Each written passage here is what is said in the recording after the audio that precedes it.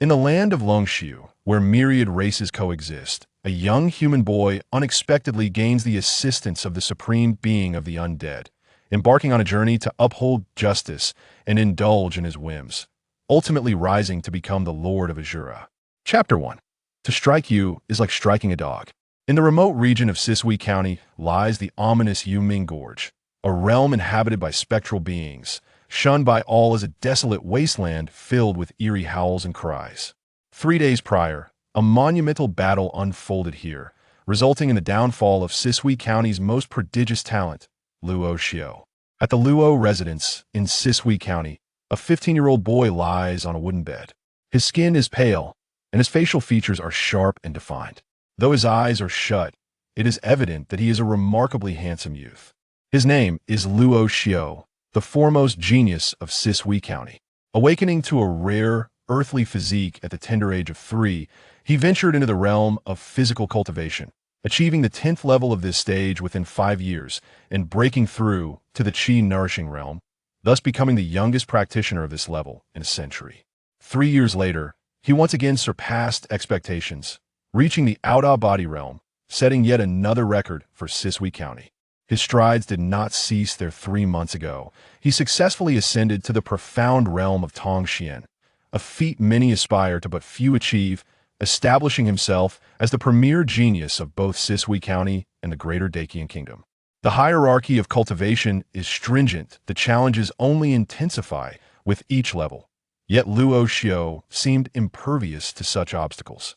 Alas, signs indicate that this once celebrated prodigy of the Dacian Kingdom has now been rendered a mere invalid. As news of his plight spread, it incited a flurry of reactions. Some lamented his fate, while others relished in his downfall. At this moment, although Luo Xiao lies with his eyes closed, his consciousness remains alert as he engages in self-cultivation. No one understands the events that transpired in Yuming Gorge better than he does. The being he encountered was no human, yet spoke in human tongue and manifested in a human form. It was this entity that led to Luo Xiao's current state. Gradually, he opens his eyes. Despite the fatigue evident upon his face, his gaze still exudes a piercing wisdom.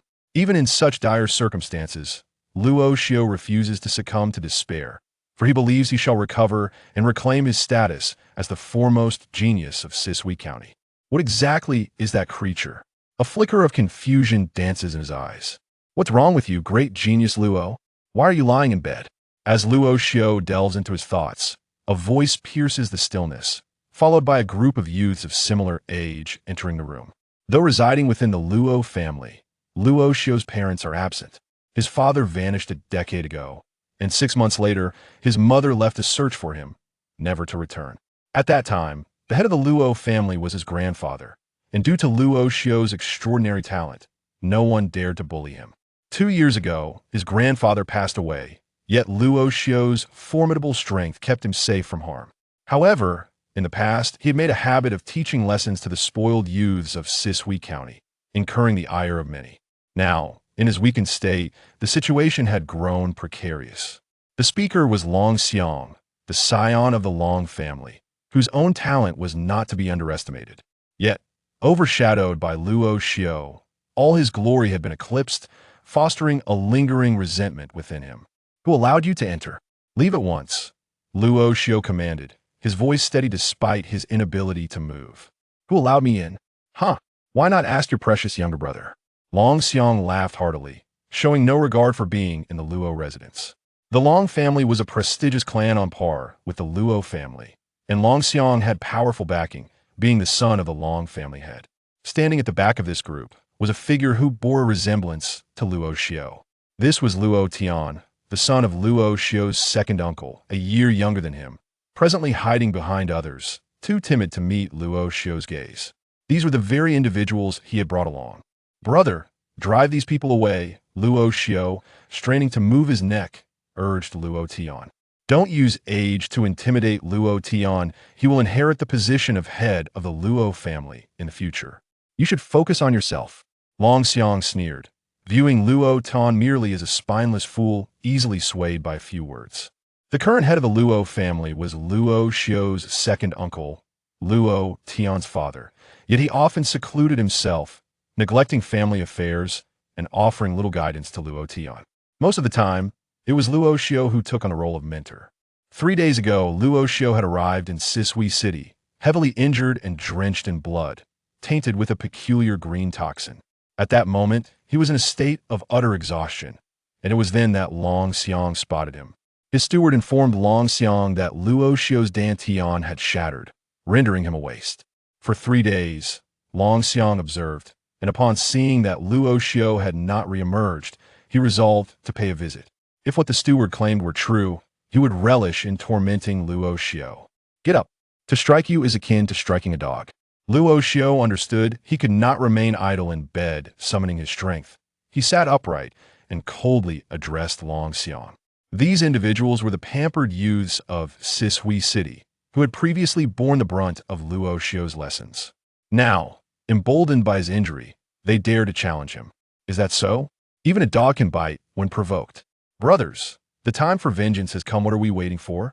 Longxu shouted, and the group of spoiled youths within the room immediately braced themselves for a brawl. Luo Tian stood at the back of the crowd, motionless, merely observing. One of the brash youths swung his fist toward Luo Xiao's face. Bang!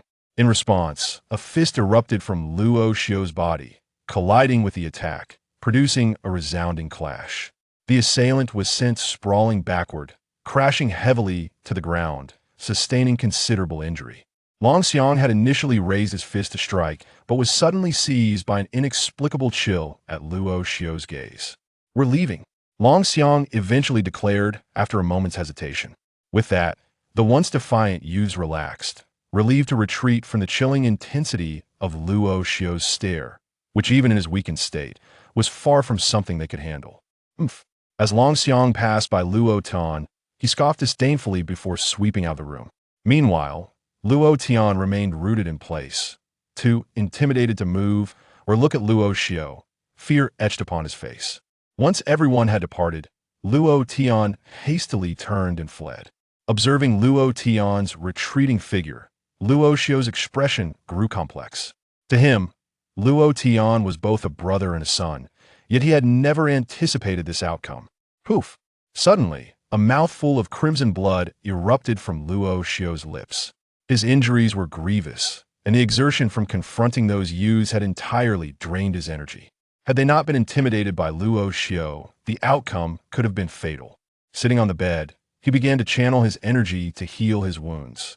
Previously, his body was enveloped in energy to prevent the spread of the peculiar toxin. But now, under duress, the toxin had pervaded his entire being.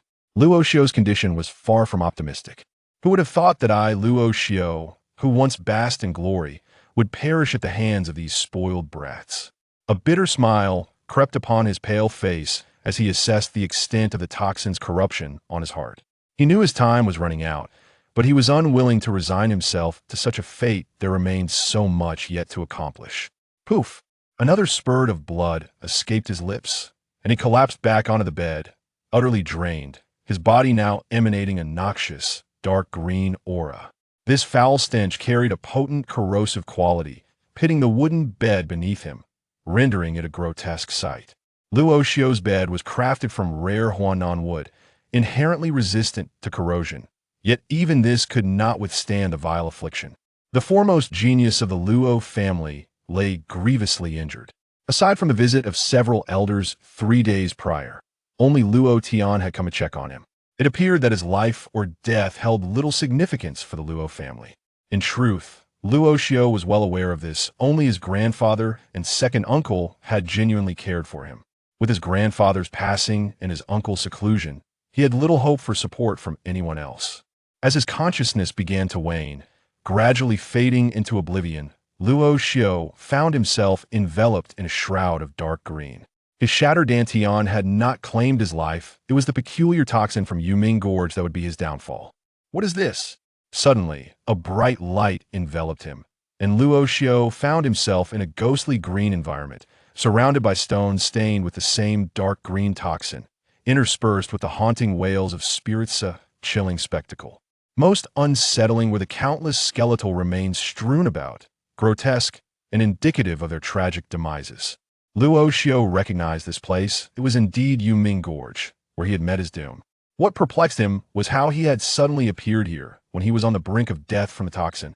The scene shifted once more still within Yuming Gorge, but now in a distinct, enclosed area devoid of skeletons or the haunting cries. Before Luo Xiao, however, lay a solitary coffin. Chapter 2. The sacred body of the dead. Before Luo Xiao lay an enormous coffin, resting flat on the ground that exceeded 3 meters in width and, although its length was indiscernible, it was at least 7 or 8 meters long by rough estimation. The thickness of the coffin lid alone approached 2 feet. This was the first time Luo Xiao had ever encountered such a grand coffin. The surrounding rock walls were adorned with various incantations, and numerous charms were inscribed upon the coffin itself. How could there possibly be a coffin here? Regardless of the circumstances, Luo Xiao was merely 15 years old. This was his second visit to the Netherworld Gorge, and he remained profoundly fearful. Summoning his courage, he approached the coffin as his hand brushed against its surface. He discovered it was crafted from an unknown material. A chilling aura seeped into his palm from the coffin, causing him to shudder involuntarily, prompting him to hastily withdraw his hand. Do you remember your true self? Suddenly, a voice resonated within this eerie setting. Luo Xiao, standing beside the coffin, instinctively took a step back, his eyes scanning the surroundings with heightened vigilance. Gradually, a spectral figure began to materialize above the coffin. It was indistinct, resembling an elderly man, but his features remained obscured. Upon witnessing the apparition before him, Luo Xiao recoiled sharply, his expression grave as he regarded the entity. This sudden figure was none other than the one who had grievously injured him in the Netherworld Gorge. What do you want? He recalled distinctly that had it not been for this individual, he would not have encountered such a dire fate. I seek your assistance to break the seal. The spectral entity directly conveyed its intentions to Luo Xiao. Assistance?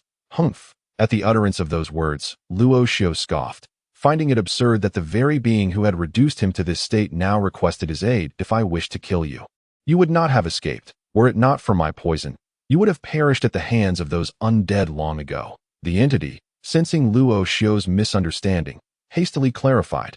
Luo Xiao remained silent, too weary to engage in conversation. His dantian had been shattered due to battling the undead, yet his critical injury stemmed from the poison. Cure the poison afflicting me, and I shall assist you. Luo Xiao contemplated briefly before responding.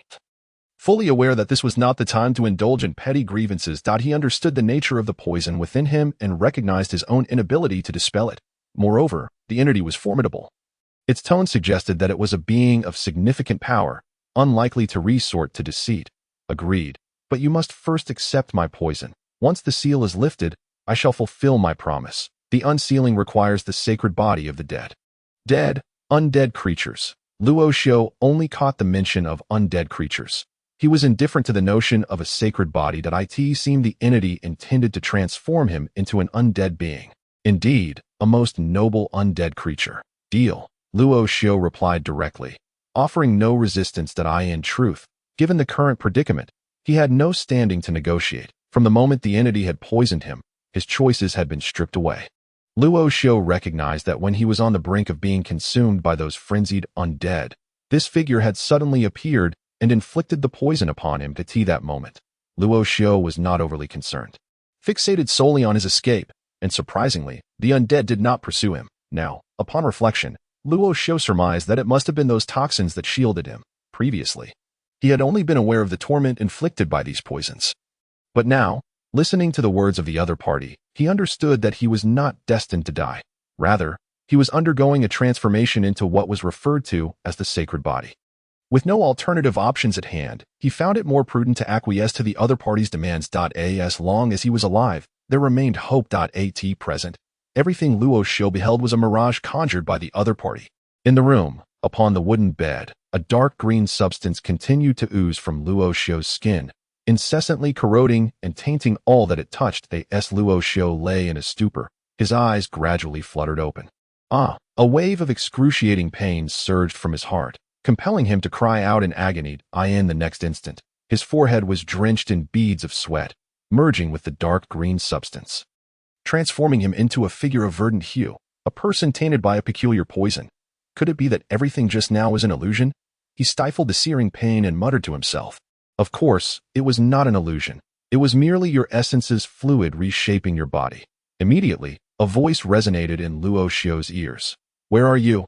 Upon hearing the voice, Luo Xiu's expression brightened, but as he scanned his surroundings, he saw no one. "I reside within your sea of consciousness, at present.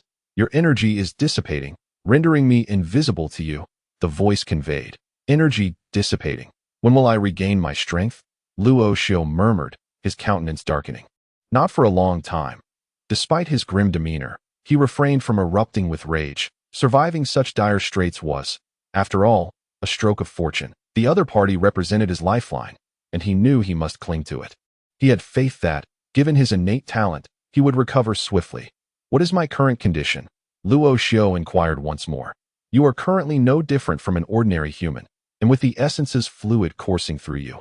It may not sit well with humanity. You must exercise caution. How could one with such toxic essence be welcomed?" Luo Xiu chuckled bitterly, contemplating his next course of action. That he was uncertain whether his journey to the nether abyss was a blessing or a curse. He only recognized that he possessed no power and was now riddled with a peculiar poison. What disheartened him further was the fact that it was his own brother who had come seeking trouble. In everyday life, Luo Xiu had always cared for this brother, imparting knowledge generously. However, despite Luo Tian's disappointment, in Luo Xiu's eyes, he remained the beloved sibling. After all, who among us has not erred, he consoled himself. Though his body felt frail, Luo Xiu remained seated upon the bed, which had been ravaged by the corrosive substance, attempting the method suggested by the voice to halt the spread of the toxins. Otherwise, he would truly become a figure despised by all. As he communicated with the other party, they gradually became more acquainted. When he inquired about the other party's name, he was met with silence. The individual only requesting to be called Old Drought. Luo Xiu understood that typically, such powerful beings possessed a certain eccentricity, and it was not unusual for them to withhold their names. Old Drought. This is utterly uncontainable. After exerting considerable effort, the toxins on his skin continued to seep forth, and Luo Xiu, in desperation, sought assistance from the other party. Do not worry. The essence's fluid is reshaping your body, transforming you into a true sacred body of the undead. What purpose does the so-called sacred body serve? Luo Xiu held little interest in such a concept.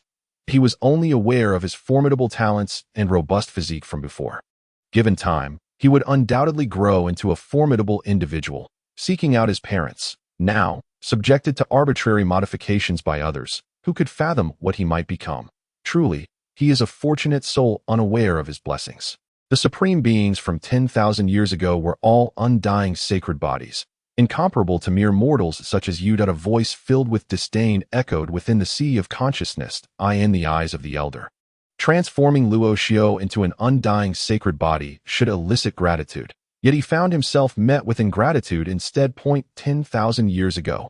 Very well. Regardless of the truth in the other's words, Luo Xiu could not resist at this moment. Since the other party had spoken thus, he could only persist in his endeavors. The elder had reiterated more than once that this undying sacred body was an exceptional cultivation physique, far surpassing that of human bodies. However, Luo Xiu could not perceive it. He only knew that he had become a toxic source. Anyone who came into contact with him would be poisoned.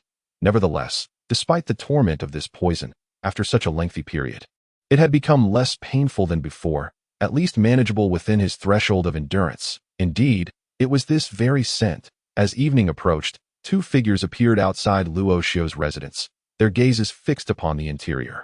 These two were the Grand Elder and the second elder of the Luo family. With the latter being the one who had spoken previously, it seemed that the noxious fumes from the nether abyss had begun to spread.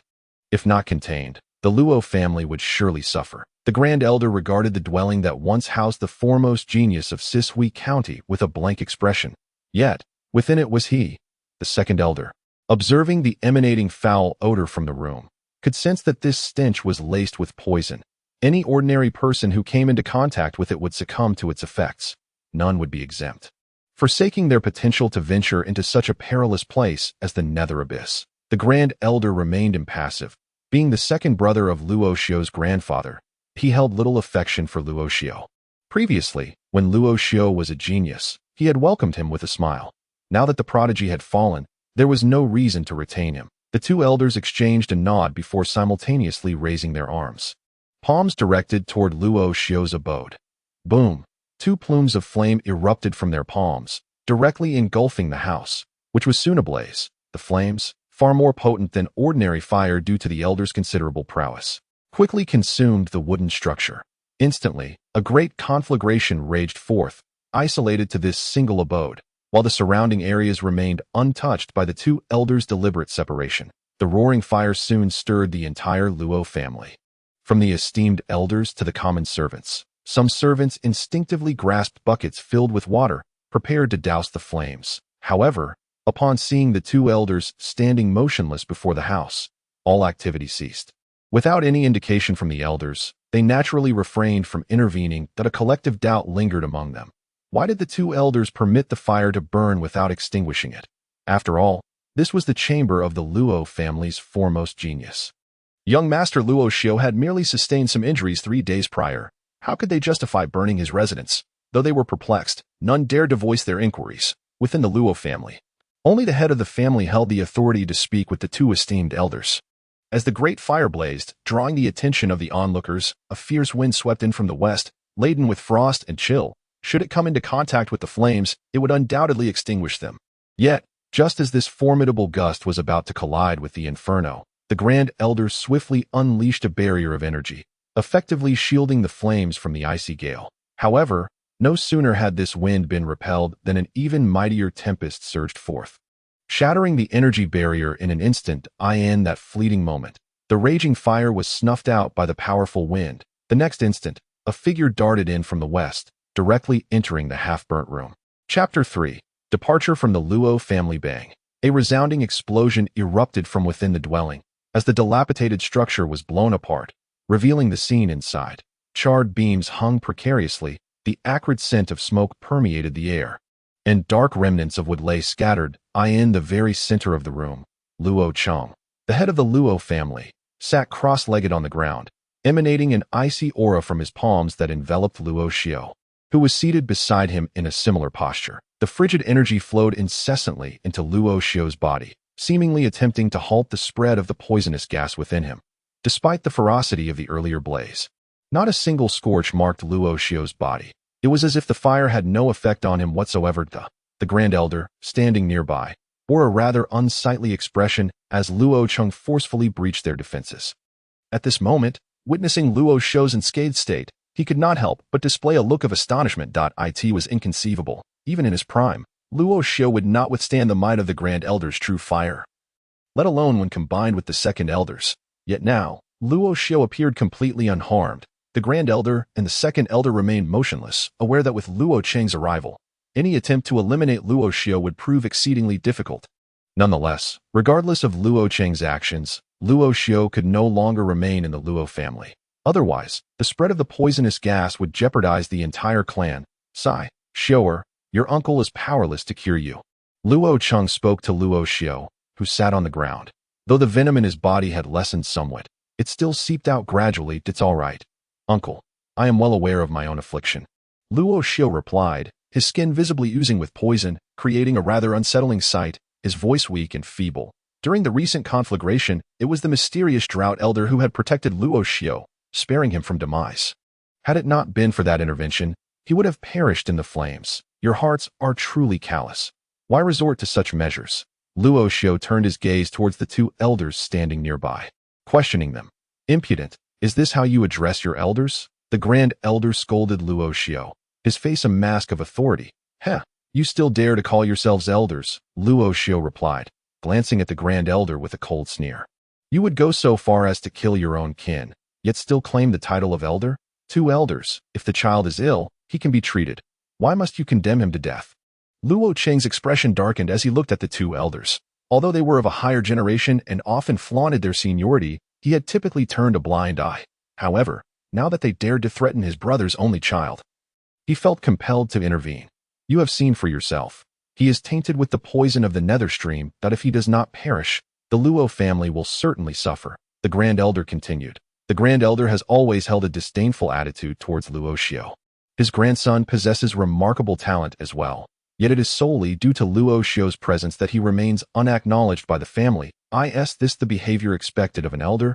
Observing the Grand Elder's contemptuous demeanor, Luo Xiao felt a wave of disgust. It is precisely because of his status as an elder that he must take responsibility for the Luo family. You must perish, the Grand Elder bellowed once more. At present, Luo Xiao's appearance is indeed quite dismal, with dark green venom continuously oozing from him, forming a pool of poison around his person that he cannot die. Luo Cheng, standing nearby, resolutely declared that as long as he is present, he will protect Luo Xiao. If he remains, it will bring ruin upon us all. At that moment, some young members of the Luo family, observing from the sidelines, began to shout for Luo Xiao's death. Encouraged by a few, they clamored loudly for his demise. Seeing those who once flattered him now turn against him, Luo Xiao could only smile bitterly and shake his head. When you are in a position of power, people flatter you. When you fall from grace, they trample you. Suddenly, he recalled the words of the Dry Elder. What is humanity but a collection of hypocritical creatures? I, Luo Xiao, hereby sever all ties with the Luo family from this day forth. He shouted loudly to the crowd that continued to jeer Da Xiao. Luo Cheng, beside him, was taken aback by Luo Xiao's declaration. Second uncle, I am fine that I will ensure that some will come to regret their actions. Luo Xiao replied with difficulty as he struggled to rise, addressing Luo Cheng. The Luo family is vast. Although Luo Cheng is the head, he cannot make unilateral decisions. Luo Xiao spoke this way to spare Luo Cheng from hardship. Times change, and one should not underestimate the youth in their struggles. Luo Xiao nodded at Luo Cheng. Then, bearing his grievous injuries, began to make his way toward the gates of the Luo family estate. Previously, when walking within the Luo family, whether among the elders or the younger members, he was always greeted warmly. Now, however, as he was gravely wounded, those same individuals wore entirely different expressions. The gates were not far from him. Yet to Luo Xiao, the distance felt interminable. His robe was already soaked in venom, and even his hair was tainted. Luo Cheng followed closely behind, his face a mask of concern that he said nothing, merely trailing along. With Luo Cheng at his side, the younger members of the family dared not act so brazenly. This journey has imparted much growth to Luo Xiao. He is no longer the Navi youth he once was. He has gained insight into the treachery of human nature. He has come to understand that in this world, without strength, one is nothing, that he must grow stronger, become the strongest. The city of Sui Shui is beautiful under the night sky. Illuminated by various energy stones. At this hour, it is the most bustling time in Sui Shui. After a day of toil, the evening allows for leisure. The streets and shops are filled with people. The Luo family is situated in the heart of Sui Shui, and the recent fire has drawn considerable attention from the populace. Unable to enter the Luo estate, many have gathered at the entrance, eager to discover what has transpired. Due to Luo Xiao's rise, the Luo family is subtly on the verge of becoming the most formidable force in Sui Shui. Thus, any developments concerning them naturally attract external scrutiny. At that moment, the tightly shut gates of the Luo family slowly creaked open, revealing a figure, clad in green venom. He stumbled as he walked, his face smeared with the viscous substance, presenting a most disheveled sight. He is none other than Luo Xiao, the most talented individual in Sui Shui, and even the entire Daiqian nation, now emerging from the Luo family. Yet, in the eyes of the majority, he is merely a discarded waste cast out by the Luo family. Xiao, uncle, I am truly sorry. After Luo Cheng had settled his thoughts, he attempted to grasp Luo Xiao's arm, yet he was acutely aware of Luo Xiao's temperament. Once a decision was made, he would never retract it. He felt immense remorse towards his elder brother, lamenting that he could not even care for his only son properly. Uncle, blame my own inadequacy. Please take the time to instruct my younger brother more. Luo Xiao turned and smiled at Luo Cheng. Subsequently, he boldly lifted his foot and stepped over the threshold, exiting the Luo residence. Luo Cheng stood at the doorway, gazing at Luo Xiao as he made his way towards the gates of Sui Shui City. Choosing not to pursue him, it was precisely because he understood Luo Xiao that he refrained from chasing after him. A multitude of onlookers on the street parted to create a pathway for Luo Xiao. As he walked, the green venom trailed behind him. Many witnesses, upon observing Luo Xiao's current plight, could not help but feel a sense of pity. Once regarded as the foremost genius, how had he fallen to such a state? Similarly, those debauched youths who had previously been reprimanded by Luo Xiao also witnessed this scene and began to conspire once more about how to deal with him. A worthless individual, devoid of the Luo family's protection, would pose no threat even if eliminated.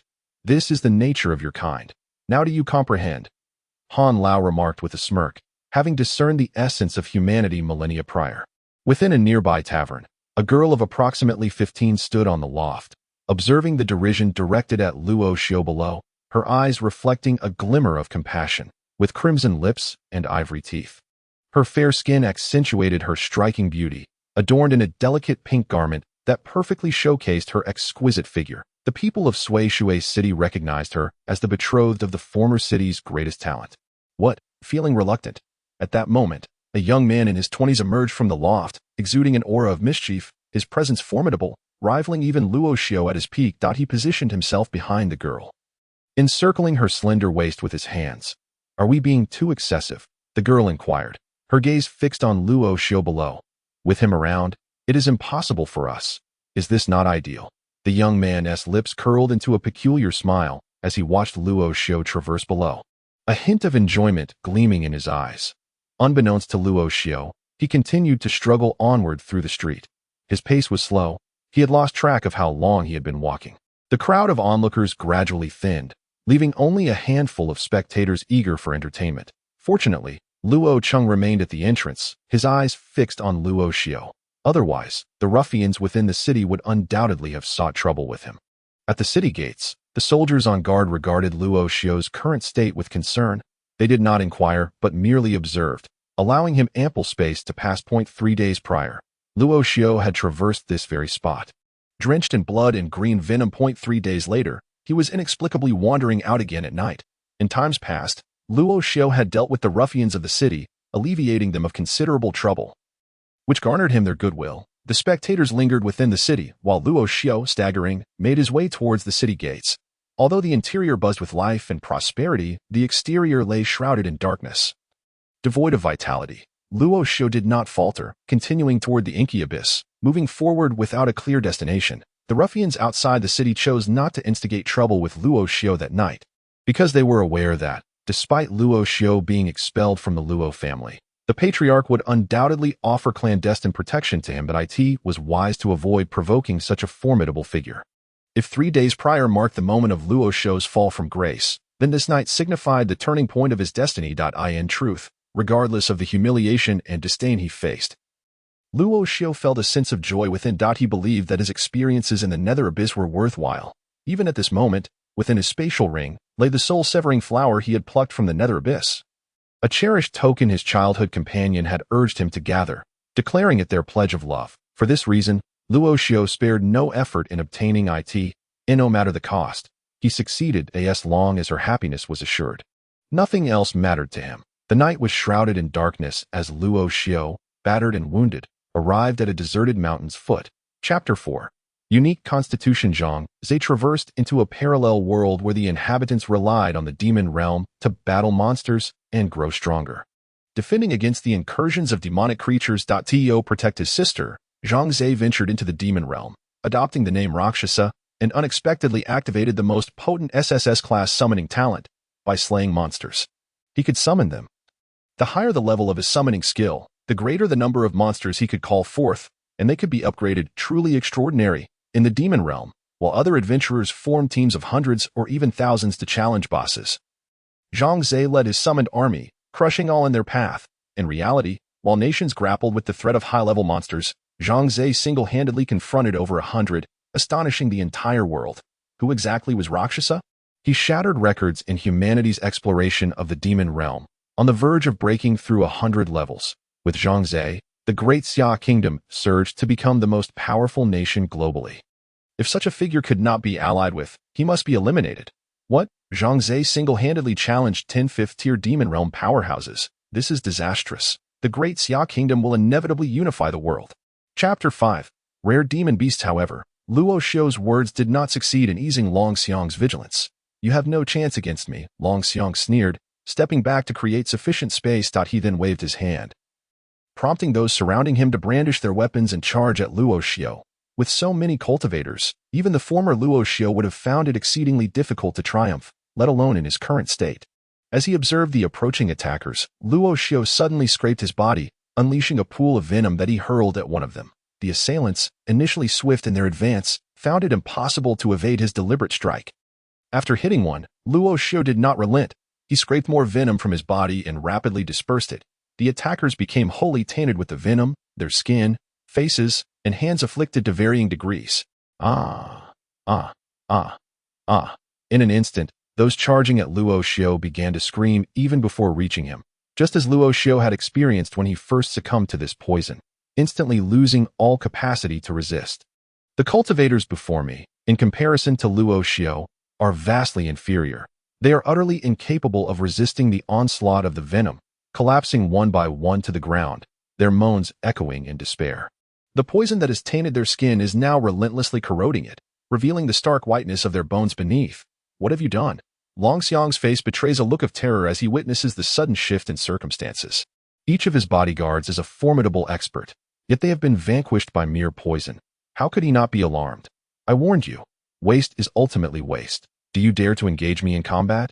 Luo Xiao strides purposefully towards Longxiang. Moments ago, he merely scattered some venom, yet it has sufficed to defeat his opponent. This is fortuitous. With this victory, I can settle the score with Longxiang.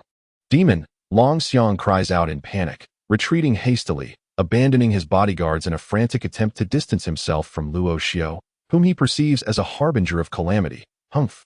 Worthless! Observing Longxiang's desperate flight, Luo Xiao snorts disdainfully before turning his gaze to the fallen individuals around him, their skin deteriorating rapidly. At this rate, they will succumb to the poison in no time. The potency of this toxin is indeed terrifying. Luo Xiao inhales deeply, grateful that the old man Han sought his assistance. Otherwise, he too would have met a grim fate. Help! Save me! Suddenly, a bodyguard clutches at Luo Xiao's leg, pleading desperately. The instant their hands grasp him, the venom reclaims them, their palms beginning to rot away. Old man Han, is there any way to rescue them? Luo Xiao communicates telepathically. Why would I save them? They once sought your life. They are merely following orders from another. Your current cultivation is too feeble. You cannot manipulate the venom, thus you cannot save them. The voice of old man Han serves as a decree of death for these unfortunate souls that I cannot save you. Luo Xiao gently pries away the grasping hand and departs from the scene. This encounter has taught him the art of indifference. Moreover, if he is unable to assist them, why should he?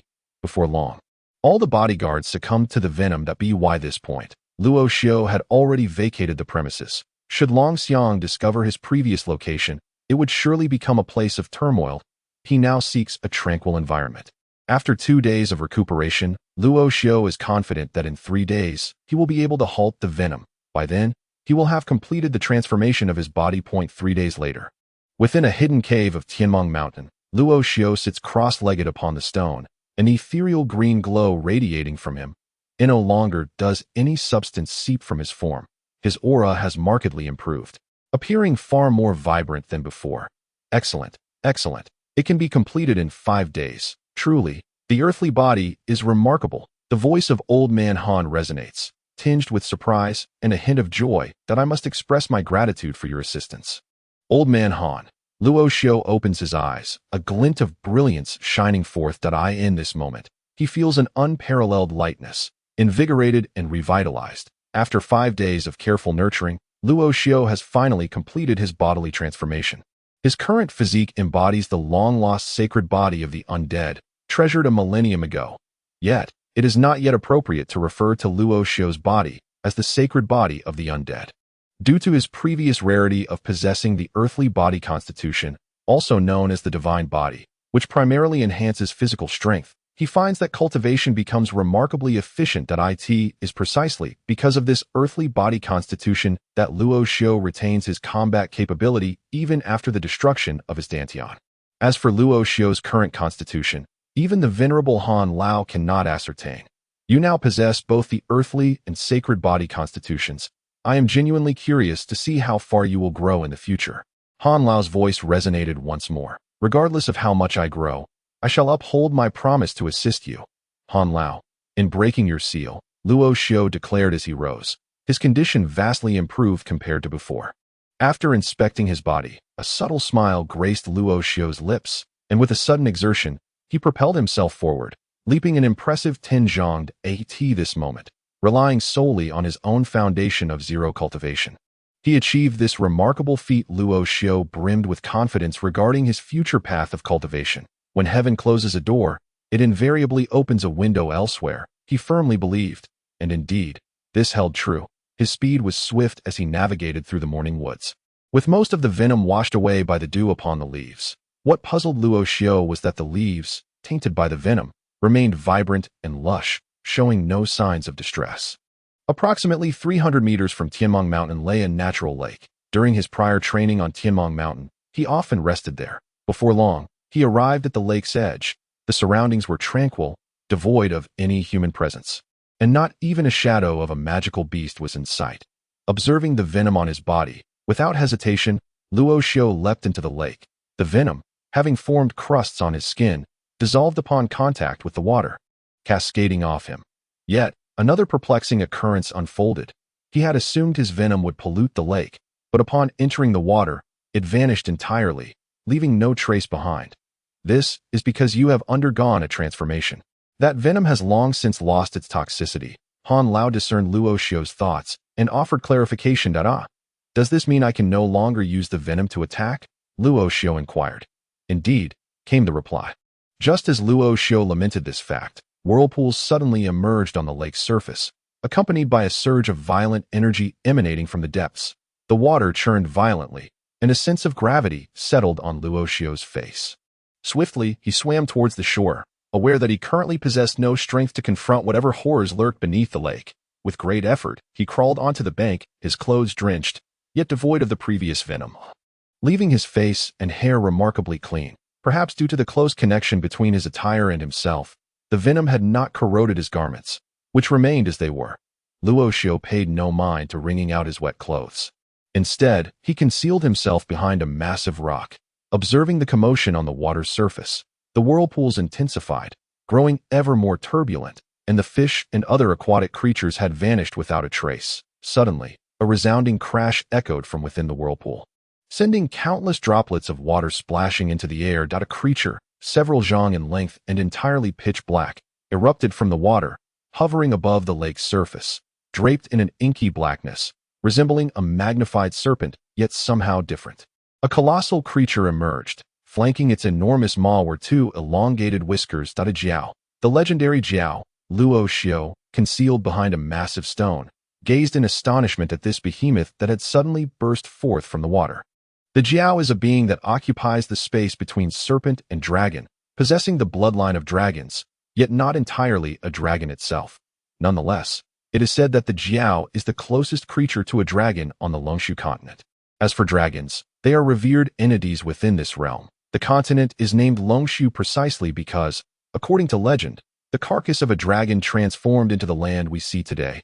Dragons, however, exist solely in folklore. Even the Jiao is an exceedingly rare sight. Yet now, Luoxiu was fortunate enough to witness a Jiao. Indeed, it was a Jiao. But how did it come to be here? Han Lao expressed his confusion as well. Just as Luoxiu and the others were pondering this mystery, creatures began to emerge from the whirlpool beneath the lake's surface. They were similarly dark, thick, and long, appearing and disappearing beneath the water's surface, yet remaining submerged. The Mo Yin ancient serpent. Han Lao's voice resonated once more. What is the Mo Yin ancient serpent? Luoxiu inquired, unfamiliar with this creature. The Mo Yin ancient serpent, in my time, was a formidable species. Though not quite on par with the Jiao, it was still notably noble. Han Lao elucidated to Luoxiu. As they conversed, the Jiao above the water suddenly unleashed a jet of black ice flame towards the Mo Yin ancient serpent lurking below. This ice flame was more terrifying than fire itself. One burnished with high temperature, the other chillingly low, capable of shattering objects upon reaching absolute zero. However, the Mo Yin ancient serpent below seemed to have anticipated this, employing some unknown means to neutralize the ice flame. Boom! Boom! Simultaneously, three dark figures erupted violently from the whirlpool, revealing themselves to be three Mo Yin ancient serpents. Though individually smaller than the Jiao, their combined energy was not significantly less. Three. Luoxiu stared in shock at the three Mo Yin ancient serpents that had surged forth, his eyes wide with astonishment. Chapter 6. The Jiao egg. A single Jiao circled above the lake, accompanied by three serpents, producing peculiar sounds that seemed to echo both as noise and possibly as a form of communication. Hidden behind the stones, Luoxiu held his breath, daring not to make the slightest sound. Each of the four beings above far surpassed Luo Xiu's ability to contend with. Should they discover him, he would meet a most dreadful fate. They are conversing in the dragon tongue. We must not be detected, or death is certain, Han Lao warned gravely. Without exaggeration, he was acutely aware of the power possessed by these four creatures. Discovery meant a guaranteed demise, with no chance of survival. Yet, what perplexed Luo Xiu was how such a legendary creature as the Jiao could manifest in this seemingly ordinary natural lake of Tianmong Mountain. As Luo Xiu pondered, the four entities hovering above the lake had already engaged in combat. One Jiao against 3 Mo Yin ancient serpents, a sight that would undoubtedly astonish the entire continent. And Luo Xiu was witnessing this spectacle firsthand. The energy radiating from the 3 Mo Yin ancient serpents was peculiar.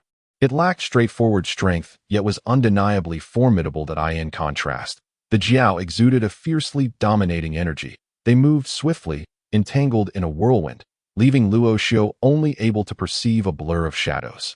The formidable orb of domineering energy, though terrifying, was ensconced by a peculiar layer of energy, rendering any escape impossible. However, as time progressed, the intensity of that overwhelming energy gradually diminished. This dragon is quite feeble. It cannot withstand those 3 serpents, came the voice of the elder Han.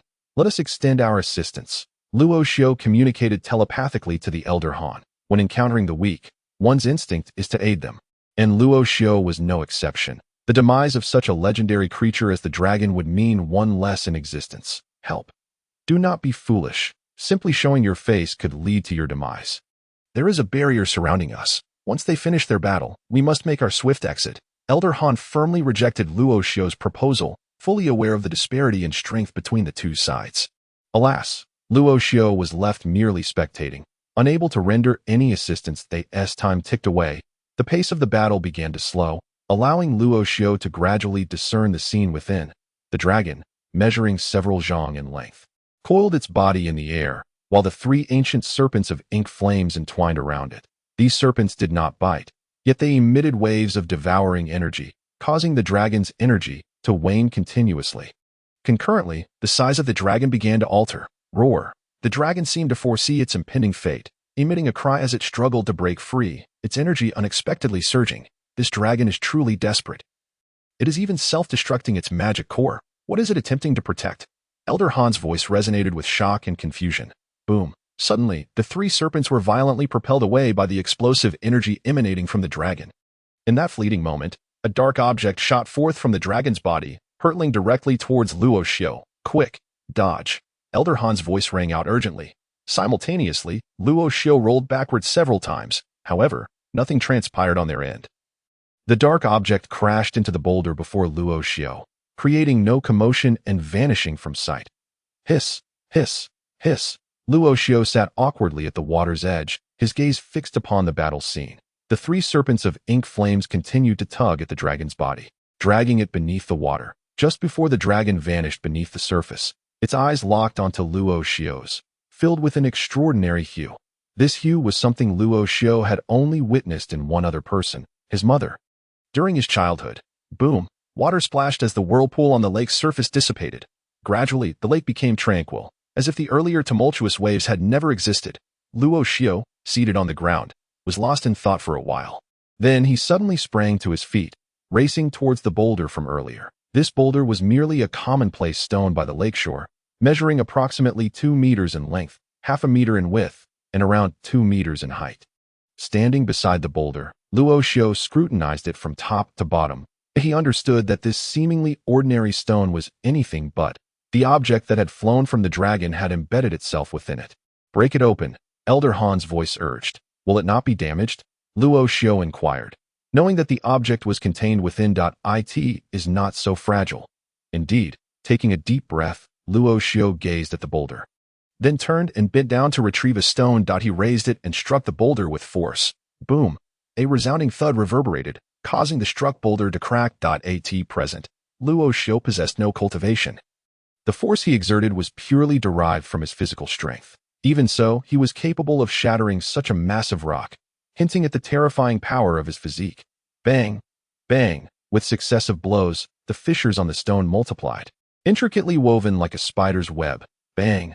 On the next strike, the The colossal boulder yielded with a resounding crack, splintering into several pieces. Nestled within the heart of the rock was a black egg, resting securely in place. From the scene, it appeared as though the boulder had nurtured this egg that you're in luck, kid. Observing the black egg within the stone, Han Lao's voice brimmed with delight. Should this black egg be successfully hatched, it would yield yet another dragon. Moreover, the one who facilitated its hatching would command its loyalty, in the realm of Longxu continent. Possessing a dragon as a pet would evoke an indescribable sense of awe. Luo Xiu gazed at the black egg, promptly cradling it in his arms. He glanced around anxiously, fearful of any unforeseen occurrences, and hurriedly distanced himself from the area while holding the precious egg. Rest assured, I will certainly hatch it and care for it well. In the cave, on the rocky surface, the black egg was placed by Luo Xiu. He sat beside the stone, addressing the EGG. It was a dying dragon's last request. Despite the differing natures of their species, Luo Xiu vowed to honor it. Dragons are sentient beings, and particularly so when it comes to a dying wish. Following that incident, Luo Xiu felt that magical beasts were far more amiable than humans. Han Lao informed him that to hatch the black egg, he must utilize his innate energy. However, a person's innate energy is only cultivated after rigorous training. Thus, Luo Xiu's first step was to embark on the path of cultivation. 12 years ago, 3-year-old Luo Xiu inadvertently unlocked the door to cultivation. From that point onward, he was unstoppable, continuously breaking records and earning the title of genius. Now, 12 years later, he was venturing into an entirely new realm of cultivation. He believed he could succeed once more.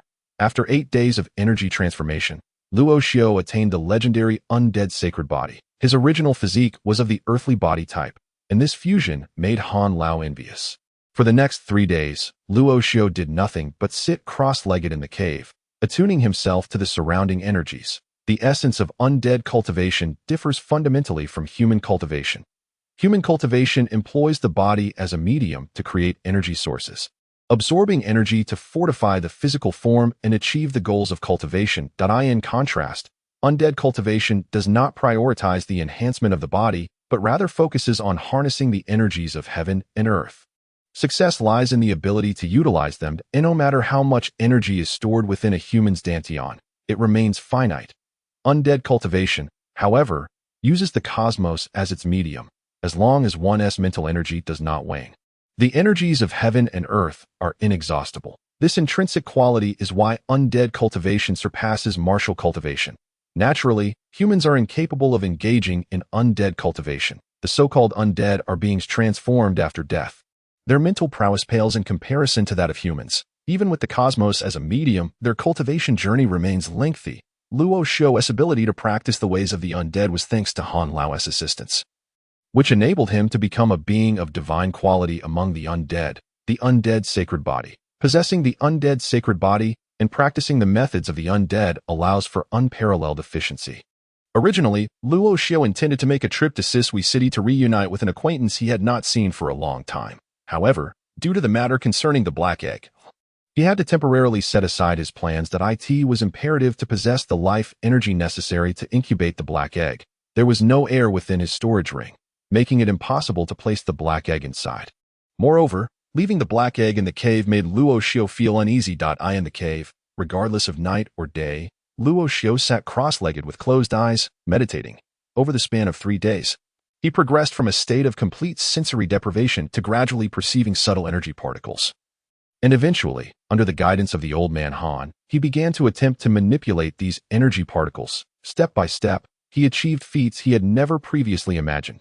Despite having an untrained body, he truly succeeded in controlling energy. Luo Xiu sat cross-legged in the cave. A layer of inconspicuous energy gradually materialized around him. Vibrant and beautiful in its myriad colors, the energy multiplied, forming a circular veil around him. Surrounded by this energy, Luo Xiu appeared extraordinarily sacred, a stark contrast to the venomous aura he had previously exuded. Slowly, he opened his eyes, which radiated tranquility. Raising his arm, he waved his palm, guiding the surrounding energy. This energy was the initial manifestation of Luo Xiu's control, marking the first step towards achieving his life energy. With Luo Xiu's manipulation, the energy began to move rhythmically. Each motion further purified the energy. Repeatedly, the purity of the energy increased. After multiple rounds of refinement, This energy entered Luo Xiu's body in a systematic manner. Compared to before, Luo Xiu's current physique had not undergone significant changes, unlike the undead he remembered. Aside from alterations in his physical attributes, his appearance remained unchanged. The old man Han explained that this was due to the fusion of Luo Xiu's earthly physique with the sacred physique, resulting in his new constitution. The purified energy gradually flowed into Luo Xiu's body along specific trajectories. Although he currently lacked a dantian, there were still numerous areas within him capable of storing energy, such as in his blood and various cells. While the energy present here was not as abundant as that in a dantian, it still constituted a source of energy, forming the essence of Luo Xiu's life energy. Learning to perceive the energy in the air accelerated Luo Xiu's cultivation. In just 1 day's time, he had amassed a significant amount of energy within himself. In the evening, Luo Xiu awakened from his meditative state. Indeed, it was astonishing. Upon assessing his condition, he spoke aloud. His previous estimation of time appeared to have been premature. Haha. The old man Han's voice was similarly laced with joy. The faster Luo Xiu cultivated, the quicker the seal on him would be undone. Can I incubate it now? Luo Xiu communicated telepathically with the old man. It should be possible now. Give it a try. Luo Xiu stepped towards the black egg resting beside the rocky surface. Gazing at the black egg, he felt a sense of familiarity. He did not seek to gain significant benefits from the egg. He simply wished to fulfill his responsibilities. Once the black egg was incubated and capable of self-preservation, Luo Xiu would not restrict its freedom. Exhaling deeply, he slowly raised his palm and placed it upon the black egg. Subsequently, a stream of vibrant energy gradually emanated from his palm, enveloping the black egg. As the vibrant, multicolored energy enveloped the black egg, which had previously lain in tranquil stillness, it suddenly began to stir restlessly. A series of peculiar aromas emanated from the egg, diffusing into the surrounding air. Not good.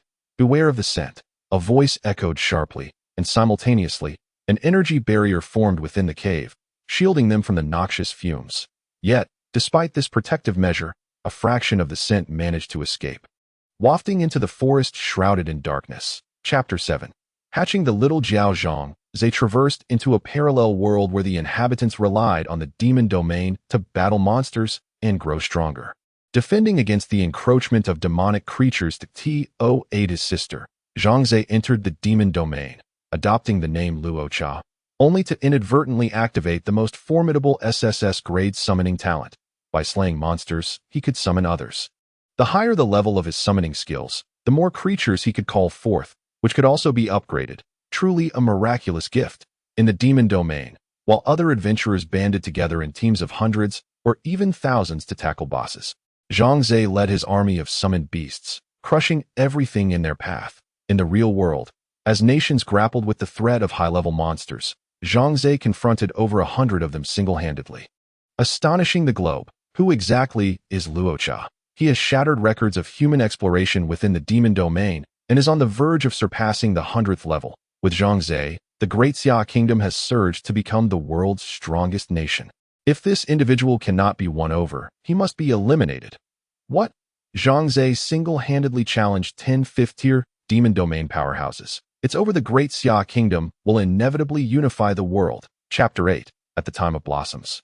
Hearts are torn apart. Han Yu stepped out of the Han family's gate, followed by another individual, the son of the current prime minister of the Great Qian Kingdom, Zhuazhizai. 3 months prior, Zhuazhizai had visited Sishui City, ostensibly to pay his respects to Luo Xiu, who had recently broken through to the transcendent realm. What Luo Xiu found utterly unacceptable was that Zhuazhizai was now holding Han Yu's hand. As he observed Han Yu and Zhuazhizai exiting the Han residence, Luo Xiu sank to the ground, feeling as though a colossal boulder pressed down upon him, rendering him breathless and shaking involuntarily. Luo Xiu was no fool.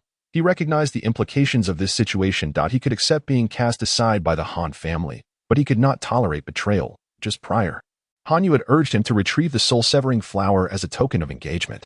Despite knowing the perilous nature of the Yuming Gorge, fraught with danger and near certain death, he had still ventured forth. For in Luo Xiu's heart, as long as she was happy, nothing else mattered. It was still the same loft, still the cherished daughter of the Han family, but now it was not Luo Xiu accompanying her, but another. Gazing at the two ascending the staircase to the loft, indulging in tea and leisure, their demeanor was exceedingly intimate. Struggling to his feet beneath the shade of a tree, Luo Xiao donned his cloak and made his way toward the loft. The loft stood tall, nearly 10 meters high, supported by a solitary millennium-old osmanthus tree. From its heights, one could behold many vistas of Sishui City, rendering it a noteworthy sight within the city. On the staircase leading up to the loft, a figure clad in a black robe and hood was steadily making his ascent. Each footfall was heavy yet lacked any real substance, appearing almost ethereal. "When will you take me to the capital?" In the loft, Hanyu perched upon Zhuozhicai's lap, her expression rife with discontent. She was strikingly beautiful, with large, expressive eyes and exquisite features, unmistakably a captivating beauty. "You keep saying you've had enough fun. When will you truly be satisfied? Should you continue in this manner, one might cease to pay you any mind." Hanyu gently removed Zhuozhicai's hand, intending to rise to "My dear, please do not be angry," Zhuozhicai exclaimed, wrapping an arm around Hanyu's delicate waist, leaning in closer. "Am I arriving at an inopportune moment?" Just as they were about to share an intimate moment, a voice echoed, abruptly halting their actions. The tone carried a chilling presence, as if it had the power to freeze all in its wake. "Who goes there?" Zhuozhicai's expression darkened. How dare anyone disrupt his delightful encounter? If he did not teach this intruder a lesson, he would not be the foremost young master of the capital. Han Yu's eyes mirrored a flicker of anxiety. Who could dare interrupt them? At that moment, Luo Xiao, clad in a black robe and hooded cloak, ascended the staircase, standing at the entrance of the loft. From beneath the cloak, he beheld the couple before him. Despite his current lack of strength, knowing Zhuozhicai could easily crush him with a mere finger, Luo Xiao still approached, determined to confront Han Yu about her change of heart and her treatment of him. Although obscured by the cloak, Han Yu felt an unsettling familiarity with this figure, as if she recognized him intimately. "Who are you?" Initially startled, Zhuozhicai quickly assessed the intruder's minimal energy fluctuations, realizing he was merely a wastrel who had not even completed the basics of cultivation. He reclined back in the wooden chair, adopting an indifferent demeanor. In a world where power reigns supreme, strength dictates all standards. Without it, one is stripped of even the right to converse. Thus, Zhuozhicai dismissed Luo Xiao entirely.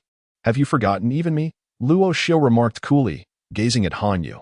Zhuozhicai regarded Luo Xiao with disdain, yet Luo Xiao's attention was solely on Han Yu. At that moment, Han Yu attempted to rise from Zhuozhicai's lap, but he held her firmly, preventing her escape. She gazed at the cloaked figure before her, a sense of unease gnawing at her. A troubling thought crossed her mind. Could this cloaked man truly be who she feared? Poisoned by the veil of the abyss and banished from Shui City, surely he had been consumed by beasts long ago, and it was impossible for him to still be alive. "Enough of your tricks, leave at once," Zhuozhicai impatiently retorted, unwilling to waste his energy on an ordinary person. "Now do you recognize me?"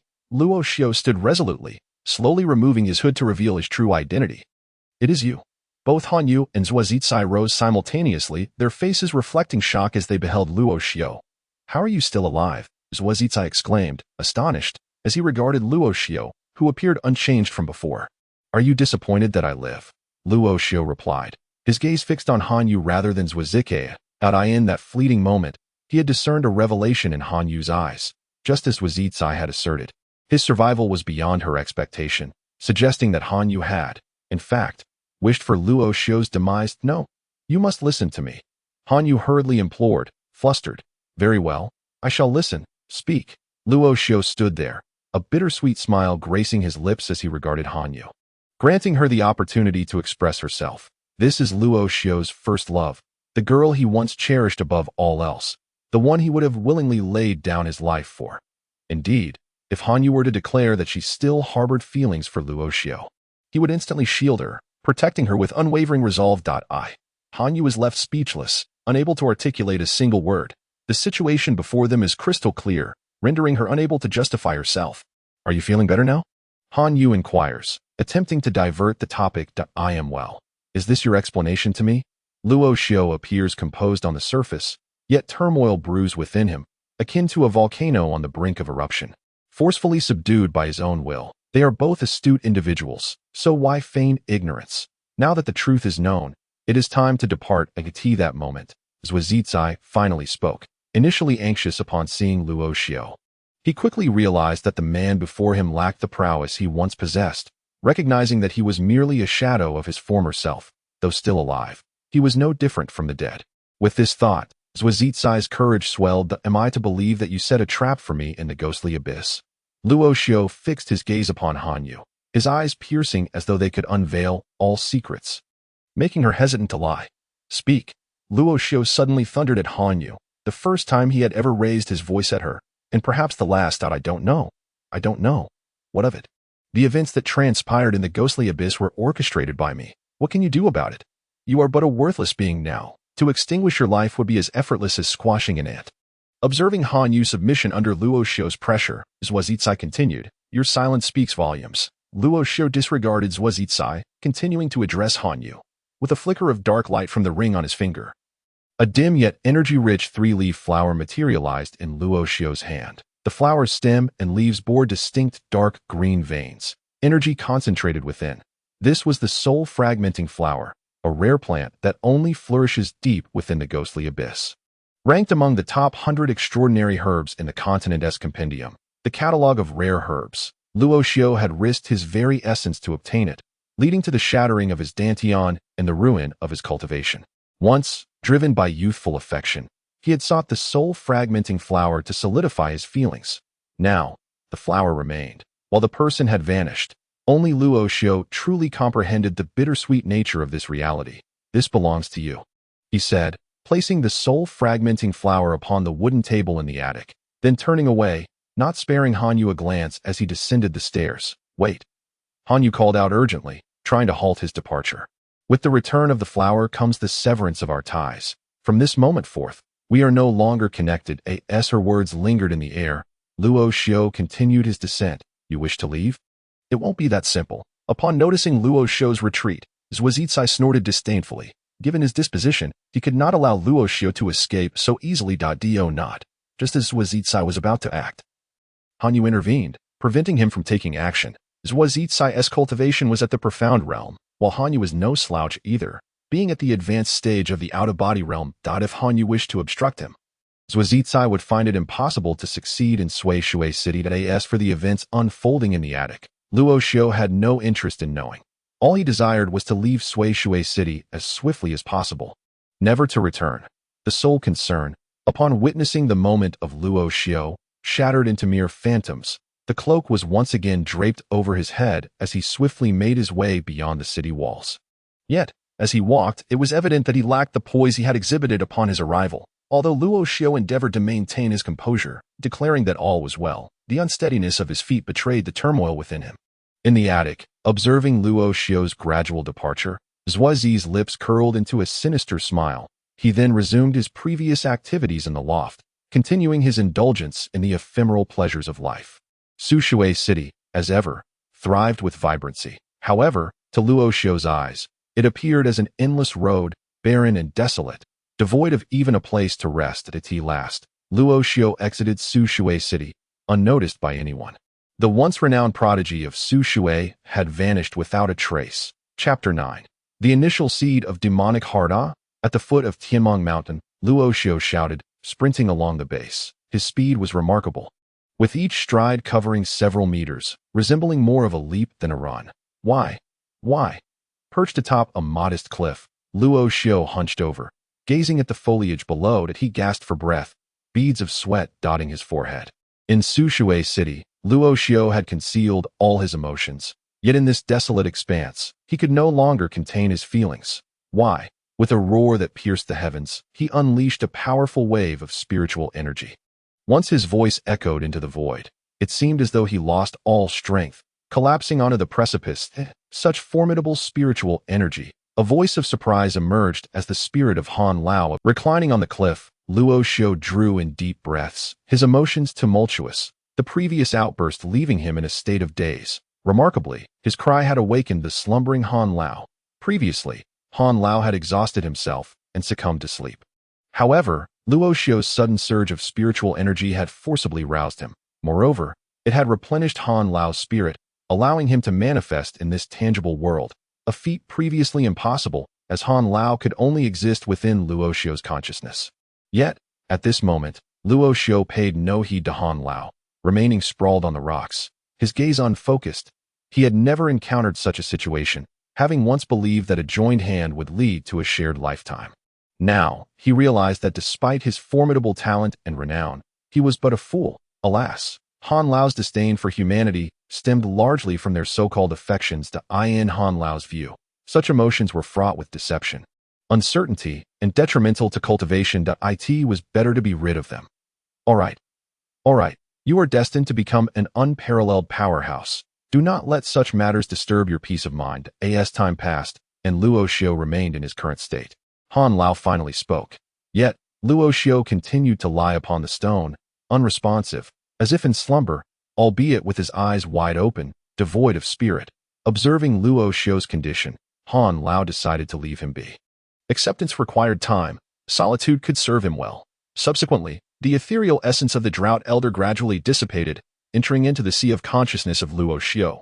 The human sea of consciousness is a splendid domain, endowed with a unique environment that ensures the Drought Elder's spirit lacks for nothing. On the contrary, it serves to nurture and protect his ethereal form. Hence, the Drought Elder relished his time within the sea of consciousness, secure in the knowledge that as long as Luo Xiu remained untroubled, he was entirely safe. Xiu'er, come quickly. It's time for dinner. In the room, a beautiful matron seated beside the table addressed a small child resting on a wooden bed. The child, appearing to be around 3 or 4 years of age, was diligently seated in meditation. Xiu'er, you should eat before continuing your training. For those who cultivate martial arts, it is essential to manage one's diet well. A middle-aged man, approximately in his 30s, remarked to the child as well. Alas, so close to success, yet still unable to achieve it, sighed the child, echoing the adult's sense of helplessness. Training is not a matter of urgency. Come eat. Then we shall go hunting with your father later. The middle-aged man chuckled heartily.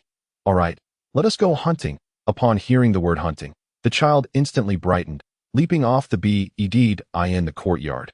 A beautiful matron sat upon a stone bench, with a child around 5 years old standing before her.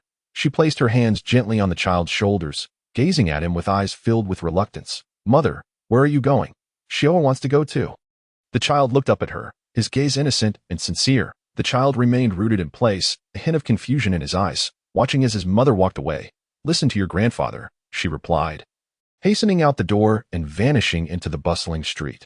Unbeknownst to the child, as she turned to leave, a solitary tear trickled down her cheek. Not far behind the child, an elderly man with graying hair stood, observing the poignant scene before him. From that moment onward, the child would never see his parents again. Father, mother, perched upon the cliff, Luo Xiu lay on the rocky surface, suddenly crying out. His previously closed eyes slowly opened, revealing a glimmer of fatigue. After lying on the cliff, Luo Xiu gradually succumbed to slumber, dreaming of fragments from his childhood. His parents had showered him with love. However, when he was merely 5 years old, his father vanished. 6 months later, his mother set out in search of him, leaving for 10 years, never to be seen again. After experiencing such emotional wounds, one inevitably reflects upon the ones they hold dearest. For Luo Xiu, those cherished figures were his parents. Throughout his life, he never ceased to miss them. His remarkable ascent to a level of cultivation that left his peers in awe by the age of 15 was born from the hardships he endured alone. The only thing that sustained him was a singular conviction: to strive diligently in his cultivation, to become a formidable force capable of seeking out his father and mother. At this moment, it was already midnight, with a solitary moon suspended high in the sky. Startled, he sat upright, beads of sweat dotting his forehead. This dream was not unfamiliar. He had experienced it more than once. He had also encountered troubling dreams, filled with worries for his parents, uncertain of their fates after all these years. You are awake. How do you feel? The voice of the Drought Elder echoed soon after. Before Luo Xiu, the ethereal form of the Drought Elder materialized, emanating a soft green light in the darkness, depicting the visage of an ordinary old man, white hair and beard, exuding an air of ethereal grace. You are the Drought Elder. How have you emerged? The sudden appearance of the ancient figure did not astonish Luo Xiu. Rather, it left him in a state of perplexity as he inquired. Indeed, I am the one that I asked for the reason I could emerge. It hinges upon the unexpected eruption of your soul. Do you still wish to be human? The ancient figure chuckled amiably. Yes, I do. Why? Because my grandfather is human, my father is human, and my mother is human. Thus, I too must be human and cannot become a specter. Luo Xiu promptly responded. Very well. It shall be as you desire. Do you not wish to take action now? The ancient figure continued to entice Luo Xiao. Take action? What do you mean? Luo Xiao was perplexed. What are the specters in the nether abyss? You are not unaware of their existence. If it were beyond your capabilities, you would refrain from venturing there. Yet, why have the specters suddenly grown in strength? Upon hearing the ancient figure's words, a flicker of confusion crossed Luo Xiao's face, and he then addressed the ancient figure. Are you suggesting that someone is doing this on purpose? Zhuazhizai. As he uttered the name Zhuazhizai, Luo Xiao's fists clenched tightly, the words escaping his lips through gritted teeth. Previously, Luo Xiao had only known that Han Yu had betrayed him, without considering anything further. Now, he realized that the root of the matter lay with Zhuazhizai. Although Han Yu was complicit, had it not been for Zhuazhizai's involvement, the previous events would never have transpired. They had conspired against him to achieve their own ends. You must die, he proclaimed once more through clenched teeth, veins bulging on his forehead. Nevertheless, he exerted effort to suppress his emotions, striving to prevent an outburst. Currently, he was not a match for Zhuazhizai's strength. I quite enjoy this aspect of you. It shows you have motivation. Hurry and cultivate, the ancient figure promptly remarked. The ancient figure's guidance was indeed correct, for it would undoubtedly inspire Luo Xiao to cultivate with greater fervor. Under the ancient figure's tutelage, Luo Xiao recommenced his path of magical cultivation. Perched upon the precipice, he sat cross-legged, continuing to attune himself to the energies permeating the surrounding air. At this juncture, Luo Xiao had merely taken his first step into the realm of magical cultivation, and the journey ahead was still extensive. Fortunately, for reasons unbeknownst to him, his soul possessed a strength surpassing that of ordinary spectral mages, allowing him to traverse the initial stages of cultivation with fewer detours. In essence, the pursuit of necromancy fundamentally revolved around the competition of soul strength. The more potent the soul, the greater the manipulation of the energies of heaven and earth. Luo Xiao's magical cultivation, however, diverged from that of typical specters. While specters lack corporeal forms and can solely enhance their soul strength, Luo Xiao was compelled to integrate his physical condition into his cultivation process. If he solely focused on amplifying his soul strength, his physical form would deteriorate, a condition that even the ancient figure envied due to the unique qualities of the Hutu physique. Any damage incurred would be a grave loss. Therefore, as Luo Xiao perceived the energies around him, he endeavored to draw them into his body, transforming them into his innate energy. This method was imparted to him by the ancient figure, indicating that a shattered dantian might not necessarily be a detriment for Luo Xiao. Thanks to the characteristics of the Hutu physique, Luo Xiao could maximize energy storage. The energy within his dantian had undergone numerous refinements, rendering it exceptionally docile. Conversely, the energies entering his body did not require such processes. In the words of the ancient figure, the Hutu physique was once referred to as the divine body millennia ago. As long as one possesses sufficient mental fortitude, the physique can amplify infinitely. This statement succinctly encapsulated the terror of the Hutu physique, an infinite amplification. Luo Xiao remained indifferent to these matters, as his physique had transcended that of a mere mortal. Thus, the method of cultivation was of little consequence to him. As long as he could enhance his strength to exact revenge, he would pursue any path available. Meanwhile, the freshly hatched little Jiao coiled contentedly around Luo Xiao's arm, peacefully slumbering. Throughout the night, Luo Xiao immersed himself in his cultivation. Having embarked on this journey since the tender age of 3, he had long since acclimated to the monotonous practice of meditation. Morning dew dripped incessantly from the leaves, and the forest, which had lain silent throughout the night, began to awaken with renewed vitality. Seated cross-legged at the edge of a cliff, a diminutive serpent head peeked out from his sleeve, its eyes scanning the distant woods with an air of vigilance. Suddenly, with a swift motion, it darted from Luo Xiao's sleeve, vanishing in an instant. Chapter 10. The first encounter. At the very moment the little Jiao dashed out, the figure of Han Lao materialized beside Luo Xiao. His gaze fixed on the direction of the Jiao's departure, revealing a hint of gravity. Boy, wake up. Trouble is brewing. Han Lao communicated telepathically to the engrossed Luo Xiao. What is going on? Luo Xiao inquired. Bewildered by Han Lao's abrupt intrusion, Zhuazhizai has arrived uninvited. You must be cautious, Han Lao warned. Given his current limitations and strength, he was no match for Zhuazhizai. He had only one opportunity to transform the undead holy body, which he had bestowed upon Luo Xiao. With the adversary approaching, he could offer little assistance. Zhuazhizai, upon hearing this name, Luo Xiu's emotions visibly shifted. However, he quickly composed himself, fully aware of Zhuo Zicai's capabilities.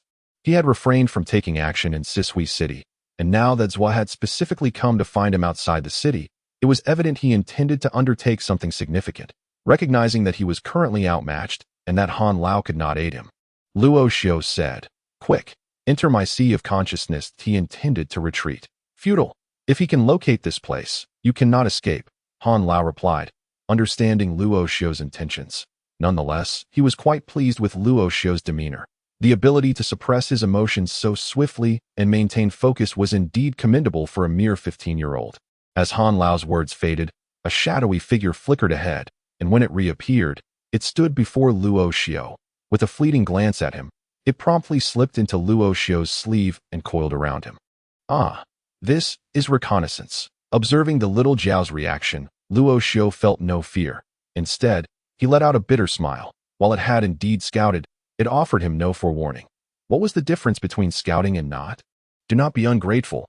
This Zhao will grow into a great treasure." Han Lao remarked. He was correct.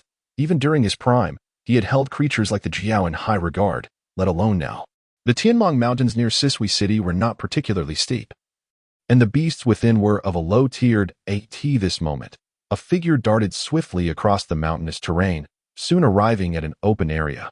This individual was none other than Zhuo Zicai, who had persistently harbored thoughts of Luo Xiu. Now that he had discerned Luo Xiu's whereabouts, he could not allow him to continue living. For him, granting the opponent a chance was tantamount to denying himself one. "Come out. You cannot escape." Zhuo Zicai stood regally in splendid attire within this expansive area, his hands clasped behind his back, gazing towards a distant forest on his right. He spoke softly, his eyes reflecting an unusual hue, as if for him, being here was merely a casual excursion. Not far ahead in this open space lay the precipice where Luo Xiu had lain for an entire night.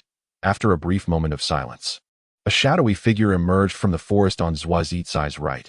Clad in a black robe, with long black hair casually tied at the back, the figure possessed a sharply defined visage, and their gaze was remarkably calm. They stood there, observing Zhuo Zicai, halting approximately 10 meters in front of him. "You truly possess a remarkable fate. However, this time, you shall find no opportunity," Zhuo Zicai remarked coolly, his eyes fixated on Luo Xiu, who remained silent, merely returning the gaze. "Do you not wish to inquire about something?" Noticing Luo Xiu's continued silence, Zhuo Zicai felt a sense of unfulfillment and posed the question, "Was everything in the Yumming Gorge orchestrated by you?" Luo Xiu finally spoke, scrutinizing Zhuo Zicai. "Indeed, it was," Zhuo Zicai replied with a slight smile, curving his lips. "So, my journey to the Yumming Gorge was also a prearranged affair by you?" Luo Xiu inquired once more. "Very astute. Precisely so," Zhuo Zicai continued to smile. Hearing Zhuo Zicai's admission, Luo Xiu remained composed, betraying no emotion, and turned to depart. "Now that you are aware, do you truly believe you can escape?" Zhuo Zicai scoffed. Witnessing Luo Xiu's intent to leave in an instant, he surged towards Luo Xiu, leaving only a blur in his wake. As a practitioner of the Tongxian realm, subduing an ordinary person devoid of cultivation was a trivial task. However, to Zhuo Zicai's astonishment, the palm that should have struck true met with emptiness. Luo Xiu continued walking ahead, leaving Zhuo Zicai with only his silhouette. Yet, Zhuo Zicai stood rooted, his countenance darkening with fury as he watched Luo Xiu move away. It is merely an illusion. With his mastery in the Tongxian realm, he was acutely aware of having stumbled into a mirage. His purpose for coming here was to eliminate Luo Xiu, yet he inadvertently found himself ensnared in this illusion. "I treated you as a friend, yet you repay kindness with enmity. In due time, I shall make you repay all of this," echoed a voice as Luo Xiu gradually faded from Zhuo Zicai's sight. "Curse it." With Luo Xiu's presence vanished, Zhuo Zicai's expression darkened, the words escaping through clenched teeth. As the esteemed son of the current prime minister, he had been outwitted by a mere wastrel today. If he could swallow this humiliation, he would no longer be Zhuo Zicai. Meanwhile, in another part of the Tianmong Mountains, a figure darted swiftly through the forest. After a prolonged flight, they halted, sitting upon a stone. Beads of sweat dotting their forehead. It was Luo Xiu, who had previously orchestrated his escape. With his current level of cultivation, he was certainly no match for Zhuo Zicai. He had once reached the Tongxian realm and understood the strength it entailed, certainly beyond what he could contend with now. Were it not for the Elder Han's creation of the illusion to ensnare Zhuazhizai, Luo Xiu's escape would have been nearly impossible. Thank you, Elder Han, Luo Xiu gasped, catching his breath in no need for thanks. This place is no longer secure.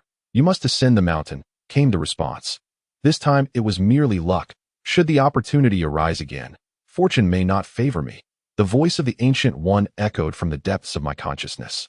With a brief acknowledgement, Luo Xiu took a moment to rest before rising once more, making his way toward the lofty peaks of the Tianmong mountain range. Now that the facade had been torn away, Zhuazhizai would undoubtedly seek to eliminate Luo Xiu rather than allow him to live. Although the mountains were perilous, they offered a refuge from pursuit, presenting a greater advantage than disadvantage for Luo Xiu. Meanwhile, the illusion that had briefly sustained itself dissipated. Zhuazhizai's figure hastened in the direction Luo Xiu had fled, yet he never anticipated that Luo Xiu would ascend the mountain to in this low-altitude region. The beasts were of a lesser rank, and Luo Xiu, in his current condition, could barely survive. However, at higher altitudes, his strength would render him vulnerable to perilous threats. Yet, unbeknownst to Zhuazhizai, the presence of the Ancient One lingered beside Luo Xiu. The Tianmong mountain range is among the most formidable of the Longxu continent, teeming with magical beasts that grow increasingly dangerous with elevation. 2 weeks later, at an altitude of approximately 2,000 meters within the Tianmong range, a figure concealed himself atop an ancient tree, gazing intently at the forest below, while the Tianmong mountain towers over 10,000 meters. 2,000 meters is merely a low elevation within the range. Nevertheless, the magical beasts here were of a significant tier, with third-tier creatures now appearing in the realm of human martial practitioners. Third-tier beasts correspond to the out-of-body realm, a mark of strength among humanity. Conversely, for necromancers, this equates to the 5-star mage realm. At this moment within the forest, a silver lightning python and a black-feathered pig were engaged in a fierce battle. The black-feathered pig earned its name from the multitude of black spines adorning its body, which, when unfurled, resembled wings. The silver lightning python, a rare magical beast endowed with innate lightning abilities, was a formidable adversary that even the strongest humans preferred to avoid. Presently, the tide of battle had shifted in favor of the silver lightning python, which had opened its massive jaws and was in the process of consuming the black-feathered pig. The pig's head had already been engulfed, while its hind legs continued to thrash in futile resistance. However, it was merely a matter of time before the inevitable conclusion came to pass. Both the silver lightning python and the black-feathered pig were third-tier beasts, and among the elite of their kind. At that moment, Luo Xiu was perched upon the tree, observing the unfolding events. Yet, his focus was not on the clash before him, but rather on a particularly concealed location nearby, where a large 8-legged spider lurked.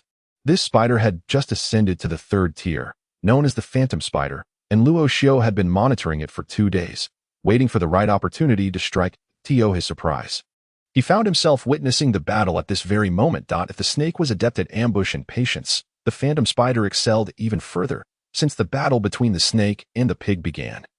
3 hours had passed, and the Phantom Spider remained motionless, relying on the surrounding terrain for concealment. It awaited the moment when both adversaries would be gravely wounded, ready to reap the benefits of their struggle.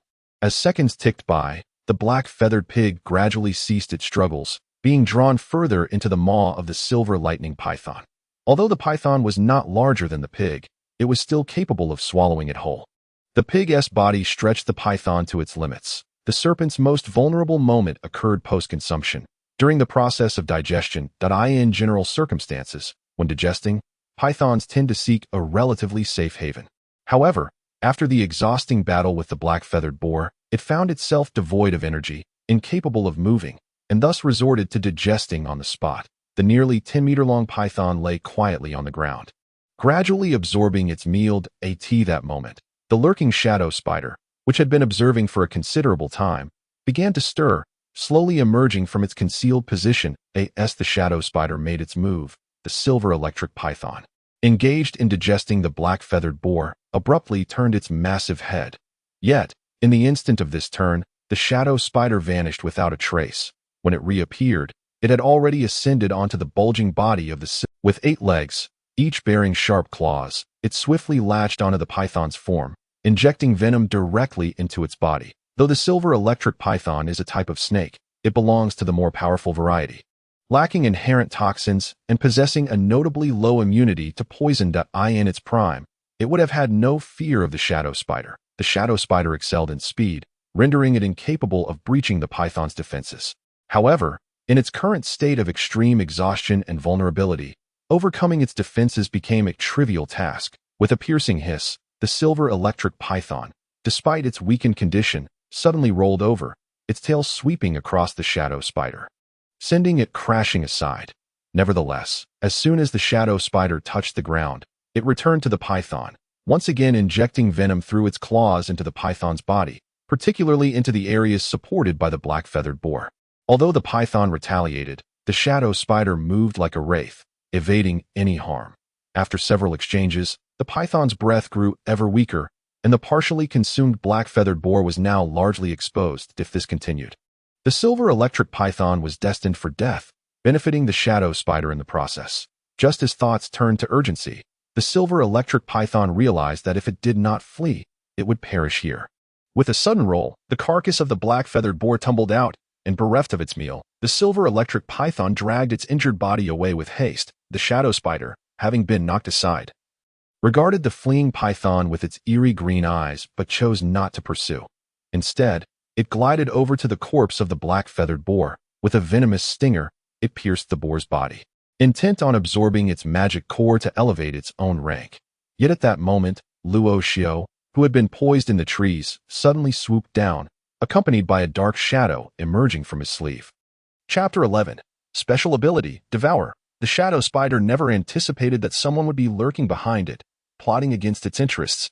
It had been observing the battle between the snake and the boar for so long, believing itself to be the yellow bird in this scenario, only to find itself ensnared in a larger scheme. However, upon initially sensing the approaching aura from above, the shadow spider's green eyes revealed no hint of alarm. As a third-tier magical beast, its absorption of the black-feathered boar, which was also of mid-tier third rank, would significantly aid in elevating its own status. Moreover, it dismissed the approaching presence, which did not even reach the third tier. Continuing its absorption of the boar's magic core unfazed, Luoxiu descended from the tree with remarkable speed, a mere shadow in motion. Observing that the shadow spider remained fixated on the boar's magic core, he allowed a faint smile to grace his lips. With a terrifying force coalescing in his palm, he struck towards the shadow spider. The ghostly shadow spider is renowned for its remarkable speed. Under normal circumstances, Luoxiu would have found it utterly impossible to land an attack on it, let alone after waiting 3 days without taking action. The opportune moment to strike was imparted to Luoxiu by Elder Han, and the unfolding situation mirrored Elder Han's predictions with uncanny accuracy. After a fortnight of training in the mountains, Luoxiu's abilities had advanced significantly, bolstered by the undead sacred body and the earthly materia. His strength had reached terrifying heights, allowing his current 2-star sorcerer cultivation to rival that of practitioners in the out-of-body realm. This overwhelming power, however, had led to an imbalance in his other areas of cultivation, prompting Elder Han to advise Luoxiu to absorb the ghostly shadow spider and acquire its formidable speed. In the past, Luoxiu would have lacked the capacity to utilize an enemy's abilities for his own gain. Yet now, with Elder Han's guidance, the seemingly impossible became achievable. Luoxiu's fist, infused with an astonishing force, hurtled towards the ghostly shadow spider, which was preoccupied with absorption, just as his fist was about to make contact.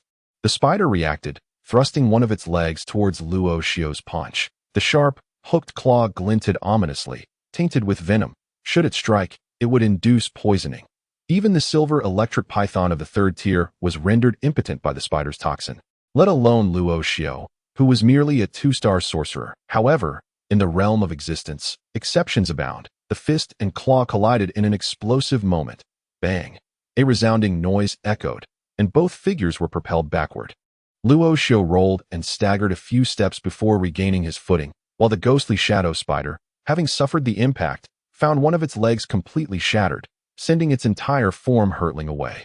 As it flew through the air, the spider's emerald eyes brimmed with disbelief. How could such a diminutive human overpower it so swiftly?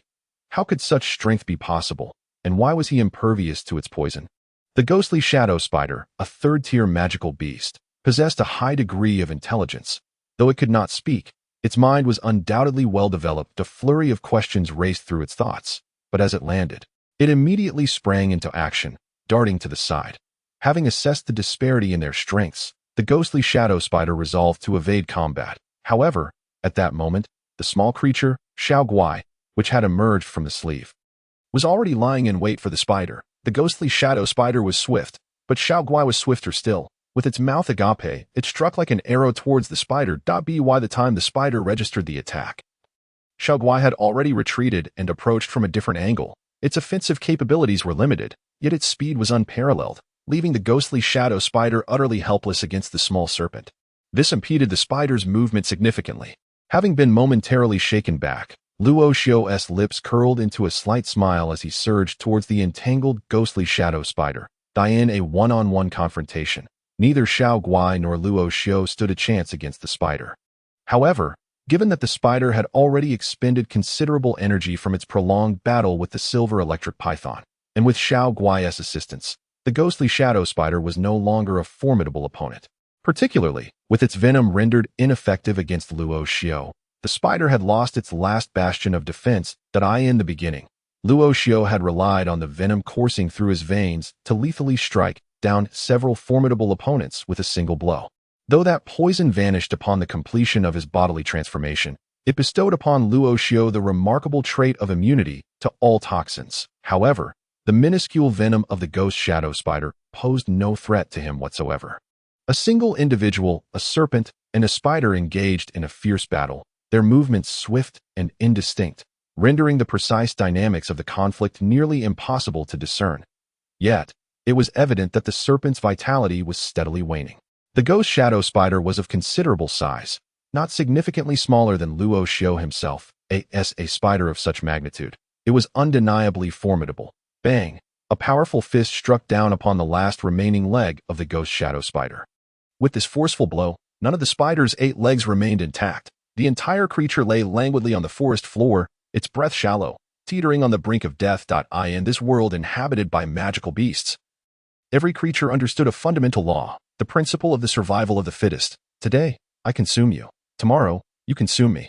Ultimately, only those who endure will reign as the sovereigns of these woods. Since entering the forest, Luo Xiu had grasped this truth, thereby feeling no sympathy or remorse for the ghost shadow spider. If he refrained from slaying it today, the roles would be reversed in the future, and it would show no mercy. The small serpent hovered nearby, its tiny eyes gleaming with a hint of excitement as it gazed upon the spider, which was on the verge of death. Luo Xiu approached the ghost shadow spider, observing it closely before casting a glance at the corpse of the black feathered pig. With a wry smile, he extended his palm towards the spider's head, releasing a stream of dark green gas from his palm. This gas gradually permeated the head of the ghost shadow spider, siphoning away its energy. Earlier, although Luo Xiu possessed considerable cultivation, he had seldom taken lives, especially those of magical beasts. Now, he was in the process of absorbing the energy of the ghost shadow spider, particularly its agility and speed. This absorption was only effective shortly after death, and must remain within the limits of his own capabilities. Otherwise, it would yield adverse effects rather than the desired outcome. The ability to utilize an enemy's strength for oneself was entirely thanks to the guidance of the old sage. However, there was a drawback. Excessive consumption could result in residual energy accumulating within his body, which was quite challenging to expel. As Luo Xiu's grasping force intensified, the ghost shadow spider gradually lost its vitality, its body shrinking until it resembled a desiccated corpse. Phew, the cunning bird awaits. Who would have thought another would follow the cunning bird? Turning to the corpse of the black-feathered pig, he raised his hand once more, intending to absorb its energy.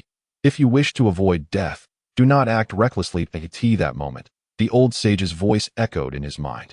Why? Luo Xiu paused, perplexed. You are merely a 2-star mage now. This pig is beyond what you can absorb. Is that so? Luo Xiu regarded the black-feathered pig, aware that it was a mid-tier 3-ranked magical beast. This was precisely why he was reluctant to forfeit such a splendid opportunity. Over the past half-month, ever since he had gained the ability to absorb energy, he had been eager to find magical beasts to consume.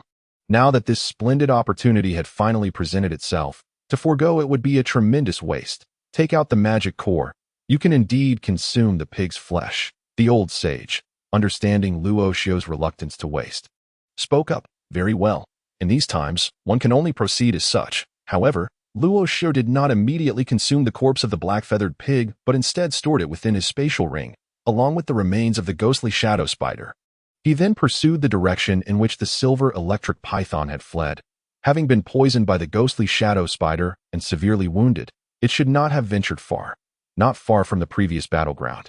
In a secluded patch of weeds, Luoxiu paused. He was astonished at the potency of the poison. With a sigh, he fixed his gaze upon the scene concealed within the underbrush. Fortunately, he was currently immune to all toxins.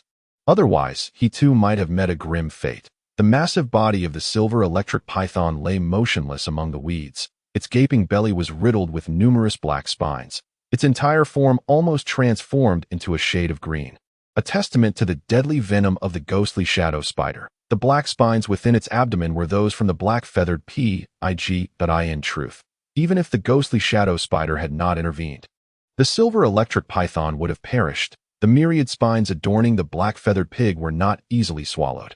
Even if ingested, those spines would puncture its innards, leading to a most gruesome demise. Yet, hunger knows no bounds. The python cared not for such details, as long as it could consume its prey, leaving the matter of digestion for later. In the end, the fierce contest between the three magical beasts ultimately benefited Luoxiu. Though he was impervious to toxins, he refrained from partaking of the silver electric python, not out of fear of poison, but from an inability to stomach it. The night sky over Tianmong Mountain was breathtaking. Standing atop the peak, one could almost reach out and touch the stars. In a barren clearing, a flame flickered. Suspended over the fire was a succulent roasted suckling pig. Luoxiu sat cross-legged beside the blaze, his eyes closed in meditation. Whether it was the enticing aroma of the pig or the completion of his meditation, he gradually opened his eyes, stretching his neck. Indeed, there were drawbacks. Alas, during his recent meditation, Luoxiu had gradually absorbed and digested the energy from the ghostly shadow spider, which had indeed enhanced his own energy to some extent, while also infusing him with attributes of the spider, significantly increasing his speed. However, the residual energy remnants were a source of vexation for Luoxiu, settling beneath his skin with little benefit. How could he rid himself of them? Luoxiu then turned to seek counsel from the elder Hanjin. A flickering emerald light emanated from Luoxiu, revealing the ethereal form of elder Hanjin. He appeared as if imbued with the essence of immortality, floating gracefully amidst the nocturnal forest, exuding an indescribable aura. The aroma of the suckling pig was indeed delightful. Chapter 12. A return to the nether gully. It is a pity that my true self cannot partake, thus leaving the spoils to you. Young lad, elder Hanjin lamented with a shake of his head. Do not jest at my expense, elder. How might I rid myself of this? Humph. Now you seek the guidance of my true self. Where were you before? Had I not intervened, you would not even have been able to savor this suckling pig. Elder Hanjin expressed a hint of regret for having divulged such abilities to Luoxiu. With a shortcut available, he had deviated from the conventional path, which was far from a good omen. From now on, I shall heed your advice. Please speak. First, you may not utilize this ability without my express permission. Understood, Luoxiu replied directly. Second, in the presence of others, unless absolutely necessary, you must not reveal your necromantic energy. How so? Luoxiu inquired, perplexed. Your strength is sufficient. Should you not prevail, it suffices to flee in the realm of humanity. Should you reveal your necromantic energy, encountering a master would spell your demise. Very well. This restriction is quite significant for Luoxiu, as he specializes in the art of necromancy. Concealing it would hinder his ability to withstand adversities. Aware that Han Lao is acting in his best interest, he acquiesced for the third point. Let us leave it at that. Han Lao intended to articulate a third point, but, upon reflection, found little more to advise. In many respects, Luoxiu is quite understanding. It is merely his eagerness to gain strength that sometimes renders him impatient. Can you manage it? Han Lao inquired once more. I can, Luoxiu replied promptly. Indeed, if such energy residue accumulates excessively, it will gradually petrify your body, rendering your earthly constitution utterly compromised. Is it truly that severe? Do not even contemplate its removal. At present, neither of us possesses the capability. Simply refrain from excessive indulgence, and if you demonstrate commendable behavior, I shall assist you in dispelling it once the seal is lifted. Should you fail to perform adequately, I shall transform you into a stone figure. Han Lao jested with a grin. Very well. I shall rely entirely on you, Han Lao. Luo Xiu understood that Han Lao was merely jesting. He awaited the moment when he could unseal his potential. He would not allow himself to become a mere statue. However, as Han Lao indicated, it is indeed imperative that he ceases further absorption. Han Lao, would you care for a bite? Approaching the succulent roasted pig, Luo Xiu inhaled its delightful aroma and cheerfully addressed Han Lao. Go ahead and enjoy. But after your meal, seek a safe place to break through your cultivation, Han Lao chided Luo Xiu playfully. Fully aware that he should not indulge, yet still tempted by the feast, I can break through. Upon hearing those words, Luo Xiu was filled with elation. He had long reached the pinnacle of a 2-star mage. Yet Han Lao had insisted on restraint, which he had adhered to until now. Given Luo Xiu's physical resilience, he could have disregarded the 3-star necromantic training entirely, yet Han Lao had suppressed his progress, allowing only gradual cultivation, asserting that it would benefit his future advancement. Now that Han Lao proclaimed he could break through, Luo Xiu was naturally exhilarated. Although the roasted pig was delectable, the allure of enhancing his power was far greater.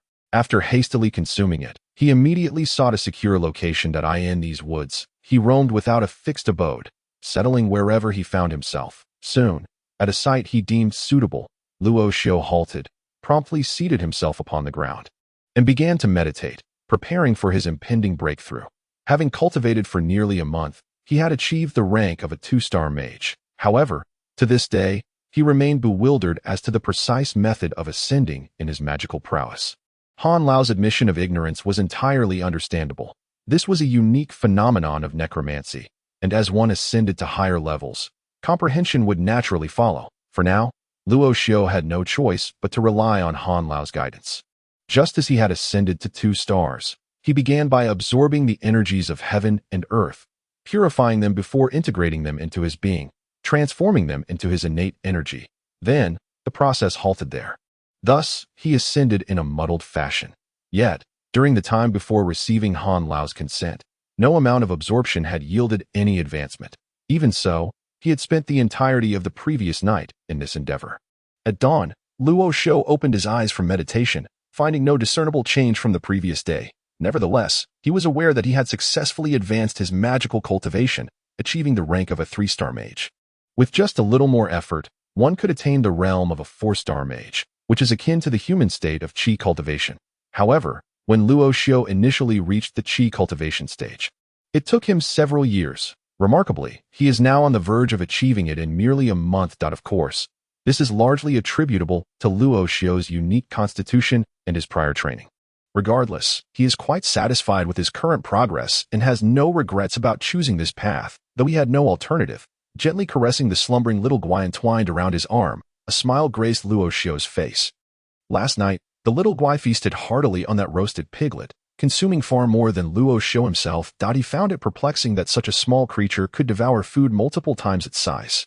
A 3-star mage, that should suffice. It's time to venture into the Nether Gorge. The voice of Han Lao echoed in his mind. The Nether Gorge, is that not akin to courting death? Luo Xiu was taken aback upon hearing Han Lao's voice, and hastily waved his hand. What do you have to fear with me here? Besides, you are one of them now. As long as you do not venture too deep, you will be fine, Han Lao reassured him. But, that is indeed the Nether Gorge. It would be disingenuous to claim that one is not apprehensive about such a place. Even when Luo Xiu possessed the strength of the profound realm, he could hardly escape the fate of being rendered powerless within. How much more so now, given his current state? Rest assured, I am here, and I will ensure your safety. You are in dire need of a suitable weapon. Do you not desire one? A weapon? Upon hearing the mention of a weapon, Luo Xiu's demeanor shifted immediately. Yes, it lies within the Nether Gorge. I shall guide you to retrieve it. Very well. Upon hearing that a weapon was to be retrieved, Luo Xiu promptly agreed. Then let us not delay. With Han Lao's words, Luo Xiu swiftly darted deeper into the forest. The Nether Gorge is situated in a relatively remote area. During the past half-month, Luo Xiu had been honing his skills on Tianmong Mountain, which is quite distant from the Nether Gorge. Even with his current haste, it would still require some time to arrive. However, this posed no significant concern for Luo Xiu. Setting his altitude at approximately 1,500 meters, he calculated that this was the elevation at which the Nether Gorge lies. At this altitude, The magical beasts do not pose a threat to him at present. Meanwhile, at the foot of Tianmong Mountain, Sisui City remains unchanged. Having completely lost track of Luo Xiu. 3 days later, he found himself atop a barren mountain. This too is part of Tianmong Mountain, yet the landscape is devoid of any greenery, just stark, barren rock, with neither trees nor weeds, nor any semblance of life. This place resembles a dead mountain, starkly contrasting with the previous lush forests, as if it belonged to an entirely different realm. Upon reaching the barren mountain, he was now but a stone's throw away from the fabled Nether Gorge. The Nether Gorge is not merely a perilous place within Sisui County. It is a notorious site throughout the entire Deqian Kingdom and the Dragon Ruins continent. Ranked 7th among the top 10 deadly locales, one can only imagine the dangers that lie within. Each year, intrepid souls venture into the Nether Gorge seeking adventure, yet most only dare to explore its periphery. Few dare to enter its depths, and even fewer manage to return. How fleeting is the past, leaving only nostalgia. A return to one's homeland only brings sorrow. Gazing at the barren mountain before him, and the distant area radiating an eerie green light, Luo Xiu could only shake his head with a bitter smile. When he first arrived here, he brimmed with confidence, believing himself to possess the world. Yet, upon his return, he found himself stripped of everything. His family, his strength, everything had vanished from Luo Xiu's life. I, Luo Xiu, will carve out a name for myself. Just wait and see, he proclaimed, clenching his fists tightly before striding towards the entrance of the Nether Grotto. Perhaps it was the very existence of the Nether Grotto that had given rise to the phenomenon of the barren mountains surrounding it. The air was thick with poison, not fierce but insidious, enough to wither even the most resilient of flora. Thousands of years had sufficed to obliterate all that once thrived here. The entrance to the Nether Grotto lay nestled within this desolate mountain, a mere unremarkable cave. Yet, an eerie green luminescence emanated from within, casting a chilling glow that significantly lowered the temperature at the cave's mouth. Even under the blazing midday sun, the atmosphere remained foreboding. Roar! Standing at the entrance of the Nether Grotto, Luo Xiu felt an inexplicable tremor coursing through him, the spectral sounds issuing from the cave resonating ominously in the open air. Such a place should not exist in this world. Taking a deep breath, he slowly lifted his foot to step inside. That you'll think differently in time. Han Lao chuckled. For him, the Nether Grotto was indeed a perilous locale, as he was sealed within it. Yet, it must be acknowledged that it was a fitting habitat for vengeful spirits. Let us hope for the best, he mused, inhaling deeply once more before stepping across the threshold. At that very moment, the little serpent coiling around his arm suddenly thrust its head out, its eyes darting nervously, keenly observing its surroundings. The entity was uncertain.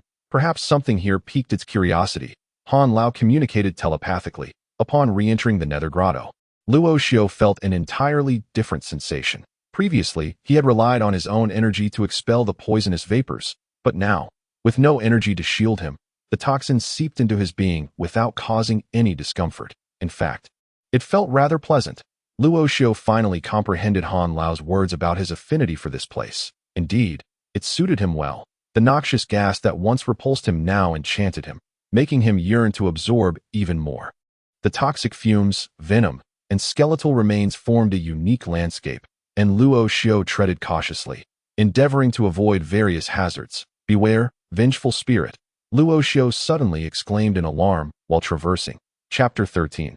The Domain of the Law Lord. The visibility within the Nether Grotto was obscured due to the toxic atmosphere, compelling Luo Xiu to navigate with utmost caution, striving to evade the wandering souls and malevolent spirits. This time was unlike the last. Previously, Luo Xiu could boldly venture deep within, but now, constrained by his limited power, it was prudent to avoid confrontation whenever possible. Yet, despite his vigilance, he was still detected by a vengeful spirit that now drifted towards him. Ever since he had transformed into a spectral body, Luo Xiu had gained insight into the realm of law practitioners. Glancing at the approaching spirit, he recognized it as a 4-star mage, superior to his own 3-star status. "Do not force my hand to eliminate you," he murmured, apprehensively tightening his fists as the spirit drew nearer. Even at the level of a 4-star mage, Luo Xiu remained unperturbed, for the power of his true form surpassed that of these beings.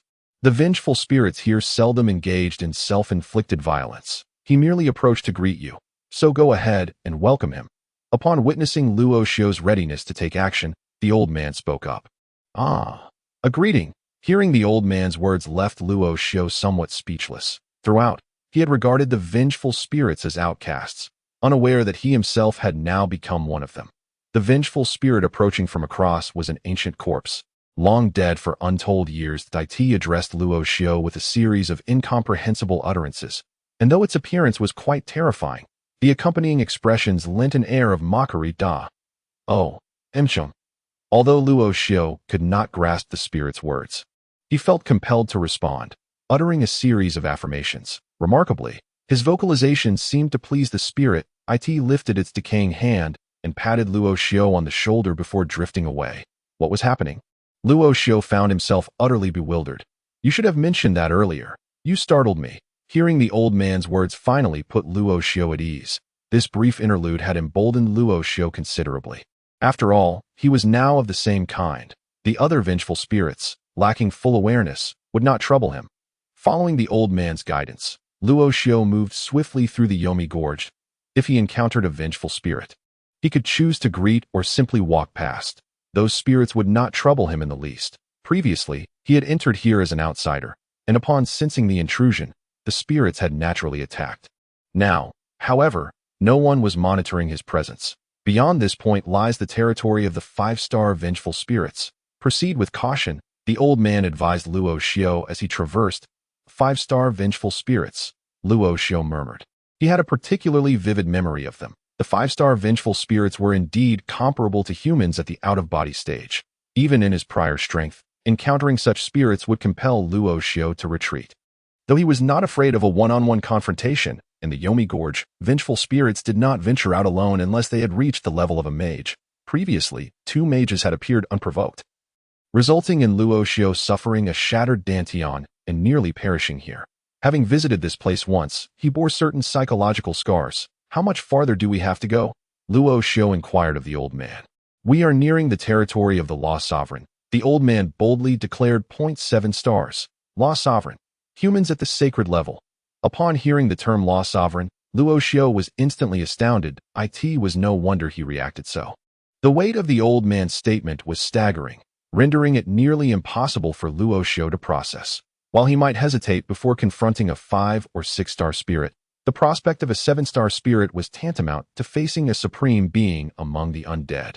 Akin to a human at the sacred level. In martial cultivation, the realms progressed from the 10 levels of body refinement to chi nurturing, out-of-body, profound understanding, and then to the sacred level.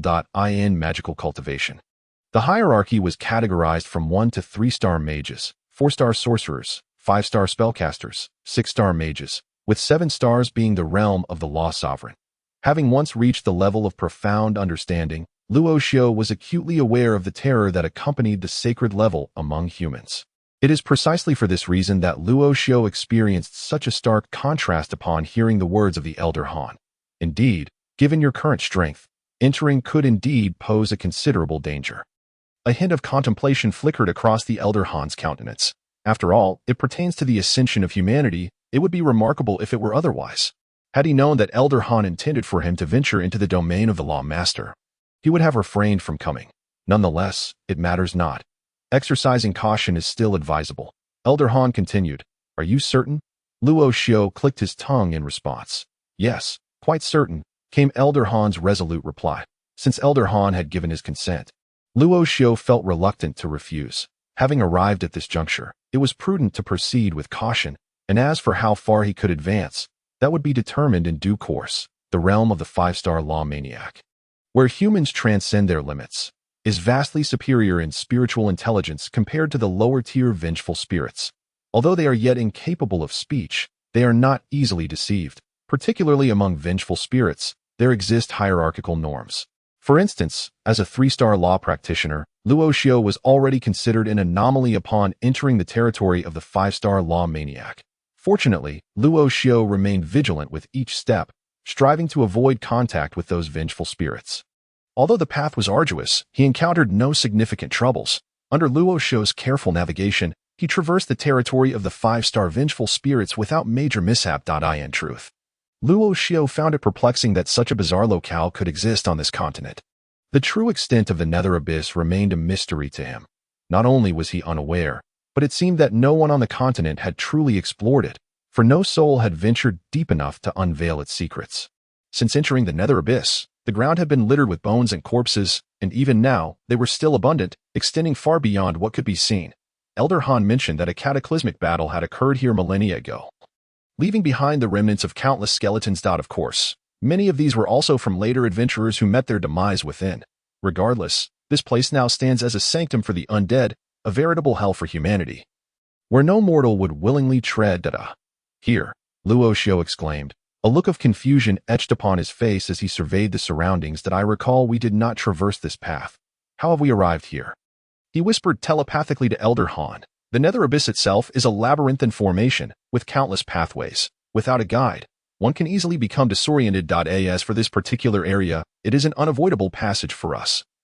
Proceed to the left, Elder Han communicated. The path Luo Xiu now followed was the same he had taken during his previous visit. It was here that Elder Han had discovered him and intended to transform him into a vessel of the undead.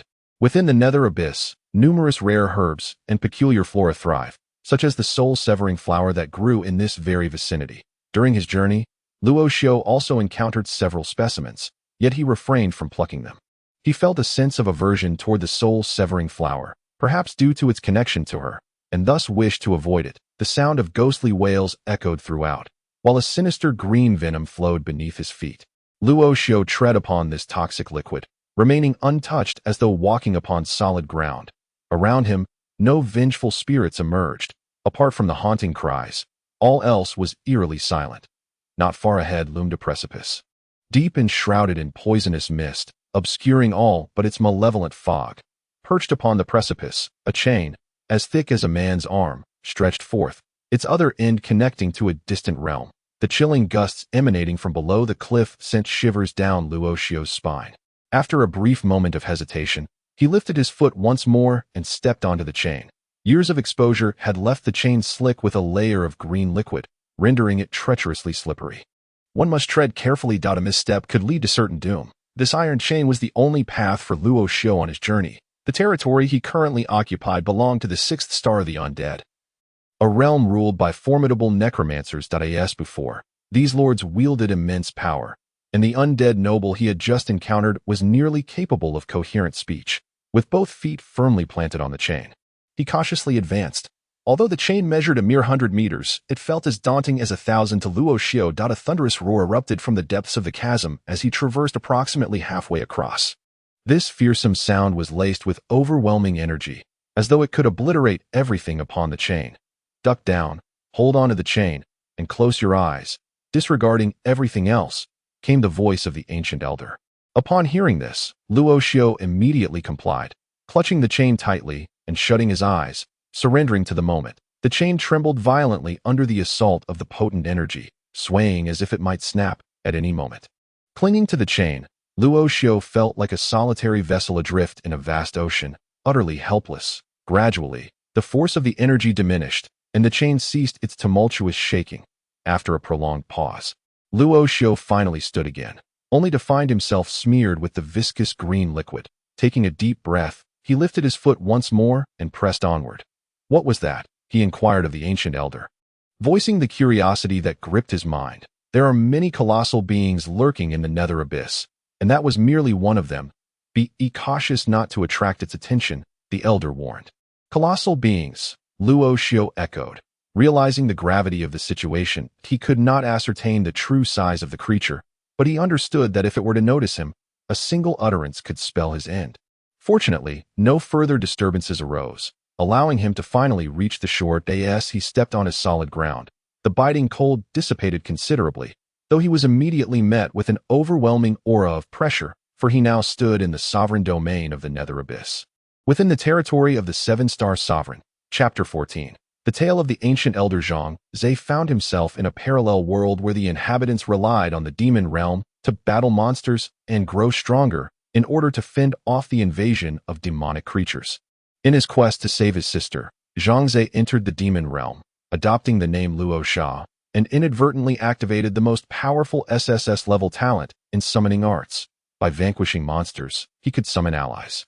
The higher the level of his summoning arts, the more creatures he could call forth, and they could even level up, Truly a game changer. In the demon realm, while other adventurers banded together in teams of hundreds or even thousands to confront powerful bosses, Zhang led his summoned army to overwhelming victories. Meanwhile, in the real world, nations grappled with how to combat high-level demonic entities, while Zhang single-handedly faced off against hundreds of them, astonishing the globe. Who, then, is Luo Sha? Breaking records in the realm of human exploration. It seems we are on the verge of surpassing the 100th layer. With Zhang leading the Great Xia Empire, it has ascended to become the most formidable nation globally. If this individual cannot be won over, he must be eliminated. What? Zhang single-handedly challenged 10 fifth-tier domain powerhouses. It is over. The Great Xia Empire will eventually unify the world. Chapter 15. The 8 Directions of Demon Suppression. Luo Xiao sat cross-legged in the stone chamber. His eyes closed as he entered a state of self-recovery. Although he wished to restore himself in the shortest possible time, the duration spent here far exceeded his expectations. When he finally awakened, several days had already passed. Inside the stone chamber of the Netherworld Gorge, time was indiscernible. The environment remained unchanged, offering no trace of time's passage. As Luo Xiao slowly opened his eyes, a sense of dread washed over him. He murmured softly, clearly satisfied with his surroundings. During his seclusion, Luo Xiao had successfully restored his innate energy. However, the ceaseless influx of necromantic energy into his body was too enticing to forsake, compelling him to continue absorbing it relentlessly until his body could no longer accommodate anymore. Now, even without the guidance of Master Han, Luo Xiao could effortlessly advance to the rank of a 4-star mage if he so desired. This was solely due to the presence of Master Han's true form here. In the most concentrated area of necromantic energy within the entire Netherworld Gorge, which naturally facilitated a swifter cultivation pace than elsewhere. Is Master Han still not out? Luo Xiao gazed at the coffin before him. A hint of confusion flickering in his eyes, he was acutely aware of the time it took to absorb energy and circulate it through a small cycle, having spent at least 10 days doing so. The prolonged absence of Master Han was indeed peculiar. This was not a place of safety. Such an extended duration could invite unforeseen circumstances. Rising to his feet, he approached the coffin slowly. Compared to before, Luo Xiao now possessed significantly greater energy. His reserves were abundant, and his strength had only increased. As he looked at the coffin, he felt an inexplicable sense of affinity. Perhaps it was because Master Han had previously mentioned that this coffin was his treasure, which fostered this feeling of closeness. Several times, Luo Xiao raised his hand, but ultimately halted. Without Master Han's instructions, he dared not tamper with the coffin, lest something go awry. What is this? As Luo Xiao scrutinized the coffin, he noticed some peculiar inscriptions on its lid that piqued his interest. These markings appeared to be both meticulously carved and naturally occurring. They were vast and densely packed, entirely covering the surface of the coffin lid. Among these illustrations were figures and weapons, depicting a grand battle. Some soared through the skies, while others clashed upon the ground, all amidst various energy orbs. Although they were merely casual records on the coffin lid, they exuded an immersive feeling, drawing Luo Xiao into their depths. Standing beside the coffin, Luo Xiao gazed intently, his eyes gradually becoming glazed, lost in a trance as if he had stepped into the very scene depicted. The world was shrouded in darkness. The skies were filled with people, and the ground was teeming with warriors, densely packed. The two opposing sides faced each other, their features indistinguishable from the heavens, yet their energy was overwhelmingly potent, far beyond what Luo Xiao could contend with. Luo Xiao stood amidst the throng, as if invisible to those around him, who went about their business unperturbed. No, these could hardly be referred to as humans. They were monstrous corpses. Some sported horns upon their heads. Others possessed 4 legs, and a few had but a single eye. The majority bore a resemblance to humanity, yet they exuded no breath, their eyes dark and devoid of life, with tusks protruding from the corners of their mouths. Luo Xiao was at a loss as to what this place was, only aware that each being possessed formidable power, capable of effortlessly ending his life. That it dawned upon him. This was a scene from 10,000 years ago. As he stood there, he uttered his revelation, though it seemed none around him could hear his voice. The old spirit must surely be above. Luo Xiao yearned to soar upward for a better view, yet found himself unable to ascend. The heavens above appeared hazy, obscuring his vision. Hey, wake up, wake up! That he was once again in the stone chamber of the nether abyss, standing before a colossal coffin. He shook his head vigorously, rousing himself from the reverie. The spirit of the old man floated before him, the voice he had just heard belonging to him. This coffin possessed a recording function. It had witnessed the cataclysmic battle of yore and captured the events upon its surface. The old man smiled and spoke to Luo Xiao. "Oh, I see." Luo Xiao nodded.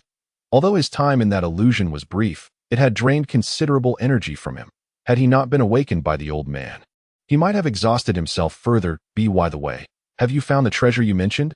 Luo Xiao inquired earnestly. "It has been located, but you must retrieve it," the old man's spirit replied, drifting towards the head of the coffin. Luo Xiao followed closely behind. Upon entering the interior of the stone chamber, he realized that the coffin was not merely resting there. It was embedded within the structure, as if painstakingly hewn or forcefully smashed into place. When the coffin had fallen, anything left of its original contents had been buried beneath. The closest object to the ground, and the only one he could currently retrieve, was a ruler. "Listen to my instructions and prepare to act. Remember, only use your hands," the old man instructed. Luo Xiao listened intently.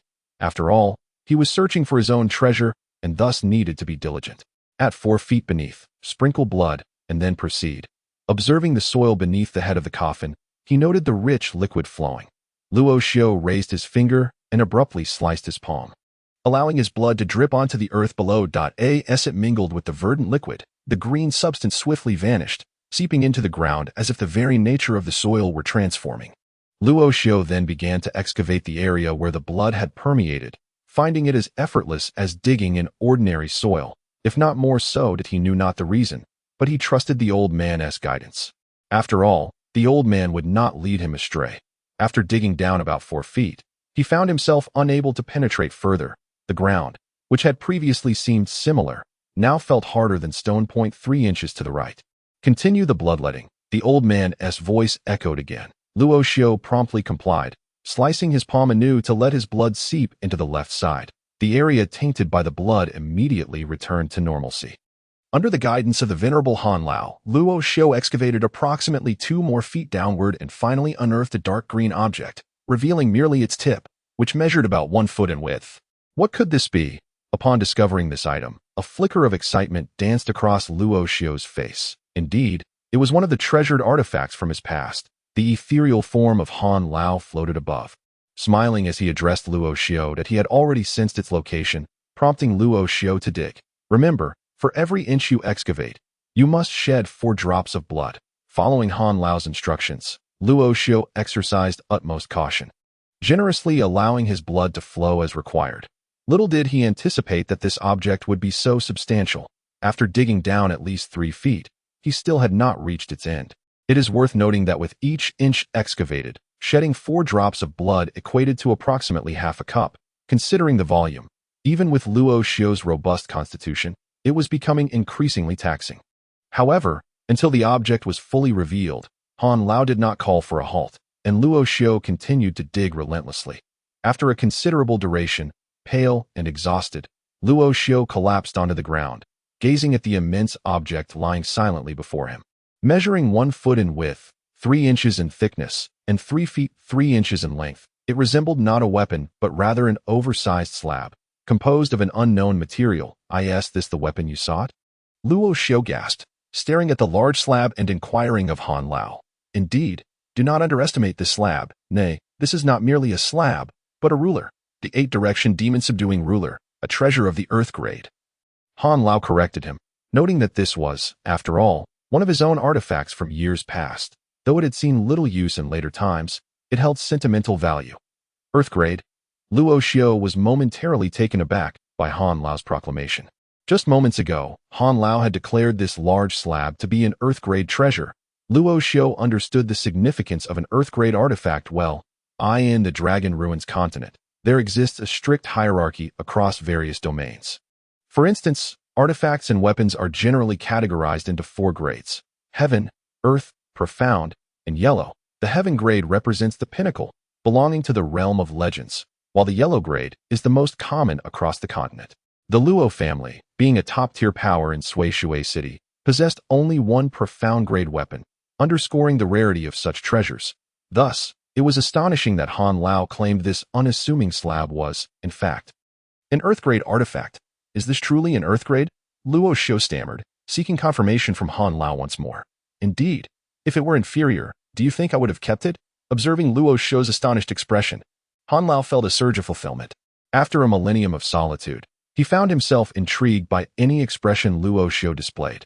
Despite the significant loss of blood coursing through his veins, Luo Xiu resolutely stood up, approaching the large ruler before him. His eyes gleaming with awe, as it transformed before him into a treasure. Is this truly for me? Luo Xiu reiterated his query to Han Lao. If this were indeed an Earth-grade artifact, it would be priceless. Even though the entity before him was shrouded in mystery, such an invaluable treasure could not simply be given away. This is for you, as a token of gratitude for your companionship these past few days. In the future, once the seal is lifted, greater rewards await you. The elderly man, with a smile, remarked that in Luo Xiu's eyes, this was a treasure, yet to him, it was merely an object of no use. Thank you, Elder Han, Luo Xiu expressed, bowing deeply before bending down to pick up the large ruler. The 8 directions demon-subduing ruler. He repeated the name Elder Han had mentioned earlier as he gazed at the ruler. He recalled how much of his own blood had poured into it during its excavation, fostering a sense of intimacy. Use it well. Strive to awaken the spirit within, as it will be of great assistance to you. Elder Han advised. Chapter 16. The Wonders Beneath the Lake. A spirit. Upon hearing the term, Luo Xiu's curiosity was piqued. He had heard of such spirits before, but only in legends. He had never encountered one. Naturally, my possessions all possess spirits, and a beautiful one at that. Elder Han replied lewdly. Beautiful.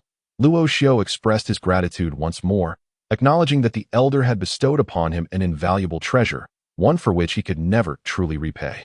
Do not mention it. Focus on enhancing your strength. I have given this to you in hopes of my own swift unsealing. Elder Han chuckled, adept at navigating such favors.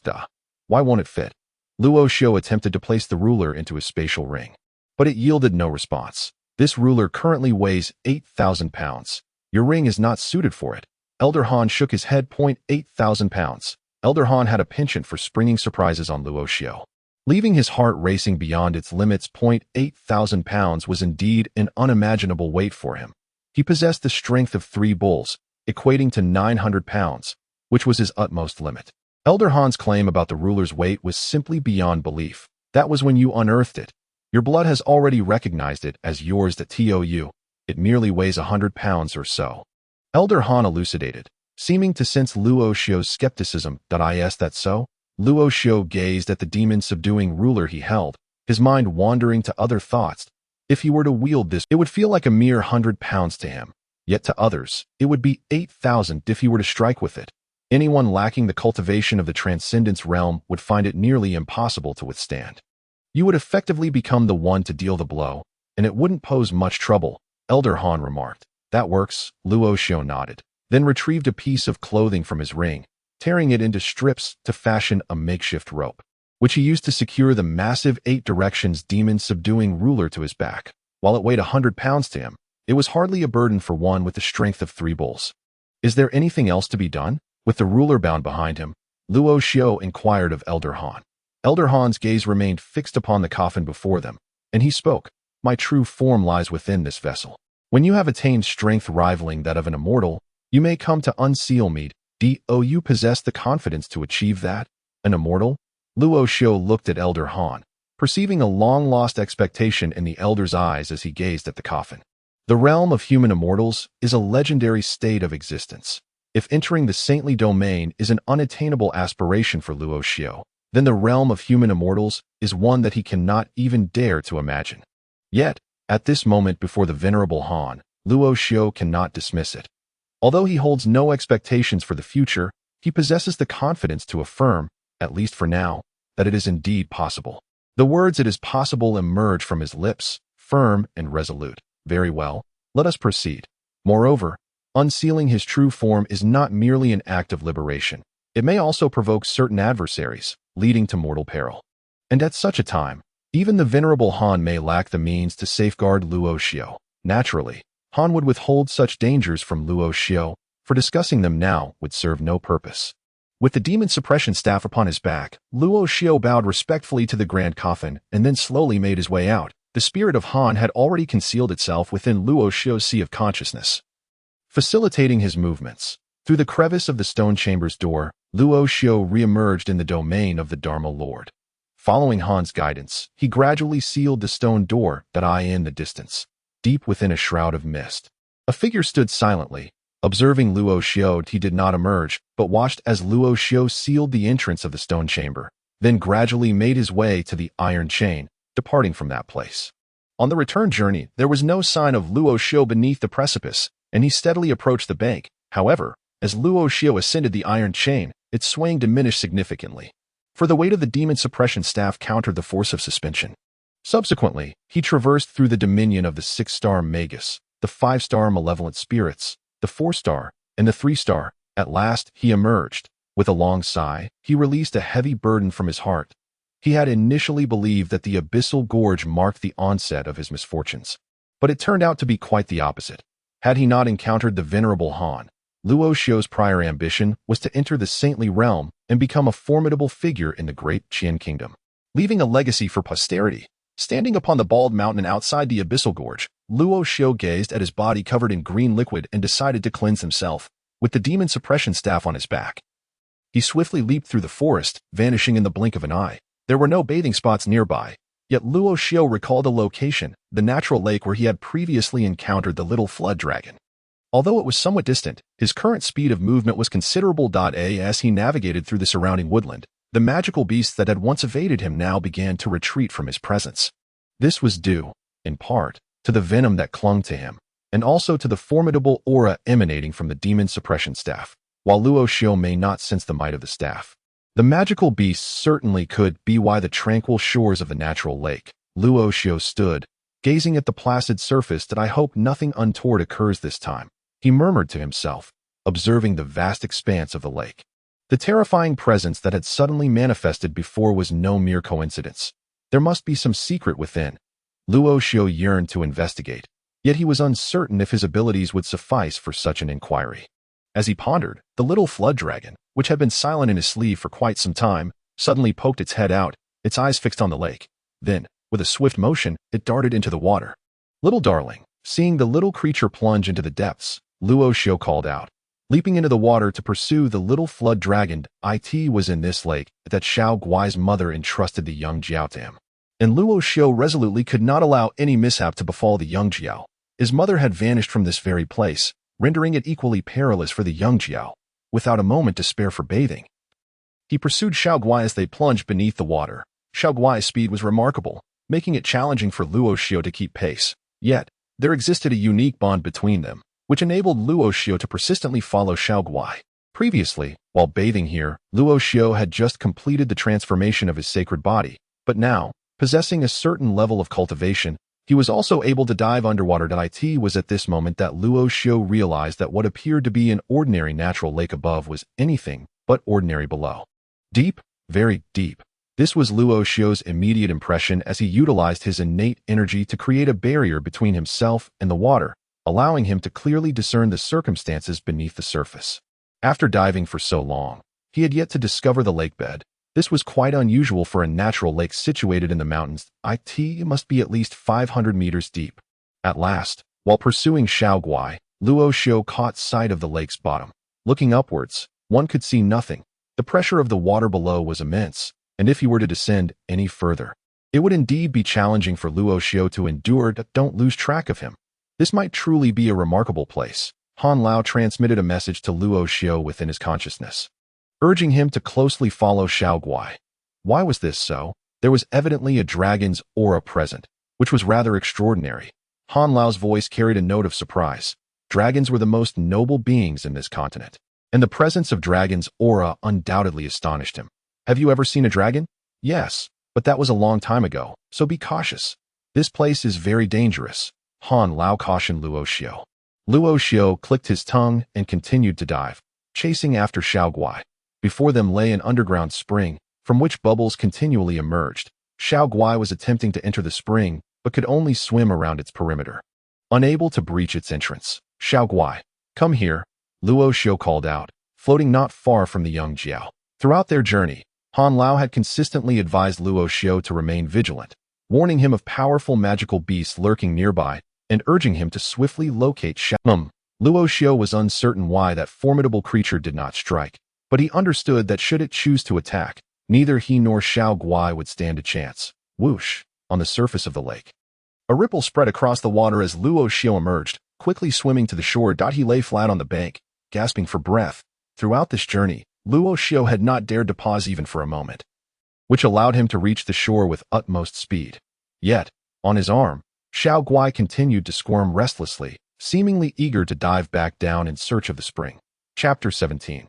Luo Xianzhong. They traversed into a parallel world where the inhabitants relied on the demon domain to slay monsters and grow stronger in order to fend off the invasion of demonic creatures from the abyss. In an effort to protect his sister, Zhang Zhe entered the demon domain, adopting the name Luo Sha, only to accidentally activate the most powerful SSS-grade summoning talent. By defeating monsters, he could summon them. The higher the level of his summoning skill, the greater the number of creatures he could call forth, which could also be upgraded, truly astonishing, within the demon domain, while other adventurers formed teams of hundreds or even thousands to challenge bosses. Zhang Zhe had already led his army of summoned creatures to crush everything in their path, in a world where nations are still grappling with the threat posed by formidable magical creatures. Zhang Zhe has single-handedly confronted over 100 high-level monsters, astonishing the entire globe. Who exactly is this rascal? He has shattered records in humanity's exploration of the magical realms, and it seems he is on the verge of transcending the 100th level. With Zhang Zhe, the Great Xia Empire has catapulted to become the most powerful nation in the world. If this individual cannot be allied with, he must be eliminated. What? Zhang Zhe has taken on 10 fifth-tier magical domain experts alone. It's over. The Great Xia Empire will inevitably unify the world. Chapter 18. The abilities of young Master Long. Once again at the North City Gate, Luo Xiao had barely entered when he dashed out, momentarily leaving the guarding soldiers dumbfounded. However, these soldiers did not concern themselves with such matters. There were no restrictions on entering or exiting the city, as their role was merely to maintain order. Besides, even if something were to occur, they would be unable to contend with it. In fact, many factions in Sisui City possess their own estates outside the city, including the Luo family, the Han family, and the Long family. The destination of Longxiang's carriage was precisely the Long family's estates situated beyond the city walls. These estates are their private properties, typically overseen by a few servants, serving as idyllic retreats for leisure and recreation. Longxiang frequently brought various women to this Long family estate, claiming it was to host them, yet they were seldom seen leaving. Some came willingly, while others may not have had the same choice. The four-horse carriage sped through the forest at remarkable velocity, yet inside the carriage, it felt as if one were traversing level ground. With scarcely any difference, in the center of the carriage stood a square table adorned with teacups. Despite the rapid pace of the carriage, not a single drop of water spilled from the teacups, with even the slightest ripple being a rarity. Longxiang sat at one side of the table, pouring tea for himself from a teapot. Miss Xian, the tea has gone cold. Why aren't you drinking? Are you afraid I might poison you? Longxiang remarked, holding up his teacup and observing Luo Xian, who sat stiffly on the opposite side, her cup untouched. I do not care for tea, young Master Long. Please speak your mind. I have matters to attend to, Luo Xian replied, glancing at her cup, her eyes revealing her desire to leave this place. Young Master Dong assured me you had no pressing matters. It seems he has deceived me, Longxiang retorted, a hint of displeasure in his tone. I simply have an urgent matter. Young Master Dong is unaware of it, Luo Xian hastily explained, acutely aware of the significant influence her brother Luo Dong wielded within the Luo family, especially with their grandfather being the family's esteemed elder, making it clear that she could not afford to offend him. Suddenly, as Longxiang sought to engage in conversation within the carriage, a thunderous noise erupted ahead. The well-trained four steeds reared back, emitting a series of neighs. The abrupt movement of the horses caused the previously serene interior of the carriage to sway violently, sending tea and teapots crashing to the side. Seated at the rear of the carriage, the laws of inertia meant that tea splattered all over Longxiang. What is this? He glared down at his richly adorned garments, now drenched in tea and leaves, his usual pristine appearance now marred. In a fit of rage, it seemed as if his fury could incinerate the very roof of the carriage. The sudden commotion startled Luo Xian. Yet inexplicably, an expression of exhilaration flickered across her face, as if someone had come to rescue her. She had ventured outside in search of help before, but amidst the vast expanse of Tianmong Mountain, teeming with magical beasts, How could a mere girl like her possibly find her way? Before the carriage, thick smoke gradually dissipated, revealing a colossal ruler firmly anchored in the ground. That earlier disturbance had emanated from this very object. Deeply embedded and quite secure. What on earth is this? Observing the gigantic ruler lodged in the earth before the carriage, Longxu felt a twinge of perplexity. This seemingly random object had fallen from the sky. Could it be a treasure? However, he was relieved that it had landed in front of them. Had it struck the carriage, even if he himself remained unscathed, the vehicle would surely have suffered damage. My skin itches again, a voice echoed. And then a cloaked figure emerged from the side, standing before the carriage, beside the giant ruler. Who are you? Upon the appearance of this individual, a flicker of intrigue crossed Longxiang's eyes. Though the energy radiating from this person was not particularly strong, it exuded a chilling aura. Hearing this voice, Luo Xian leaped out of the carriage, her gaze fixed upon the cloaked figure, her face alight with anticipation. Although the voice differed slightly from before, Luo Xian felt an undeniable connection. Believing that this person was indeed him, the prodigy of Sisui, a rare youthful genius of the century, how could he have simply fallen from grace? She had never believed it. You certainly have a good memory. Luo Xiu regarded Longxiang, a faint smile gracing the features hidden beneath his cloak. The trials he had endured had indeed altered his voice somewhat, yet familiar acquaintances could still discern his identity. Stop with the theatrics. Who exactly are you? Longxiang narrowed his eyes, scrutinizing the cloaked figure before him. Utterly baffled as to the identity of this individual, he was well acquainted with many whose energy resonated at this level. Yet none evoked such an unsettling sensation. It is worth noting that he was a practitioner of the out-of-body realm, and few could evoke such a feeling in him. Luo Xiu observed Longxiang in silence before swiftly darting to the rear of the carriage. Bang! With a sudden kick, he struck the exquisite wooden ceiling. In the wake of this blow, the lavishly adorned ceiling was ripped from the carriage, soaring into the my carriage. No one dared to vandalize his precious vehicle. And given that the previous assailant had already been incapacitated, it was unthinkable that this cloaked figure would do so. You now recognize who I am, Luo Xiu remarked coolly, regarding Longxiang. Seeking death, Longxiang had not intended to reveal his less admirable side before Luo Xian, but the audacity of his opponent left him no choice. It seems you remain unaware. Longxiang launched an attack towards him. Luo Xiu shook his head, swiftly evading the strike. Yet he had no intention of engaging in battle with Longxiang. Instead, he reappeared before the carriage and delivered another kick. Bang! The opulent carriage crumbled under the force of his blow, leaving only an empty chassis behind. Striking nothing but air, Longxiang turned to survey his beloved carriage, now reduced to a mere shell. His opponent was utterly unpredictable. However, at this moment, though he was filled with rage, he still maintained a clear mind. The strength displayed by his opponent appeared to be merely at the level of energy cultivation, yet the speed of their strikes was on par with his own. He realized that the adversary likely concealed their true prowess, possibly even being a master of equal caliber. Gazing at the empty foundation, this scene felt eerily familiar to Longxiang. Suddenly, he thought of someone he had always regarded with trepidation. Luo Xiu. You are Luo Xiu, Longxiang exclaimed suddenly, directing his words at Luo Xiu, who stood atop the carriage.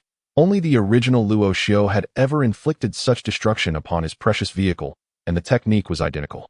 Who else could it be but Luo Xiu? Upon hearing Longxiang utter the name Luo Xiu, a faint smile crept across Luo Xian's face, who had been standing nearby. She had previously speculated it might be Luo Xiu, but had not dared to confirm it. Now that even Longxiang had spoken the name, it was undoubtedly correct. Luo Xiu, standing on the carriage, slowly removed his cloak, revealing his visage. His long black hair billowed in the wind, and his chiseled features bore a hint of a smile. Compared to the previous Luo Xiu, the most striking change now lay in his eyes. Once pure, they had transformed into profound depths, like an unfathomable abyss. Brother Luo Xiu. Seeing the familiar, Luo Xian rushed to the front of the carriage, her eyes fixed on him. That guy didn't bully you, did he? Luo Xiu leaped down from the carriage, looking at Luo Xian with a smile. No, not at all. Luo Xian's large eyes sparkled with excitement, filled with joy at the unexpected reunion.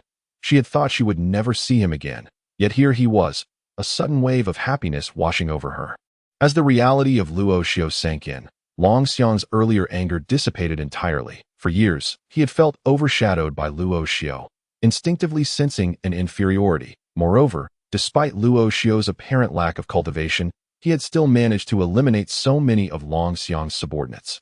You are no longer the person you once were. What gives you the audacity to challenge me?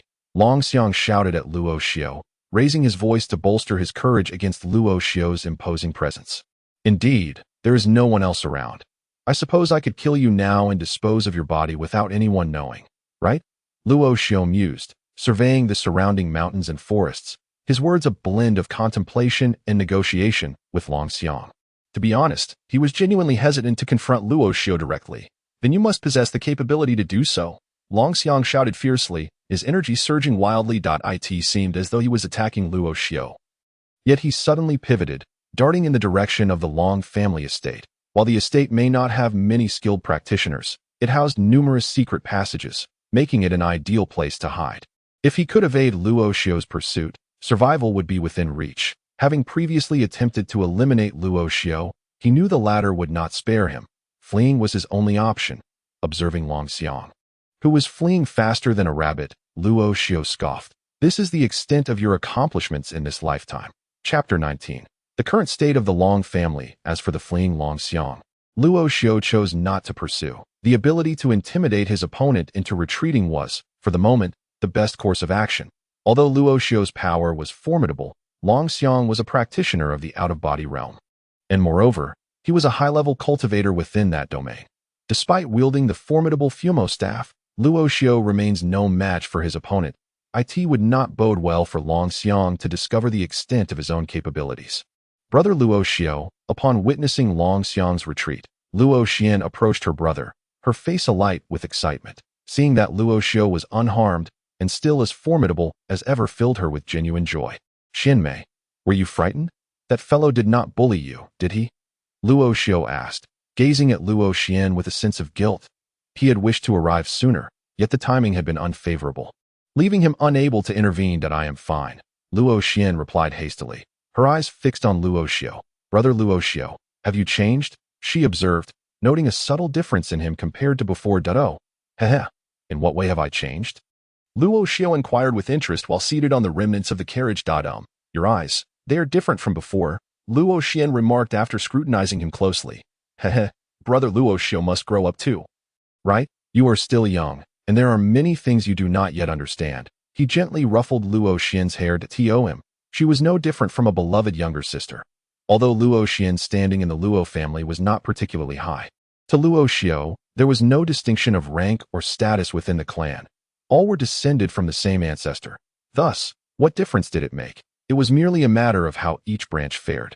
After conversing with Luo Xian for a while, Luo Xiu drove the magnificent four-horse chariot of Longxiang, carrying Luo Xian as they soared towards Shui City. Previously, he could have openly taught Longxiang a lesson within the city. But now, outside its walls, he was free to act as he pleased. Upon reaching a small town outside Shui City, Luo Xiu decided to sell the 4 fine steeds. Remarkably, they fetched an impressive sum of nearly 5,000 gold coins. This was merely due to the shopkeeper's limited funds. Otherwise, the price could have been even higher. In the Dragon Ruins continent, the standard currency was gold coins, which circulated primarily among the upper class. While the lower echelons dealt more in silver and copper coins, the exchange rate stood at 1 gold coin for 10 silver coins and 100 copper coins. A single copper coin could purchase a sesame cake. While a gold coin sufficed for a month's expenses for a family of 3, the fact that these 4 horses could command nearly 5,000 gold coins speaks volumes about the extravagant nature of the young master from the Long family. Luo Xiu entrusted all these gold coins to Luo Xian, fully aware of the meager living allowance she received from her family each month. This gesture would greatly ease her burdens. Initially, Luo Xian resisted, but ultimately succumbed to Luo Xiu's insistence and accepted the coins. He still possessed some gold coins within his spatial ring, most of which remained unused in the mountains, serving no purpose other than to occupy space. Luo Xiu rented a modest dwelling in an inconspicuous part of Shui City, while Luo Xian went to notify their second uncle, for he wished to meet him before departing. Despite the city's grandeur, there existed pockets of poverty, and the area where Luo Xiu resided was precisely such a place. The inhabitants here were the laborers who toiled behind the scenes of Shui City's prosperity, earning meager wages while undertaking the most arduous tasks, all to support their families and secure a stable life in the large city. Luo Xiu stood before the window, observing two laborers who had just finished their work outside, filling their buckets at the public water station and wiping their bodies down. Both men appeared to be well over 50, an age that should be spent at home, basking in the joy of grandchildren. Yet they remained engaged in relentless toil. For these ordinary individuals, lacking the innate talent for cultivation, their lives would be forever mundane. Each additional effort they made could spare their children a measure of hardship. In this realm, it seemed that the ability to cultivate was intricately linked to one's bloodline, in a family renowned for its cultivation prowess. Almost everyone could partake in the art. Conversely, in a household devoid of any cultivators, it was not uncommon for centuries to pass without a single practitioner emerging. This very reality perpetuated the cycle of poverty. In his youth, Luo Xiu had been gifted with the ability to cultivate, his prodigious aura illuminating his path, and he had never paid heed to the struggles of the lower classes. Although he would reprimand those who bullied the weak, he had never truly engaged with the downtrodden. Yet now, Luo Xiu found himself increasingly concerned for them. They were the ones most deserving of care. Without strength, one would inevitably share their fate. Fortunately, despite the shattering of his dantian, he had encountered Han Lao, who aided him in his cultivation. Now endowed with this newfound power, he felt compelled to act on behalf of those at the bottom of society to achieve greater feats. However, he would require increased strength and capability. As Luo Xiu watched them laugh and chat, he refrained from offering direct assistance. To help one individual would not suffice to uplift them all. When he possessed the means, he vowed to fulfill the promise he made today. Xiu aired out a voice penetrated Luo Xiu's thoughts, prompting him to turn swiftly, where he found his second uncle removing his cloak to gaze intently at him. The excitement in his uncle's eyes was palpable, a struggle to contain his emotions evident in his demeanor. The poison has been suppressed. Upon entering, Luo Cheng had noticed Luo Xiu, seeing no signs of toxicity upon him. Previously, in the Luo household, Luo Cheng had infused a significant amount of energy into Luo Xiu. Yet it had been a challenge to subdue the poison entirely. Hearing from Luo Xian that Luo Xiu awaited him here, Luo Cheng had concealed himself as per Luo Xiu's request and arrived at this location. "Thank you, second uncle." Upon seeing Luo Cheng, Luo Xiu immediately knelt before him. He was acutely aware of the immense energy Luo Cheng had expended on his behalf, which had cost him dearly. Luo Cheng, having forcefully exited his seclusion, was already in a weakened state. Injecting further energy into Luo Xiu had nearly exhausted him. "Rise, Xiu heir." Observing Luo Xiu kneeling, Luo Cheng hurried to assist him, helping him to his feet. "We are family.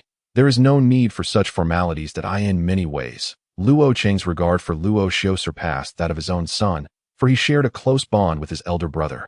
And Luo Xiu was now the sole descendant. To neglect Luo Xiu would be akin to betraying his brother's memory. As they settled into their seats, Luo Cheng inquired about recent events in Luo Xiu's life. Luo Xiu had no secrets to conceal, save for the matter concerning Han Lao, as he had promised not to disclose it. All else was a tale of his trials in the wilderness. "Xiu heir, your dantian is shattered. Even if you can cultivate, achieving your former prowess will be exceedingly difficult." Luo Cheng sighed, casting a sympathetic glance at his nephew. Between the two of them, there were no words left unspoken. "Indeed, I am aware that with such a resilient constitution, self-preservation is not an issue." Observing the expression of my second uncle, it seems he is troubled by something. Luo Xiu voiced his uncertainty to Luo Cheng. The ordinarily composed Luo Cheng did not exhibit this demeanor. Given that Luo Cheng currently possesses a high level of cultivation in the Tongxian realm, and that Luo Xiu had also once reached this stage. Despite the difference in their strengths, the gap was not insurmountable. The bond shared by these two, uncle and nephew, often resembled that of contemporaries. "Though it is nothing of great concern. Your second uncle can handle it." Luo Cheng chuckled heartily, addressing Luo Xiu. "Do not conceal anything from me. Is there an issue within the family?" Despite Luo Xiu's earlier declaration of withdrawing from the Luo clan, his heart still leaned towards them. Should any trouble arise within the Luo family, he would undoubtedly be the first to step forward. "Due to your previous matters, the Long and Lin families have begun to conspire against the Luo clan, resulting in some losses in the family business," Luo Cheng said with a wry smile. He was not inherently suited for business, yet the position of family head could only be assumed by those of considerable strength. Following the passing of the elder, Luo Cheng, being the most powerful, naturally inherited the role of family head. "Conspiring against us," Luo Xiu echoed, pondering deeply as a myriad of thoughts swirled in his mind. Although Luo Xio was a rising star, his rapid advancement in cultivation, having attained the Tongxian realm at the tender age of 15, propelled him into the ranks of the top powerhouses in Shui City. With the emergence of a Tongxian realm expert in the Luo family, their status and influence naturally ascended, particularly in the past year, where they seemed poised to surpass other families, approaching the status of the foremost family in Shui. However, recent events surrounding Luo Xio inadvertently led to the loss of a Tongxian realm powerhouse for the Luo clan. The rise of Luo Xio was not merely due to the addition of another expert, but rather the immense potential that lay hidden behind him. Achieving the Tongxian realm at just 15, his future accomplishments could be boundless, and no one could guarantee that he would not reach the Saint Realm. It was precisely because the Luo family possessed a potential Saint Realm powerhouse that the Long and Lin families, despite their reluctance, dared not provoke the Luo clan, nor obstruct their path to progress. Now that Luo Xio had seemingly fallen, other families would undoubtedly seize the opportunity to stymie the Luo family's advancement. Cooperation in their efforts was entirely expected. Yet, what seemed normal to them appeared anomalous to Luo Xio. He resolved to assist the Luo family in overcoming this crisis, ensuring that the Long and Lin families would think twice before offending them again, for the sake of his grandfather, as well as his parents and second uncle. Luo Xio felt compelled to aid the Luo clan. Unlike his inclination towards business, his second uncle favored cultivation. Moreover, the elders within the family were largely ineffective in matters of commerce, while they might exert authority over their kin. They lacked the audacity to confront outsiders. As twilight descended, Luo Qing took his leave. Standing by the window, Luo Xio observed a worker squatting in a corner, eating from a bowl, lost in thought, his fists clenched tightly within his sleeves. Casting a glance at the Fu Mochi beside him, he steeled his resolve. Although the previous elder and some members of the Luo family had treated him poorly, his commitment to aiding the Luo clan was not for their sake. As night fully enveloped the sky, Luo Xio donned his hood and set out, the Fu Mochi slung across his back. Chapter 20. The Southwest Fong Market. Luo Xio now ventured out, with the utmost priority being to procure a suitable case for the demon-suppressing ruler. Presently, the ruler was merely wrapped in his clothing, which was rather unsightly. Having lived for 15 years, Luo Xio was well acquainted with the fundamental layout of Shui City. To the west of the city, there resided a forge of notable repute, renowned for having crafted a piece of mysterious-grade magical weaponry. Such weapons were exceedingly rare within Shui City, and the capability of this forge to produce one was a testament to its prowess. At this moment, Luo Xio was en route to that very forge. The entrance of the forge was sparsely populated, to the extent of being nearly deserted. Their policy dictated that once an order was placed and the item forged, it would be delivered accordingly. Smaller, miscellaneous tasks were handled at other branch shops. Cloaked in a hooded cape and bearing the demon-suppressing ruler on his back, Luo Xio stepped inside. "How may I assist you?" "Esteemed guest," inquired the attendant, who immediately discerned Luo Xio's distinctiveness. The amount of energy one possessed often indicated their status and identity, and as a cultivator, Luo Xio was certainly not an ordinary individual. "I wish to meet your master Yang, if I may," Luo Xio replied to the attendant. "Certainly, please follow me," the attendant responded without hesitation after casting a glance at Luo Xio. Master Yang was one of their esteemed forgers, and knowing of him indicated that Luo Xio was a familiar patron, albeit his features were obscured by the cloak, leaving room for speculation as to his true identity. Subsequently, Luo Xio followed the attendant into the inner courtyard of the forge. Within this courtyard, numerous furnaces were present, each serving as a forging station.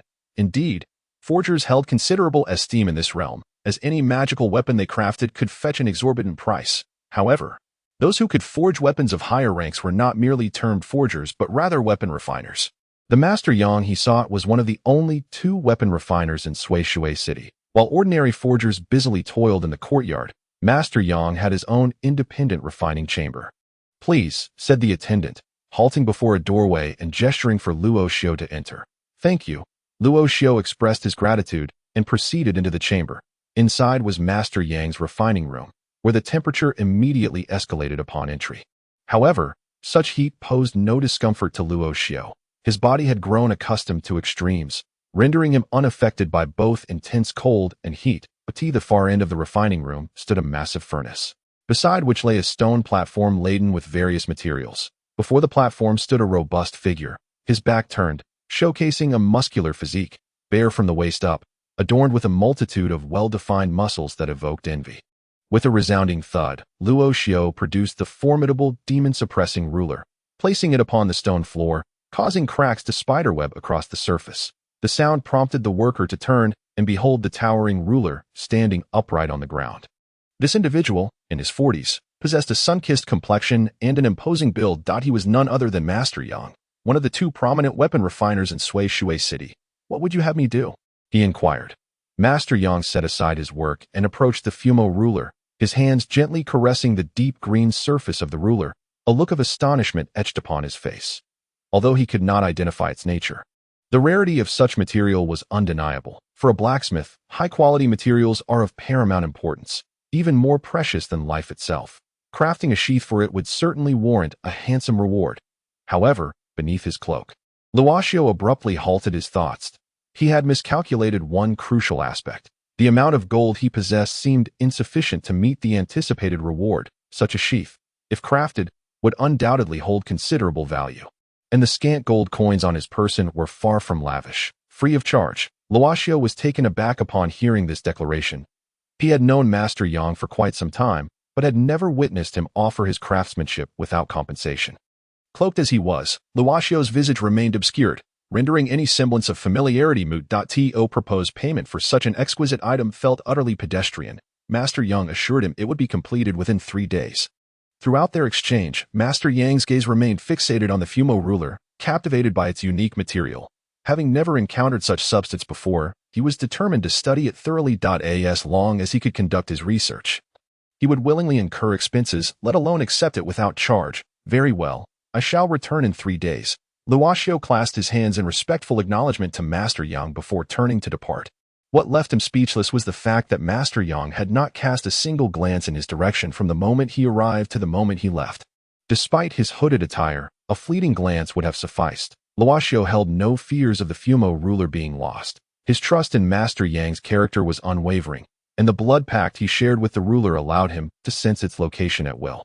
Upon leaving the forge, Luo Xiao wasted no time and made his way directly to another area of Shui City, the Southwest Trading District. This trading district was specifically established for cultivators, serving as a marketplace exclusively for their transactions. A prosperous profession within this continent. Cultivators thrived in the bustling atmosphere of the trading district, where the volume of daily transactions and the substantial profits drawn from them made it a coveted locale for various families. Previously, the Luo family had owned an auction house and several trading halls within the Southwest Trading District, firmly establishing their dominance in the area. However, adjacent to their auction house now stood another, owned by the Long family, boasting an impressively low commission rate, clearly intended to undermine the Luo family's business. The Lin family, having focused on developing land and textile industries within Shui City, supplied 80% of the city's clothing needs and had maintained a peaceful coexistence with the Luo family. Yet now, they had opened 2 additional trading halls in the Southwest Trading District, also offering lower commission rates. It was common knowledge that a significant portion of the Luo family's profits stemmed from this district, and with the Long and Lin families encroaching upon nearly half of their market share, the economic chain of the Luo family in the Southwest Trading District teetered on the brink of collapse. The trading district remained vibrant, with the imposing stone lions at its entrance still radiating a sense of power. The flow of people was as abundant as ever. Clad in his cloak, Luo Xiao appeared before the Southwest Trading District. The majority of the crowd consisted of cultivators, many adorned in eccentric attire, thus drawing little attention to him.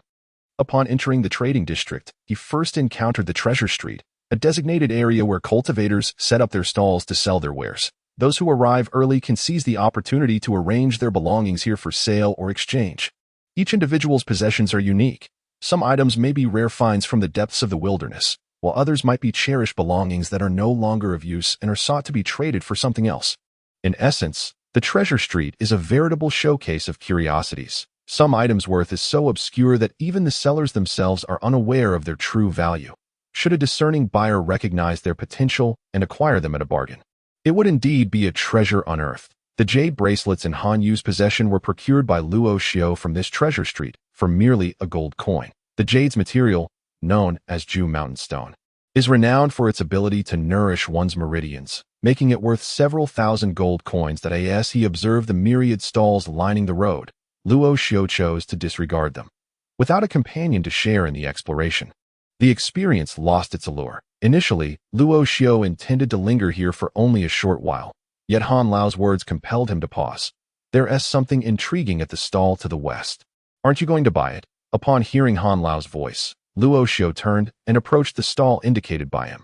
Knowing that anything deemed intriguing by Han Lao must be extraordinary, Luo Xiao bent down to examine various items on the stall, picking them up and setting them down, appearing rather indecisive. The stall owner, seemingly around 60 years of age, had graying hair at the temples and was notably bald on top. His attire was quite shabby, and he lounged in a rattan chair.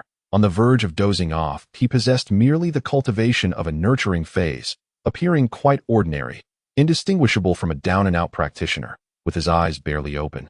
He peered at Luo Xiao as he perused the items without inquiring about prices, lazily remarking, "Just say which one you fancy.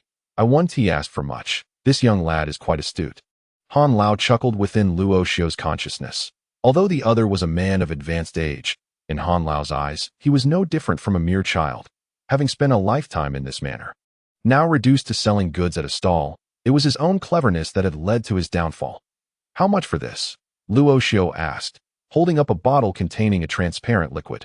The bottle was well sealed, adorned with a label that read, "Tai Sui Essence." This bottle of Tai Sui Essence was obtained by me after a fortnight of waiting in perilous territory a few months ago. If you wish to acquire it, it's yours for 1,000 gold coins, the old man stated earnestly, regarding Luo Xiao. 1,000. Are you trying to rob me? The price startled Luo Xiao. The essence in the bottle was far from pure. He could tell that the Tai Sui had likely long departed from the harvesting site. True Tai Sui essence possesses a greenish hue and a silky texture. This is at best merely dew collected from Tai Sui. Holding the bottle, Luo Xiao pointed out its deficiencies. Tai Sui, a being second in age only to dragons on this continent, is revered as a holy object due to its rarity and lack of offensive capabilities. Even the dew it leaves behind is considered valuable medicinal material, as it is inherently a type of medicine capable of resurrecting the dead. Certainly, true Tai Sui are exceedingly rare, and those captured are even scarcer. Historical records recount that the founding emperor of the Great Qian Kingdom once consumed Tai Sui, which enabled him to stand out remarkably, reaching an unparalleled level of power, ultimately establishing the Great Qian Kingdom. Regardless of the circumstances, this is indeed the essence of Tai Sui, and I shall take away 800 gold coins without hesitation. Upon being seen through by Luo Xiao, the old man retorted fiercely. Chapter 21. Disruption. 300 gold coins. Luo Xiao mused while weighing the vial of Tai Sui essence. 300. Are you robbing me? I have a certain reputation here. It cannot be less than 500. The old man, incensed by Luo Xiao's audacity to cut the price to 300, puffed up in anger. He thought that merely donning a cloak and pretending to be a sage would afford him the opportunity to swindle him. 500, and I expect something extra. Cloaked, Luo Xiao's gaze wandered over the stall, which displayed numerous items, none particularly valuable, yet capable of fetching a small sum. He picked up one object, then set it down. Then another. This one, he exclaimed, pointing to a rusty little copper tower that resembled a child's toy, addressing the old man. Very well. Who am I to refuse a budding friendship? Take it. The old man had anticipated that Luo Xiao would select something of great worth, but was taken aback to find it was merely a small copper tower. That trinket had been picked up by him in a valley 3 decades prior. Initially, he had believed it to be a treasure, yet after extensive study, he could not discern its significance. Having failed to sell it after all these years, he had long concluded it was merely a child's plaything. 500 gold coins, not a word less. Subsequently, Luo Xiao retrieved 500 gold coins from his storage ring. The sum was considerable, yet they had containers specifically designed for holding coins. With a mere weight check, one could ascertain the amount. Your eye for quality is commendable. The old man nodded in satisfaction. Having weighed the pouch of coins, Luo Xiao then rose, placing the small copper tower and the Tai Sui essence into his storage ring. The intriguing item mentioned by the old man was indeed that little copper tower. Although the purity of the Tai Sui essence was rather low, it still qualified as a decent medicinal material. While 500 might be somewhat steep, it was worth it to acquire the small tower. Had he initially sought only the tower, given the old man's shrewdness, 500 gold coins might not have sufficed. Presently, Luo Xiao's finances were limited, and he aimed to conserve where possible. What had just transpired was merely a minor interlude, resulting in the acquisition of an enigmatic little copper tower. Nevertheless, since the old man remarked it was interesting, it must indeed hold some significance. He placed it in his storage ring, intending to ponder it further when time allowed. Today, Luo Xiu ventured into the southwestern market primarily to create a disturbance. That young scoundrel, Longxu, was aware that Luo Xiu still lived. In Longxiang's mind, Luo Xiu should remain unchanged or perhaps even stronger than before. Even the previous Luo Xiu was incapable of dispatching so many cultivators in a single move. Since Longxiang knew Luo Xiu was still alive and no worse for wear, he would undoubtedly inform his father, who would then deliberate on whether to pressure the Luo family.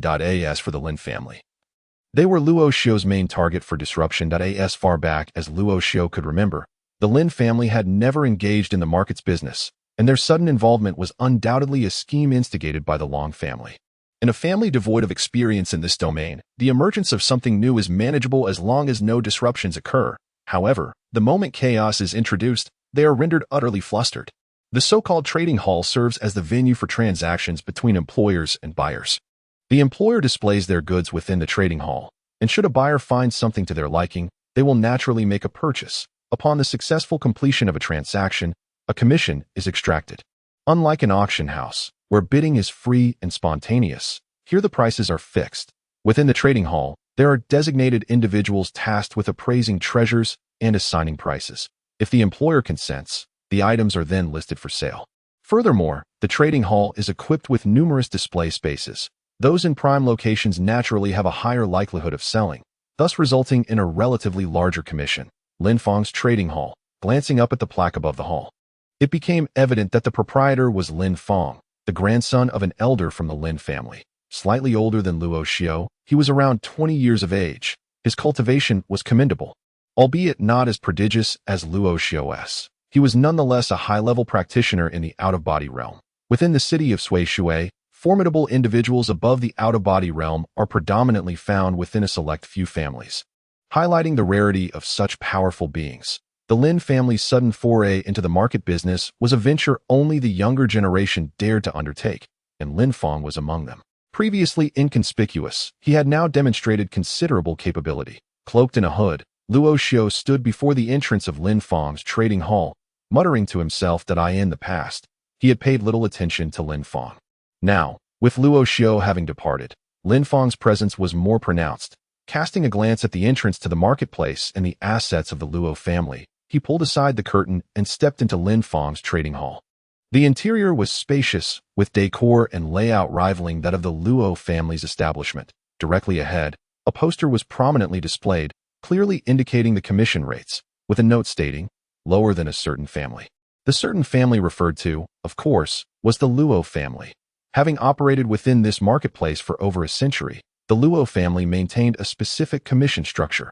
Now, with the Lin family encroaching upon their territory, it was inevitable that once the Luo family was ousted, the rates would be adjusted upwards, as it was fundamentally a losing venture. Both appraisers and the property itself required substantial financial backing. No one would engage in a losing business, and the Lin family was certainly no exception. After a fleeting glance at the poster, Luo Xiu proceeded deeper into the trading hall, where numerous items were displayed, indicating a thriving business. The hall was bustling with patrons, all in pursuit of their desired goods. Compared to the hassle of street vending, this venue undoubtedly offered a more convenient alternative. One merely needed to pay a commission to convert their items, thus avoiding the time-consuming process of setting up stalls, which was far more efficient. At the innermost recess of the trading hall, a young man around 20 years of age occupied a resting area. Observing the ongoing transactions with a constant smile upon his face, he appeared to be quite surprised. It was no wonder the Luo family thrived. One could only speculate what those old-timers were thinking. Not partaking in this bounty. He was Lin Fang, the very individual who had taken the initiative to establish this trading hall. With the assistance of the Long family, it was a venture too lucrative to pass up. Who would bear a grudge against wealth? His standing within the Lin family was notably high. While he was not destined to become the future head, should his cultivation advance further, he would attain the status of an elder. It is a pity for the Luo family to engage in internal strife. Do they not comprehend that the outcome of such discord is self-destruction? Before him lay an entire set of exquisite tea utensils, a testament to the refined tastes of a scion from a noble house, who undoubtedly possesses a profound understanding of the art of tea appreciation. The tea in the cup, a pale green, exuded a fragrant aroma, with wisps of white steam rising delicately, indicating its extraordinary quality. Luo Xiao, who was admiring the treasures, had long since taken note of Lin Feng, observing Lin Feng savoring his tea leisurely. A slight curve appeared at the corners of his mouth, anticipating a moment of indulgence for himself. Since Lin Feng dared to brazenly seize business opportunities, he was undoubtedly bound to pay a price. While Luo Xiao might be powerless against the Long family, he held a firm confidence regarding the Lin family.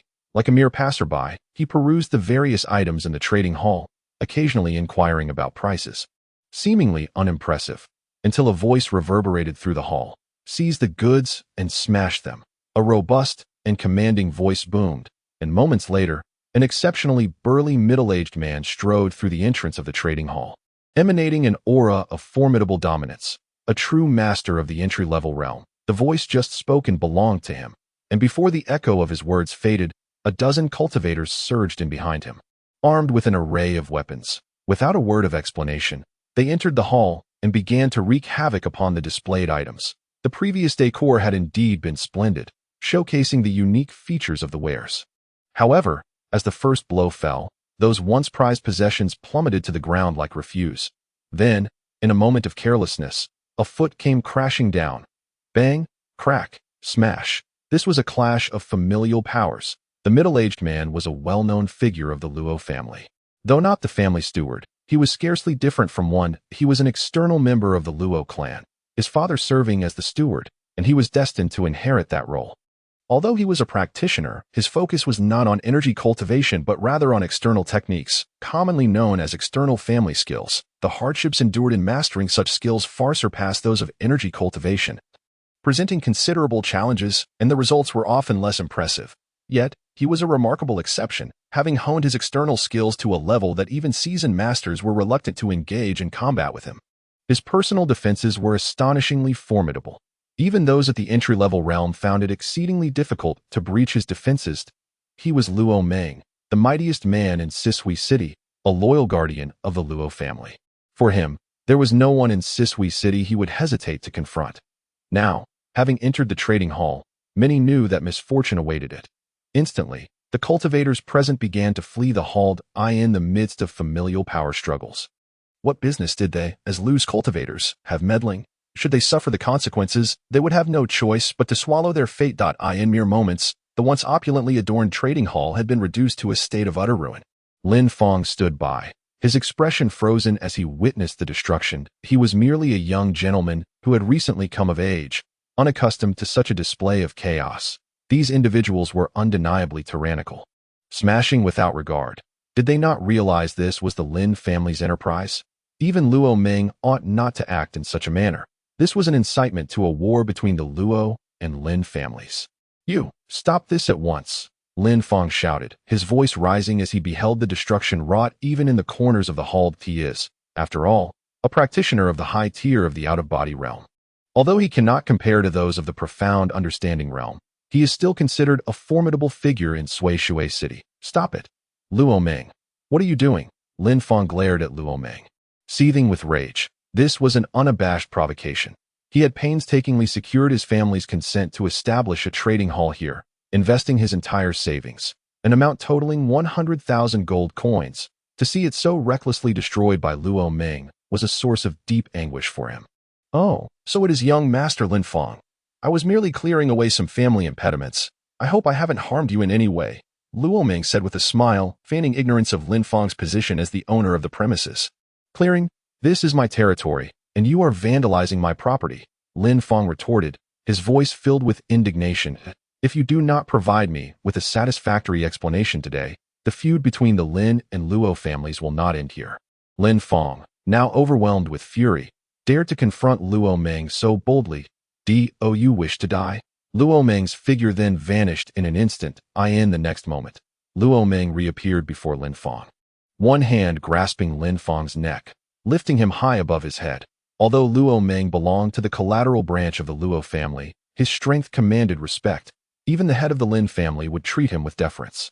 Now, a mere junior from the Lin family had the audacity to shout at Luo Meng that in this situation, even if Luo Meng were to kill him, none would dare voice a protest. Cough, cough. Cough, cough. Gripped tightly by Luo Meng and held aloft, Lin Fong found his blood surging uncontrollably, leading to a fit of coughing that rendered him speechless, only able to flail his arms helplessly. A high-tier practitioner of the out-of-body realm, Lin Fong was reduced to a mere plaything in Luo Ming's grasp. Stop it. The commotion from the altercation finally drew the attention of another trading hall belonging to the Lin family. At that moment, an elder from the Lin family, accompanied by a contingent of guards, arrived and witnessed Luo Ming lifting Lin Fong. "Are you addressing me?" Luo Ming turned to face the elder of the Lin family. His demeanor far from cordial. This elder was the youngest among the 7 great elders of the Lin family, younger than Luo Ming, and oversaw another trading hall in the market. Upon arriving, he had not anticipated that Luo Ming would act so ruthlessly, directly attacking Lin Fong. However, Lin Fong was the grandson of the 3rd elder and a prodigy of the Lin family. His safety could not be compromised. Although he was reluctant to offend Luo Ming, he felt compelled to intervene. Yet, witnessing Luo Ming's unwavering stance, the elder felt a profound unease. It was clear that they could not hope to overpower him in a fight. Not to fight, however, would likely result in Lin Fong's dire predicament. "Brother Ming, given our years of acquaintance in the same city, why not let matters rest with a junior?" The elder of the Lin family spoke again, his tone noticeably softened. Just moments ago, Lin Fong had spoken with great bravado. Ignoring the elder's entreaty, Luo Ming continued to fixate on Lin Fong, whose neck had turned crimson as he struggled to cough. Thrashing futilely in Luo Ming's grip, "I apologize on behalf of my nephew," the elder of the Lin family said, bowing to Luo Ming as a gesture of contrition. From the very beginning, it was clear that Luo Ming held the upper hand in this confrontation. As events have unfolded, it is indeed Elder Lin who finds himself making amends to Luo Ming. However, while some may struggle to comprehend this turn of events, onlookers cannot help but see it as the most fitting resolution. Luo Ming's reputation in Sisui City is renowned, and apart from his loyalty to the head of the Luo family, no one else matters. Should Elder Lin refuse to yield, the Lin family would pay a heavy price, losing a talented scion of their lineage. In contrast, Luo Ming would merely face some repercussions, necessitating a stronger emphasis on educating the younger generation. In this world, it is still power that dictates outcomes. Observing the submissive Elder Lin, Luo Ming understood that the situation had reached a critical juncture. He must seize the initiative and make it clear to the Lin family that the Luo clan still commands respect and strength in Sisui City. To trample upon the Luo family's prestige, one must be prepared to pay an equivalent price. After Luo Ming's words resonated in the air, he suddenly hurled Lin Fong, who was being choked, away as if he were a mere toy. Elder Lin leaped into the air to catch Lin Fong, quickly channeling energy into him upon landing, allowing Lin Fong to regain his composure. Cough, cough, cough. After a fit of coughing, Lin Fong finally steadied himself and addressed Elder Lin. "Seventh uncle, we cannot let him off the hook. He vandalized my shop. It seems that Master Lin Fong still yearns for a bit more enjoyment." Luo Ming, observing Lin Fong, smirked and replied, "Brother Ming, although my young nephew may be at fault, how should we address this act of vandalism?" Having saved Lin Fong, Elder Lin's resolve seemed to have strengthened considerably. Though his power pales in comparison to Luo Ming's, he could still protect Lin Fong until reinforcements from the Lin family arrived. "As for the vandalism, I was merely acting under orders. Do not involve me in this matter. Moreover, I am simply eliminating obstacles to our family. What, should the Lin family be the ones to oversee this?" Luo Ming remarked, seemingly oblivious to the fact that he was targeting the Lin family's interests.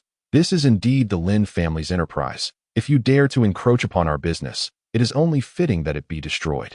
Luo Ming feigned enlightenment and proclaimed loudly. The moment these words left his lips, it was akin to delivering a stinging slap to the Lin family's face. "You?"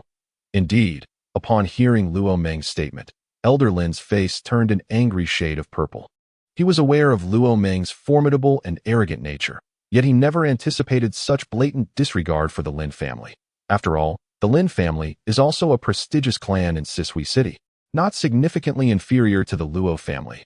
Humph, the Lin family shall undoubtedly seek an explanation for today's events. Elder Lin recognized that reasoning with a brute like Luo Ming was futile and decided to withdraw, intending for his family members to negotiate with the Luo clan. Should the Luo family prove to be obstinate, they would join forces with the Long family to sever ties completely.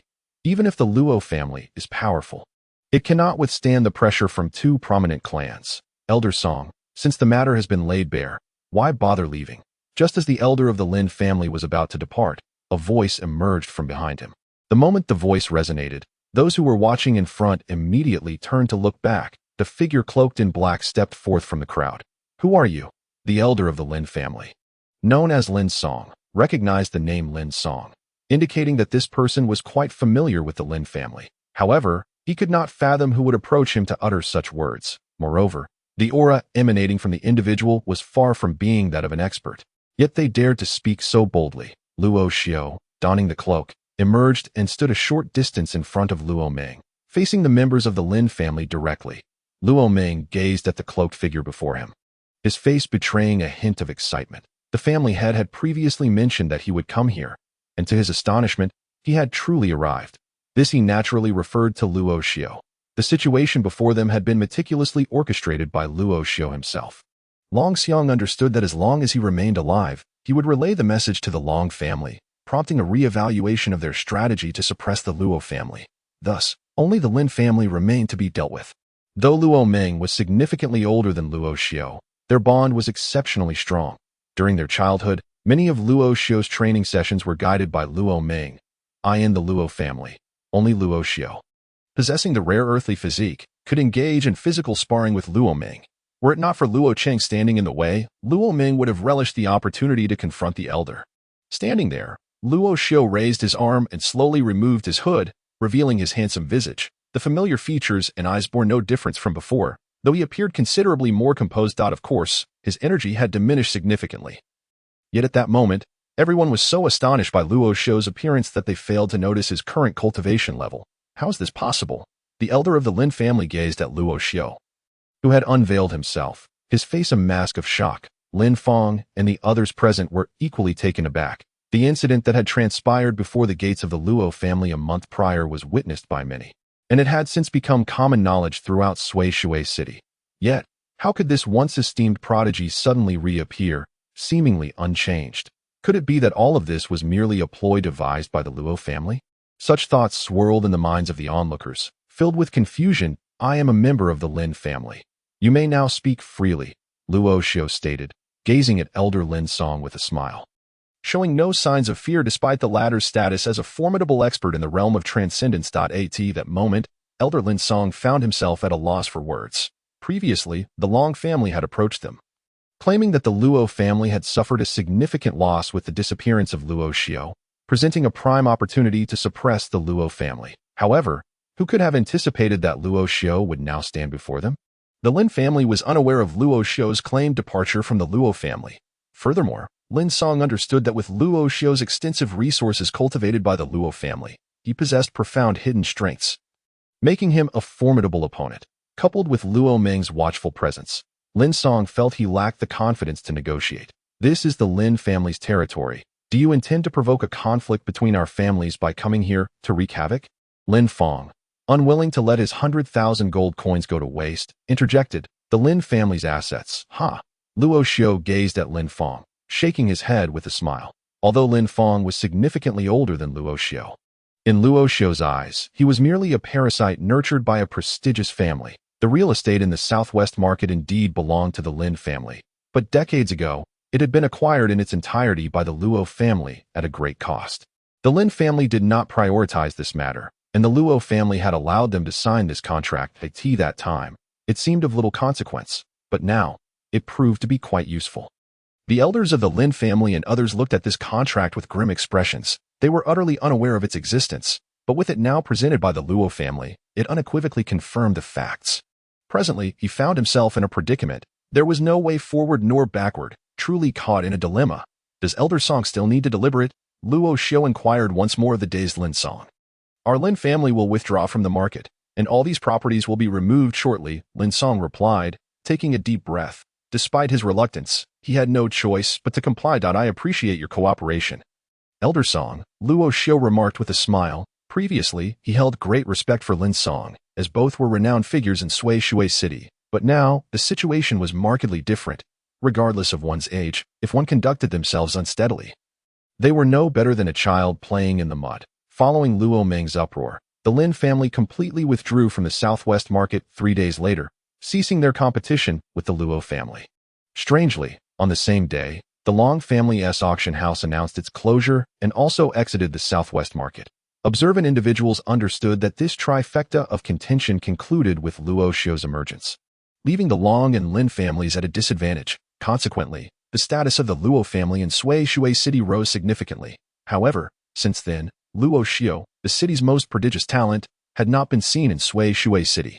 Although he had not made an appearance, the people of Sui Shui City were well aware that the genius of the Luo family had not vanished. Rather, he continued on his path toward becoming a formidable force. When he re-emerged, it would likely be a moment that would astonish the world. Sui Shui City remained unchanged, while Luo Xiu had departed, continuing his journey toward strength. Chapter 23. Stone Demon. The blazing sun illuminated the earth, casting a bright glow through the forest. Yet, despite the brilliance of the light, the temperature remained mild. Luo Xiu had been away from Sui Shui City for 3 days, during which he wandered the Tianming Mountain, pausing intermittently as if reluctant to leave. Beside him lay the case he had previously acquired from Master Yang. When Luo Xiu first met Master Yang, the latter bore a troubled expression, struggling to lift the heavy demon suppression ruler. It was Luo Xiu who placed the ruler into the case, fitting it perfectly, not too big, nor too small. Even the elderly Han praised the case as particularly suitable for the demon suppression ruler. However, Luo Xiu felt a twinge of guilt, as he had given nothing to Master Yang in return for the craftsmanship of the case. After the market incident, Luo Xiu had remained in Sui Shui City for 3 days, partly to wait for the completion of the case, and partly to investigate the Han family. From the family attendants, he learned that Han Yu and Zhuo Zikai had departed Sui Shui City over half a month ago for their destination. The attendants were unaware. However, Luo Xiu had surmised their likely whereabouts. Zhuo Zikai was the son of the current prime minister, and during their previous encounter in the attic, Zhuo Zikai had mentioned taking Han Yu to the capital in the future. Now that he has departed from the city of Sisui, it is only natural for Luo Xiu to make his way to the capital. The primary purpose of Luo Xiu's departure from Sisui is indeed to reach the capital. Although he currently lacks the strength to confront Zhuo Zicai, he is determined that one day, Zhuo Zicai will pay the price for his actions, should Han Yu directly express her disinterest in him in favor of Luo Xiu. He may feel a twinge of reluctance, yet he would undoubtedly respect Han Yu's choice and extend his best wishes to Zhuo Zicai. However, Zhuo Zicai resorted to underhanded tactics against him, nearly leading to his demise in the Nether Ravine. For such treachery, Luo Xiu would feel no remorse even if he were to take Zhuo Zicai's life. What is the meaning of your recent ambivalence? Regret. The spirit of Elder Han appeared before Luo Xiu, and after days of nurturing, his own energy had increased. Now, even in daylight, he could come and go freely, provided he did not linger too long. It is not regret, but concern, Luo Xiu articulated. Concern? What are you worried about? Elder Han inquired, curiosity evident in his tone. The Luo family grows stronger by the day, and there is little doubt they will become the foremost family in Sisui. What could possibly trouble you? It is about that monstrous entity we encountered by the lake, Luo Xiu confessed, voicing the unease that had been plaguing him. He indeed harbored a deep-seated apprehension regarding that being. Should it emerge, Sisui would be reduced to rubble, and the home he had known since childhood would be lost forever. Oh, you mean that monstrous entity? Upon hearing Luo Xiu's words, Elder Han finally grasped the matter at hand. Observing Luo Xiu, he felt a sense of innate purity in him. Rest assured, I give you my word that it will not emerge, at least not within the next 10 years. Does that put your mind at ease? Elder Han assured Luo Xiu. Given that the age of that entity is not lesser than Elder Han's own, it stands to reason it would not resurface for such an extended period. Is that truly the case? Luo Xiu sought confirmation from Elder Han once more. Indeed, that is a relief. Luo Xiu exhaled deeply. For the past few days, he had refrained from venturing far from Sisui, constantly preoccupied with thoughts of that entity. Now, with Elder Han's verbal assurance, he felt a sense of reassurance wash over him. For reasons unknown, Luo Xiu found it impossible to doubt Elder Han's words. Whatever Elder Han asserted was accepted as truth. By the way, what is the purpose of this small copper tower? Luo Xiu suddenly recalled something and retrieved the small copper tower he had purchased from the market. This copper tower stands about 6 inches tall, with a base diameter of approximately 3 inches, resembling a mere toy. Its material remains a mystery. This copper tower, I would have forgotten had you not mentioned it. Elder Han remarked upon seeing it. For you at this moment, it is quite a valuable item. It is a profound-grade magical artifact. Luo Xiu's eyes sparkled with astonishment as he gazed at the small copper tower in his hand. Struggling to believe the revelation, How is it that everything that comes from your lips is deemed a magical artifact? What about the demon-subduing ruler? In this seemingly inconspicuous copper tower, however, it is currently sealed, which is why it appears no different from a simple toy. How can it be unsealed? Luo Xiu's focus shifted to this pressing question. Behold this object. It appears to have been sealed away for an extensive duration. If it requires unsealing, the Elder Han's face displays a contemplative expression. Your current energy is insufficient. You will need 3 third-tier magic cores and 1 unsealing stone, the Elder Han stated promptly. What exactly is an unsealing stone? While magic cores pose no challenge for Luo Xiu, the nature of the unsealing stone remains a mystery to him. It is a type of natural stone that has accumulated a certain amount of elemental energy over the years. It holds no value for humans, yet proves to be quite beneficial for magical artifacts. If luck is on your side, you may find one on this mountain. If fortune eludes you, there should be some in the great city. Given that the Elder Han has been sealed away for millennia, he is indeed unfamiliar with the current treasures of the continent and can only offer a general idea. Very well, let us set forth. Should we encounter an unsealing stone, I trust you will alert me, Luo Xiu remarked as he rose to his feet, brushing the dust from his attire. He then turned and secured the demon-subduing ruler upon his back. The case for the ruler was custom-made to accommodate its dimensions and thickness, proving to be quite heavy, weighing around 100 J. In contrast, the ruler itself weighed less than 100 Jin, being lighter than its case. Nevertheless, this was of little concern. Together, they totaled less than 200 Jin, perfectly suited for Luo Xiu to carry on his back, allowing for physical conditioning. With Luo Xiu's earthly physique, it was essential to enhance his bodily strength, and the demon-subduing ruler met this requirement splendidly. Having resolved his inner apprehensions, Luo Xiu's pace on this journey was notably swifter than before. The Tianmeng mountain range is one of the principal mountain ranges of the Longxu continent. By traversing northeast along this range, one would reach the vicinity of the imperial capital of the Duqian kingdom. Of course, the journey is quite lengthy, and even with Luo Xiu's physique, reaching the capital would take several months. That a young lad, burdened with a colossal ruler, traverses the forest, he confronts magical beasts he can defeat and flees from those he cannot. Alone, with a ruler in hand, he appears quite content. Half a month later, bang! A resounding noise echoed as a stone golem was sent staggering several paces by Luo Xiu's punch. This golem bore a striking resemblance to a human, complete with arms and legs, yet its entire form was composed of stone, emanating a blue light from its eye sockets. This is one of the magical beasts of the Tianmeng mountain range, the stone demon. The stone demon varies in rank, and the one currently battling Luo Xiu possesses a cultivation level of the 3rd tier. The golem lacks intelligence, merely a peculiar creature birthed from nature. Aside from the stone around its eyes, it offers little utility. The stone demon possesses exceptionally sturdy defenses and is impervious to pain, leading few to desire confrontation with such a creature. However, for Luo Xiu, it serves as an ideal training partner.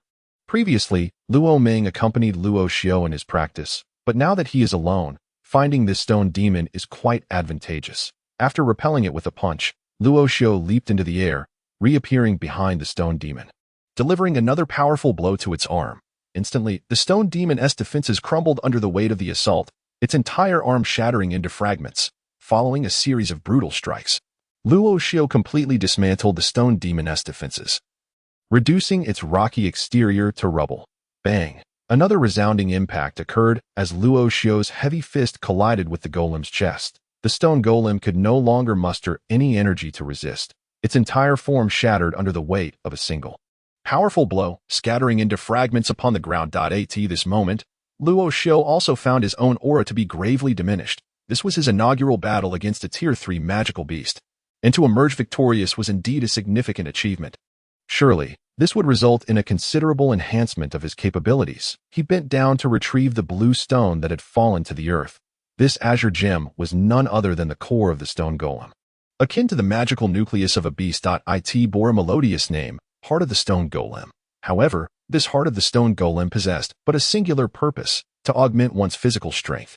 In this continent, although martial cultivation was prevalent, practitioners who had undergone the arduous trials of the tenfold body refinement were drawn away by the energies they absorbed, ultimately diverting their focus from their own cultivation, which consequently dwindled. This phenomenon had resulted in a marked scarcity of formidable warriors on the continent, with the elite being as rare as phoenix feathers. All of this had been imparted to Luo Xiu by Elder Han, who recounted that in his era, although humanity was not as powerful as his own race, there existed many formidable individuals among the human ranks, entirely unlike the current state of the continent. Elder Han too pondered the disappearance of those once mighty beings. With their level of cultivation, living for millennia should have been commonplace. Why then did he perceive such a dearth of strong presences in this land? Yet, this was not a concern for Elder Han at present. His foremost task was to aid Luo Xiu in reaching the realm of immortals as swiftly as possible, so he might unlock the seal. Once the seal was truly broken, all mysteries would naturally unravel. Luo Xiu seated himself on the ground, clutching the blue stone, and commenced absorbing the energy contained within. Elder Han had assigned him a task, to absorb 5 hearts of Tier 3 stone golems. This was the first, and upon completion, he would need to seek out the next golem. While Luo Xiu was engaged in this absorption, a group of individuals approached from the distance. Chapter 24. The news of the unsealing stone Zhangzhe had traversed into a parallel world, where the inhabitants grew stronger by battling monsters in the demon domain to fend off the invasions of the abyssal beast. To aid his sister, Zhangzhe ventured into the demon domain, adopting the name Rasha, and unexpectedly activated the supreme SSS-level talent in summoning. By slaying monsters, he could summon creatures. The higher his summoning level, the more beasts he could call forth, and they could even be upgraded. Truly a miraculous ability. Within the demon domain, while other adventurers formed teams of hundreds or even thousands to assault bosses, Zhangzhe led his army of summoned creatures in a relentless advance in the real world. As nations struggled to contend with high-tier monsters, Zhangzhe single-handedly faced off against hundreds of such beasts, astonishing the entire globe. Who exactly is Rasha? Shattering records of human exploration within the demon domain. He was on the verge of surpassing the 100th level. With Zhangzhe, the Great Xia Kingdom had surged to become the most powerful nation in the world. If this individual could not be swayed to their side, he must be eliminated. What? Zhangzhe single-handedly challenged 10 Tier 5 demon domain powerhouses. This is disastrous. The Great Xia Kingdom will inevitably unify the entire globe. Chapter 25. Confrontation with the Stone Golem King. Are you jesting?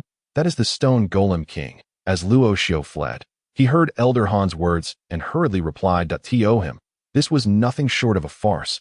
An utterly impossible feat. Your true disciple is faltering? Stand and fight alongside him. Your earthly root constitution grows stronger with each battle. Elder Han urged Luo Xiu. Is that truly the case?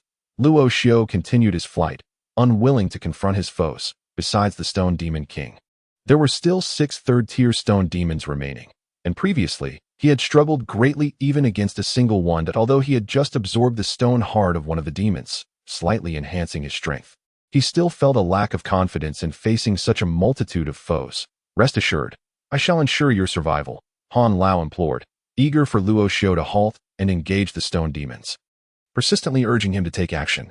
All right, let us go all out. In the midst of his escape, Luo Xiu suddenly halted and launched an attack at one of the stone demons behind him. With his current strength, breaching a third-tier stone demon was within his capabilities. These beings lacked sentience, and Luo Xiu's sudden onslaught caught them unawares. Bang! One of the struck stone demons shed numerous fragments from its body. However, before Luo Xiu could unleash a second strike, the Stone Demon King and 5 others simultaneously charged at him. Should they land a hit, it would spell the end for him. Utilizing his speed advantage, he leapt away, evading their attacks. Yet, just as he landed, the Stone Demon King came crashing down again. The stone demons possessed formidable defense and strength, and what was more daunting was their relentless nature.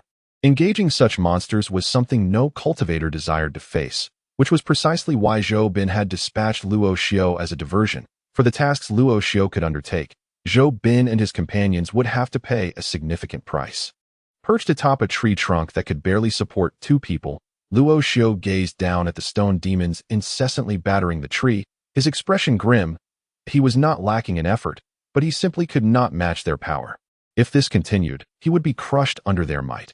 Moreover, standing atop this tree was no longer safe, as it was on the verge of being shattered by the relentless assaults that I should just run. I can't possibly fight them, Luo Xiu muttered, eyeing the stone demons below. Why run? Don't be timid. Just fight. Han Lao continued to encourage him that I can't win. Luo Xiu's smile was akin to a cry of despair. Meanwhile, the little dragon remained undisturbed, sleeping soundly on Luo Xiu's arm. oblivious to the chaos around. Use that demon-suppressing ruler you have, Han Lao urged once more. The demon-suppressing ruler. Indeed, I still possess the demon-suppressing ruler.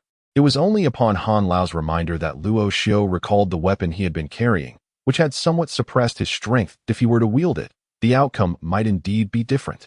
Resolute in his decision, he swiftly retrieved the demon-suppressing ruler from its case. Grasping it firmly, he leapt down from the tree, intent on delivering a crushing blow from above. The stone demons, lacking intelligence, would certainly not evade such an attack. Should they remain still beneath the weight of 8,000 pounds, it would likely spell their doom. As anticipated, none of the stone demons attempted to dodge. Upon witnessing Luo Xiu's descent, they all raised their rocky arms in defense. Bang! A resounding impact echoed as Luo Xiu leapt backward a few steps, landing firmly on the ground. In that moment of collision, aside from the Stone Demon King, the arms of the remaining 6 stone demons shattered into pieces. Unable to remain intact, they bore no human thoughts, nor any semblance of intelligence. Like a robot, he strode once more towards the stone demon. What a spectacle! TSK. Witnessing the previously helpless stone demon being so thoroughly overwhelmed by the power of the demon-subduing rod, Luo Xiu was taken aback. However, this only solidified his resolve further. If things continued in this manner, Luo Xiu could indeed bring all these stone demons to their knees, and their hearts would naturally belong to him. Come on! In the next instant, Luo Xiu brandished the demon-subduing rod and charged into the midst of the stone demon horde. With each swing of the rod, he unleashed a force of several thousand to even 10,000 pounds. Even though the stone demons were renowned for their strength, they could not withstand the weight of the demon-subduing rod. There was no need for flashy maneuvers. He merely swept through, leaving a scattering of stones in his wake, with 6 stones emanating a blue glow lying on the ground. Phew! As he gazed upon the remaining Stone Demon King, a faint smile crept onto Luo Xiu's face. Had he known it would be this effortless, he would have wielded the demon-subduing rod much earlier, sparing himself this exertion. Although Luo Xiu had always carried the rod on his back, this was his first time engaging in battle while wielding it. Even during his previous encounter with Longxu, he had only frightened him away without truly engaging. He did not hasten to collect the stone demon hearts. They were exceedingly hard. Besides absorption, they were difficult to destroy by artificial means, so Luo Xiu remained unconcerned. Observing the Stone Demon King, Luo Xiu refrained from making the first move. The Stone Demon King possessed the strength of the transcendent realm, far superior to the other stone demons. That moment, the ground beneath Luo Xiu began to tremble, not merely shaking, but the stones on the ground quivered incessantly, creating the illusion that the earth itself was shaking. This is bad. Quickly gather the stone demon hearts. The voice of the old man, Han Lao, followed urgently. Before Luo Xiu could react, the fragments of stone and the stone demon hearts surged directly towards the Stone Demon King. The combined mass of 6 stone demons increased the king's size by more than threefold. Alas, victory now seemed elusive. There was a hint of bitter laughter in Han Lao's voice. The Stone Demon King's speed was too great, and all the stone demon hearts had entered his body. Most critically, during the battle with Luo Xiu, the Stone Demon King had inadvertently advanced in rank. Now, with his size tripled, the Stone Demon King possessed the cultivation of a human in the transcendent realm, equivalent to a 4th-tier magical beast. 4th tier. Luo Xiu clicked his tongue, suddenly aware of a dryness in his mouth. Previously, the king already bore the strength of the transcendent realm, and now that he had truly reached the 4th tier, coupled with the enhancement from the 6 stone demon hearts, this was no ordinary challenge. It was a matter of whether he could even fight back. 10 3rd-tier stone demon hearts could not compare to a single 4th-tier one. Young man, let's see if you possess the skill to in the Sea of Consciousness. Han Lao, fortunately, lay within, enjoying a peaceful slumber. Han Lao certainly knew how to indulge. The Sea of Consciousness was like his personal chamber, where anything could be conjured using Luo Xiu's energy. Currently, his spiritual form reclined on an illusory bed, resting. Whether Luo Xiu could triumph was known only to him. He must prevail, holding the demon-subduing rod firmly. Luo Xiu constantly maneuvered, striving to keep a distance from the Stone Demon King. Having once reached the transcendent realm, he understood the significance of maintaining distance. According to his previous understanding, it was utterly impossible to achieve victory now. Even with his current understanding, Luo Xiu could only manage a bitter smile that if he couldn't prevail, retreat would be his only option, though it was a pity to abandon the 6 stone demon hearts he had previously acquired. Bang! The stone demon king ceased its growth, slapping its rocky arms against itself, producing a thunderous sound akin to boulders colliding at that moment. Longxu's stature was dwarfed by the stone demon king, barely reaching its knees. He recognized that time was not on his side. The longer he lingered, the more unfavorable his situation became. With a slight adjustment of his breath, he wielded the demon-subduing staff and struck at the stone demon king's leg. Clang! The sound resonated loudly as Longxu was sent flying backward, clutching the staff with both hands, while the stone demon king merely staggered back a couple of steps. It was not entirely insurmountable. After this initial attempt, he had presumed he stood no chance, yet it now appeared that opportunities did exist. If he could force the opponent back, he would ascertain its limits. What he feared most was exhausting all his strength without ever discovering the opponent's threshold. The stone demon king's might was formidable, but Longxu's physique was not to be underestimated. He was a fusion of the undead sacred body and the Earth Mother physique that it felt as if his body were not his own, continuously colliding with the foe. Yet the outcome was that Longxu sustained greater injuries than in the forest. A colossal stone figure swung its arm, effortlessly snapping a tree as thick as a man in half. A figure repeatedly crashed into this stone giant, yet each attempt ended in failure. The stone giant hardly suffered, aside from a minor jolt, while the attacker was left significantly weakened. Who? One leg half kneeling on the ground. Longxu propped himself up with the demon-subduing staff. His hair was disheveled, tousled by the immense defensive force of the stone giant. His breath was considerably labored compared to before. Bang!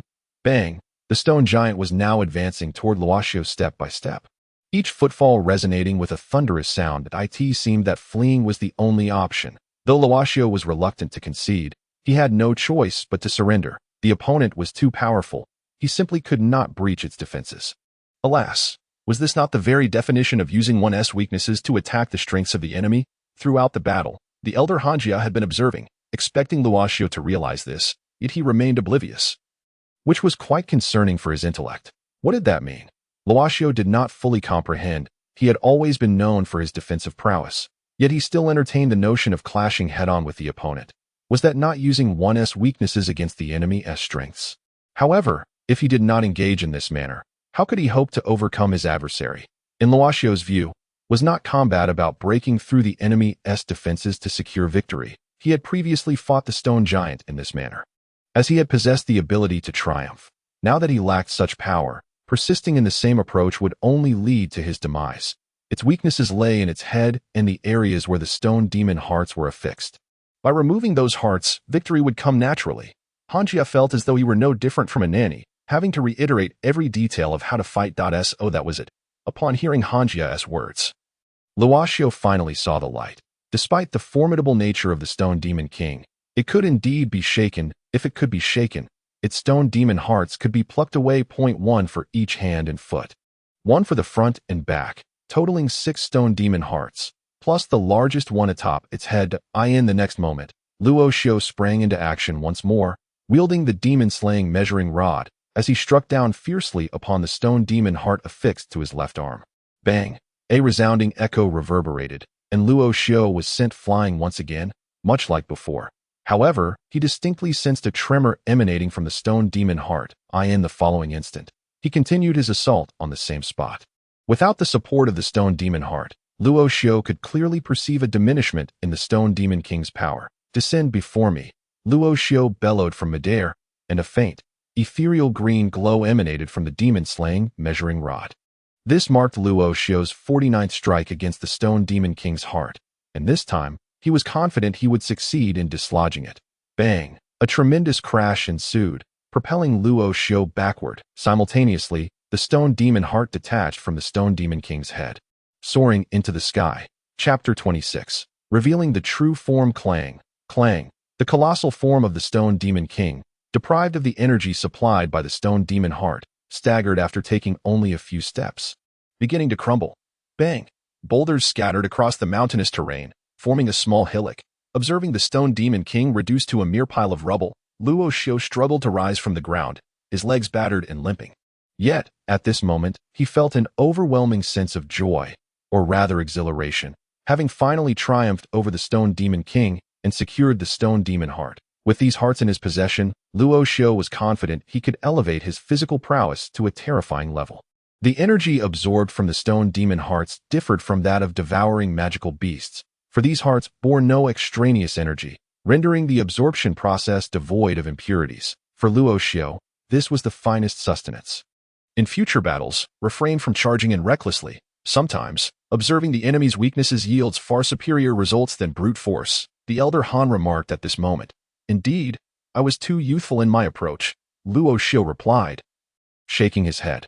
Although he had previously been aware of such tactical methods, ever since his dantian shattered and his cultivation was rendered ineffective, his instinct for combat had dulled significantly. Take your time to learn. There is still much to grasp. Elder Han chuckled heartily, continuing to cultivate within Luo Xiao's sea of consciousness. This nurturing within his consciousness gradually strengthened Elder Han's spiritual form. Although the enhancement was subtle, it was notably superior to that experienced in the Nether Abyss, where his spiritual form had not only failed to strengthen but had been gradually waning, approaching the stone demon heart, which was about the size of 2 palms. Luo Xiao carefully extracted it and subsequently placed it into his spatial ring. Dragging his injured body, he made his way toward the direction of Zhou Bin. He had not forgotten that his primary objective this time was to acquire the unsealing stones. Having already collected 3 third-tier magical beast cores, what remained was the unsealing stones. As he traversed the path, Luo Xiao learned from Elder Han that 7 unsealing stones were required to completely unlock the seal of the small copper tower. For Luo Xiao, his days atop Tianmong Mountain were rather pleasant, devoid of the treachery prevalent in the human world. Each day's task was straightforward, revolving around engaging with magical beasts, thereby enhancing his strength through practical experience. Meanwhile, a fierce battle raged on in the lair of the stone demons. Due to Luo Xiao's prior diversion of numerous stone demons, only a handful of third-tier stone demons remained on Zhou Bin's side. There were several mercenaries at the out-of-body realm, so they did not find themselves at a disadvantage in battle. Observing the stone demon engaged in combat with Zhou Bin, Luo Xiao, despite his grievous injuries, hastily rushed to the fray to alleviate some of the pressure on the mercenaries. How's big brother Zhou Bin faring? He inquired. We're nearly done, but these stone demons are rather tenacious. What about the stone demon king? Zhou Bin replied while battling a stone demon of equal strength. All right, quickly collect the unsealing stones on the ground. The voice of old Han reached Luo Xiao's ears, revealing his astonishment. He had not anticipated the current abundance of unsealing stones scattered everywhere. Although their purity was not optimal, they still held some value. What old Han was unaware of was that this region was naturally rich in unsealing stones. There were only a few places across the continent known for such abundance, and this was one of them. Upon hearing old Han's words, Luo Xiao wasted no time and used both hands to gather several unsealing stones. Little brother, hurry and leave those behind. They are of no use. I have some here, Zhou Bin said to Luo Xiao before darting backward. After collecting 2 more, Luo Xiao swiftly followed him out of the stone demon lair. The greatest weakness of these stone demons was their sluggishness, making it easy to evade them. Suddenly, a figure darted swiftly from the depths of the forest towards them. It was Luo Xiao. Big brother Zhou Bin, Luo Xiao gasped as he approached the group of mercenaries. Thank you for your efforts, brother. Given your severe injuries, shouldn't you take some time to recover your energy? Zhou Bin inquired of Luo Xiao. No need. No need. Just recover slowly. Luo Xiao waved his hand, his only desire at that moment being to obtain the unsealing stones and unseal the small copper tower as soon as possible. Earlier, when Luo Xiao mentioned holding the rear, he had indeed dealt with all the pursuing stone demons. The stone heart was a valuable item for Luo Xiao, and naturally, the more, the better. With the demon-slaying ruler in his possession, Luo Xiao found it quite simple to handle these stone demons. These were merely third-tier stone demons, incapable of withstanding the weight of the demon-slaying ruler, which inadvertently enhanced Luo Xiao's strength considerably. Everyone, be sure to express your gratitude to our little brother Xiao Luo. If it weren't for him, how could we have completed our mission? Zhou Bin refrained from immediately offering Luo Xiao the unsealing stones. Thank you, brother Xiao Luo. The mercenaries simultaneously bowed to Luo Xiao. No need for such formality. My intentions were solely to acquire unsealing stones, right, big brother Zhou Bin? Luo Xiao turned to Zhou Bin. Oh, right? How could I forget? Here, take these 7 unsealing stones. Luo Xiao had previously informed Zhou Bin that he required 7 unsealing stones. Despite the immense effort Luo Xiao had exerted, he received only 7, not a single one more. Although these unsealing stones were of significantly higher quality than those he had gathered, Zhou Bin's manner of handling the situation left Luo Xiu somewhat dissatisfied. Though he felt this way, Luo Xiu chose not to show it. Ultimately, it mattered little. He only needed 7, and any surplus would be of no use. Thank you, big brother Zhou Bin. Luo Xiu accepted the unsealing stones and stored them in his spatial ring. Then I shall take my leave. The mountain paths are perilous. Please take care, everyone, Luo Xiu said, clasping his fists in respect to the mercenaries before turning to depart. Little brother, are you leaving just like that? Zhou Bin's voice called out, his tone noticeably different from before. Yes. Upon hearing Zhou Bin's voice, Luo Xiu felt a sense of unease and turned around. Yet, in the fleeting moment of his turn, Zhou Bin's fist was already hurtling towards him. Instinctively sidestepping, Luo Xiu narrowly evaded the blow, but the force of the punch still grazed his chest, causing him to stagger back several steps. What is the meaning of this? Luo Xiu's expression darkened as he regarded Zhou Bin, who had been a good friend until now. How could he so suddenly resort to violence? What are you doing? Can't you see? Naturally, I seek your life. Zhou Bin, having missed his strike, did not display any surprise. He was well aware of Luo Xiu's exceptional prowess and numerous hidden cards. However, at this moment, Zhou Bin's energy was waning, and he lacked the strength to face so many adversaries. Killing him would be akin to child's play.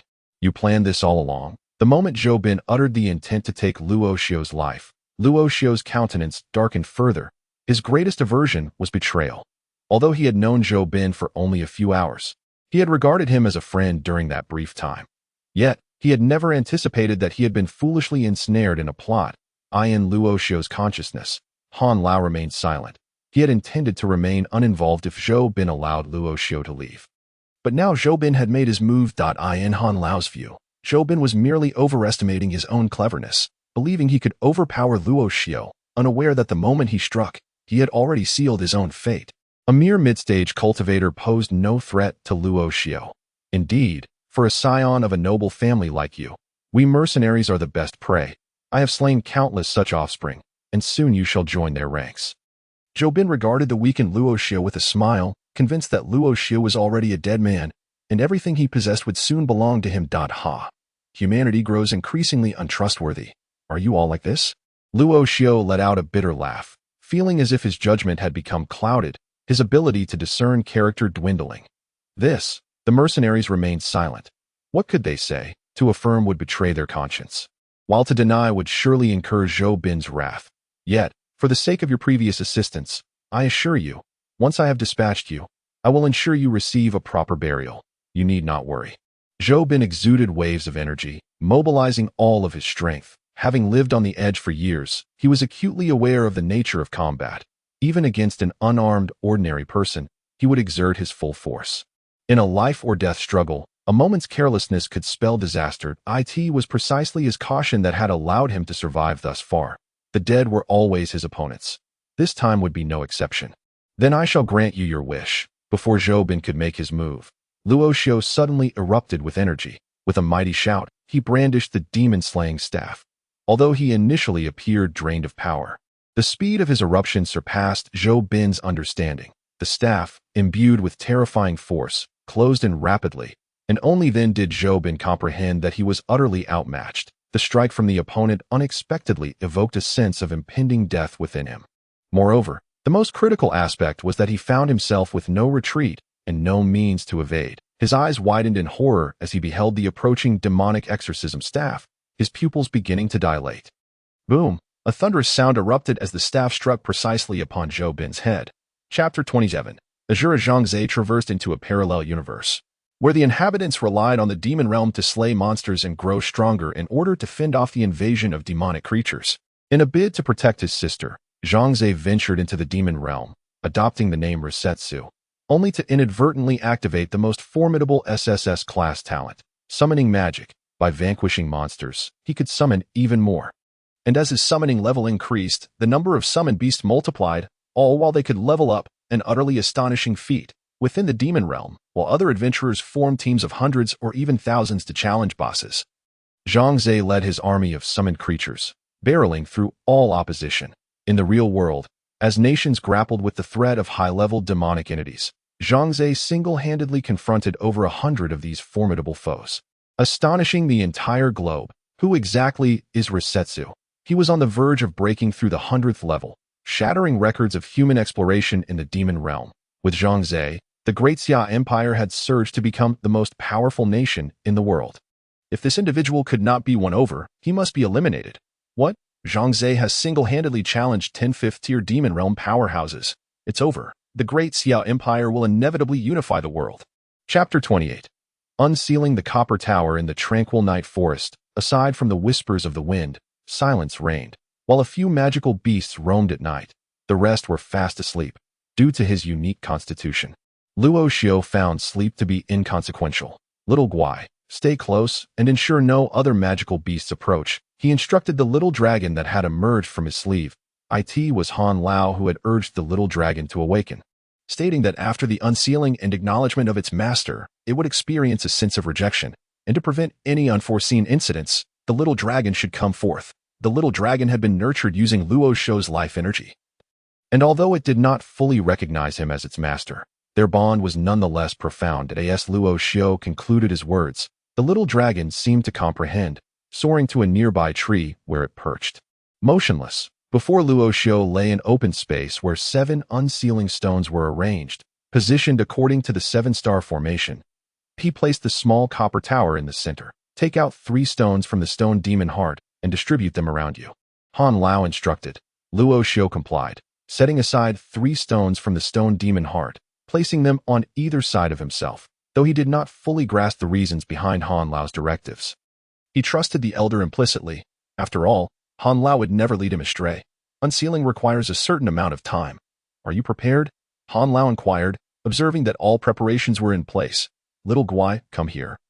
Luo Xiu called out suddenly, glancing at the assembled items. The little dragon appeared to understand, swiftly darting from its perch to coil around Luo Xiu's arm, gazing at him with its serpentine eyes. Upon hearing Luo Xiu's words, the little dragon nodded its head. It is often said that snakes possess a sinister aura that instills fear, yet this petite creature, resembling a snake, has adorably charming appendages. Very well, behave yourself and proceed.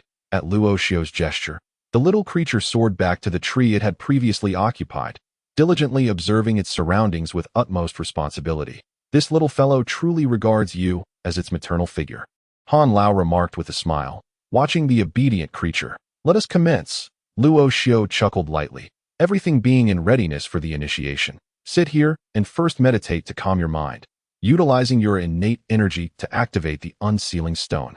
Han Lao's ethereal form floated in the air, offering guidance to Luo Xiu. Subsequently, Luo Xiu entered a meditative state, allowing his heart to gradually settle. Before long, streams of energy emanated from Luo Xiu's being, gently enveloping the nearest unsealing stone.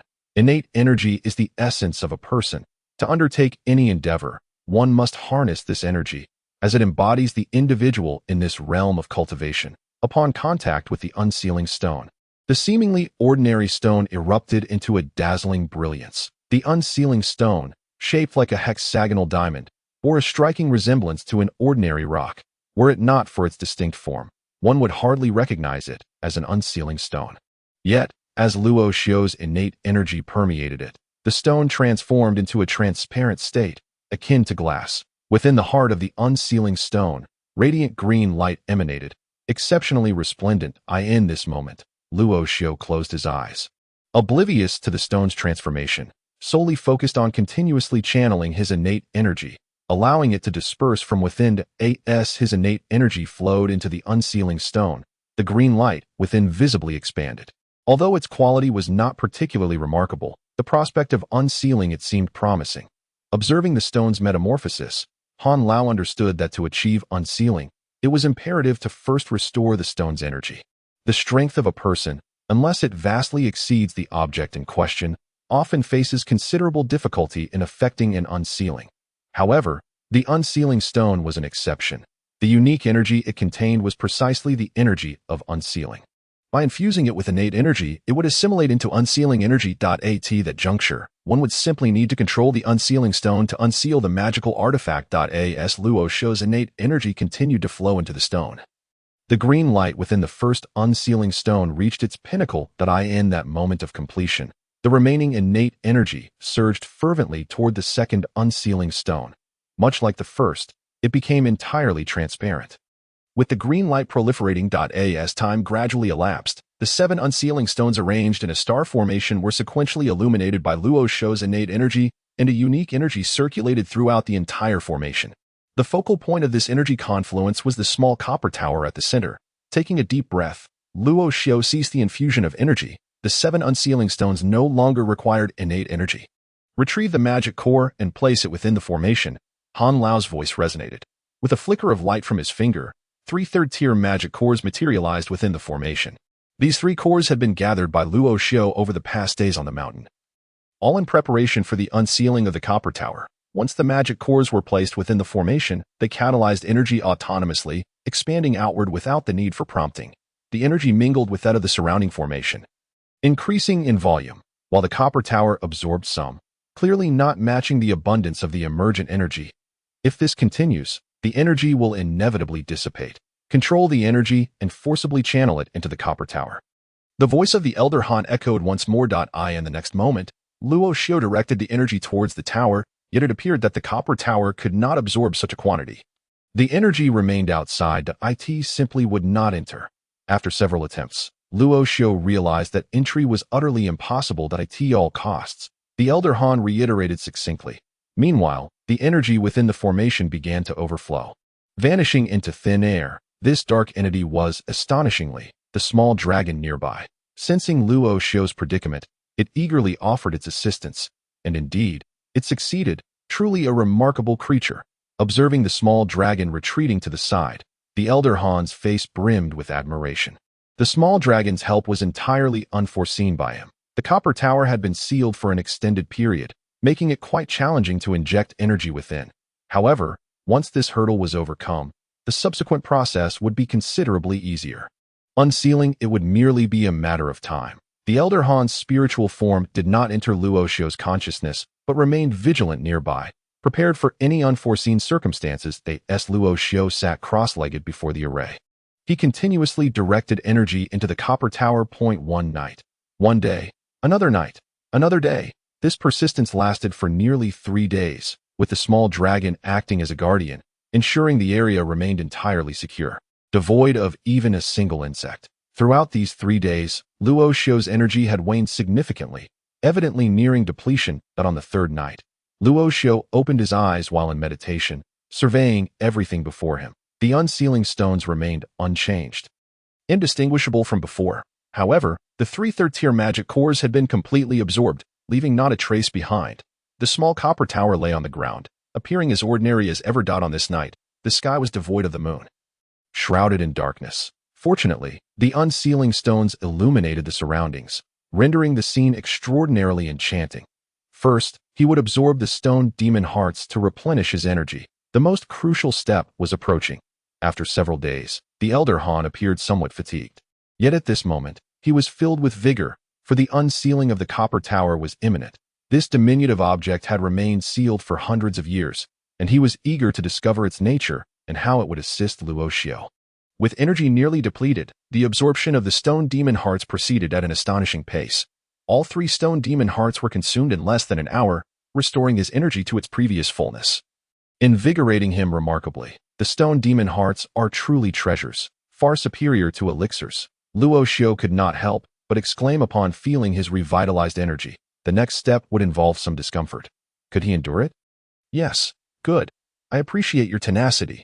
The Elder Han laughed heartily, adding that while Luo Xiu claimed he could bear it now, he would soon discover the extent of the pain. It was estimated that the sealing had lasted no less than 400 years. The moment of unsealing would instantly drain Luo Xiu's energy. The pain would be akin to having all the tendons in his body yanked away in an instant. Undoubtedly a harsh experience. Fortunately, no matter how agonizing it might be, it would not be life-threatening, so the Elder Han harbored no concerns. Now, absorb all the energy from these unsealing stones into your body, and then channel it entirely into the copper tower. After the Elder Han concluded his instructions, Luo Xiu immediately began absorbing energy from the unsealing stones. The energies that had been unsealed had long since relaxed and were now absorbed by Luo Xiu. Immediately separating from the unsealing stones, this manifested as a unique orb of green energy, which, while unable to merge with Luo Xiu's own energy, remained enveloped within it, losing not a single fragment. Subsequently, energies from the second, third, and all the way to the seventh unsealing stone were meticulously controlled by Luo Xiao, amalgamating into one. Observing the ordinary copper tower, Luo Xiao was also intrigued by how this energy had entered. However, since the old man had mentioned it, there must undoubtedly be a way. Taking a deep breath, he controlled the energies and abruptly directed them towards the copper tower. The moment these energies made contact with the tower, it erupted in a brilliant radiance, not merely one kind, but 7 distinct hues. The intertwining of these 7 lights created an extraordinary spectacle. How beautiful! As Luo Xiao beheld the copper tower radiating in a kaleidoscope of colors, he couldn't help but exclaim in admiration. Yet, scarcely had he uttered his praise when the 7-colored copper tower suddenly unleashed a tremendous suction force, absorbing all the energy from the unsealing stones. But that was not all. Tracing back to the source of the energy, it directly siphoned Luo Xiao's own life force. With a sudden cry, Luo Xiao collapsed to the ground, devoid of any energy within him. In that fleeting moment, the copper tower had extracted every last vestige of energy from Luo Xiao, leaving not a trace. The instantaneous agony caused him to cry out, and he fainted upon impact with the ground. Following this, the 7-colored copper tower, having consumed all of Luo Xiao's internal energy, began to undergo a transformation, gradually enlarging. Chapter 29. The 7-treasure Linglong Tower in the night. The radiance of the 7-colored copper tower was intense, illuminating the surrounding mountains and forests in a dreamlike haze. Beside the copper tower, Luo Xiao lay unconscious on the ground, occasionally twitching as if jolted by an electric shock. At that moment, a small dragon darted over, coiling around him and swimming restlessly. Realizing that Luo Xiao was utterly unresponsive, the dragon directed a fierce gaze at the ethereal form of the old man, displaying a menacing demeanor. "Hey, don't look at me. This is a necessary trial for him," the old man remarked. Observing the soon-to-erupt little dragon, the dragon merely glared at the old man a few times before burrowing into the folds of Luo Xiao's clothing. Coiling up to sleep, this little creature, tsk, the old man shook his head with a wry smile. It was clear it sought vengeance for its master, demonstrating an intellect far beyond the ordinary. Despite being merely a few months old, this little dragon displayed remarkable potential. Meanwhile, the copper tower continued its growth unabated, now reaching half a foot in height from its initial palm-sized form. As it expanded, the energy emanating from the tower also intensified. This was no ordinary. The old man gazed at the evolving copper tower, a contemplative expression crossing his face. The threshold for typical had long been surpassed. Yet this tower was still growing stronger. Truly remarkable. At that moment, the old man realized that this tower was indeed a high grade, harboring within it a special kind of energy, a type only seen within the bodies of. That energy was none other than growth energy. In the realm of earthly treasures, some possess the remarkable ability to grow autonomously. For instance, the demon-subduing measuring rod is capable of such self-evolution. Given sufficient opportunities in the future, it is not beyond possibility for it to ascend to the level of a heavenly artifact, although the spirit of the instrument had fallen from the celestial to the earthly tier to save itself. With enough fortuity, the old sage Han would surely restore the measuring rod to its former glory. Surprisingly, this mere copper tower of the mysterious grade harbors such growth potential. Could it be that this mysterious artifact, too, is capable of evolution? It is precisely this intriguing possibility that captivates the old sage Han. Regardless, with this artifact in his possession, Luo Xiao would find himself adequately equipped for self-preservation, even when confronted by adversaries of greater strength. As time progressed, the copper tower's dimensions expanded, showing no signs of halting. Gradually, it reached the height of a person, then surpassed it continued to grow, its entire form enlarging. Luo Xiao lay on the ground, the tower's increased mass enveloping the area where he had previously rested. Yet, the tower did not crush him. A surge of energy gently propelled him away. The abrupt depletion of energy within Luo Xiao had been nothing short of a nightmare. The old sage had warned him of some pain, advising him to endure. However, he had not anticipated such excruciating agony, one that would likely haunt him for a lifetime. It was a torment akin to having one's bones wrenched from their sinews. This suffering rendered him unconscious for 3 days, during which the formidable regenerative capabilities of his Earth Mother physique restored the energy within him and healed his prior injuries. His soul, too, began to mend during this time. At last, Luo Xiao slowly opened his eyes, feeling a multitude of aches throughout his body, prompting an involuntary exclamation of discomfort. His awakening caused the little dragon to emerge from the folds of his garment. Visibly elated, as it darted to his face and began to lick him affectionately. Old Han. That pain was truly unbearable. A shiver ran down Luo Xiao's spine at the mere recollection of the torment. Upon raising his gaze to Old Han, he was instantly taken aback by the sight before him. Old Han was no longer in close proximity. Instead, a colossal structure loomed ahead. This edifice towered several meters high, radiating a kaleidoscope of colors. The night rendered this copper tower particularly conspicuous amid the forest, as it was entirely crafted from copper. What on earth is happening, despite the pain coursing through him? Luo Xiao hurriedly stood, his face a mask of astonishment as he beheld the immense copper tower before him. Recalling how he had previously unsealed that small copper tower, a bold notion blossomed in his mind. Could this magnificent, multicolored copper tower be the transformation of the tiny one he once held? No. No. How could that be possible? Luo Xiao quickly dismissed the thought. Although he had encountered many extraordinary phenomena in recent days, he still found it hard to believe that the towering structure before him was once the diminutive artifact that had fit in the palm of his hand. He was aware of the immense power artifacts could wield, often surpassing human imagination. Yet, the situation before him was simply beyond belief. You're awake. Come over here and take a look. A figure flew down from above the copper tower, revealing the old sage Han, who called out to Luo Xiao. What is this? Luo Xiao inquired, gazing at Han in bewilderment. This is your artifact. Hurry up and ascend. The Elder of Drought spoke loudly to Luo Xiao, and in the next moment, his spirit once again burrowed into the copper tower. The Elder's words struck Luo Xiao's mind like a thunderclap, leaving a profound impact. However, having witnessed various experiences, he suppressed the shock within him, cradling the little dragon as he approached the entrance of the copper tower. The door to the tower was closed, yet as Luo Xiao arrived at its threshold, it opened automatically, permitting his entry. Inside, the space was quite spacious, littered only with wooden debris, devoid of anything else. At the far end, a staircase led upwards to the second floor. Upon reaching this place, Luo Xiao felt an inexplicable familiarity, as if he had returned home.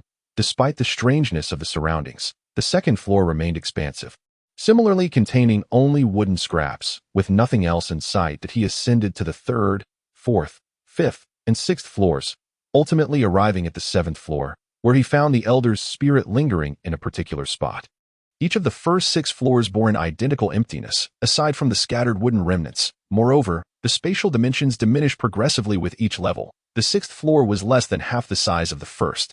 Now, upon reaching the 7th floor, the space was even more constrained. Curious, the Elder's spirit turned to gaze at Luo Xiao, who had just arrived on the 7th floor. Luo Xiao nodded in acknowledgement. According to the records above, this treasure is named the 7 Treasures Linglong Tower, with each level possessing a distinct ability. Hence the name 7 Treasures. It is believed to have been held by the King Li 4 centuries ago. The Elder pointed to some inscriptions on the front of the 7th floor. The surface was densely covered with numerous characters, all etched by a single individual, none other than King Li himself. The inscriptions did not reveal the level of cultivation attained by this King Li. However, the Elder speculated that the title of king was likely self-bestowed, given the audacity of such a claim. The vastness of the heavens is unknown to the Elder, yet he surmised that anyone bold enough to declare themselves a king must possess a degree of arrogance. Luo Xiao approached the area where the characters were carved. They were merely ordinary letters, though the handwriting was rather hasty and unrefined. After examining these inscriptions, Luo Xiao comprehended the origins of the copper tower. It was indeed a magical artifact, classified as a high-grade Xian artifact. Undeniably a treasure among its kind. The 7 levels of the tower each possessed unique capabilities, capable of assisting its bearer in numerous endeavors. Furthermore, the descriptions throughout the text unmistakably highlighted King Li's renown. Amusingly, Luo Xiao noted that the final signature was none other than King Li's own name. While he had encountered individuals who boasted, he had never seen someone proclaim their own greatness so brazenly. This artifact holds significant value for you at present. You should recognize it as your own. The Elder advised Luo Xiao that it's likely that the furnishings within have remained intact after such an extended period of sealing. It is fortunate they have not turned to dust, the Elder elucidated, possessing a profound understanding of the concept of time, having endured for millennia. Is that so? Luo Xiao lifted his gaze to the top of the tower, where a white orb was quietly embedded. He realized that this orb was the core of the artifact. With it, the treasure was indeed precious, but without it, the copper tower would merely be an ordinary structure. Thankfully, this mountainous region was devoid of human mercenaries. Otherwise, if an additional tower were to be seen appearing without reason, it would undoubtedly give rise to a multitude of troubles. With a swift motion, he bit into his own finger, and blood instantly flowed forth that he leapt toward the orb, the bloody gem now enveloped in a crimson hue, transforming the once white orb into a shade of blood red, while a sanguine aura emanated from Luo Xiu's entire being. Although Luo Xiu's cultivation was not particularly high, he was still capable of momentarily suspending his body in midair. After holding his breath for a brief interval, he withdrew his finger from the orb, his body gradually descending. Upon unsealing this copper tower, Luo Xiu had already expended all the energy within him. In that moment, the tower had effectively belonged to him, albeit without a recognized bond. Now that the blood pact had been established, the tower was irrevocably his. Unless Luo Xiu chose to dissolve this bond, his demise would mean that no one could usurp the tower from him. Following the recognition of ownership, new knowledge regarding the copper tower filled Luo Xiu's mind. The Seven Treasures Exquisite Tower, also known as the Exquisite Treasure Pagoda. The seven characters, each represented one of the seven layers and their unique capabilities. The first layer possessed no remarkable abilities. Rather, it held neutrality, allowing Luo Xiu to permit anyone he wished to enter, provided he consented. However, the second layer was markedly different. It housed the power of life, capable of healing the wounded.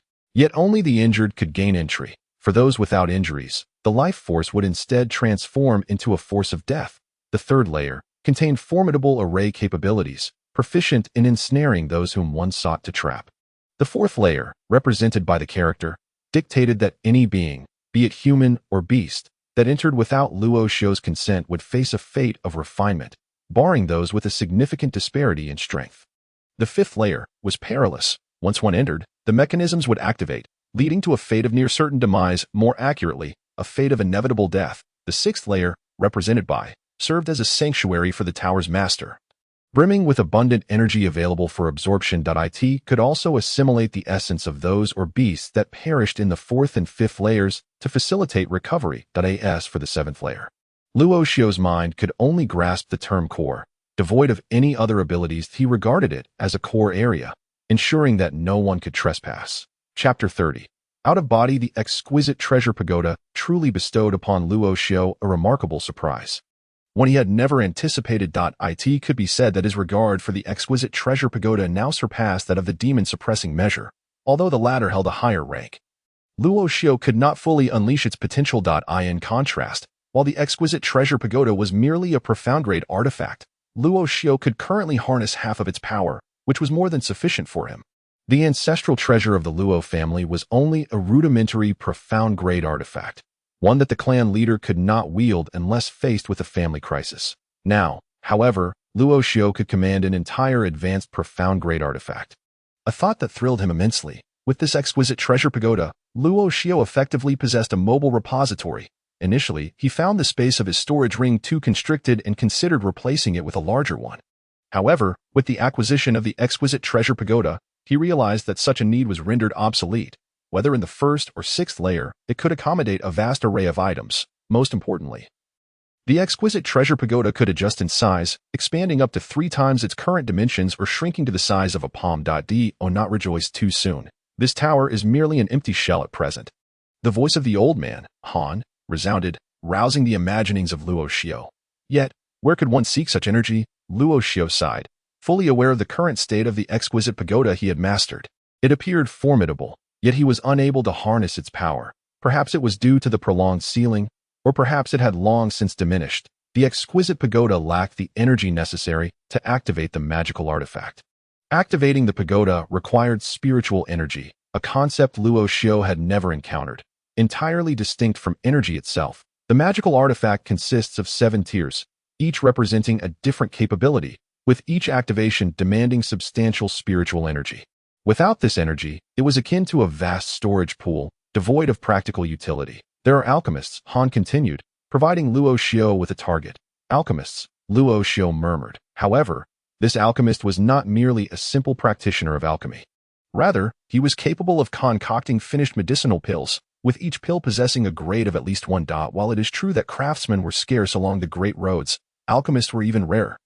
Sui Shui City, the largest city in Sui Shui Prefecture, harbored not a single alchemist. This alone illustrates the extreme scarcity of alchemists.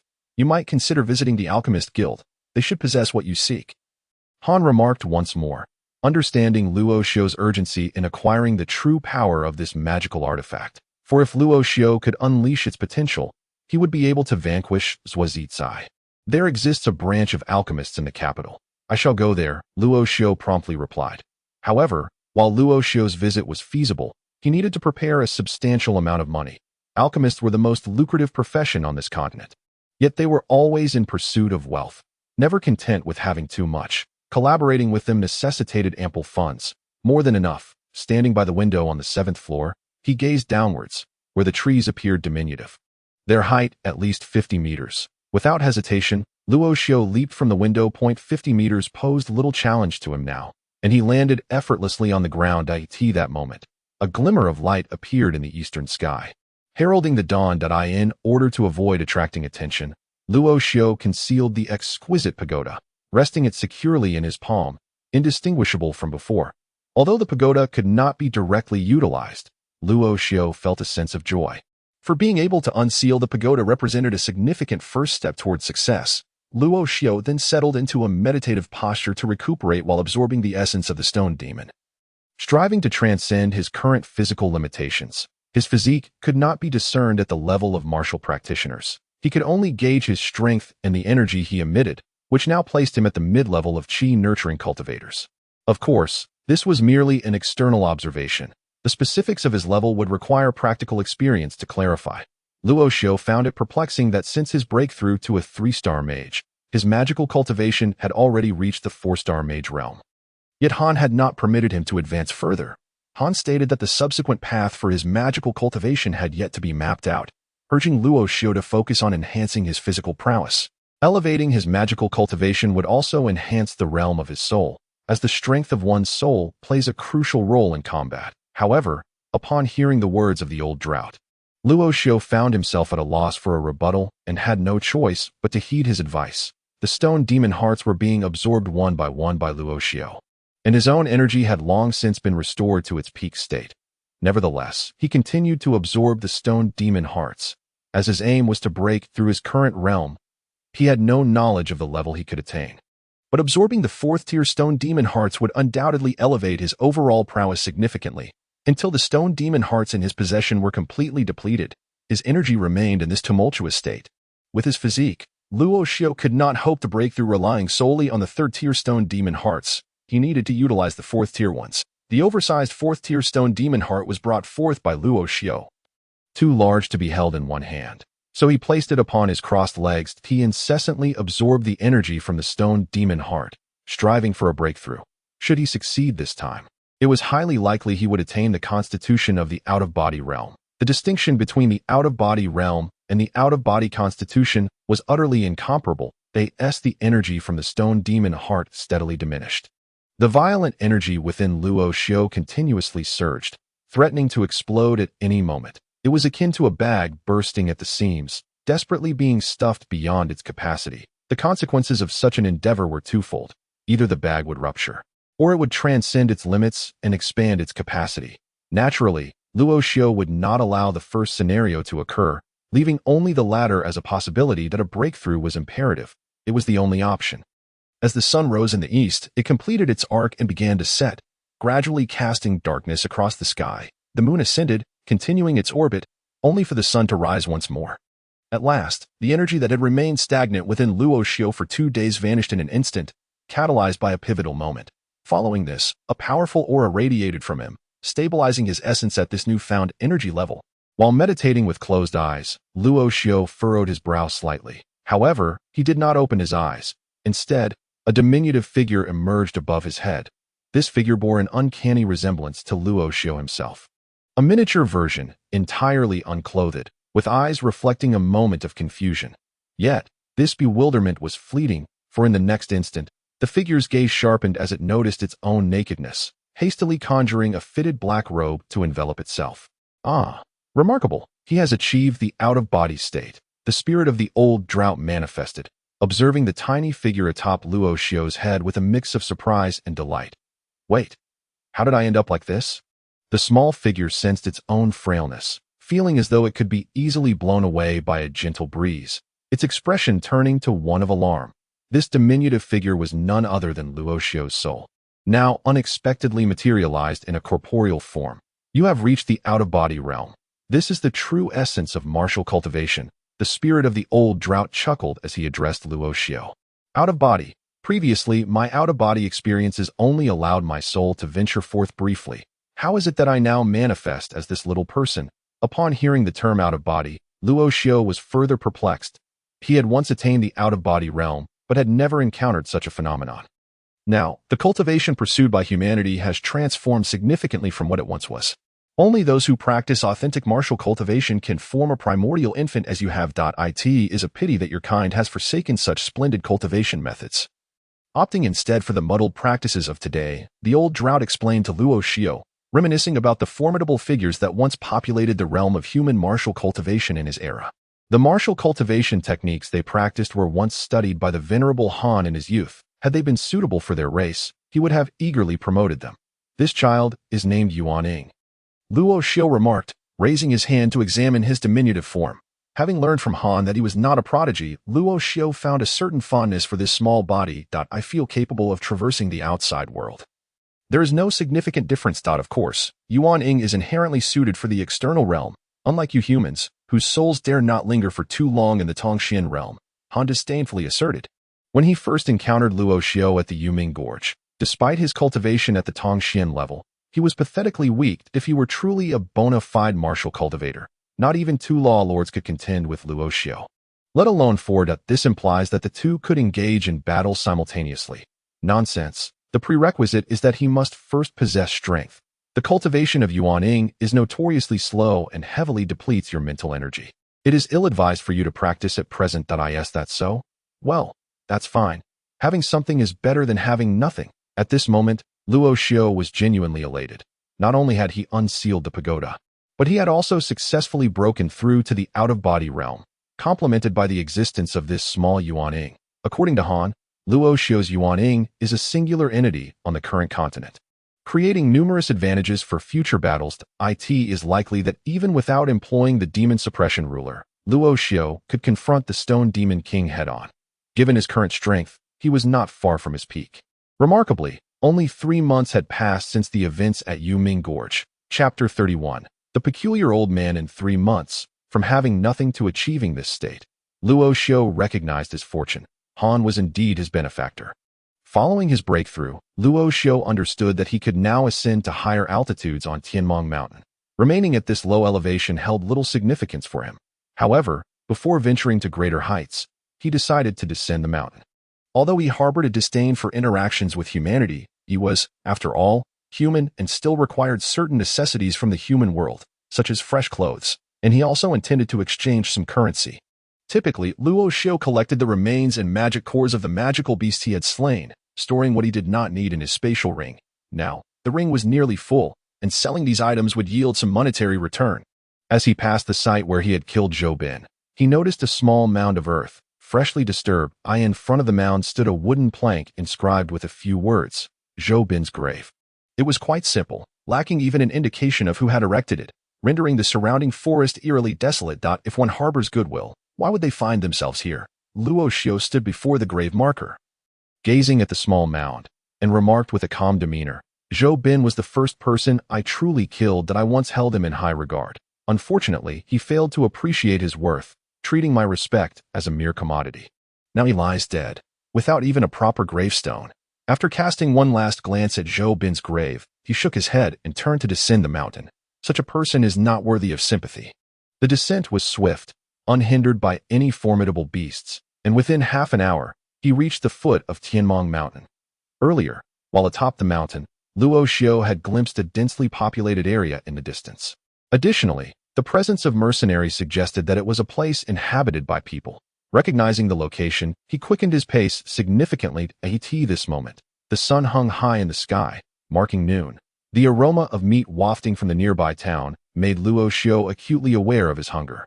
Qingxia Town. Standing at the entrance of this town, he noticed a massive stone beside him inscribed with 3 characters. These characters felt strangely familiar, and it dawned on Luo Xiao that they belonged to the domain of Zhou Bin and his mercenaries. Zhou Bin had previously mentioned that they hailed from Qingxia town. He wondered if he might encounter them again. A subtle smile graced Luo Xiao's lips as he made his way into Qingxia town. After descending the mountain, the little dragon, for reasons unknown, seemed restless within Luo Xiao's sleeve, opting instead to coil around his arm, its head curiously surveying the surroundings. Occasionally, it would climb onto Luo Xiao's neck, playfully rubbing against him. This town was home to both ordinary residents and cultivators, though the general level of cultivation was modest, with most having reached their limits. The ordinary citizens and cultivators coexisted amicably. As the former were backed by various factions for support, they engaged in basic trade, sharing their earnings with these factions, and in times of trouble, it was these factions that came to their aid. Consequently, individual cultivators treated the ordinary folk with great courtesy. "Little one, are you hungry? What would you like to eat?" The little dragon coiled around Luo Xiao's hand, its eyes darting around eagerly. The streets were lined with various food stalls, selling buns and local delicacies. The aroma of roasted chicken, in particular, wafted through the air, tantalizingly beckoning the appetite. That moment, the little dragon was irresistibly drawn to the roasted chicken, its body instinctively gravitating towards the source of the enticing scent. All the while tugging Luo Xiao along with it, Luo Xiao made his way through the streets. The presence of a snake caused many passers-by to recoil in surprise. There were those raising rabbits and small dogs. Yet he had yet to encounter anyone keeping a snake as a pet. Esteemed guest, the shopkeeper, tending to the fire, was taken aback when he saw Luo Xiao approach with a snake in his arms.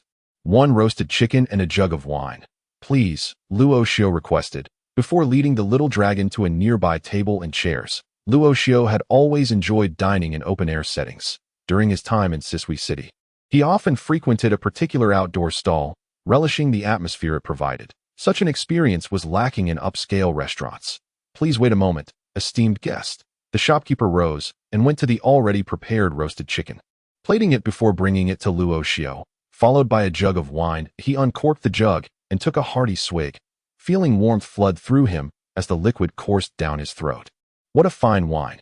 After days of subsisting on mountain fare, the first sip of wine washed away all his fatigue, invigorating him immensely. However, just as Luo Xiao prepared to tear off a chicken leg, he discovered that only the carcass remained on the plate, completely devoid of meat. The little dragon looked up at him with pitiful eyes. Little Jiao had just been placed on the table by Luo Xiao, free to indulge as he pleased. However, the speed at which he consumed the food truly exceeded Luo Xiao's expectations. No matter, I shall purchase more." Luo Xiao hurriedly patted little Jiao's head while beckoning the vendor to bring forth another roasted chicken. This time, just as Luo Xiao had pulled off a chicken leg without even taking a bite, the entire roasted chicken was reduced to just its carcass once more. Unbelievable, observing that little Jiao, who evidently had not yet satiated his hunger, Luo Xiao was perplexed. After all, little Jiao's body was smaller than that of the roasted chicken. How could he have swallowed it whole? Moreover, from the outside, there were no signs that he had already consumed 2 roasted chickens. "Waiter, another roasted chicken." It continued until little Jiao could eat no more, and Luo Xiao had also reached his fill. After settling the bill and departing from the stall, there lay a multitude of plates, all bearing chicken carcasses. The vendor was left astounded, at a loss for words. In what had once been a large pot of roasted chicken, only 2 remained. Such a small appetite. "I truly worry I won't be able to sustain you," Luo Xiao remarked with a wry smile, while gently stroking little Jiao's head. Previously, little Jiao had refused to eat, but now that he had begun, it was indeed extraordinary. As he walked, Luo Xiao arrived at a herbal shop and entered with a singular purpose, to clear out the useless items from his storage ring. In the past, he had been indifferent to such matters, but now they weighed heavily on his mind. With the Luo family backing him, he had never lacked for funds. However, now he was solely reliant on himself. Upon reaching the capital, he intended to visit the Alchemist Guild, a place notoriously expensive. Thus he needed to prepare ample funds. The town was not large, and his capacity for consumption was not considerable. Ultimately, he exchanged for 13,000 gold coins. Coupled with the remaining amount in his storage ring, he now possessed a total of 20,000 gold coins in the hands of an ordinary individual. This sum would undoubtedly signify great wealth. Yet for Luo Xiao, it was still far from sufficient. Upon exiting the herbal shop, Luo Xiao hurried to a clothing store, as he needed to procure additional garments. After inquiring with the shopkeeper, he finally discerned his current location. He was situated in Qingxia Town, which falls under the jurisdiction of Shuangshan County, another significant county within the Daqian Kingdom. The Daqian Kingdom comprises 12 counties, with Suishui positioned in the mid-range. Shuangshan County is comparable to Suishui County. Between here and the capital lies Mo County, and the journey remains quite distant. Let go. As Luo Xiao sought the clothing store, a resounding voice cut through the cacophony of the crowd from afar. A 1T stop. Immediately following, another voice, slightly inebriated, boomed even louder. Why are you pulling me? It's not my fault you're in this mess. The owner of this voice had a tone laced with a hint of weeping, accompanied by a palpable sense of helplessness. I don't care. I saw you with them. You must compensate me. The drunken voice continued, its volume unabated. Intrigued by the commotion, Luo Xiao approached to investigate. Amidst the crowd, a dispute had erupted between two individuals. One appeared to be an elderly man in his 60s. His white hair disheveled, clutching a gourd from which he intermittently took swigs, exuding a strong scent of alcohol. The other, a man in his 30s, was merely an ordinary person, although the old man was also an ordinary individual. Once he had grasped the younger man, the latter found it impossible to break free. How many times must I say it? I truly have no connection with them. You have been deceived, so go seek them out. Why do you come to me? The man was on the verge of tears, yet the elder refused to release his grip. Observing this commonplace brawl in the market, Luo Xiao chuckled softly, preparing to turn away. However, he was halted by the words of the old man. This elder is not to be underestimated. Perhaps I could establish some rapport with him. What is so remarkable about that? Is he not merely a drunken fool? Luo Xiao communicated to the elder through thought, noting the absence of energy in his being. He was evidently an ordinary man. How complicated could it be? I will say no more, but he certainly possesses an eye for discerning character. Establishing connections is key. The elder said little else, appearing quite cautious, as if fearing discovery. Biaozi, just bow your head to old Master Lang, remarked a middle-aged man watching the scene with a chuckle. Who could blame Biaozi for his misfortune? Falling into the hands of old Master Lang? It was simply his ill fate. Sigh. Very well. Biaozi realized that no matter how he resisted, he could not defy the old man. Fortunately, the elder had a peculiar hobby. As long as one bowed and admitted their fault, all would be forgiven. Old Master Long, I was wrong. Please spare me. The man, displaying genuine character, knelt before the elder. You may go now. This is truly tedious. Upon seeing the man kneel, the elder finally released his grip. I asked there anyone willing to play chess with me? Old Master Lung turned and sat on a nearby stone bench, occasionally lifting a gourd to his lips for a sip. Following the earlier incident, no one dared to approach old Master Lang anymore. I shall wager my family heirloom. Noticing the absence of challengers, old Master Lang produced 10 gold coins and placed them on the table. The sight of the 10 coins stirred the onlookers, who yearned to claim them. Yet, due to the earlier events, none dared to step forward to engage him in chess, though the 10 gold coins were tempting. One would similarly need to stake 10 coins to compete against old Master Lang. The most infuriating part was that no one had ever won against this old man, and losing meant kneeling and confessing one's fault. The crowd had already bowed to old Master Lung once. After a brief wait, still no one approached. Look at you all, such cowards, afraid to play chess. What else can you do? Old Master Lung remarked. Taking another sip of his drink. It becomes quite dull without challengers. I shall play. At that moment, Luo Xiao stepped forth from the crowd, gently stroking the small dragon coiled around his arm, addressing the old man seated on the stone bench. Chapter 32. Unfathomable Depths. Old Master Lung regarded Luo Xiao, though his gaze was not on Luo Xiao himself, but rather on the small dragon adorning his arm. That a flicker of astonishment crossed his features, only to vanish as swiftly as it appeared, restoring his normal demeanor, leaving Luo Xiao unaware of any shift. However, while Luo Xiao remained oblivious, the elder in his consciousness sensed the change. This old Master Lung was evidently not an ordinary man. A mere glance at the small dragon revealed its significance. Yes, it is I. Luo Xiao smiled at the old man, turning to sit opposite him on the stone bench. Between them lay a stone table, intricately marked with chess squares. This was personally funded by the esteemed Elder Lang, who has resided here for several years. In this town, from the highest-ranking cultivators to the playful children, all have faced defeat at Elder Lang's hands. Shortly thereafter, 10 gold coins were produced by Luo Xiao and placed upon the stone table. While 10 gold coins may not hold significant value for Luo Xiao, they are still quite precious to the common folk. However, upon recognizing Luo Xiao as a cultivator, The gathered townspeople felt reassured. Young lad, that object behind you is quite remarkable. How about wagering it? Elder Lung suddenly remarked, eyeing the magic tool strapped to Luo Xiu's back. He was indeed contemplating the use of the demon-subduing ruler as a stake. Absolutely not.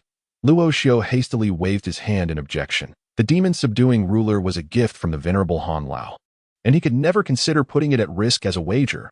From Elder Ling's words, Luo Xiu discerned that, as Han Lao had mentioned, this elder was certainly no ordinary individual. While most cultivators merely perceived the demon-subduing ruler as a large measuring tool, Elder Lung had distinctly recognized its uniqueness. Look at you, so stingy. I'm merely jesting with you. Elder Lung chuckled heartily after taking a sip of his drink on either side of the stone table. There were 2 chess baskets, each containing black and white pieces. Luo Xiu played with black, while Elder Lung took white. The first move was made with a white piece placed at the center of the board, followed closely by a black piece adjacent to it. With the pieces settled, the match between Luo Xiu and Elder Lang officially commenced. Go is played on a square board with black and white circular pieces, featuring 19 horizontal and vertical lines that create 361 intersection points. Players place their pieces on these intersections, alternating turns, with pieces remaining fixed once placed. The objective is to secure more territory than the opponent. Go is a board game invented by humans, and some other races of primates also enjoy emulating it. It can be said that Go is the most widely played board game on the continent, as well as the most intricate and challenging to master. Each piece has 4 adjacent intersection points, representing its liberties. When all liberties are blocked, the piece can be removed from the board, signifying a capture. Young one, you are on the verge of losing, Elder Lung remarked nonchalantly, observing the pieces on the board as if he had already calculated his next several moves. Until the very end, who can truly claim victory? Isn't that right, Elder Lang? Luo Xiu echoed the townspeople's address for the elder. Indeed, let him revel for a moment longer. As Luo Xiu withdrew his hand, Elder Lang's piece followed suit. Each of Luo Xiu's moves was pondered for a considerable time. While Elder Lang appeared to play with casual ease, yet his seemingly effortless plays consistently managed to capture Luo Xiu's black pieces. Luo Xiu was not particularly adept at strategy. However, within his mind resided an expert. Han Lao had once declared that he was unmatched across the land, with no one being his equal. It was precisely Han Lao's assurance that prompted Luo Xiu to agree to this match with Elder Lung. Onlookers shook their heads, realizing that this young lad was merely dabbling in the game. As the board gradually filled with pieces, the outcome soon became evident. The black pieces had already surpassed the white by at least 10, leaving no possibility for a comeback. Haha. I shall gladly accept the gold coins. On the chessboard, only one vacant space remained, poised for the final move by Luo Xiu's black piece. However, the disparity between the black and white pieces was stark, and defeat seemed inevitable. Elder Lung had already extended his withered hand towards the gold coins that Luo Xiu had placed upon the stone table. Elder Lung, are you not being a tad too hasty? A faint smirk danced upon Luo Xiu's face. Previously, he had anticipated his impending loss, yet he had not foreseen that this was all part of a grand strategy orchestrated by the astute old Han, revealing its true nature only at the very last piece. How could this be? Elder Lang's gaze fixated on Luo Xiu as he placed his final piece, witnessing a complete transformation of the board's dynamics. What had once been white pieces encircling black ones was now entirely reversed, with black pieces enveloping the whites. In that fleeting moment, nearly 30 white pieces were captured. You have lost. Luo Xiu then reached out to claim the 10 gold coins from Elder Lung's table, a subtle smile gracing his features. Previously, Luo Xiu had genuinely feared the prospect of kneeling before Elder Ling. Although the elder was of an age akin to his grandfather, publicly kneeling in the streets, especially after a lost game, was hardly a dignified affair. A genius. Elder Lung had actually lost. Impossible. How could Elder Lang be defeated? The onlookers, their faces etched with disbelief, shared expressions of shock. They had all believed Elder Lung would emerge victorious. Yet this sudden reversal revealed his unexpected defeat. Among such a crowd, not a single person had discerned that Luo Xiu was executing a masterful strategy. I have lost. I, Longxu, have actually lost. Elder Lung's eyes widened as he scrutinized the chessboard, examining the placement of each piece. It was only at that moment that he realized every black piece was impeccably positioned.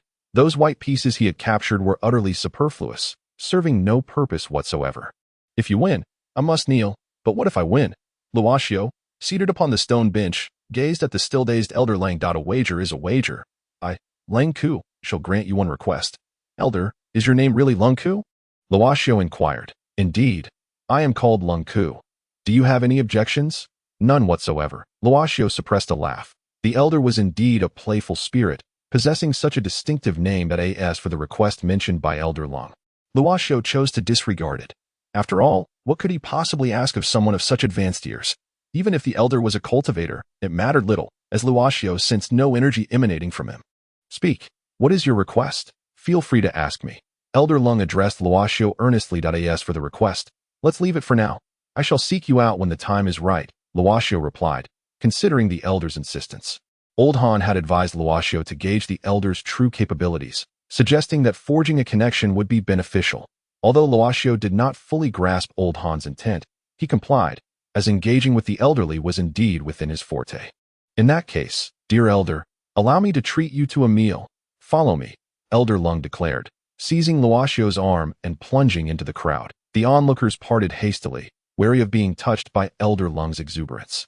Everyone is well aware of the rules set forth by Old Man Long. If one can outsmart him, they are entitled to a request of their choosing. It is common knowledge that Old Man Long possesses a fair amount of wealth. Yet no one has ever managed to defeat him. However, to everyone's astonishment, Longxu has triumphed over Old Man Long. Yet he only chooses to owe him a favor, leaving the onlookers utterly perplexed. Among the spectators, there was a consensus that if one did not seize the opportunity to extract all they could from Old Man Long now, then when would they? With Longxu leading the way. They burst through the crowd, as Old Man Long grasped his arm and guided him deeper into Qingxia town. It was only when Old Man Long seized his arm that Longxu realized the true prowess of the old man. The little Jiao, coiled around his other arm, deftly avoided Old Man Long's grip. Longxu could sense the slight tremor in the creature's body, an unmistakable sign of fear. This was the first time since its birth that Longxu had perceived such trepidation in the little Jiao, which had always been fearless. Why, then, was it so intimidated by Old Man Long? Could he truly be a formidable opponent? As Longxu pondered this, Old Man Long led him through the winding streets until they arrived at a tavern. Entering without hesitation, "Waiter, bring forth your famed drunken immortal duck, for I am famished," Old Man Long proclaimed before even taking a seat. "Old man, I just had a meal. Please, take your time," Longxu replied with an awkward chuckle. Elder Han had advised him to cultivate a relationship with Old Man Long, yet now that he had, Elder Han seemed utterly silent, as if fearing detection by Old Man Long. "Not to worry. You may observe," Old Man Long remarked, propping one foot up on a nearby chair, sipping his wine and swaying contentedly. When the drunken immortal duck arrived, its delectable aroma was tantalizing. The little Jiao, watching intently from the side, was restless, eager to partake. Yet, the dish was entirely monopolized by Old Man Long, leaving the little creature with the desire but without the courage. With grease smeared across his mouth and hands, Old Man Long glanced at the little Jiao on his arm. "Would you like to eat? Go ahead, but don't devour it in one bite. Good things are meant to be savored." He tore off a leg from the duck and placed it on the table before Longxu. Resuming his own indulgence, the little Jiao cautiously leaned forward, inching closer to savor the duck leg. True to Old Man Long's words, it nibbled delicately, savoring each morsel. Meanwhile, Longxu sat frozen in his seat, his expression one of disbelief. Why was the little Jiao afraid of him? How did Old Man Long know that it tended to gulp down its food? Who exactly was this man? What purpose did he have in summoning him here? A multitude of questions swirled in Longxu's mind as Old Man Long continued to eat the drunken immortal duck with an air of nonchalance. Chapter 33. A Union of Water and Fire. Who exactly are you? Longxu finally inquired, unable to quell his racing heart. "I am simply your Old Man Long, and there is no need for such rudeness. Allow me to finish my meal first," Old Man Long replied between bites, embodying the spirit of a mischievous child. With such a response, Longxu realized that despite his eagerness, he must wait until the old man had finished his meal to pose any further questions. As for speculating about Old Man Long's identity, Longxu was at a complete loss. Anyone capable of commanding such obedience from the little Jiao could not possibly be an ordinary individual. It must be said that Old Man Long truly eats at a leisurely pace. His mouth, perpetually smeared with grease, opens and closes incessantly, as if engaged in the act of chewing without ever swallowing. "Ah, this duck is simply irresistible." As Old Man Long finally crams the last morsel of the drunken immortal duck into his mouth, he contentedly pats his belly. Longxu has finally come to understand why his clothes are so soiled. It appears they have been smeared directly by greasy hands. Little brother, do you know why Old Man Lung has chosen to remain in this small town without leaving? Old Man Lung inquired, glancing at Luo Xiao, who looked as wilted as flowers past their prime. Why? Luo Xiao asked, now that Old Man Lung had finished his meal. The drunken immortal duck here is indeed exquisite, but surely you can indulge me by revealing your identity now? Luo Xiao mechanically nodded and questioned, why must you insist on knowing the esteemed identity of this old man? Is that part of your request? Old Man Lang replied, not at all. Luo Xiao hastily denied. Now perceiving that this man was extraordinary, he reasoned that the request could not be so simple. Then I shall remain silent on that matter, yet your constitution is indeed problematic, Old Man Long said, shaking his head as he regarded Luo Xiu.my constitution. Upon hearing Old Man Lung's words, Luo Xiao suddenly cast a wary glance around. The patrons of this establishment were few, merely a handful, all of them low-level practitioners. Looking back at Old Man Long, Luo Xiao had already shifted his perspective, realizing that this seemingly ordinary elder was anything but. The crux of the matter was that he could discern Luo Xiao's constitution, even recognizing the undead physique. Moreover, he exhibited no surprise upon learning that Luo Xiao was undead. After all, the old man had informed him that his constitution was something from millennia past, a fact that contemporary humans were utterly oblivious to. Could it be that this unassuming elder had also survived from 1,000 years ago? Old Man knows you are curious about his identity, but that is not something you should concern yourself with. I can integrate with your constitution, alleviating your worries, Old Man Lang stated, sounding remarkably sincere. Old man, come out. Within his consciousness, Luo Xiao continuously called for the Old Man Han, but it seemed as if he had vanished into thin air, leaving no trace behind. No matter how fervently Luo Xiao called out, there was no response. In times of uncertainty, he typically sought the old man's counsel. Now, with the old man absent, Luo Xiao felt as if he had lost his anchor. Unsure of how to deal with Old Man Long. How can I trust you? Luo Xiao asked the elder once more. You need not trust me. I can cure your ailment. Do you wish for me to proceed? The elder leisurely remarked, as if the wine within his gourd would never run dry. Are you truly so benevolent? You triumphed over me in the game of, so treating me is only fitting. Luo Xiao replied, the undead constitution is predominantly yin, while the earth constitution is not yang. Relying on them to merge naturally could lead to catastrophic consequences. Do not be deceived by your current attainment of the primordial infant. In the future, you may not escape the fate of a catastrophic explosion. Old Man Lang took another sip of wine and continued, the individual who guided you is not in error, yet he failed to perceive the subtle intricacies involved, which I happen to be capable of addressing. Healing it that moment. A faint voice resonated deep within Luo Xiao's consciousness. It was indeed the old man. It seems as though one is terrified of being discovered. Deliberately lowering their voice. Very well. I shall treat you. Luo Xiao replied directly. With the endorsement of the drought elder, Luo Xiao readily acquiesced. Splendid. Let us proceed. Assist the elder upstairs, Cold Elder said with a smile as he stood up, relieved to have fulfilled that request. What he dreaded most were those promises whose fulfillment remained uncertain. Completing them swiftly alleviated much hassle. In the past, he had once agreed to another person's request, which ultimately dragged on for over a decade before completion. Swallow it whole. Do not dawdle, Cold Elder remarked, casting a glance at the little Jiao, who was still licking his plate. At that moment, the duck leg on the table vanished, finding its way into the little Jiao's belly. The little Jiao then coiled around Luo Xiao's arm, avoiding eye contact with Cold Elder. Could you perhaps treat my little one with a bit more kindness? Luo Xiao expressed his discontent regarding Cold Elder's demeanor towards the little Jiao. No worries. We both enjoy it this way. Wouldn't you agree? Cold Elder leaned towards the little Jiao, causing it to burrow into Luo Xiao's sleeve in fright. With a playful spirit, Cold Elder ambled towards the tavern above, in pursuit of the exquisite drunken immortal duck. Cold Elder had taken up residence in this very tavern, relishing the freedom to dine at his leisure. Upon reaching the room on the second floor, Cold Elder instructed Luo Xiao to sit on the bed as soon as they arrived, to which Luo Xiao obediently complied. Come here, little one, Cold Elder beckoned, summoning the little Jiao. The little Jiao peered out, clearly reluctant to approach. Come here, Cold Elder commanded, and the previously hesitant little Jiao swiftly leaped onto Cold Elder's lap. Dear little one, I must tell you, the merging of your constitutions can be quite a challenge. Your thick skin will not shield you from the truth, Cold Elder advised, placing the little Jiao back into his sleeve. Is he in any danger? Though Luo Xiao felt no threat from Cold Elder, He remained concerned for the little Jiao. "Do not worry. This is your precious darling. How could I ever harm it?" Cold Elder reassured him. "Sit tight and think of nothing. It will hurt quite a bit. Just endure it. That if you can withstand it, you will succeed." Cold Elder provided Luo Xiao with some fundamental guidance, excelling in this regard over the Drought Elder. For instance, regarding pain, the Drought Elder had been vague, resulting in excruciating discomfort, whereas Cold Elder had been forthright about it being painful, and indeed it was, yet still within the bounds of endurance. Sitting on the bed, Luo Xiao remained idle while Cold Elder sat in a chair, his palm emanating waves of energy enveloping Luo Xiao. Soon, a look of anguish crossed Luo Xiao's face as he endured the sensations.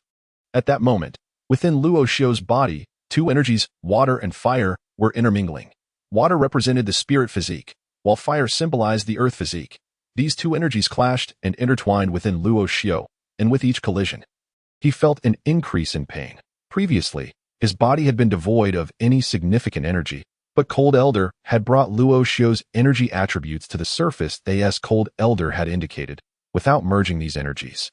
Luo Xiao's cultivation would eventually lead to a catastrophic explosion at a certain level of attainment. This was not mere alarmism, but a stark reality. In truth, the Drought Elder was also aware of Luo Xiao's physical condition. However, he had never mentioned it, believing it unnecessary to do so. Firstly, the occurrence of these two explosive entities transpired at least after he had unsealed the seal. By that time, he had already unlocked the seal, granting him sufficient capability to assist Luo Xiao in his healing. Now, lacking the ability to heal, the esteemed Elder Han would naturally remain silent in the region of Luo Xiao's Dantian, which had previously been shattered. The position of the Dantian had long since fused with the other parts of his body. However, at this moment, there existed a diminutive figure embodying both water and fire, a miniature version of Luo Xiao. Seated cross-legged within this intertwined realm of elements, this was Luo Xiao's primordial infant. While enduring the torment of the merging waters and flames, he discovered that the environment within his being was remarkably conducive to the cultivation of the primordial infant. Thus, he seized control of the primordial infant, engaging in cultivation at the site of his Dantian. Luo Xiao himself remained oblivious to the nature of the energy emanating from Elder Han, yet upon entering his body, this energy continuously fused the attributes of water and fire. If this continued, it was believed that a harmonious integration would soon ensue. The primordial infant within the Dantian intermittently transformed into a figure of fire, then into a figure of water, and occasionally manifested as a being embodying both elements. Amidst this ceaseless transformation, the energy radiating from the primordial infant began to intensify, exuding an enigmatic essence in the external realm.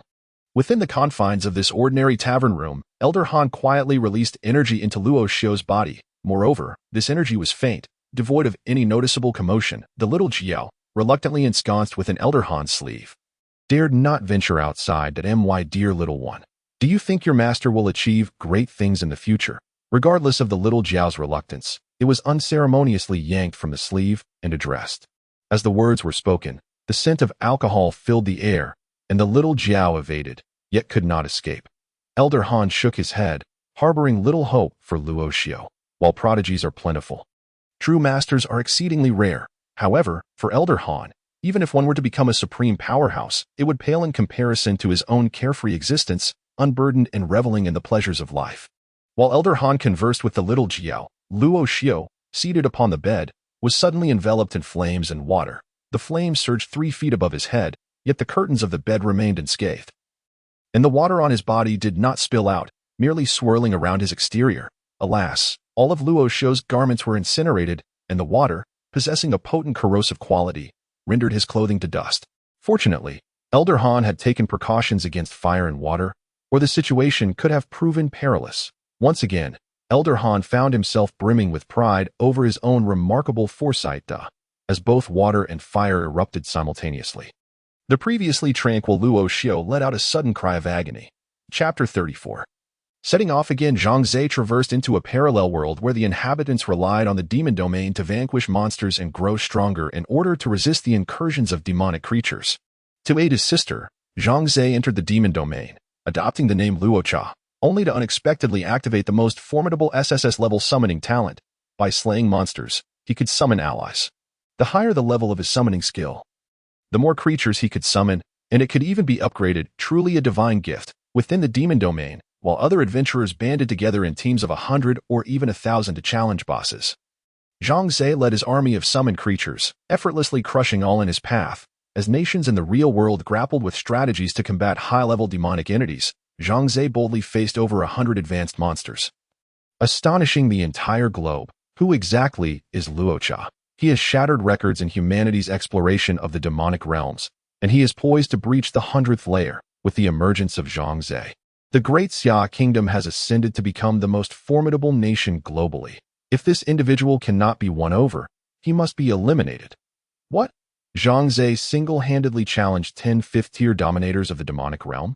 It is over. The Great Xia Kingdom will inevitably unify the world. Chapter 35. The experience of flight. The purple-winged tiger is a renowned beast from the Tianmong Mountain, distinguished by its innate third-tier cultivation from birth, and it remains stagnant at this level until death. However, despite their inability to ascend to the fourth tier, the prowess of these purple-winged tigers at the third tier is unparalleled by other beasts. At this moment, one such tiger, swiftly emerging from the depths of the forest, is hurtling towards Luoxiu. In the realm of magical beasts, humans are instinctively regarded as natural enemies, and encounters between the two parties often result in a fight to the death. Of course, this is contingent upon the beast's belief in its ability to contend with humans. Otherwise, the mere aura of pressure exuded by humans would deter them from emerging. The purple-winged tiger's willingness to confront Luoxiu signifies its confidence in dispatching him. The tiger is imposing, a true king at this altitude of 4,000 meters. Although referred to as a tiger, it is more than twice the size of an actual tiger. Its massive purple wings radiate a resplendent violet light, allowing it to soar through the skies with ease. This creature, capable of battling both on land and in the air, embodies an overwhelming presence among third-tier magical beasts. The purple-winged tiger approaches with incredible speed. Luoxiu fixes his gaze upon it. However, he refrains from immediate action, standing his ground with fists clenched tightly. The demon suppression ruler rests quietly behind him, as he has no intention of drawing it forth. During his last venture to Tianmong Mountain, when he was at the pinnacle of the out-of-body realm, he had encountered a purple-winged tiger that was somewhat larger and evidently stronger than the one before him now. This time, Luoxiu is determined to engage in a serious contest with the purple-winged tiger, assessing whether he can triumph over it. Such challenges are fundamental to his strength. Roar. The purple-winged tiger draws near, letting out a ferocious roar as it takes flight, its sharp claws glistening menacingly as they lunge towards the stationary Luoxiu. Luoxiu tightens his fist with all his might. A faint green luminescence manifests. He retaliates by striking directly at the approaching claws. Clang. A resounding clash of metal echoes as Luoxiu's fist collides with the tiger's claws. It is less a meeting of flesh and blood and more akin to the clash of steel. Luoxiu's entire body is thrust backwards several meters, while the purple-winged tiger momentarily halts, only to charge at him once more. Is your strength truly this feeble? Despite being forced back, a hint of a cold smirk graces Luoxiu's face as he observes the tiger's renewed assault. He had just been gauging the beast's power and defenses, and it is evident that it pales in comparison to the Stone Demon King. Yet, the purple-winged tiger possesses advantages over the Stone Demon King, particularly in agility and intelligence, which are realms where the latter cannot compete. If the Stone Demon King were to face off against the purple-winged tiger, victory would undoubtedly belong to the tiger, not the Demon King. This is precisely why, despite both being of the third tier, the lair of the Stone Demon King resides at an elevation of over 3,000 meters, while the purple-winged tiger dwells above 4,000 meters. As the purple-winged tiger swoops down once more, Luoxiu instantaneously shifts to the left, evading the beast's onslaught, and retaliates with a powerful punch aimed at the left side of the tiger's purple wing. The clash resonates with a sound akin to metal striking metal. However, this time, it is the purple-winged tiger that is sent reeling to the right by Luoxiu's formidable blow, while Luoxiu remains steadfast. Having encountered the purple-winged tiger previously, Luoxiu is acutely aware that its vulnerability lies within its purple wings. The entirety of the tiger's body is encased in a metallic armor, rendering attacks to other areas futile. Only by targeting the wings can one hope to incapacitate the creature, as disabling the wings would effectively render the tiger powerless. The little dragon within Luoxiu has made several attempts to intervene. Yet each time, Luo Xiao has restrained it. He is determined to vanquish the purple-winged tiger on his own, without assistance. Surprised by Luo Xiao's unexpected counterattack, the purple-winged tiger begins to retaliate. From the moment it emerged, it had expected Luo Xiao to become its prey. The notion of being repelled by this human is a profound humiliation for it. This moment, Luo Xiao remains undeterred by the tiger's thoughts. Unleashing the full might of his martial prowess, relentlessly assaulting the tiger's wings, the purple-winged tiger continuously evades and deflects his strikes, inflicting considerable damage to Luo Xiao in the process. What truly drains Luo Xiao's energy is the layer of sharp spines adorning the tiger's wings, designed to protect its weak point. Each of Luo Xiao's attacks results in his fists being pierced by these spines. For the purple-winged tiger, those spines act as a defensive mechanism. Anyone who strikes them suffers even greater injury. In the depths of the forest, a fierce battle unfolds between man and beast. Each strike generates waves of energy that streak through the air, leaving deep gashes on the trunks of ancient trees. After numerous exchanges, both Luo Xiao and the purple-winged tiger bear varying degrees of injury. Panting heavily, Luo Xiao and the purple-winged tiger find themselves locked in a standoff amidst the woodland, both gasping for breath, having expended nearly half of their energy. Yet, in this moment, Luo Xiao's fighting spirit, he had come seeking a worthy adversary, and this encounter has met his expectations. Conversely, the purple-winged tiger clearly harbors no desire to continue the battle. Despite its smaller stature, the relentless energy of its opponent has proven formidable. After such a protracted struggle, it realizes the futility of subduing Luo Xiao. Should it sustain further injuries, even if it manages to flee, it would lack the means to protect itself within this forest, ultimately becoming prey to darker beasts. With a sudden flourish, the purple-winged tiger conjures gusts of forceful wind before it, pressing towards Luo Xiao. Standing resolute, Luo Xiao envelopes himself in a protective aura of energy to withstand the onslaught of winds. However, at that moment, the purple-winged tiger abruptly pivots, flapping its wings as it ascends skyward, attempting to escape. Unfazed by the sharp spines, Luo Xiao, invigorated by a surge of energy, leaps into the air, surpassing the tiger's speed.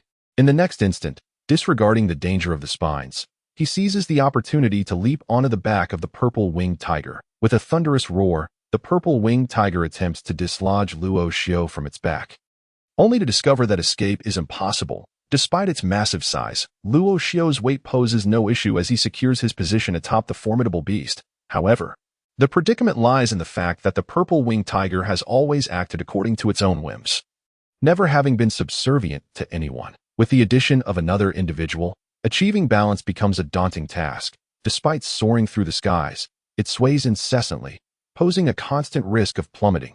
How elevated it is! Perched upon the back of the purple-winged tiger, grasping its formidable body tightly, Luo Xiao gazed down at the diminishing expanse of the forest below. Although the purple-winged tiger was indeed flying, it did not ascend towards Tianmong Mountain, but rather veered in another direction. In the realm of the demon beasts, hierarchy is strictly observed. Should the purple-winged tiger venture towards that area, a gruesome demise would undoubtedly await. "What? Do you desire a mount?" asked Han Lao, his voice directed at Luo Xiao. "A mount? Are there even flying ones?" Luo Xiao was well aware of what a mount entailed, yet he had previously only known of their ability to traverse the ground. Could they truly soar through the skies? "But are you not flying right now?" Han Lao chuckled. "Nevertheless, the purple-winged tiger's potential is limited. It would be prudent for you to reconsider before selecting a mount." Indeed, there is merit to that notion. Upon hearing Han Lao's words, Luo Xiao contemplated that subduing the purple-winged tiger as a mount might not be such a poor choice after all. It would save him the effort of walking, allowing him to soar through the heavens at remarkable speed. He was aware that humans who reached the Saint Realm could walk upon the void. Little did he expect that even without attaining such a state, possessing a flying mount could afford him the same experience of traversing the skies. What kind of mount would be suitable? Luo Xiao inquired of Han Lao. Meanwhile, in the sky, the purple-winged tiger continued to twist and turn, attempting to dislodge Luo Xiao, yet he clung on tenaciously, refusing to fall. At this juncture, it was unnecessary. In due course, the true essence would reveal itself to you. Han Lao pondered for a moment and chose not to divulge too much to Luo Xiao. For now, his primary focus remained on physical training, and when the time was ripe, he would impart the knowledge to in the heavens. The purple-winged tiger persistently thrashed about, intent on shaking off Luo Xiao. Should it succeed, The height at which they soared would surely lead to a fatal fall. Seated upon the tiger's back, Luo Xiu found himself hesitant to harm it. With both of them airborne, they were akin to two peas in a pod. Should death come, it would claim them together. Only now did Luo Xiu realize that he should not have followed the purple-winged tiger into the skies. Alas, descending was no simple task. The chaotic flight of the purple-winged tiger had indeed allowed Luo Xiu to indulge in the thrill of flying. Ultimately, at the moment when the tiger glided, he seized the opportunity to leap down. Calculating the height just right as he descended, the commotion startled the birds and beasts below. With a whoosh, Luo Xiu, somewhat disheveled and lacking in vigor, rose from the ground. His robe was tattered beyond recognition, and a look of exasperation adorned his face. He had accurately gauged the height and his leaping ability, thus the descent posed no issue. However, he had overlooked the weight of the fumo. While it weighed merely 100 or so pounds on him, upon impact with the ground, its weight surged to thousands of pounds. The deep pit nearby served as evidence of this. As Luo Xiu had just crawled out of it, be more cautious in the future. If you lack the ability to fly, refrain from jumping. This time was a mere trifle, but next could be perilous. Han Lao remarked with a smile. Understood, but when will I be able to fly? Luo Xiu harbored great anticipation for the ability to soar, yet his cultivation was not of martial prowess. Even if he were to attain the strength of a saint, he would still remain earthbound. In truth, it is rather simple. Transcending the gravitational pull of the earth merely requires the energy within one's cells to be transformed. You are on the verge of achieving this state within yourself. Once you attain a level of enlightenment akin to that of humanity, you shall be able to soar. Han Lao stated directly. Truly, the revelation from Han Lao caught Luo Xiu by surprise. He had previously thought that flying would be a formidable challenge. But upon hearing Han Lao's words, he realized it was remarkably effortless. Search with all your might. Not a single one shall escape. Just as Luo Xiu was reveling in his newfound hope, a voice echoed in his ears. Chapter 36. The quest for treasure. Luo Xiu was still lamenting the weight of the demon-subduing ruler when another voice reached him. Simultaneously, he concealed his presence and stealthily moved towards the source of the sound. In the dense forest, the sudden appearance of others warranted a cautious approach for Luo Xiu. The experiences he had previously endured had a profound impact on him. Moreover, there was a palpable aura of menace emanating from that voice. Within the forest, a group of 20 to 30 individuals traversed the terrain. The leader of this band possessed the formidable cultivation of the enlightened realm. What was more alarming was that there was not just one, but multiple individuals at this level, including a woman beside the leader who also exhibited the prowess of the enlightened realm. The leader appeared to be in his 30s, while the woman was merely in her 20s. With blue-white hair and clad in a light blue form-fitting robe, her curvaceous figure was undeniably captivating. Yet, despite her allure, those behind her gazed at her with trepidation rather than any hint of disrespect. This entourage of 20 to 30, aside from the two individuals at the forefront who were of the enlightened realm, consisted entirely of peak-exiting realm practitioners. The sudden emergence of such a formidable group in the forest would compel anyone to retreat. Yet, Luo Xiu found himself hidden in the distance, observing their swift movements. My goodness, such a formidable array could scarcely be matched by the Luo family. Luo Xiu concealed himself, watching as the group moved with remarkable agility. His suppressed presence allowed him to remain undetected, though the astonishment etched on his face betrayed his inner turmoil. A solitary figure by nature, Luo Xiu was now compelled to hide and avoid detection at all costs. Otherwise, evading them would prove exceedingly difficult. That young girl is quite lovely. Han Lao's voice resonated with a significant undertone. That woman is undoubtedly extraordinary. Despite appearing to be under 20, she has already attained the mid-tier of the enlightened realm. What astonished Luo Xiu the most was the girl in the light blue robe, seemingly a mere adolescent, yet possessing mid-tier enlightened realm cultivation, a talent that rivaled his own, though her hands appeared empty. She exuded an aura of extreme danger, surpassing even that of the leading man. Come out, you cannot escape, the leading man suddenly proclaimed, halting his group. This individual, the most powerful among them, had reached the high tier of the enlightened realm, a strength comparable to that of Luo Xiu's uncle, Luo Qing. Following his declaration, an eerie silence enveloped the surroundings, so quiet that even the sound of falling leaves could be heard. Luo Xiu, concealed nearby, felt a jolt of fear. Could it be that he had been discovered? He had hidden himself skillfully, and Han Lao assured him he would remain undetected. But someone has not spoken of you, so pay attention. Came the voice of the elder. I was not mentioned. Luo Xiu scratched his head, gazing intently in that direction. There seemed to be an intriguing spectacle unfolding, and his curiosity was piqued regarding the intentions of these individuals, particularly given the number of formidable beings present. 3 times. If you do not emerge, then perish. At that moment, the girl clad in pale blue finally spoke, her voice sweet, yet laced with a chilling aura of menace. After she finished speaking, no one stepped forward. 3. In 1.2, still no 1.1. Equally no response. The girl cast her gaze toward a massive boulder 100 meters to her right, her eyes wide and gleaming with intensity. A glimmer of lethal intent flickered within her blue irises. Suddenly, her arm shot up, and with a swift motion, she hurled it toward the colossal stone. Bone-corrosive needle. From a distance, Luoxu squinted, his focus fixated on the enormous boulder. With the naked eye, it was nearly imperceptible, yet a slender steel needle shot forth, embedding itself into the rock, leaving behind a minute puncture. The needle was enveloped in a potent corrosive toxin. Luoxu was all too familiar with its effects should one be struck. Their bones would erode, heralding their imminent demise. Block it. A resonant voice echoed forth as a figure darted from behind the boulder, landing deftly on the ground. It was an elderly man with hair as white as snow. Though his eyes were clouded, a glimmer of shrewdness shone within them. He had managed to intercept the steel needle, yet his emergence had also revealed his position. Peak of the Tongxian realm. Luoxu inwardly gasped in astonishment. The figure concealed behind the boulder was indeed a peak-level expert, mere steps away from the Saint realm. However, at this moment, the elder exuded a feeble aura, evidently gravely injured. Demoness, obtaining this item will forever remain beyond your reach. The elder remarked, directing his gaze towards the girl in blue, a hint of regret evident in his eyes. On his back, he bore a package, which both the girl and the leading figure scrutinized with keen interest.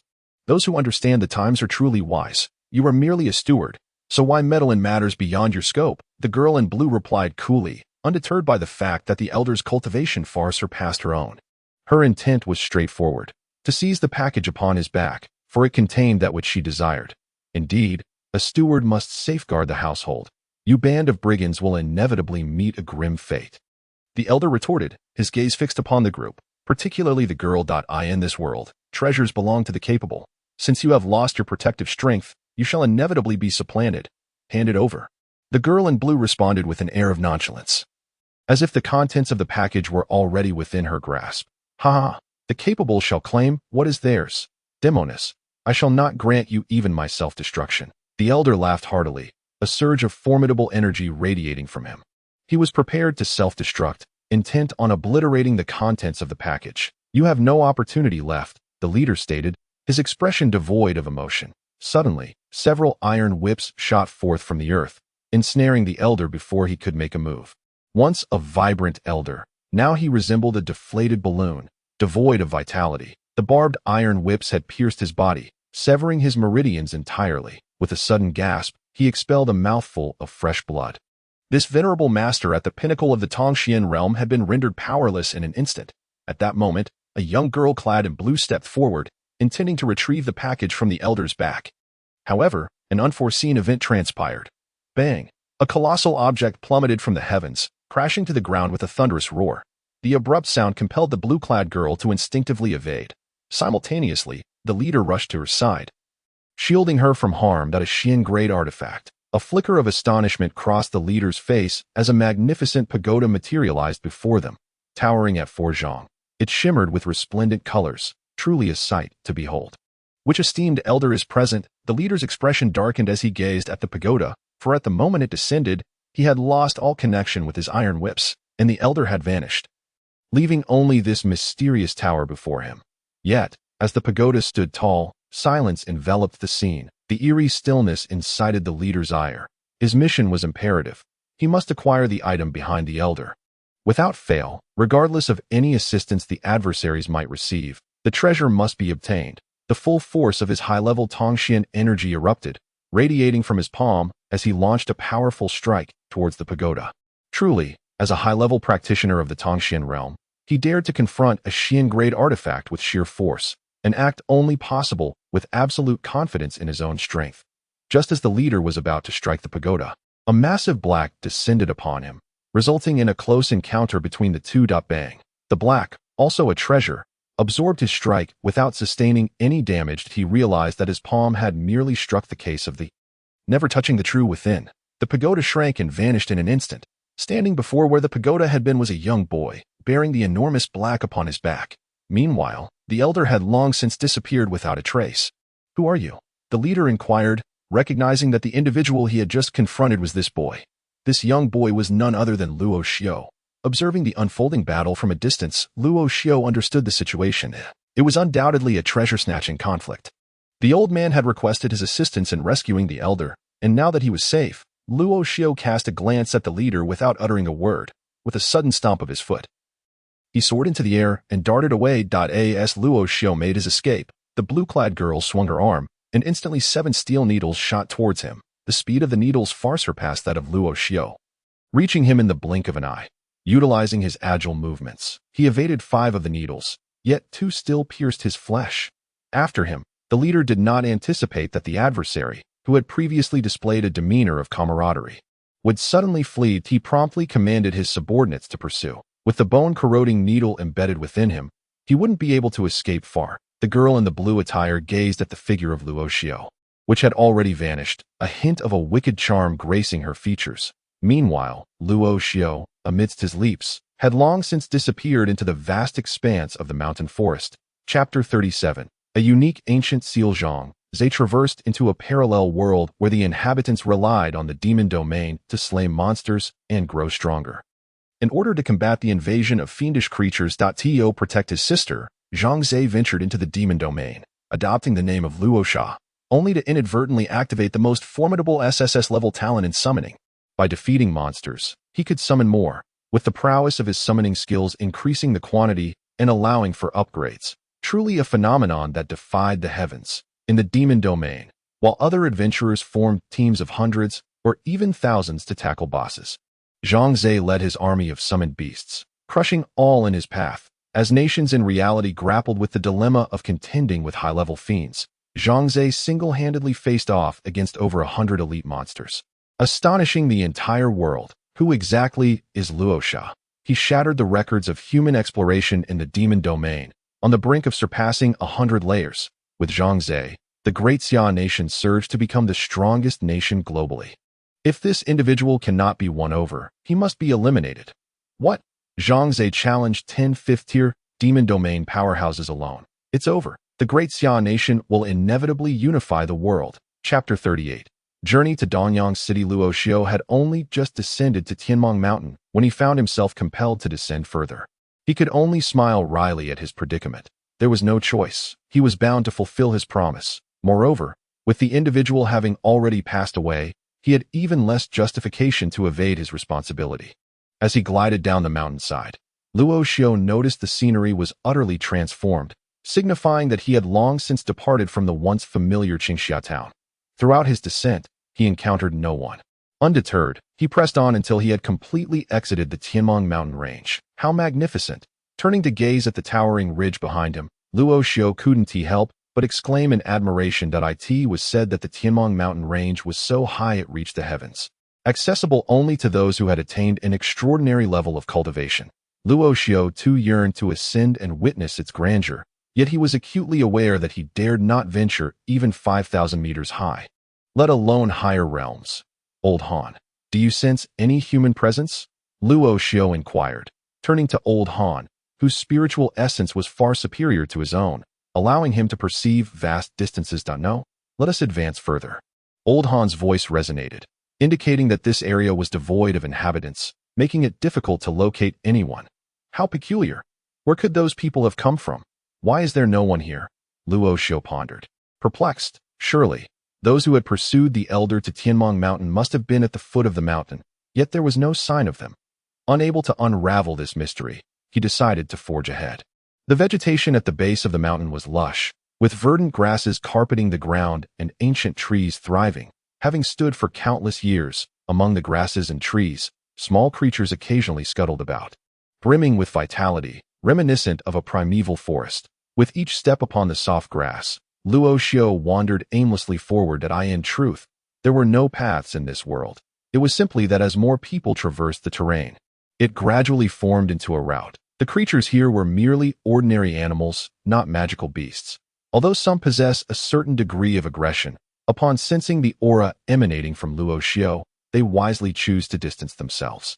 As he traverses the lands of Tianmong Mountain, far removed from the formidable beasts of the realm, Luoxiu experiences a profound sense of relaxation. It has been a considerable time since he felt such ease. His days have been consumed by the relentless tension of training and the brutal skirmishes with magical creatures, where it is a matter of either your demise or mine. Each day has been a relentless cycle of slaughter, killing, not just beasts, but also humans, including Zhou Bin. Isn't cultivation exhausting? Han Lao inquires, seemingly perceptive of Luoxiu's state. Exhausting, yet I have grown accustomed to it. It is nothing, Luoxiu responds, and indeed, having commenced his training at the tender age of 3, he has long acclimatized to the monotony and hardships of cultivation. However, one must remember that humans are not machines. Familiarity does not equate to a lack of fatigue. Occasionally, he requires an outlet, and after such release, he resumes his training. He does not hasten his pace, instead savoring the scenic beauty that surrounds him. Thus, he wanders for the better part of a day. As evening descends, Luoxiu, as is his custom, seeks a relatively safe spot to meditate and cultivate. He refrains from producing the Linglong treasure pagoda, wishing to avert unnecessary complications. The pagoda is secured to his arm, where the little Jiaolong delights in scurrying about. The moonlight from the skies above is resplendent, illuminating Luoxiu's features with clarity. As he sits in meditation, a slight furrow appears on his brow before he gradually opens his eyes, a glimmer of confusion flickering within. Lifting his arm, he finds nothing upon his smooth palm. Yet, at that moment, streams of light gently flow into his being. Although faint, Luoxiu perceives it distinctly. This is not an ordinary light. It is the moonlight. Not only his hands, but upon inspecting various parts of his body, save for his back, obscured by the fumo, he discovers that light is entering him from all directions. What could this phenomenon be? The unusual occurrence alarms Luoxiu, who, after years of cultivation, knows he can absorb the energies of heaven and earth. Yet, he is unaware of any cultivator capable of absorbing moonlight into their body. Let us take a moment to look inward. The voice of Han Lao resonates. Heeding the call, Luoxiu promptly examines his inner self.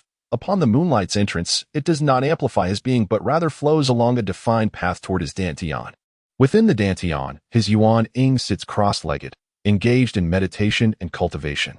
All the moonlight that has entered him converges upon the Yuan Ying, aiding its practice. Though the effects are minimal, it is indeed incrementally strengthening the Yuan Ying. Due to your necromantic constitution, I initially intended to withhold this information from you, but it has become necessary to elaborate.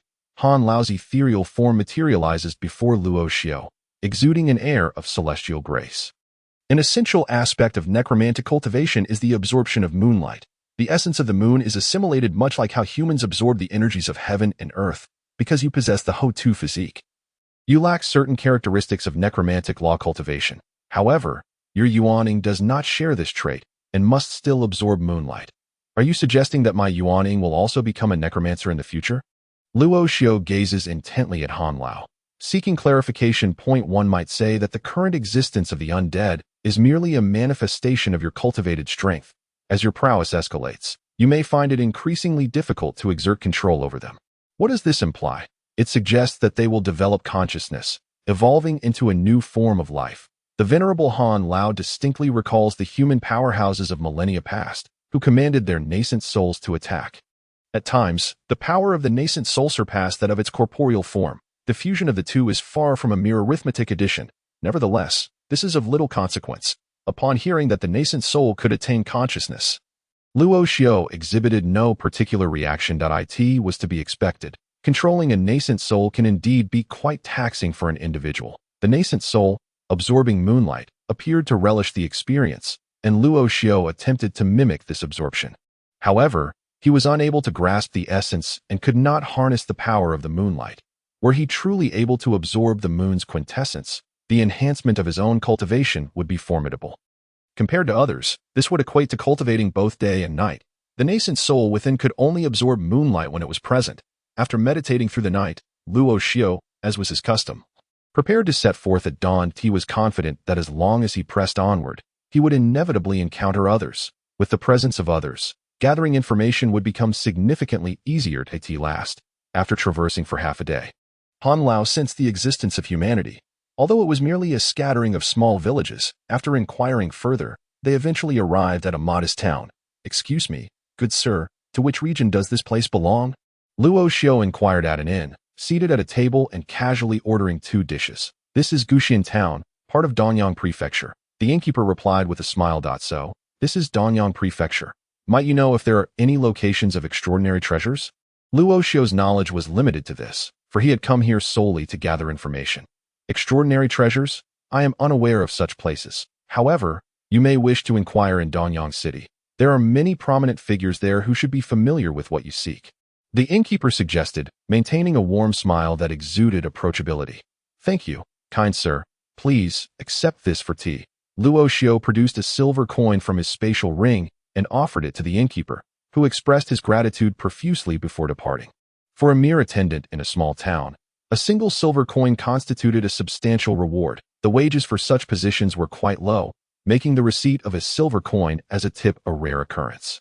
After his meal, Luo Xiao made further inquiries, but discovered that no one possessed knowledge of the extraordinary treasures. He himself was uncertain about what these treasures entailed.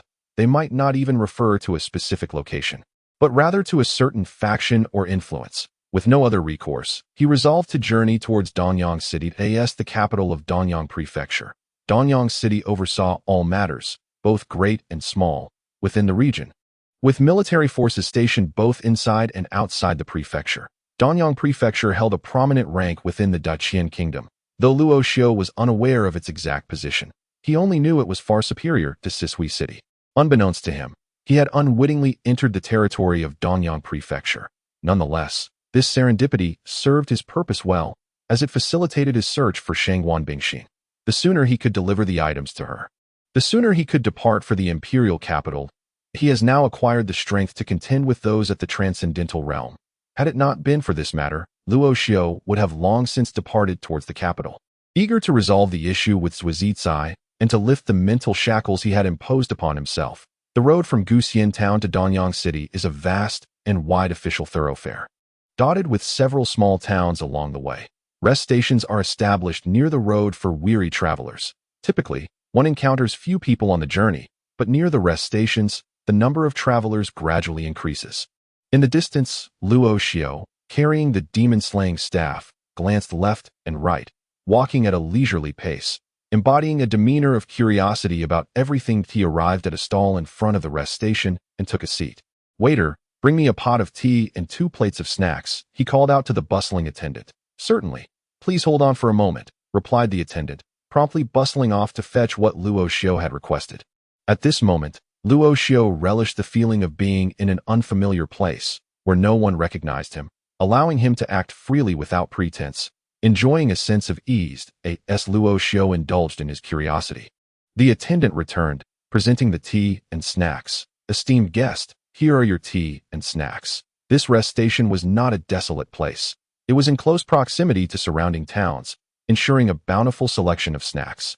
Xiaojiu continued to slumber on his arm, for only the aroma of roasted meats could rouse him from his slumber. "Have you heard? A small village in Sherbali Tun was ruthlessly slaughtered, leaving not a single survivor." Just as Luo Xiao was savoring his snacks, voices from the adjacent table reached his ears. "Indeed, I have heard. The scene was utterly horrific, sparing neither the elderly nor the children," replied another traveler at the table. "Alas, do not even mention it. I was present at the scene." At that moment, a middle-aged man, around 40 years of age, approached from the neighboring table, shaking his head as he sat down, upon hearing that he had been present. The 2 men inquired with curiosity. They were ordinary laborers traversing this official road, speaking with an air of familiarity. "I belong to the local security team from the neighboring village." Upon hearing of the incident, I hastily gathered personnel to investigate. The scene was a nightmare. All the corpses, including the elderly and children, had been decapitated. This middle-aged man had witnessed his share of grim sights, yet even the recollection of that scene sent shivers down his spine. Decapitated? Who could possess such cruelty? Listening to someone who had been present at the scene felt far more credible than mere hearsay. The 2 travelers, upon hearing this account, felt a chill creep over them. "I wonder, the murderer has yet to be apprehended. We neighboring villages must patrol every night. Alas, what sort of beast could commit such atrocities? The middle-aged man could only offer a bitter smile, knowing that the perpetrator remained free to terrorize other villagers. I heard that the governor of Donyang has dispatched a large number of cultivators to investigate this matter. What nonsense cultivators! They only visited the site once, then retreated to a distant town, claiming to strategize, but days have passed with no updates. Alas, it is we, the common folk, who suffer. Meanwhile, Luo Xiu continued to enjoy his snacks, feigning indifference while attentively absorbing the conversation at the neighboring table. Waiter, the bill please. If you proceed straight along the official road for about 500 or 600 meters, you will find a small path to the left. Following that path for approximately 40 to 50 li will lead you to your destination. Upon seeing Luo Xiu, the middle-aged man instantly recognized that he was no ordinary individual and promptly spoke up. He was eager for more cultivators to pass by, as their presence would offer a degree of security. Thank you, Luo Xiu said politely before turning to leave. Are you planning to investigate that place, young brother? The middle-aged man realized that his previous conversation had certainly been overheard. Yes, Luo Xiu replied with a subtle nod. Since it's on the way, why not allow me to accompany you? The middle-aged man, fearing that Luo Xiu might decline, hastened to suggest this. Despite Luo Xiu's youthful appearance, the man knew that even 10 of himself would stand no chance against him. A cultivator is indeed incomparable to an ordinary person. Luo Xiu merely wished to go alone and had not anticipated the inconvenience of companionship. His pace was swift. For him, covering 40 to 50 li would take no time at all. I happen to have a horse-drawn carriage. If you don't mind, please make yourself comfortable inside. The middle-aged man was quite enthusiastic and quickly headed to the nearby inn where he had tied up his carriage, which was quite ordinary, pulled by 2 horses. That sounds wonderful. Thank you, Luo Xiu accepted. Influenced by the elderly man's urging, he intended to exert his strength, as any energy fluctuations might deter the assailant from appearing. However, traveling with this man would hinder his observations. Although Luo Xiu recognized that the likelihood of such a scenario was nearly negligible, he still agreed to accompany the middle-aged man. Subsequently, the man paid for the tea and untied the carriage. As Luo Xiu settled in, the sound of a whip cracked, and the carriage set off, stirring up dust in its wake. It's a pity we are not cultivators. Otherwise, we would certainly wish to see it for ourselves. Remarked the 2 men resting by the table, their eyes filled with envy as they watched the departing carriage. Unfortunately, they were destined to be ordinary folk, unable to become cultivators. Inside the carriage, the middle-aged man drove towards their village. Anyone wishing to travel from the village to the official road would have to pay a small fee. In a single day, he could earn a considerable amount of silver, while not the wealthiest in the village. He was certainly of moderate means, supporting his elderly parents and raising a son and a daughter, an endeavor that was no small feat. Their destination was Nia family village, a place where their ancestors had lived for generations. While the incident occurred in the relatively remote hill village, the middle-aged man, Nia Lin, drove the carriage swiftly, covering the 40 to 50 li in less than an hour. Young brother, we have arrived. The carriage came to a halt as Nia Lin addressed Luo Xiu. As the curtain was drawn back, Luo Xiu leaped from the carriage. Although the ground was not entirely even, it was clean. Looking ahead, he saw houses dotting the landscape.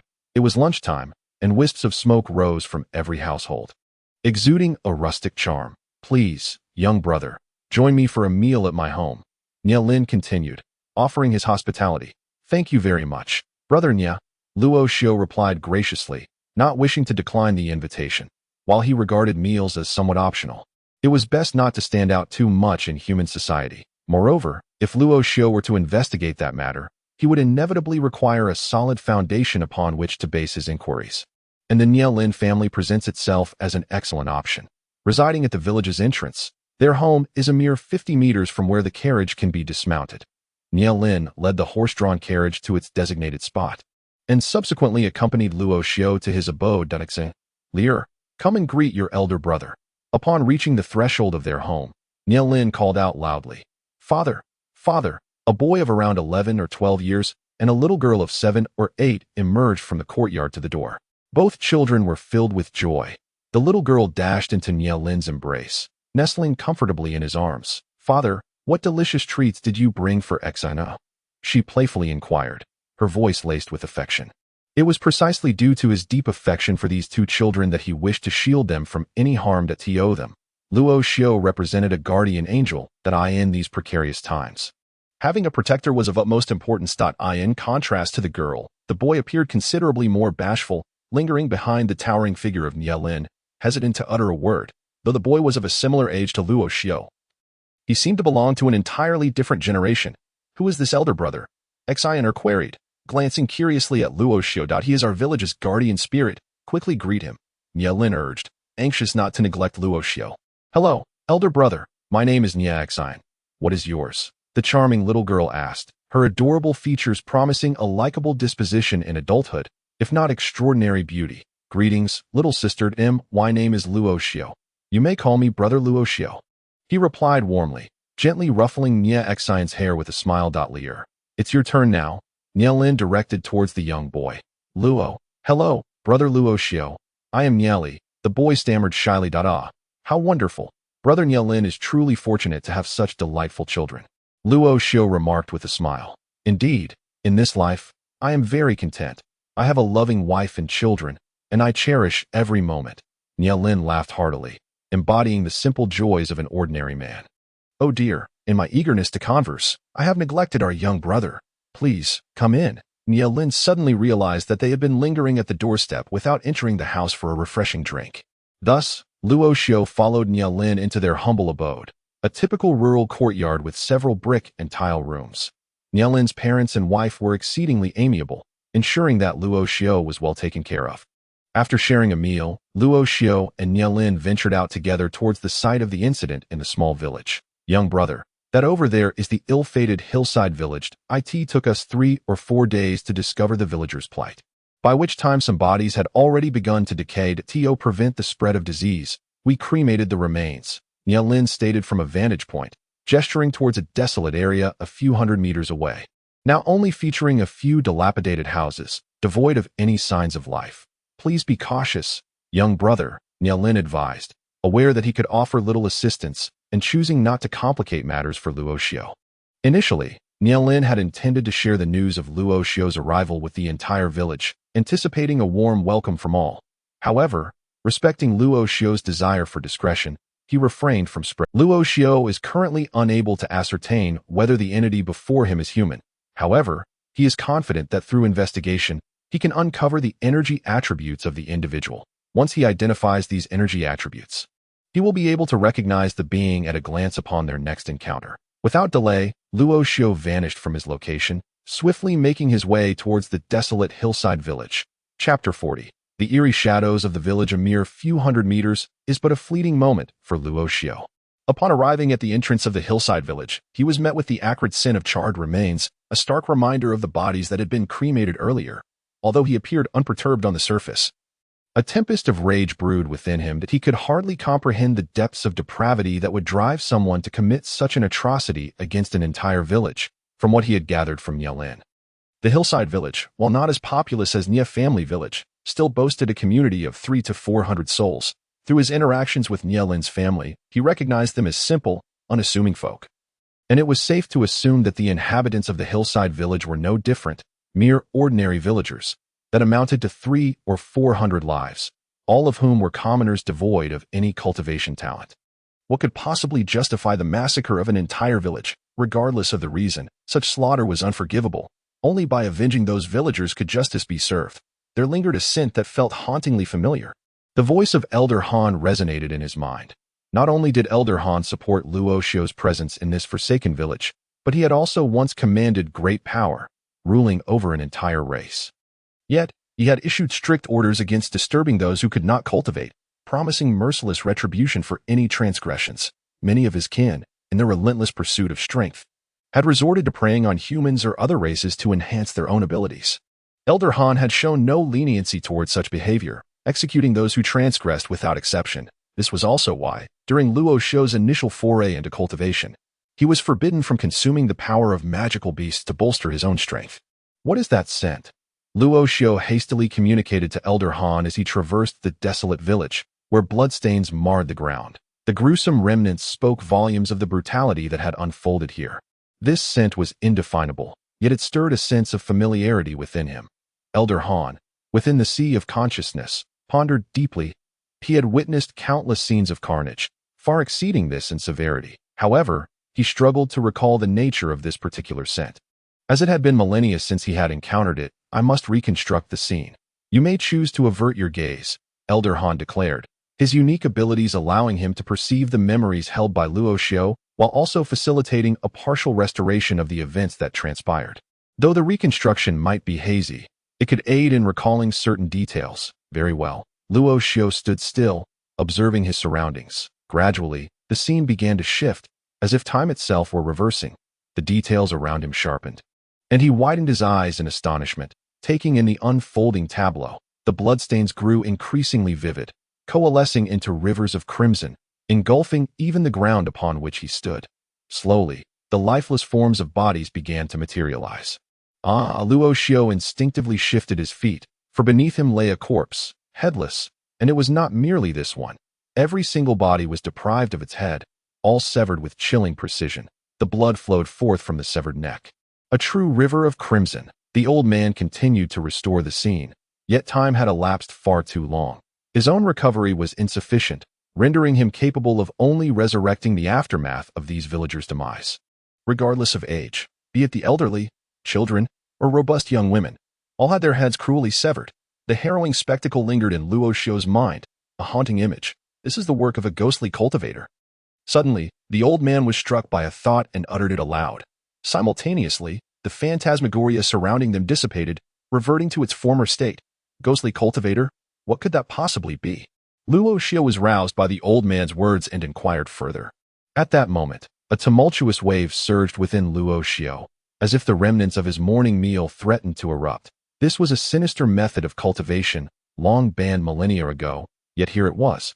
Astonishingly still in use after such a lengthy passage of time, the old man felt a degree of satisfaction with his memory, relieved that his expenditure of vital energy to restore the scene had not been in vain. A look of confusion crossed Luo Xiao's visage, evidently perplexed by the true nature of the ghostly cultivator. A ghostly cultivator is an evil path of cultivation, one that thrives on the absorption of souls as sustenance for one's own advancement. This method is considerably swifter than orthodox practices, earning the admiration of certain nefarious sections. Moreover, humans, being inherently spiritual, are the primary targets for such ghostly cultivators. Recognizing Luo Xiao's lack of understanding, the old man elucidated the concept with clarity. These individuals, upon their demise, are deprived even of the chance for reincarnation. Presently, there is no trace of ghostly cultivators here. They have long concealed themselves, and discovering them may necessitate their own emergence. The old man cautioned Luo Xiao, sharing his disdain for such entities, urging him to eradicate them if possible. However, this was contingent upon Luo Xiao's ability to contend with them. Despite the old man's assertion, Luo Xiao remained intent on uncovering some trace of evidence. When the malevolent being re-emerged, it would undoubtedly wreak havoc once more. Should he seize the initiative, he could save many innocents. As Luo Xiao traversed the desolate village, the sky gradually darkened. Having spent the better part of the day here, he had yet to find any clues. The old man, having expended considerable energy during the restoration, was now in seclusion within Luo Xiao's consciousness, recuperating. But as night fell, the entire hillside village took on an eerie chill. Particularly, the oppressive aura in the air seemed to grow more sinister under the cloak of darkness. While investigating, Luo Xiao felt the sensation of unseen eyes fixed upon him. When he gazed forward, he sensed a presence behind him, yet upon turning, he felt as though someone loomed ahead. In truth, these illusions were merely products of Luo Xiao's mind, conjured by the vivid recollections of the restored scene. After all, he was merely a youth of tender years, albeit one who had taken lives and traversed the depths of the nether abyss. Yet this was a place of real events, and it had not been long since. Taking a deep breath, Luo Xiao had previously dismissed these sensations as mere hallucinations, yet this time was undeniably different. Cautiously, he moved toward the source of that energy, which lay at a considerable distance. He treaded lightly through the cold, desolate village. Gradually, Luo Xiao discerned a silhouette. He was certain it was a figure, not a specter, but a living person. This individual intermittently crouched to scavenge for items from the ground, then rose to hastily dart to another location in search of more. At this moment, Han Lao was in seclusion, recuperating, and Luo Xiao could not ascertain whether the figure before him was indeed that of a ghost cultivator. Nevertheless, Luo Xiao was aware that night had fallen, and the presence of this individual here was undoubtedly ominous. He discerned that the opponent's strength was merely at the out-of-body stage, which should be manageable for him. At that moment, the other party had yet to notice Luo Xiao, who was contemplating how to eliminate the adversary with a single strike. The Linglong Pagoda was indeed a splendid artifact, yet devoid of spiritual energy. Its capabilities were rendered ineffective. Even if he managed to trap the opponent, it would bear no consequence. Although the Fumo ruler possessed sufficient power, the moment he swung it, the opponent would certainly sense the attack. Thus, he could only rely on his own speed and strength. In the next instant, Luo Xiu lunged forward, his tightly clenched fist radiating a dark green luminescence, moving with a swiftness that could be likened to an arrow released from its bow. The figure ahead was rummaging for something on the ground when Luo Xiu's fist came crashing down. My heavens! A startled exclamation erupted as the figure rolled several times before regaining balance. Remarkable! Luo Xiu stood still, his expression betraying a hint of perplexity as he observed the rolling figure. To his astonishment, his previously confident punch had been caught by the other party, although he held the upper hand. It was evident that his opponent had not sustained significant injury. Who the hell are you? The individual exclaimed, rising to his feet and furiously pointing at Luo Xiu. Having provoked no one, he found himself on the receiving end of a blow. A grievance that no one could easily swallow. Prepare to die. After all the villagers you've slain, today I shall avenge them. Luo Xiu's fist glimmered anew as he launched another assault at the man. Wait, let us talk this over. Bang! His fist landed squarely on the man's nose. Although the force had been somewhat mitigated, blood nonetheless gushed forth. Wait, wait, wait, wait, wait. The individual repeated the word wait 5 times, retreating continuously, one hand clutching his nose. Upon seeing Luo Xiu advance again, he bellowed, "Are you done yet? Why are you hitting me?" Chapter 41. The Ghost Cultivator. That was a mistake. The commotion of the fight, coupled with the man's shouts, roused Han Lao from his meditation that he immediately took in the scene before him and promptly intervened to halt Luo Xiu. That was a mistake. Hearing Han Lao's words, Luo Xiu, who had already launched his attack, abruptly came to a stop. A mistake. The casual remark slipped from Luo Xiu's lips, allowing the other party to overhear. Instantly, a multitude of black lines appeared on the man's forehead. To be told it was a mistake after receiving a punch was utterly preposterous. He is not a ghost cultivator. The aura of a ghost cultivator is unmistakable, Han Lao informed Luo Xiu. Luo Xiu stood rooted in place, his expression somewhat rigid.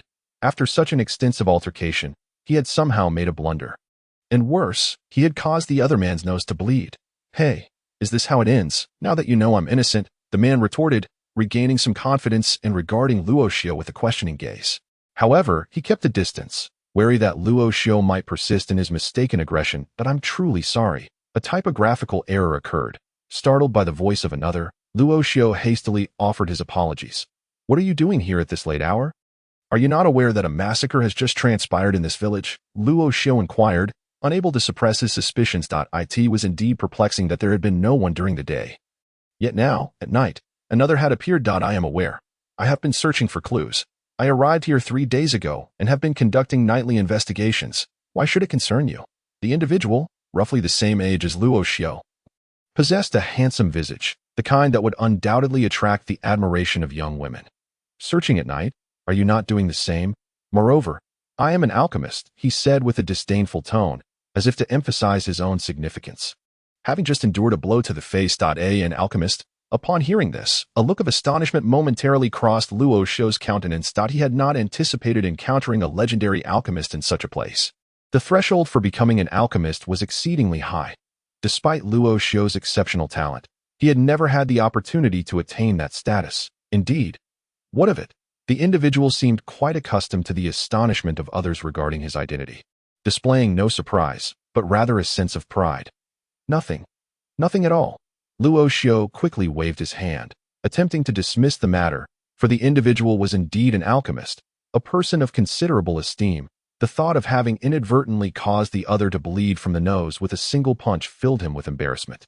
Just as Luo Xiu conversed with this individual, a haunting wail echoed from above Nye family village, sending chills down their spines. Soon after, a black banner was seen fluttering ominously above the village, with souls being drawn into its depths. The ghostly cries emanated from that very banner. Quickly! That specter is killing. The voice of Old Han rang out decisively. The moment his voice resonated, both Luo Xiu and the alchemist sensed the dire situation above Nye family village and rushed towards it. Luo Xiu had never imagined that while he sought information, the specter would commence its slaughter in the village. However, it appeared that it had only just begun its grim task when it was discovered. Had they arrived any later, it might have met the same fate as Shanqiu village. In the darkness, two forces of energy surged from the direction of Shanqiu village towards Nia family village with astonishing speed.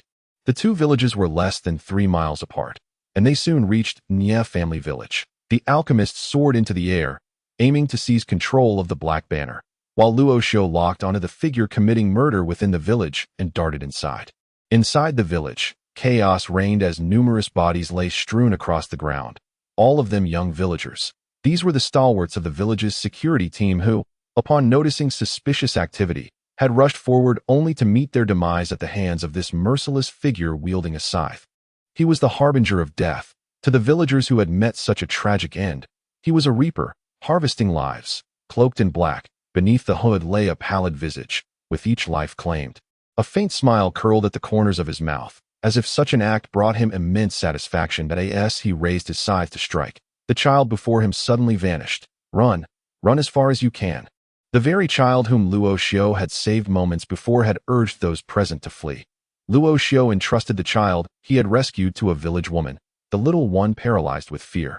Unable to take a step forward, thus he had no choice but to hand the child over to another. Standing before the villagers, who were hastily retreating, Luo Xiu observed the scene with an unwavering gaze. Before him stood a figure wielding a scythe, cloaked in a voluminous black robe, a hat obscuring half of the face, revealing only the ghastly white of the lips. Above, the alchemist struggled to seize the banner. Yet it stubbornly eluded him. Having grown accustomed to slaughtering ordinary folk, encountering a practitioner of the arcane arts was a welcome change. The sinister smile curled at the corners of the pale lips as the long scythe in hand emitted a wailing sound akin to that of tormented spirits. Resonating with the banner in the sky. Is that so? I fear you practitioners might not withstand this. Luo Xiu's eyes were fixed on his adversary, betraying a calm exterior, yet a murderous intent simmered beneath. Utilizing common folk to enhance one's own cultivation was a grave sin. Though Luo Xiu harbored no desire to take lives, he felt no remorse in vanquishing such scum. The multitude of corpses strewn across the ground served as his most compelling encouragement. Suddenly, the scythe wrenched free from the ghostly figure's grip, transforming into a crimson arc that slashed toward Luo Xiu's neck. With a resounding clang, Luo Xiu, wielding the demon-subduing staff with both hands, managed to block the arc, producing a reverberating clash of metal. Nevertheless, the sheer force propelled Luo Xiu backward, sliding nearly 10 meters before regaining his footing. In the same breath, he leaped into the air, bringing the staff crashing down upon the advancing specter. Having only just engaged, Luo Xiu had not anticipated the formidable strength of his opponent, to the extent that even with the staff, he found himself at a disadvantage. However, this was inconsequential, despite the adversary's might. There was an undeniable instability in their aura, a chaotic energy that suggested the ghostly figure had not fully assimilated the villager's essence. This presented Luo Xiu with an opportunity. Should the foe achieve complete integration, he would indeed stand no chance. Yet, with the current instability of their energy and his own solid foundation, Luo Xiu was confident in his superiority. Throughout his training, whether in the past or present, he had never neglected the fortification of his physique, and in terms of foundational prowess, he surpassed this ghostly adversary by a significant margin. As they clashed once more in midair, a deafening sound erupted. And, as before, Luo Xiu found himself outmatched, the specter gaining the upper hand. Yet, like an indomitable cockroach, Luo Xiu would retaliate instantly after each encounter, persistently forcing the ghostly figure into direct confrontation, coupled with the power of the demon-subduing staff. Though he was momentarily outmatched, the specter could not fully consume Luo Xiu. Just yet as time wore on, the energy within the specter would begin to destabilize under continuous assault, marking the moment when Luo Xiu could seize victory. Meanwhile, the villagers, having weathered the panic of earlier moments, gradually established a semblance of order, working diligently to usher their fellow townsfolk away from the battleground. Although the clash between Luo Xiu and the specter occasionally wreaked havoc upon their homes, the fact that they were saving lives was commendable. Nia Lin was currently aiding in the evacuation efforts, collaborating with members of the local security team. The ghostly figure had commenced its rampage from one end of the village. And had Nia Lin been present at that moment, he too would have faced a dire fate. The battle between Luo Xiao and the ghostly cultivator gradually ascended from the ground to the skies. Although Luo Xiao was unable to fly, he occasionally plummeted onto the rooftops below, yet he was still able to contend with the ghostly cultivator. This was largely due to the fact that the ghostly cultivator was also incapable of flight and could only descend intermittently. In the open space at the village's edge, numerous villagers gathered, among them Nie Lin's family, who were intently observing the three combatants engaged in battle above the village. Besides Luo Xiao and the ghostly cultivator, there was also an alchemist and a long-bannered warrior locked in combat. "Look, that's my elder brother Luo Xiao," exclaimed Nie Xin, grasping Nie Li's hand tightly, both of them wide-eyed as they watched Luo Xiao fight. Despite the distance, the bursts of light from their clashes illuminated their faces, making it easy to spot Luo Xiao amidst the fray. Their grandparents and mothers stood behind them, equally transfixed by Luo Xiao's battle. Previously, they had only heard from Nie Lin that Luo Xiao was a cultivator, but witnessing him in direct confrontation with a demon revealed just how formidable he truly was. When they learned of the demon's arrival in their village, they had feared for their lives. Yet now, seeing Luo Xiao's arrival alongside an unknown hero, they couldn't help but believe that Luo Xiao would surely vanquish the demon and save them. Bang! Another clash of energy erupted, forcing both Luo Xiao and the ghostly cultivator to retreat simultaneously. However, this time the outcome was evenly matched, with neither gaining the upper hand. Yet, the lack of advantage indicated that Luo Xiao had indeed turned the tide. From a position of total disadvantage to one of parity, coupled with the ghostly cultivator's uncontrollable energy, the tide of victory had become apparent. The heavens were watching, and though retribution was not immediate, the time for it had finally arrived. Luo Xiao fixed his icy gaze upon his opponent. "Humph, you are no different. Absorbing your wraith may very well aid my breakthrough." The ghostly cultivator's face, hidden beneath his dark cloak, remained pale as snow. Even amidst the chaos of energy, he retained a sense of confidence. "I wonder where your confidence stems from." In the next moment, Luo Xiao did not allow the ghostly cultivator any respite to regain control over his energy. He swung the demon-subduing staff once more, striking down towards him. "Summon the spirit's banner," the ghostly cultivator shouted, and the long banner, previously engaged with the alchemist, suddenly swayed, evading the alchemist's grasp and instantly appearing in the ghostly cultivator's hand. Upon seizing the summon the spirit's banner, the ghostly cultivator's aura underwent a significant transformation. Chapter 42. The Exquisite Pagoda. Refinement. The moment the summon the spirit's banner was grasped, the chaotic energy within the ghostly cultivator was instantly quelled, and his own power surged, soon surpassing his previous peak. Luo Xiao, wielding the demon-subduing staff, had now closed the distance to the ghostly cultivator, ready to strike down. As the ghostly cultivator swung the summon the spirit's banner, it appeared rather modest in size, yet it swiftly enveloped Luo Xiao, ensnaring both him and the demon-subduing staff within its grasp. The instant of entrapment, a wave of vengeful spirit energy surged forth from the banner. This banner was forged from the souls of hundreds of common folk, harboring the resentment of countless villagers. Its power was truly terrifying. Damn, this is a case of 1 + 1 being greater than 2.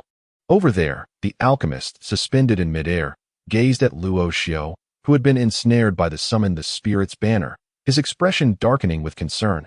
Previously, when confronting the soul-summoning banner, although it posed a challenge, it was not formidable to such an extent. Yet now, with the fusion of human and banner, a tremendous energy has surged forth. This has left him contemplating retreat. It is not that he lacks the desire to assist these villagers. Rather, his own strength is insufficient to contend with the opponent. The prowess displayed by the adversary is such that even a high-level practitioner in the transcendence realm would hesitate to claim certain victory. Engaging the foe directly would be akin to striking a stone with an egg. The individual who had previously left him bloodied had not even made contact before being drawn into the fray. As for the circumstances within the soul-summoning banner, he, as an alchemist with potent spiritual energy, is acutely aware. It is highly likely that escape from death is impossible. No, it is certain death. Suddenly, the presence of Luo Xiao vanished from the sky. The villagers below erupted into a state of panic, gripped by a foreboding sense of dread. Where has brother Luo Xiao gone? Below, Nie Xin wore a look of confusion. He had just been there. How could he have disappeared so suddenly? Brother Luo Xiao will surely be fine. Nie Li gazed up at the sky, now devoid of Luo Xiao, his fists clenching tightly. By Nie Li's age, Luo Xiao had already become a formidable figure in Sisui City. Yet, due to his ordinary talent, he appeared no different from a child in this mountain village. Without him, there is still me.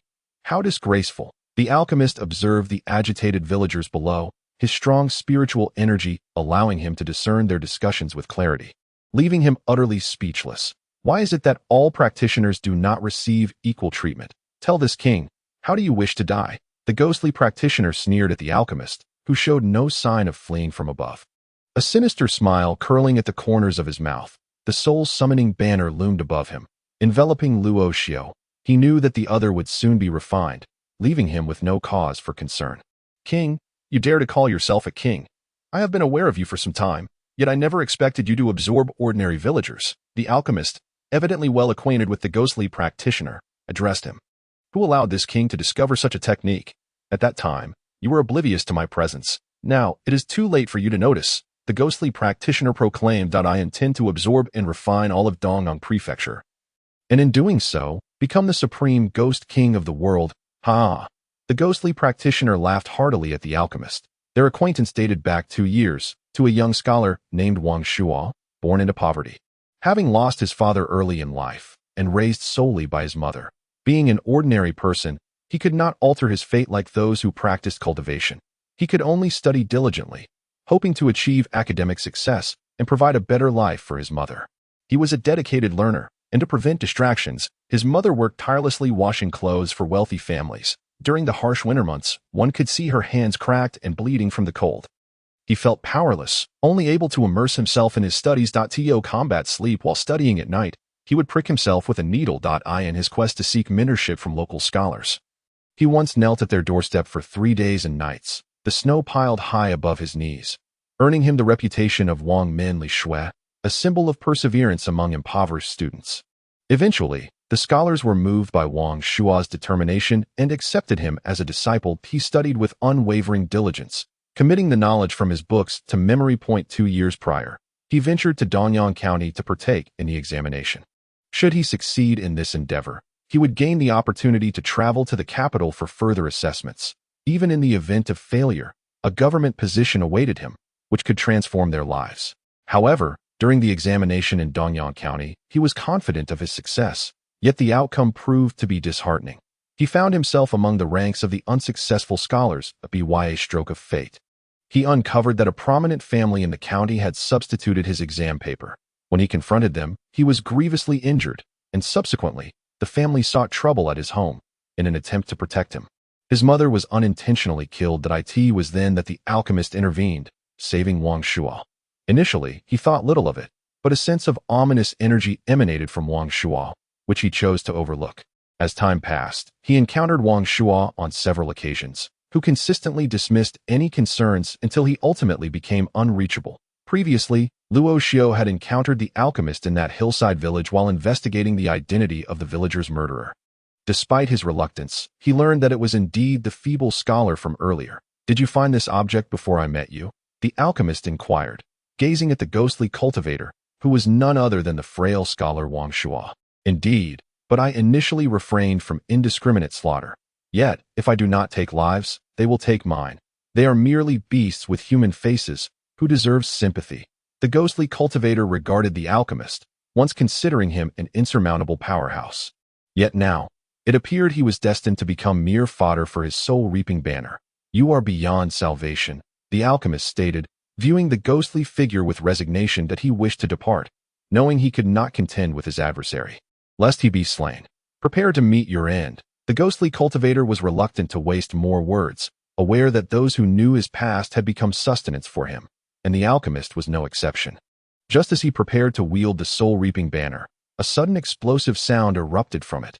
Bang! The banner, previously enveloped, detonated, and from within, a figure emerged. It was Luo Xiao. How did you escape? Luo Xiao's emergence startled the ghostly cultivator, revealing a hint of astonishment on his face. He was well aware of the circumstances within the soul-reaping banner. Even before him stood a cultivator yet to reach the profound realm, and even a true adept would meet their demise within. Holding the demon-suppressing ruler, Luo Xiao shook his head, producing a cacophony of crackling bone sounds. Damn, you truly are an undead. On the other side, The alchemist's expression was one of complexity as he regarded Luoxiu, reflecting on his earlier suspicions, leaving him at a loss for words. Nevertheless, while his conjectures proved accurate, he remained curious about how the other had become undead, especially since he appeared nearly indistinguishable from a human. Had he not disclosed this, even a saintly human would be oblivious. Indeed, I underestimated you. The ghostly cultivator soon accepted this revelation, but swiftly readied himself, wielding a scythe in one hand and the soul-reaping banner in the other, lunging toward Luoxiu. His true power lay in the fusion of man and banner. Should he attain this unity, he was confident in his ability to refine even high-level profound realm cultivators. As Luoxiu maintained his composure, he wielded the demon-slaying staff and struck fiercely at the ghostly cultivator. Concurrently, the little dragon darted from Luoxiu's side, harassing the ghostly foe intermittently to create openings for him. However, although the ghostly cultivator was rendered helpless against the little dragon, the creature posed no real threat to him, and the disturbances were rather minimal. As soon as they clashed, Luoxiu found himself at a disadvantage. Having barely parried the scythe, the soul-summoning banner came crashing down upon him. One could describe his situation as lacking any capacity for retaliation. The soul-summoning banner was not intended for such trivial use. Within his consciousness, the elder Han shook his head in regret. Despite Luoxiu's current predicament, he remained unperturbed, for he had his trump card. Even if he could not vanquish his opponent, escaping was certainly feasible. In Elder Han's recollections, the ghostly supreme beings of Ur would unleash devastation upon cities the moment the soul-summoning banner was invoked. Yet now, this foe merely wielded it as a weapon. It was a sheer disgrace to the banner's illustrious reputation. I shall assist you. At that moment, the alchemist, no longer merely a bystander, flickered into motion, rushing towards the fray between Luoxiu and the ghostly cultivator. To be precise, it was the battle where Luoxiu faced torment. In his possession was an ancient cauldron, radiant and illustrious, a renowned alchemical vessel that graced the 100 cauldron rankings, hailed as a relic from antiquity. However, the alchemist had yet to unleash the full potential of the ancient cauldron. With a mere wave of the ghostly cultivator's soul-summoning banner, hundreds of vengeful souls surged forth, instantly ensnaring the alchemist. Despite his relentless efforts to activate the ancient cauldron, the overwhelming malevolence of the ghostly spirits suppressed its power, leaving him in an even worse predicament than Luoxiu. Meanwhile, the villagers cheered for Luoxiu's emergence, yet upon witnessing the ghostly cultivator's overwhelming advantage, they could only silently pray for his victory in the eradication of this malevolent entity. Truly an extraordinary spectacle. At this juncture, Luoxiu found himself grievously suppressed. Witnessing the alchemist ensnared without even a chance to retaliate left him at a loss for words. Were it not for his robust physique, he would have long since succumbed. The advantage of cultivating one's physical body is that, in a confrontation, one is not solely reliant on energy. Other cultivators, upon exhausting their energy, would inevitably face defeat. However, for Luoxiu, energy was not the decisive factor. Rather, it was his stamina. And for someone like Luoxiu, who frequently practiced physical cultivation, his stamina far exceeded his energy reserves. Yet, as time pressed on, Luoxiu's stamina would ultimately dwindle, and he found himself in a more dire state than before, nearly devoid of the strength to resist, tossed about like a mere ball. The ghostly cultivator was equally vexed. The soul-summoning banner failed to absorb its target. And with such a hard-hitting approach, he pondered when he might truly achieve victory. "Are you not an alchemist?" inquired Luoxiu amidst the onslaught. "Indeed. What of it?" "I cannot assist you," retorted the alchemist, ensnared by the multitude of vengeful specters, each intent on consuming him, leaving him no time to aid. Luoxiu. Do you possess any spiritual energy? Luoxiu pressed. "Why do you ask that?" Upon hearing the mention of spiritual energy, the alchemist tensed, fully aware of the need to safeguard his own reserves despite being entangled by the specters. That spiritual energy was his lifeblood. Without it, a practitioner could not rightfully call themselves an alchemist. Spiritual energy had become exceedingly scarce over the years across the continent, regarded as a precious commodity by all alchemists. "Give me your spiritual energy, and I shall return it to you tenfold." Quickly. Once again, Luoxiu was struck by the soul-summoning banner, causing his body to plummet directly downward, landing not far from the alchemist. In but a fleeting moment. Though the alchemist was reluctant to relinquish his spiritual energy, he nonetheless released a burst of white energy from his brow. As this white energy emerged, The surrounding malevolent spirits hastily retreated. Simultaneously, the Linglong Pagoda was summoned by Luo Xiao, appearing in the air, its multicolored body expanding in the wind, as that surge of spiritual energy wildly poured in. Linglong Pagoda, refine, Luo Xiao suddenly bellowed, the pagoda radiating a resplendent array of colors as it soared above the ghostly practitioner. A powerful pulling force emanating from it. Chapter 43. Zone E. In the night sky, the Linglong Pagoda towered several zhang high, floating majestically and emanating a divine spectrum of colors, as if a celestial weapon had descended from the heavens. The appearance of the multicolored pagoda caused the previously tainted ghostly energies to scatter in disarray, fleeing chaotically.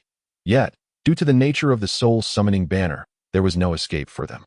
Beneath the Linglong Pagoda, the ghostly practitioner had long since discarded his scythe, now wielding the soul-summoning banner with both hands, shaking it incessantly. With each tremor, powerful ghostly energy surged forth, forming a protective barrier around him. However, the pulling force from above grew increasingly potent. Even as the ghostly energy swelled, it could not surpass the pagoda's formidable draw. This is a pinnacle-grade treasure. The alchemist gazed in astonishment at the magnificent Linglong Pagoda, his face betraying his shock. Treasures of this caliber were exceedingly rare on the continent, and pinnacle-grade treasures were even scarcer, often hoarded by prominent families. How could this individual, no, this being, possess a pinnacle-grade treasure? What manner of identity could he possibly hold? Meanwhile, Luo Xiao, having been knocked down by the previous strike, now stood atop a building, exerting his spiritual will to control the Linglong Pagoda with all his might. Although the pagoda recognized him as its master and he was aware of its capabilities, this was his first time utilizing it, and he felt somewhat unpracticed in many aspects that lie in the distance. The villagers, witnessing the sudden appearance of the pagoda glowing with a sacred spectrum of colors, instinctively knelt in reverence, prostrating themselves before it. These ordinary villagers, confronted with the majestic sight, believed it to be a divine manifestation and thus felt compelled to worship. Though the Linglong Pagoda's pulling force was formidable, the ghostly practitioner appeared on the verge of defeat, yet continued to persevere. However, Luo Xiao, already heavily drained from prior exertions, began to sense a lack of reserves as the standoff persisted. The Linglong Pagoda was a pinnacle-grade treasure. The spiritual force required to activate it was beyond what Luo Xiao could currently endure. The ghostly practitioner seemed near collapse, yet in truth, it was Luo Xiao who was faltering. Alas, the power of his soul is still too feeble. Within Luo Xiao's sea of consciousness, the ancient spirit, Han Lao, understood his situation all too well, letting out a helpless sigh. He was astonished that Luo Xiao could even activate the Linglong Pagoda. Having not anticipated that the alchemist possessed any spiritual energy, let alone that he would be willing to utilize it, do not resist. Channel all your strength into the treasure, Han Lao instructed Luo Xiao. And in an instant, the spirit within the sea of consciousness dispersed, flowing into the depths of Luo Xiao's soul, continuously fortifying his spiritual strength. Luo Xiao's soul, which had been nearly depleted, was on the brink of collapse. The results of the ancient souls surging forth are even more formidable than during Luo Xiao's pinnacle in the night sky. The exquisite pagoda expands once more, returning to the state it possessed when Luo Xiao was first unsealed. And its absorbing power has increased severalfold. The actions of the ghost practitioner wielding the soul-calling banner grow increasingly sluggish, as if each motion is met with immense resistance. Indeed, the force of absorption emanating from the exquisite pagoda has transcended what this ghost practitioner can withstand.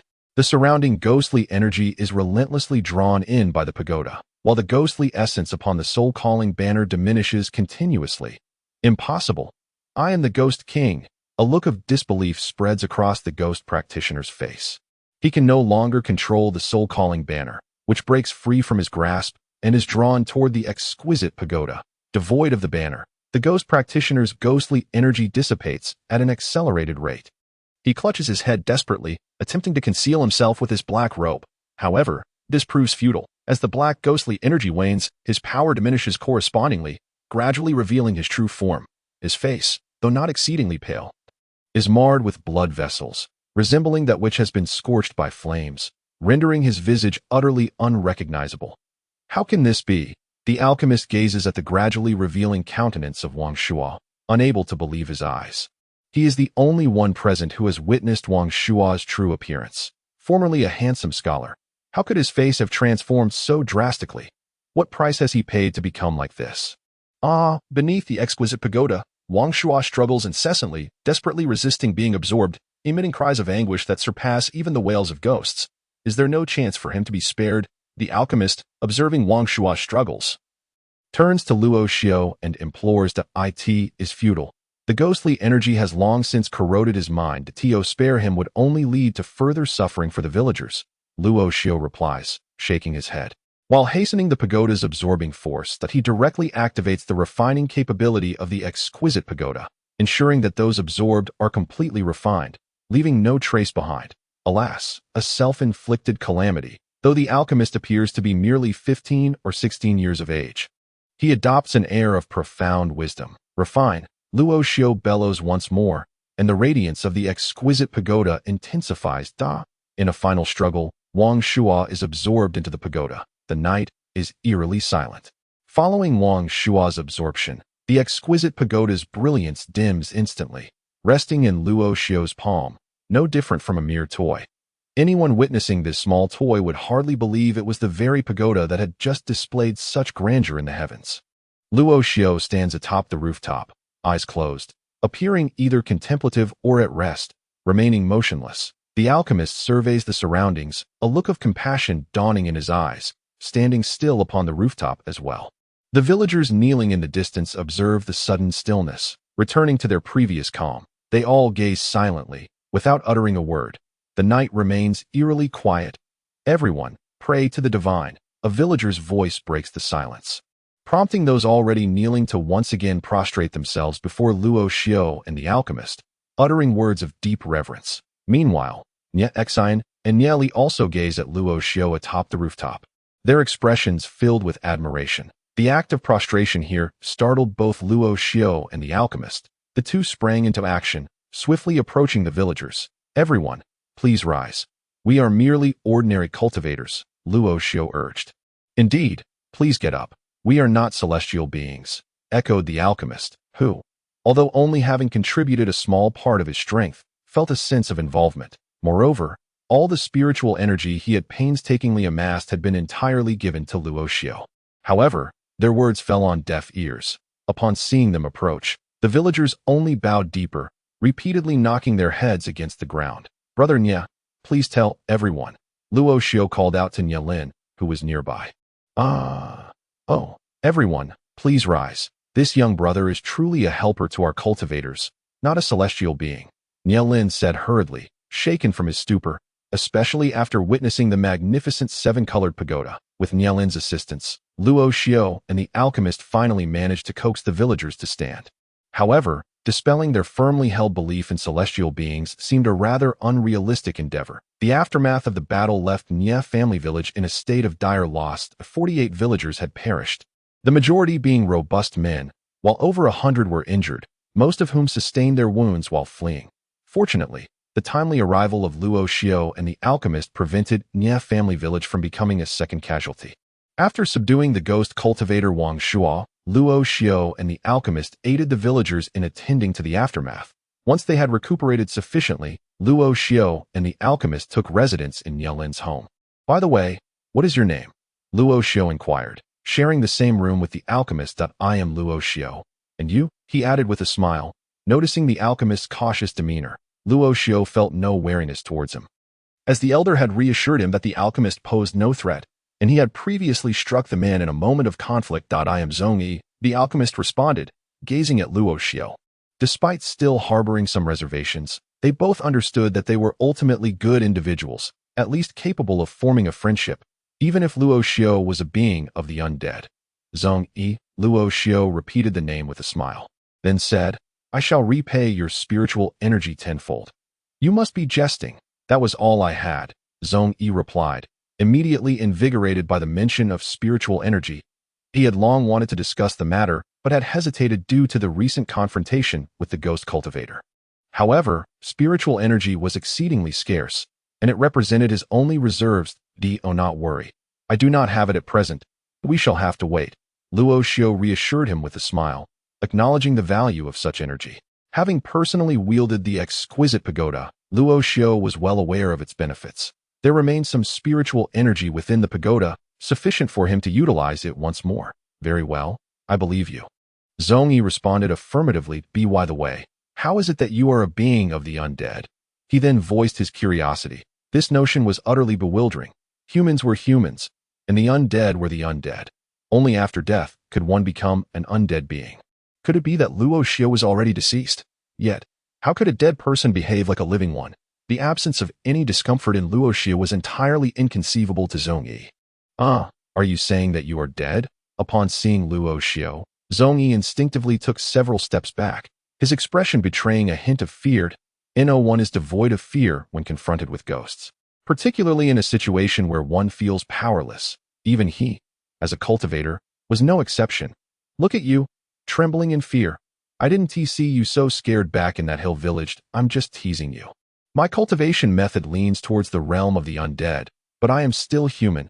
Luo Xio hastily reassured him, aware that he could not reveal his identity as an undead, especially with Han Lao currently in a state of unconsciousness. You startled me. Zhongyi exhaled a sigh of relief upon hearing Luo Xiu's words. It was indeed improbable. How could a human be an undead? By the way, what rank of alchemist are you? Luo Xiu inquired curiously. Rank? It's rather low, merely 3rd rank. Zhongyi replied with a smile. Chapter 44. The little girl in my memories. Zhang Zhe traversed into a parallel world where people grew stronger by battling monsters in the demon realm to fend off the invasion of demonic creatures. To protect his sister, Zhang Zhe entered the demon realm, adopting the name Luo Sha, and unexpectedly activated the most powerful SSS-grade summoning talent. By defeating monsters, he could summon others. The higher his summoning skill, the more creatures he could call forth. And they could even level up. Truly extraordinary. In the demon realm, while other adventurers formed teams of hundreds or even thousands to challenge bosses, Zhang Zhe led his army of summoned creatures to crush everything in their path. In reality, while nations struggled to contend with high-level demonic entities, Zhang Zhe single-handedly faced over 100 advanced monsters, shocking the entire world. Who exactly is Luo Sha? He continues to break records in humanity's exploration of the demon realm. On the verge of surpassing the 100th level, with Zhang Zhe, the Great Xia Kingdom has risen to become the strongest nation globally. If this individual cannot be won over, he must be eliminated. What? Zhang Zhe single-handedly challenged 10 5th-tier demon realm powerhouses. It's over. The Great Xia Kingdom will soon unify the world. Chapter 45. The relic of the ghost cultivator. The prosperity of Donyang City surpasses that of Sisui City by a considerable margin. With its factions being significantly more powerful, a family like the Luo clan would rank first in Sisui City, yet in Donyang City, they would likely struggle to break into the top 5.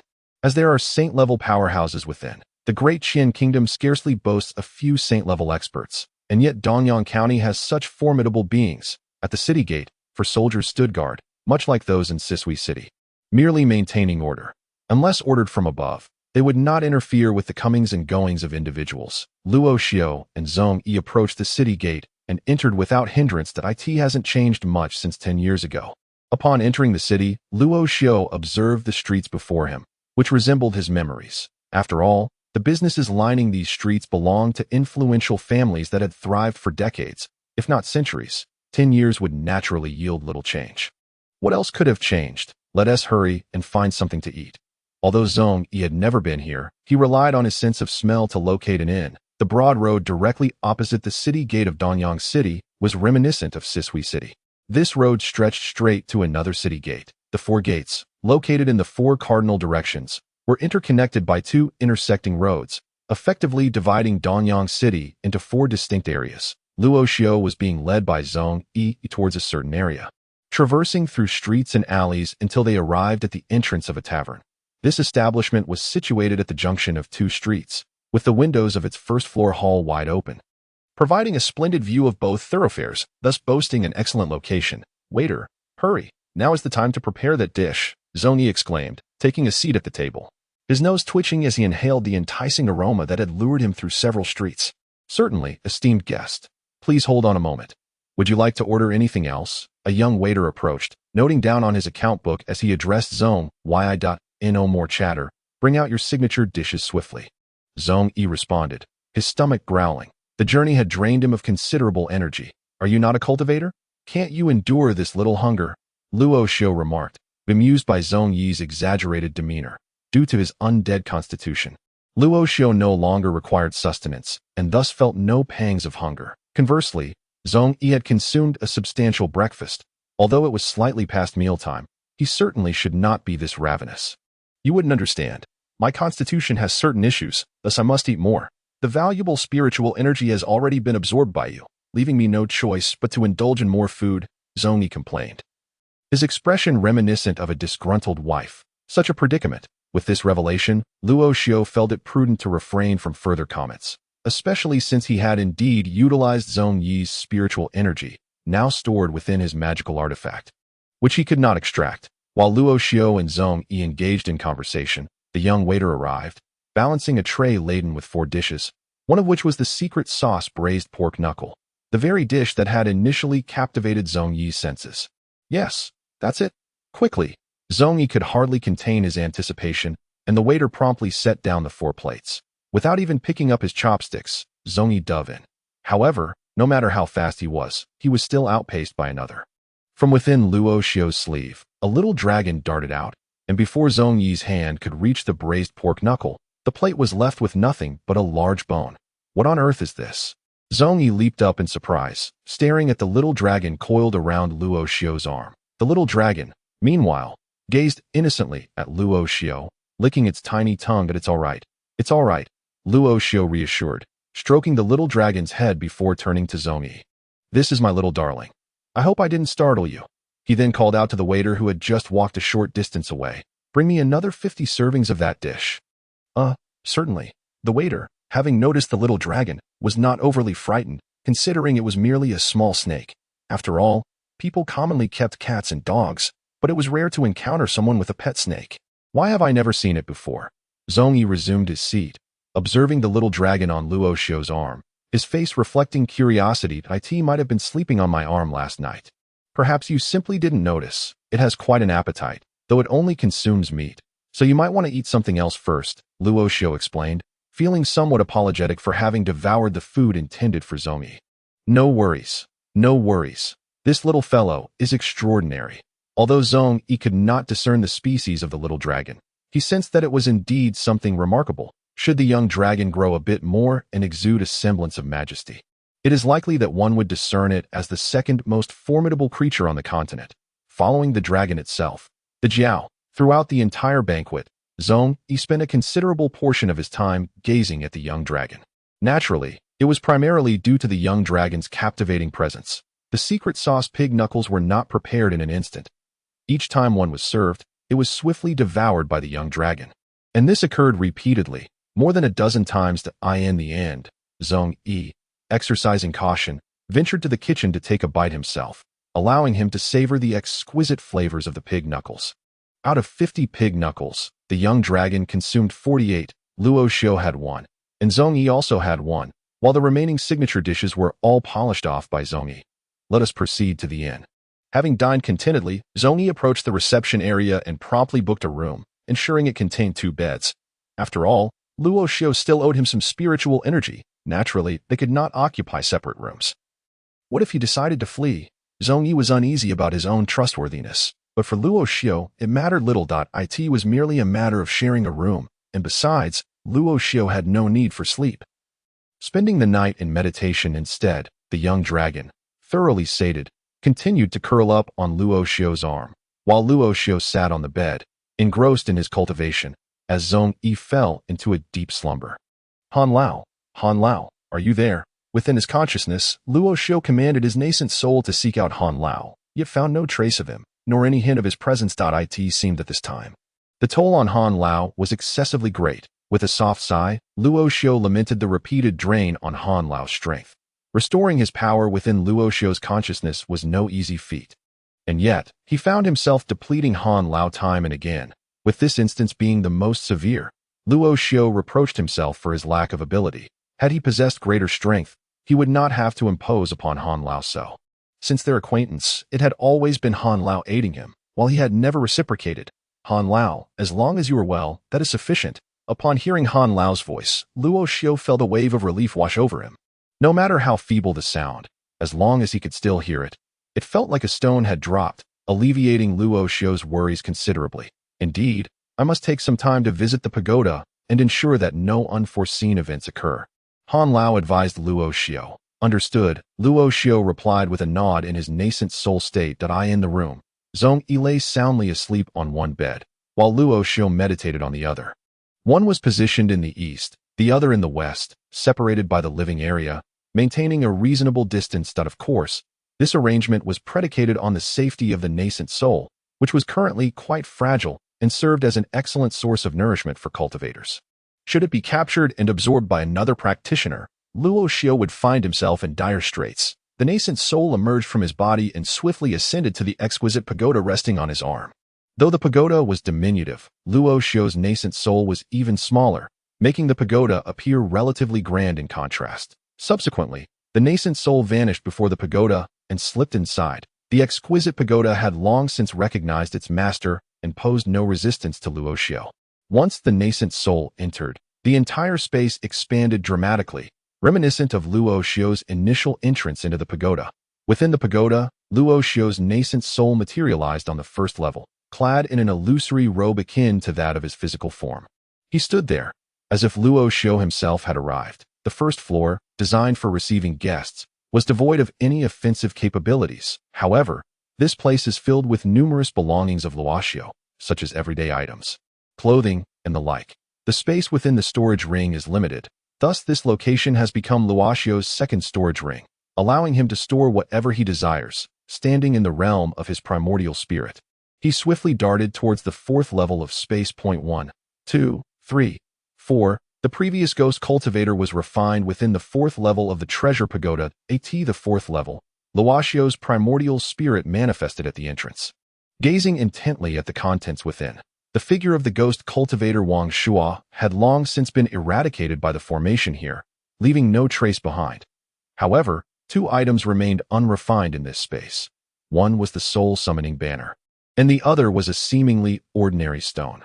Curiously, Luo Xiu approached the soul summoning banner, which appeared merely as an ordinary flag, devoid of any ghostly aura. The inability to refine the soul summoning banner suggested that it was no ordinary item. It must be a magical treasure of some sort, beyond the capabilities of Luo Xiu at present. But what could this stone be? Bending down, he picked it up, eager to discern its nature, especially since even the treasure pagoda could not refine it. Could it possibly be another treasure like the soul summoning banner? To his astonishment, upon holding the stone, he noticed an ancient character carved upon it. Ghost. This script was archaic, not inscribed by contemporary hands. The stone felt peculiar in his grasp, eliciting an indescribable yet comforting sensation within Luo Xiu. Suddenly, a powerful suction emanated from the stone, attempting to draw in Luo Xiu's primordial spirit. Chapter 46. The inheritance of the ghost cultivator standing on the fourth level of the Linglong treasure pagoda. Luo Xiu's aura began to fluctuate violently in his current state as a primordial spirit. He was merely an embodiment of energy, controlled by Luo Xiu's soul. The stone's pulling force was extraordinarily potent, rendering him unable to withstand it in his primordial state. Within the Linglong treasure pagoda, Luo Xiu's presence grew increasingly unstable. Abruptly, his form vanished, the stone he had been holding fell to the ground, and the entire fourth level returned to tranquility. The soul summoning banner remained in place, and the stone exhibited no signs of change. Only Luo Xiu had disappeared. The force of the tearing sensation surged through him, threatening to disintegrate his primordial body at any moment. Luo Xiu screamed as he plummeted through an unknown space. It resembled a time-space tunnel, with dazzling lights surrounding him, though he could not discern his location. After what felt like an eternity, the agonizing sensation of being torn diminished significantly. Luo Xiu's primordial spirit once again landed on solid ground. Yes, it was indeed real Earth. Where am I? Struggling to rise, Luo Xiu surveyed his surroundings. He found himself in an exceedingly desolate area, beneath a solitary moon high in the sky, indicating that he was now in the tangible world. Yet, the vicinity was a chaotic burial ground, resembling a castle long abandoned, with crumbling walls and towering ruins that appeared ready to collapse at any moment. All around him, there was a palpable fury. The tombstones were incomplete, some reduced to halves, others missing corners. Peering deeper into the surroundings, he saw only an impenetrable darkness. The air was permeated with a chilling, eerie cold. This place, more terrifying than the abyssal gorge. The abyssal gorge is notorious for its frightfulness, yet its horrors are confined solely within its own depths. Here, however, it feels as if the entire world has transformed into a realm of specters. A chilling domain of the undead. The surroundings are eerily silent, so silent that it is disconcerting. Even though I have personally ventured into the abyssal gorge and am myself but a specter, I cannot shake the unsettling chill that envelopes me in this place. This is partly due to my status as a primordial infant, rendering my strength negligible, only slightly surpassing that of an ordinary human. Standing in this unknown locale, I find myself at a loss as to where to go. I do not even recollect how I arrived here. I merely grasped that stone, and then I was drawn into this realm. Surely, it must be the stone's doing. Currently, I can only attribute my presence here to that stone. Had I not seized it, I would not have been ensnared in this place. The stone must harbor some form of array or enchantment, which I fortuitously activated, leading me to this spot. Devoid of a soul, I have indeed become a specter. While typical specters possess only souls and lack corporeal forms, I have become an anomaly, one with a body but devoid of spirit. I cannot remain in this solitary stance indefinitely, so I begin to move. The ground poses no particular issue.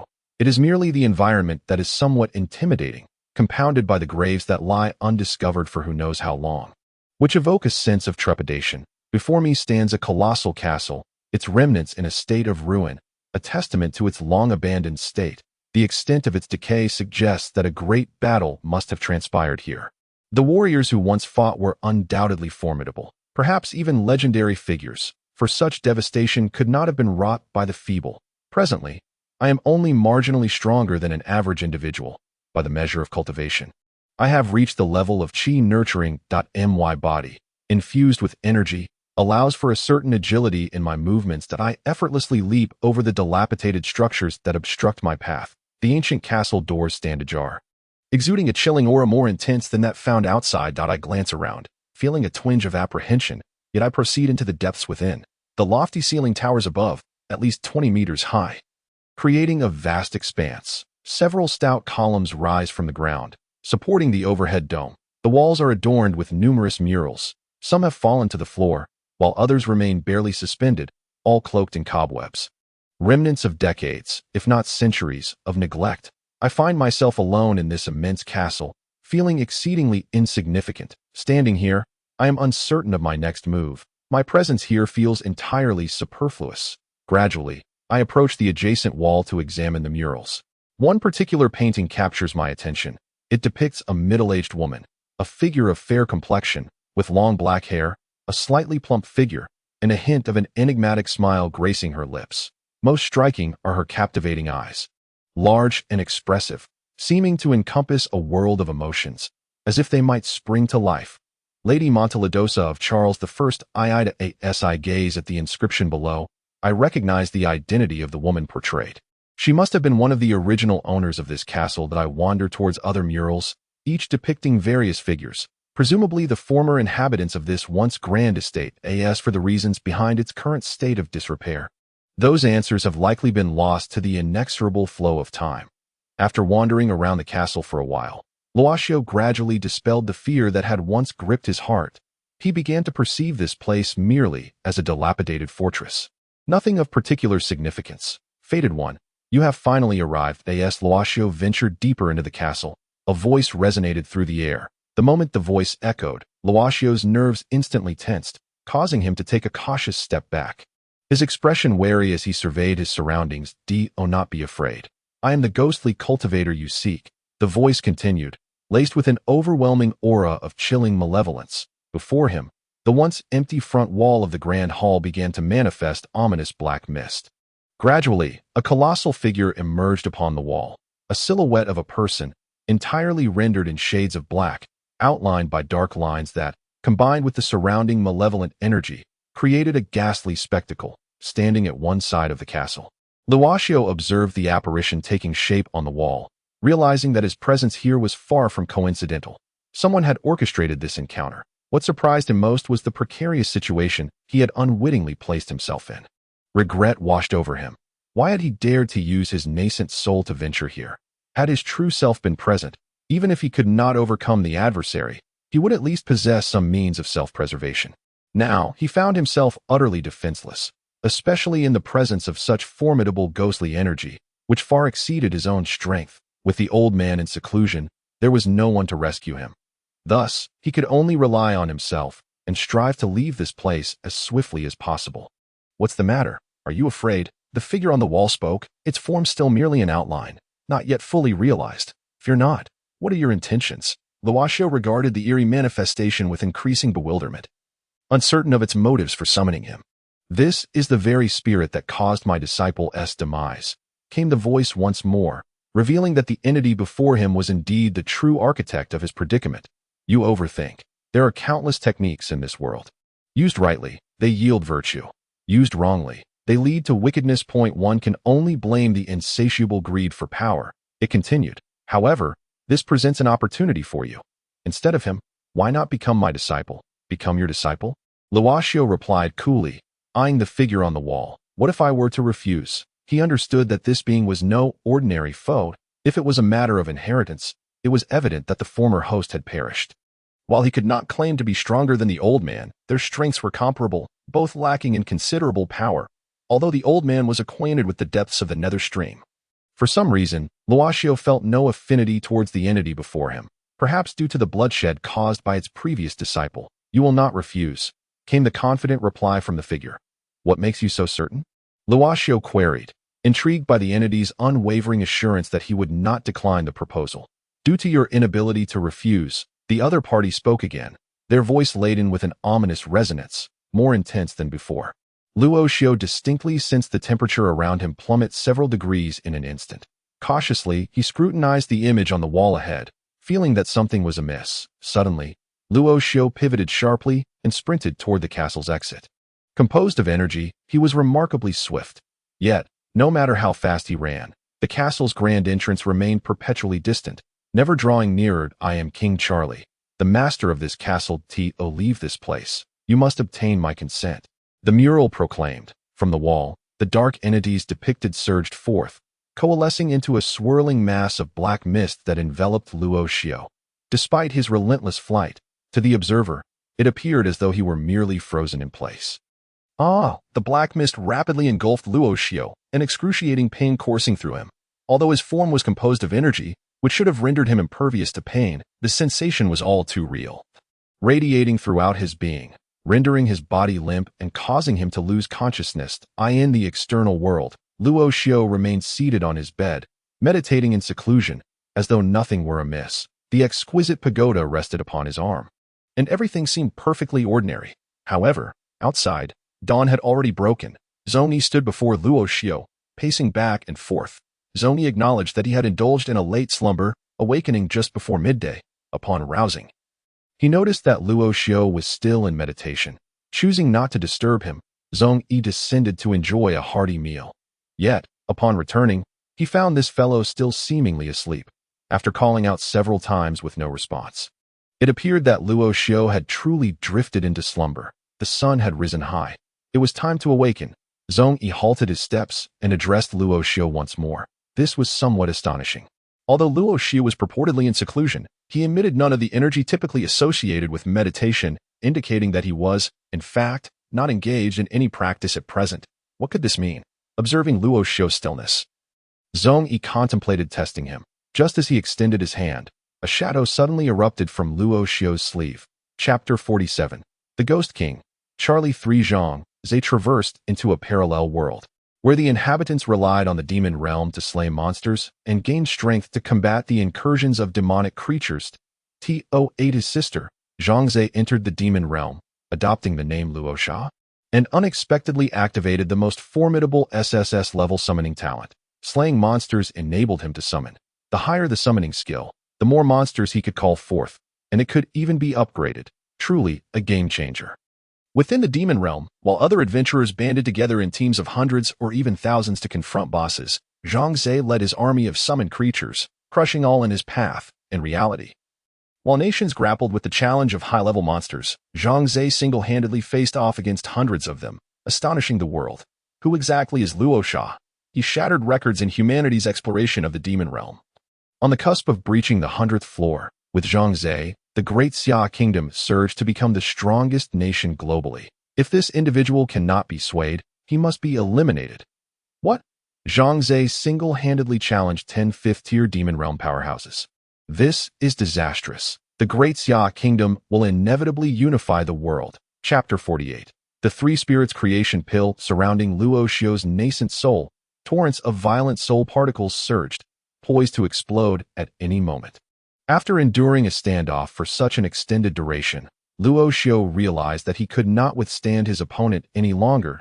If resistance was futile, then obliteration would be the alternative, as Luo Xiu prepared to initiate his own soul self-destruction. He was acutely aware of his physical form. Regardless of what resided within his mind, the outcome remained singular: total annihilation, complete obliteration. Simultaneously, he would also be destroyed. However, Luo Xiu harbored no fear regarding his impending fate. He refused to become a malevolent murderer. Thus, destruction was the most favorable option. No. At long last, the relentless Charlie III, the Ghost King, discerned Luo Xiu's intentions. Initially, he believed that Luo Xiu would not dare to take such a drastic step, only to be astonished by his audacity. Luo Xiu's fearlessness of death did not equate to a desire for it. Had he wished for death, he would have perished alongside his castle and family during that cataclysmic war. He had absorbed his wife, mother, and subjects, elevating himself to the pinnacle of ghostly cultivation. Subsequently, he utilized sculptures to reconstruct his wife and mother, attempting to satiate his psychological needs as a husband and son. Yet, what did it matter? Ultimately, it was all but a mound of earth. In that final battle, he was still met with annihilation that he had clung to a thread of existence, yearning for the day he might be resurrected. However, the current Luo Xiu, his most promising successor, was now on the verge of self-destruction, intending to obliterate himself alongside his soul. It is too late. Luo Xiu's voice emanated with a cold scoff. Why? The ghostly energy within his mind roiled chaotically, exhibiting extreme instability. Because you miscalculated, human. Not everyone fears death. Luo Xiu replied with a smile. Finding clarity as he approached annihilation, he considered his impending demise to be glorious. Having refused to be manipulated into a killing machine. No. Impossible. Everyone fears death. You cannot be unafraid.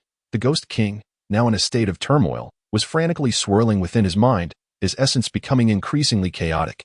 That cannot be. Suddenly, an ancient voice resonated, and in that instant, a significant portion of the tumultuous ghostly energy dissipated. Within his mind, another sphere of energy emerged, segmenting the chaotic ghostly essence into several parts. Gradually, this green-tinged energy coalesced into a figure, none other than the long-secluded Han Lao. Who are you? The abrupt appearance of this figure rendered the Ghost King visibly alarmed. He had never anticipated encountering another entity within his mind. The soul that had been on the brink of self-destruction now transformed into a powerful wave, surging toward him and relentlessly battering his ghostly energy. Ha! Merely an old relic, yet you have gained some renown. Why trouble yourself with a mere child? Han Lao remarked, observing the divided ghostly energy with a bemused smile. As he spoke, he employed his energy to impede the merging of the ghostly essences. Together, they formed a formidable force, yet when separated, they were significantly weakened. When did you enter? The Ghost King's voice was laced with disbelief. This domain where Luo Xiu resided was a manifestation of his own creation, entirely disconnected from the Dragon Ruins continent. When did this person arrive? And yet they remain utterly oblivious. I, the old man, have been here for quite some time. It is merely your ignorance that blinds you. Remember this. There are always greater beings beyond ourselves, and the heavens hold even more wonders. The old man did not rush to confront the other party, but engaged in a leisurely exchange. Of course, while the old man conversed, the fragmented ghostly energy was incessantly eroded by Luo Xiu's soul. Regardless of who comes, they must meet their demise. The Ghost King had no intention of indulging in further banter. He was unaware of the identity of his opponent, yet it seemed the other was well aware of his. For him, who stood in the light, any delay would be detrimental. Moreover, his own ghostly energy was steadily depleting.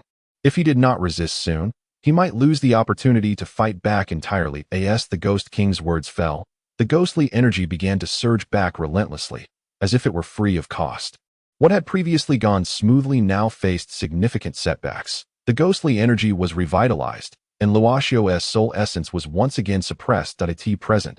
the Ghost King was no longer concerned about Longxu's self-detonation, for they were reluctant to sacrifice themselves. The earlier self-detonation had merely been a ruse, designed to catch the opponent off guard, allowing this sudden arrival to gain the upper hand. The old man ceased his speech, transforming into a verdant gas to assist Longxu in suppressing the ghostly energy. It must be said that the old man's aura was formidable. Upon contact, the ghostly energy retreated and dissipated in no time. The old man, sensing Longxu's peril, hastily awakened from his meditative state. To his astonishment, he discovered that Longxu's soul had already exited his body, journeying into the Linglong Pagoda to retrieve that stone, which brought him to this very moment. Observing Longxu's confrontation with the Ghost King, the old man cleverly infiltrated the vicinity, advising Longxu to feign a self-detonation. Thus, they seized the initiative, taking control of the situation.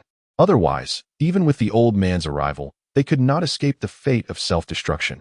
Outside, Longxu's body remained seated in meditation upon the bed. The little dragon coiled around Longxu's arm, nestled there in silence. Zhongyi, meanwhile, paced before Longxu, a contemplative expression gracing his features. Today marks the seventh day, the seventh day, the seventh day. Muttering to himself, Zhongyi's contemplative demeanor intensified. He pondered whether to produce that precious pill. It was his most treasured elixir. However, witnessing the increasingly feeble life force emanating from Longxu's body, with his soul power dwindling to a pitiful state, Zhongyi could no longer concern himself with anything else. With a flicker of his fingers, a radiant glow emerged from his ring, revealing a milky white pill in his grasp. The existence of such a pill in Zhongyi's hand was astonishing, not only in the Great Qian Kingdom, but throughout the entire Longxu continent. Those capable of possessing such a pill were few and far between. Observing Zhongyi's expression, it was evident he remained hesitant. He understood the value of this pill and was acutely aware of the potential repercussions of administering it to Longxu. The debt of spiritual energy owed to him paled in comparison to the worth of this singular pill. Enough of this. It is the seventh day. Zhongyi made a momentous decision, bringing the pill directly to Longxu's lips, prying his mouth open and forcefully inserting it within. Upon entering, the pill instantly transformed into a warm surge of energy, traveling down Longxu's throat and into his being. Immediately, it became apparent that all of Longxu's bodily functions were rapidly revitalizing. Observing the swiftly recovering Longxu, the expression on Zhongyi's face revealed a satisfied smile. Truly, this grade of elixir is nothing short of astonishing. Witnessing the remarkable speed at which Longxu's energy is restored, it is evident that no ordinary potion could compare. However, what is this? After admiring Longxu's recovery, Zhongyi's face soon transformed into one of confusion. It cannot be. Longxu has yet to regain consciousness. His bodily functions may have rapidly returned to normal, yet he remains in a state of unconsciousness. Could it be that it has proven ineffective? Zhongyi now found himself at a loss, having utilized his most treasured possession. If it were to be revealed to the outside world, it would undoubtedly incite fierce competition for it. Yet, having brought it forth to save Longxu, it had not yielded the expected results. Meanwhile, within the ancient castle, Longxu's primordial spirit was engaged in a final showdown. Initially, Longxu found it exceedingly difficult to overcome his opponent. However, at the moment when he desperately needed spiritual power, his soul's energy inexplicably surged back to its peak state. This newfound strength granted Longxu the genuine means to triumph over his adversary. With the assistance of the old Han, he was finally able to confine the Ghost King to a corner of his mind, intending to extract and refine him, with the exquisite Linglong Pagoda present. The refinement of such entities posed no issue. Who are you? Truly, this predicament had placed him at a disadvantage, leaving him nearly powerless to retaliate. Humph, what is a mere human ghost cultivator in the grand scheme of the continent? The old Han looked at the Ghost King with a cold sneer that in his earlier days, he had encountered many Ghost Kings. Yet, for the old Han then, it was a matter of eliminating any he came across. As a human cultivator, rather than uniting against external threats, they engaged in mutual slaughter.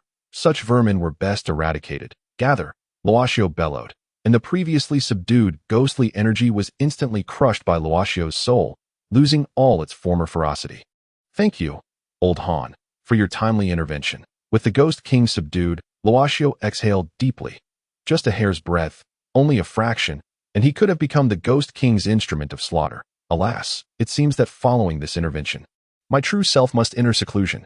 Take care of yourself from now on. The old Han sighed ruefully, having forcibly emerged and overextended his energy to assist Luoxu, which had resulted in his own severe injuries. It's all my fault. This it has nothing to do with you. You should express your gratitude to that alchemist. It was his use of a 6th grade elixir that restored your soul. Go now. Just as the old Han finished speaking, his spiritual form could no longer coalesce and instantly dissipated from Luoxiu's mind, leaving no trace of his whereabouts. Old Han, gazing around the castle, the absence of the Ghost King rendered the place less sinister and imbued it with an air of antiquity. In the ancient castle, without Luoxiu, tranquility returned once more. As before, it was devoid of life. Before Luoxiu, myriad lights appeared, and then darkness enveloped him. When he next opened his eyes, he found Zhongyi staring at him with wide eyes, a face full of concern. You have finally awakened. Seeing Luoxiu's eyes flutter open, Zhongyi, who had been tense for 7 days, breathed a long sigh of relief. If Luoxiu does not awaken soon, he may never regain consciousness. Fortunately, the 7 days have yet to elapse, and at this critical juncture, Luoxiu has stirred from his slumber. Thank you. Upon opening his eyes, Luoxiu first expressed his gratitude to Zhongyi. He had not forgotten the words of the old man before his final departure. Had it not been for Zhongyi's timely provision of the 6th grade elixir, he might have fallen prey to that ghostly king.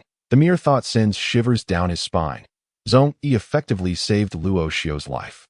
How could a simple thank you suffice? Luoxiu was acutely aware of the immense value of the 6th grade elixir. Thus, he resolved to remember this debt, vowing to repay it in the future. No need for that.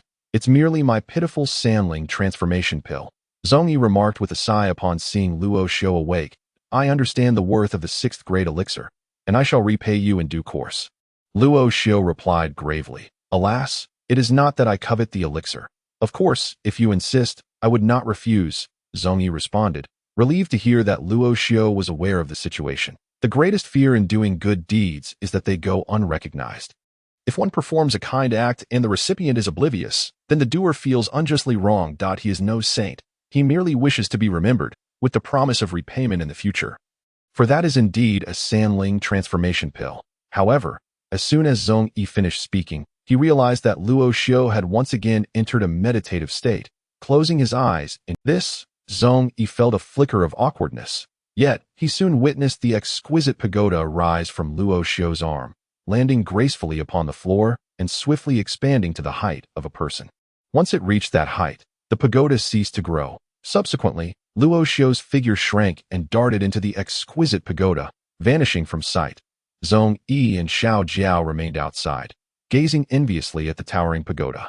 Such treasures are not easily obtained at will. Now, they could only wait idly for Luoxiu to emerge. After a while, seeing no sign of activity from the pagoda, Zhongyi fortunately retreated to a nearby bed, covering his head and drifting into slumber.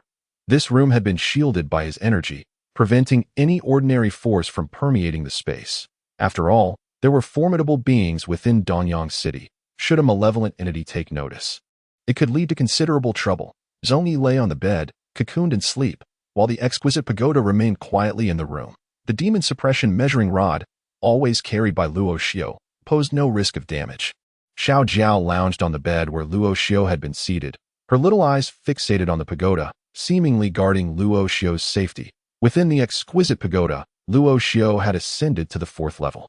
The array refining zone, the soul summoning banner lay undisturbed on the ground, accompanied by an unremarkable stone inscribed with ghostly characters. That he approached the stone, regarding its seemingly ordinary appearance, then bent down to grasp it once more.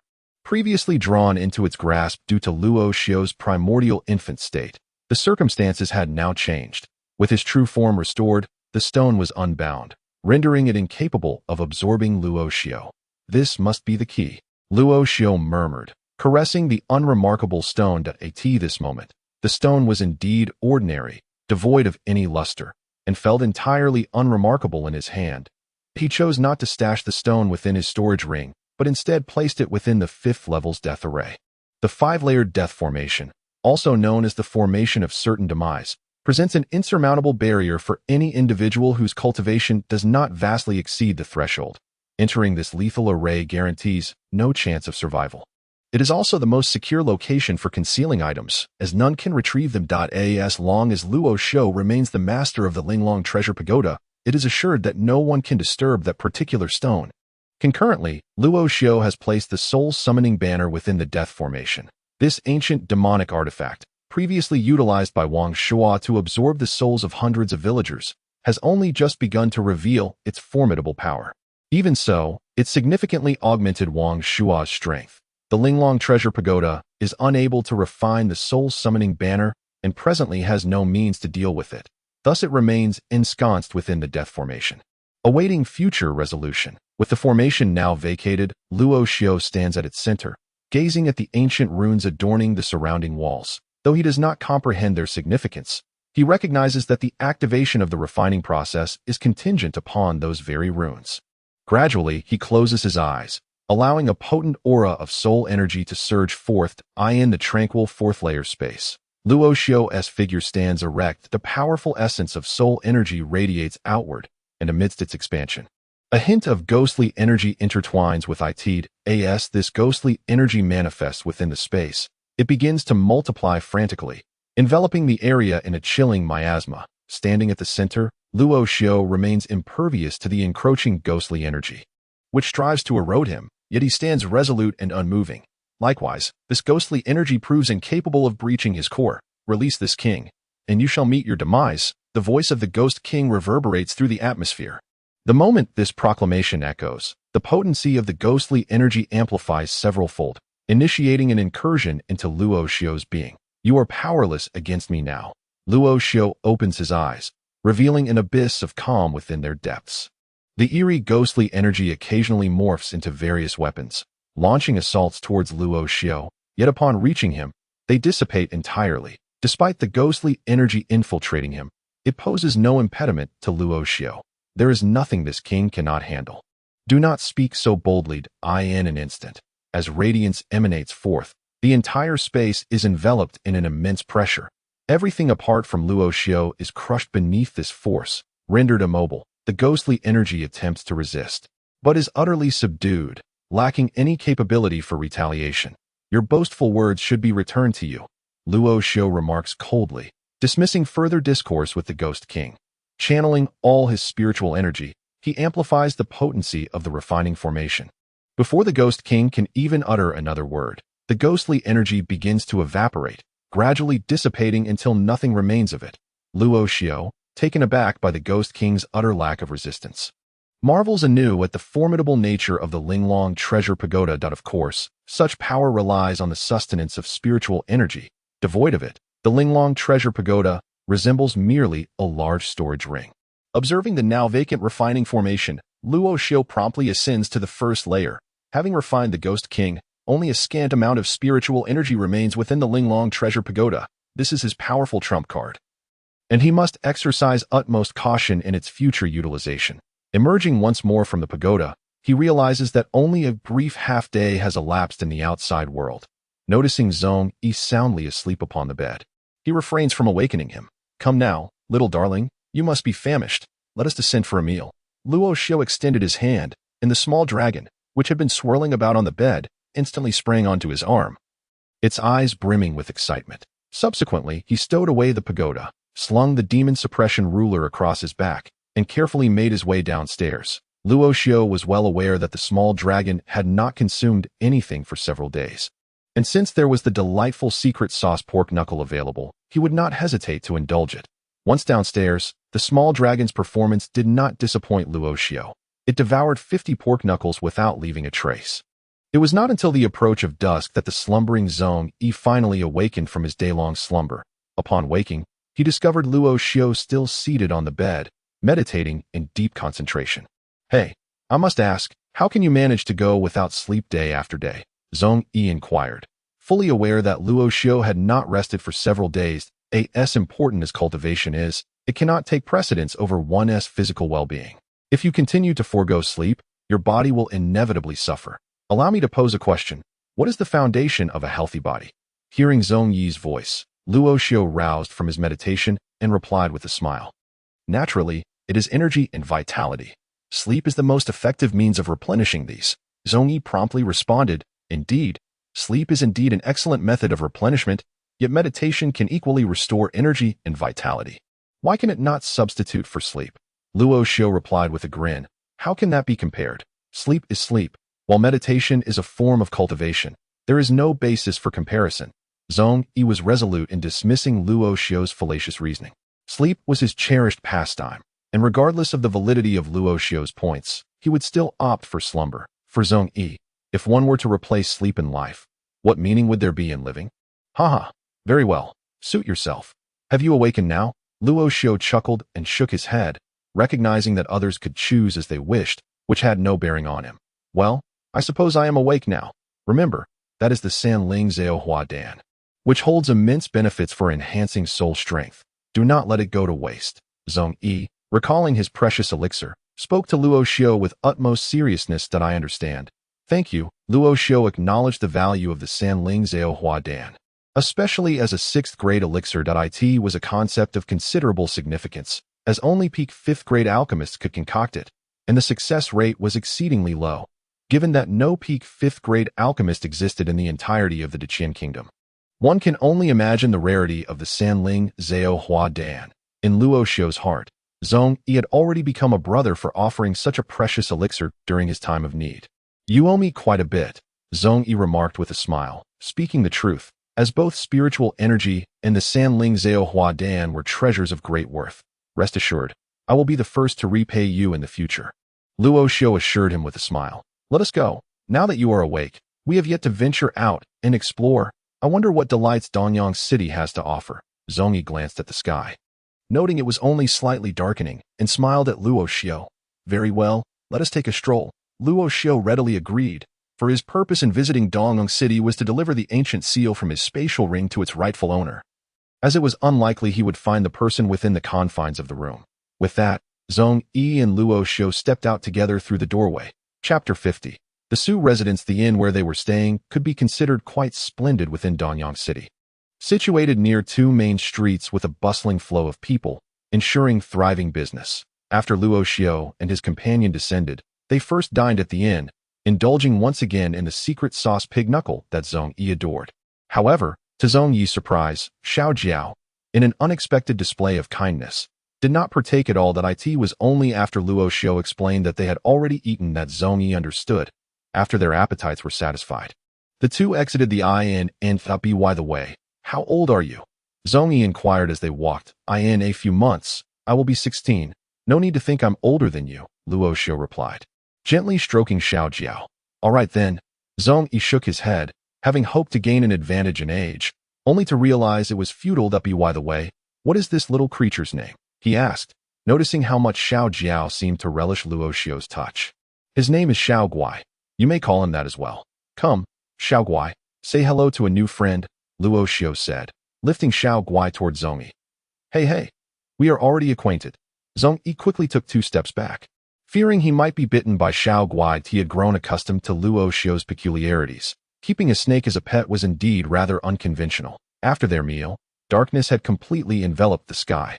Yet, despite the night, Dongyang City radiated an extraordinary brightness. Various luminous stones emitted their unique colors, adorning the entire city in a dreamlike fashion, with streets and shops ablaze with light. You mentioned seeking someone named Shangwan Bingxin. That is indeed a challenging task, Zhong Yi remarked, observing the crowded streets. Realizing that it was not merely difficult to find this person, it was nearly impossible. Finding someone by name alone in a city was akin to searching for a needle in a haystack. Is the surname Shangwan common? Not particularly, but it is quite widespread across the continent. How do you propose we locate them? Zhong Yi's interest in the bustling street was rather limited. He had ventured out seeking something intriguing, yet found nothing of interest in the vibrant thoroughfare. Let us continue to search. Luo Xiu chuckled, shaking his head. The two meandered through the lively streets, which seemed even more vibrant at night than during the day. This further illustrated that humanity could almost universally be described as nocturnal creatures. Following Luo Xiu, Zhong Yi wandered aimlessly, his eyes scanning the surroundings in hopes of witnessing a heroic act or a display of chivalry. However, Dongyang City was exceedingly safe, devoid of such occurrences. Conversely, Luo Xiu was not wandering aimlessly. He was retracing the memories of his childhood, seeking the residence where he had lived with his grandfather during their time in Dongyang City. This residence was grand, a distinguished establishment within the city. Yet, Luo Xiao mused that after 10 years, it should remain unchanged SU residence. Luo Xiao and Zhong Yi arrived at the entrance of a large estate, where a plaque above the grand doors bore the bold crimson characters, Su Residence. Two house servants stood guard at the entrance, clad in long robes, exuding an air of efficiency. What are we doing here? Zhong Yi inquired, puzzled by Luo Xiao's pause at the grand doors. I recall that I came here during my childhood. Gazing at the characters Su Zhai, Luo Xiao pondered, convinced that his memory served him correctly. This was indeed the place to S.O. It is here. Then let us proceed inside. Upon realizing this was the location, Zhong Yi made his way directly towards the grand entrance, only to be halted by Luo Xiao. I too visited this place in my youth, and they are unlikely to remember it. What purpose do we have in going now? Luo Xiao grasped Zhong Yi's arm and remarked, such a visit seems unnecessary. And entering holds no significance. It is surprising that, despite being older than I, you should have more ties to this place since you visited in your childhood. Merely stating that you are a descendant seeking to pay respects is not excessive. I am well aware of your little schemes. You are indeed thinking about that young lady, aren't you? Zhong Yi cast a sly glance at Luo Xiao, knowing he certainly harbored such thoughts. No, do not speak nonsense. Luo Xiao hastily replied, asserting that he had merely thought of this place upon arriving in Danyang City. Do not be embarrassed. Are you not searching for someone? Having a local family assist you in your search would undoubtedly expedite the process. With that, Zhong Yi tugged Luo Xiao towards the grand entrance. Please, young sirs, halt. As they approached the entrance, one of the family guards stepped forward, obstructing their path. The gates of this family estate were firmly shut, and during their lengthy wait, no one had entered or exited. The guards maintained a vigilant watch. We wish to pay a visit to Old Master Su. We kindly request that you relay our intentions. Luo Xiao addressed the attendant. This attendant was no ordinary servant, but a practitioner at the qi nourishing stage, indicative of the Su family's formidable influence. Who are you? Upon hearing of their intention to visit Old Master Su, the two guards immediately adopted a cautious demeanor, regarding Luo Xiao and Zhong Yi with suspicion. We are the sons of old acquaintances, merely wishing to pay our respects to Old Master Su. Luo Xiao replied, both he and Zhong Yi perplexed by the guard's behavior. What could be the matter? It was merely a visit to Old Master Su. Luo Xiao distinctly recalled accompanying his grandfather here in the past, where they were greeted by a gentleman of similar age to his grandfather. Given that this was the Su residence, it must have been Old Master Su. The old master passed away a year ago. The guard continued. A year ago. Upon hearing this, Luo Xiao sensed something was amiss. Noting the guard's expressions, it seemed there was more to this situation. Since we are here, please allow us entry. We are descendants of the Luo family from Sisui. Luo Xiao insisted. Please hold on. The guard, sensing that the two were not of malicious intent, sent one of his companions inside to announce their arrival, instructing Luo Xiao and Zhong Yi to wait outside. Shortly thereafter, the guard returned, addressing them. You may enter. My young master awaits you in the back courtyard. Thank you. Luo Xiao expressed his gratitude to the attendant before he and Zhong Yi stepped into the Su residence. Why does it feel rather peculiar? Upon entering the Su residence, Zhong Yi found it strange that not a single soul was in sight. In such an expansive estate, one would expect a bustling atmosphere at the entrance, with numerous attendants and maids within. Yet, they had yet to encounter anyone even after entering the main hall. They said he is waiting for us in the back courtyard. Let us go and take a look. Luo Xiao, indifferent to the circumstances, felt a sense of familiarity upon entering the premises.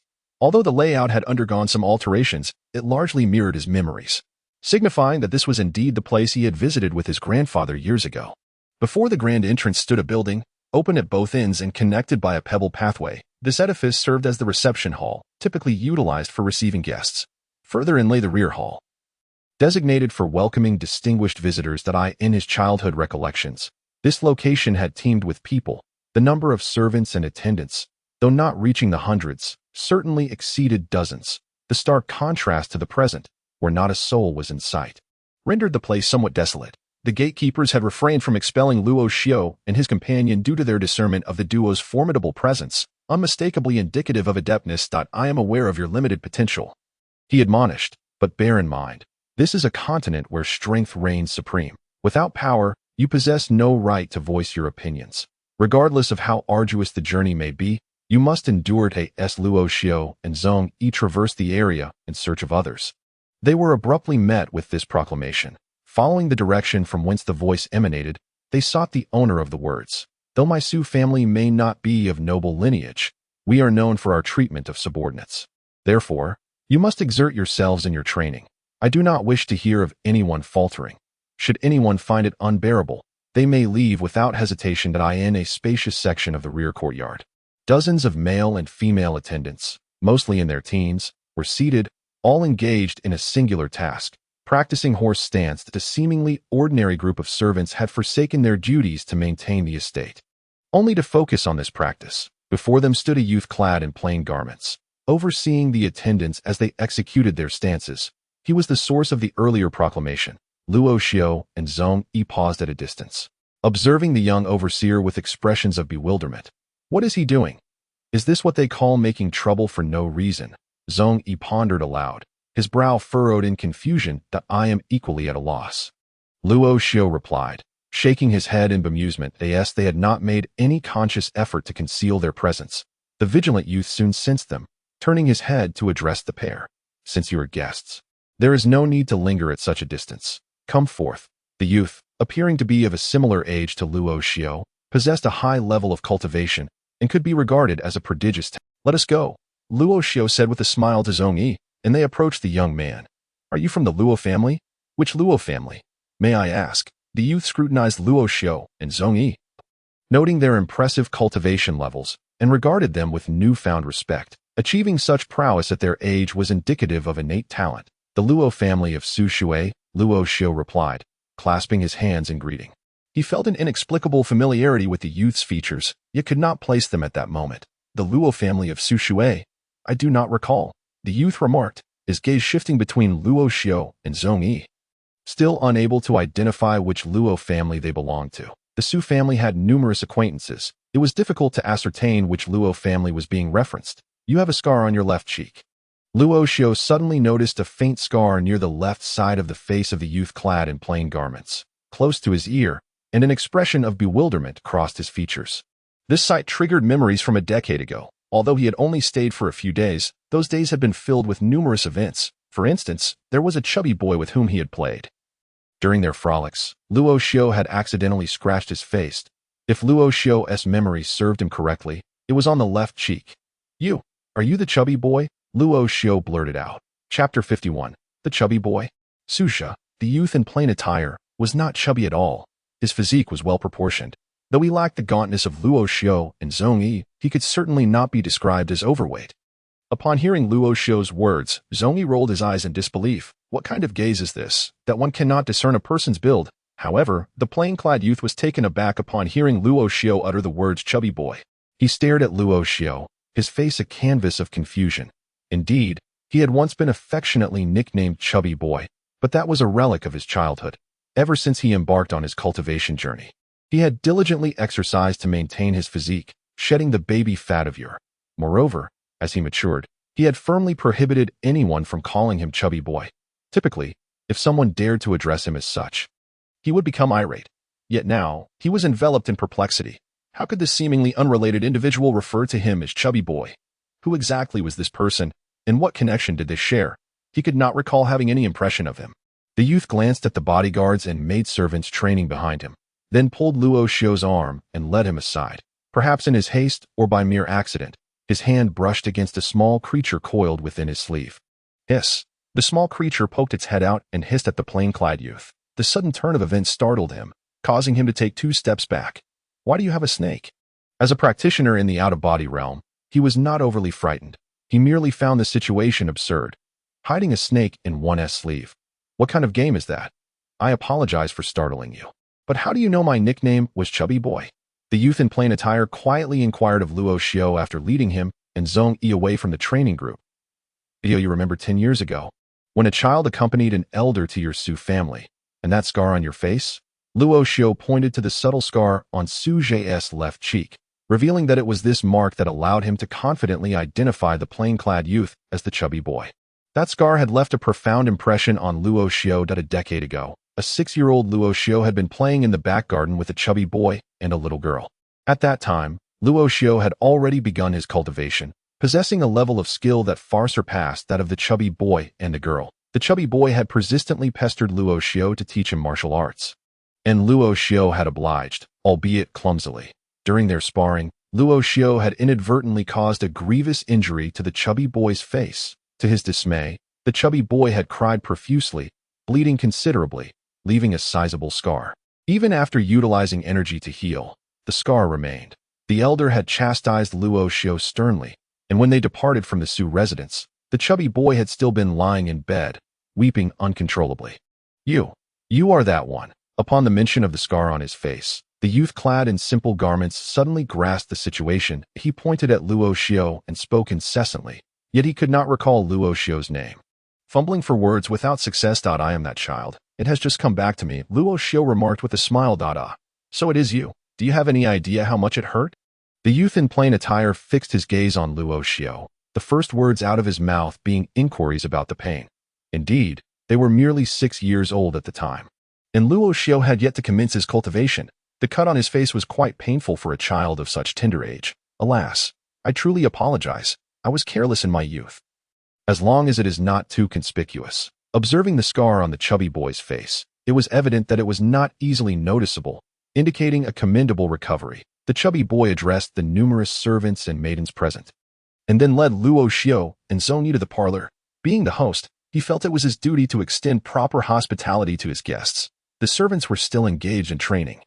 Although it was merely the basic stance practice, it proved somewhat arduous for these ordinary individuals to endure.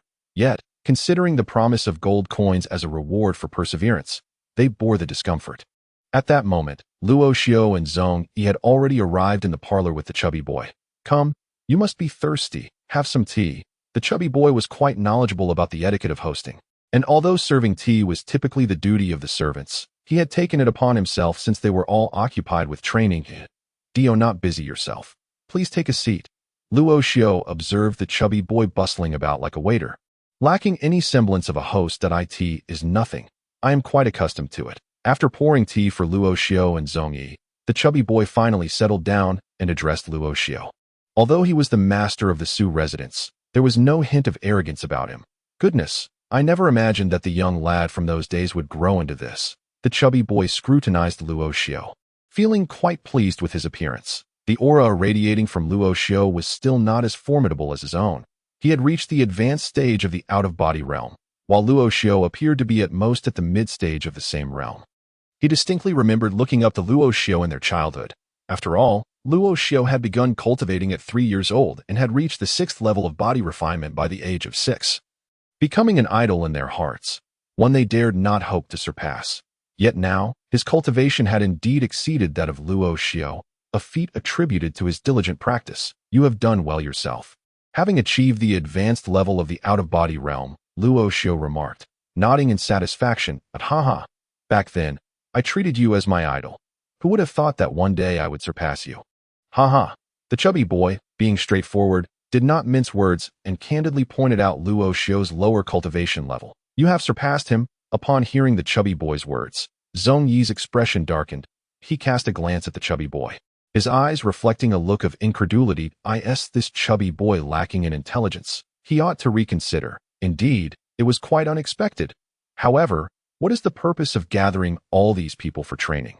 Luo Xiao gazed at the chubby figure with a look of confusion, for he had long ceased to concern himself with the strength of one's cultivation. Having transitioned from the realm of Tongxian to an ordinary existence, and subsequently cultivated to his current state, he felt a profound sense of satisfaction. The vanity of his past was a matter he had long since disregarded. Alas, it is a long story. I do not wish for things to be this way. But the chubby one shook his head in resignation and began recounting some events that had transpired within the Su residence. Over a year ago, the Su family was a formidable clan in Danyang City. But one fateful night, an assassin appeared, targeting none other than the residence of the esteemed Su patriarch. That a fierce battle ensued between the patriarch and the assailant.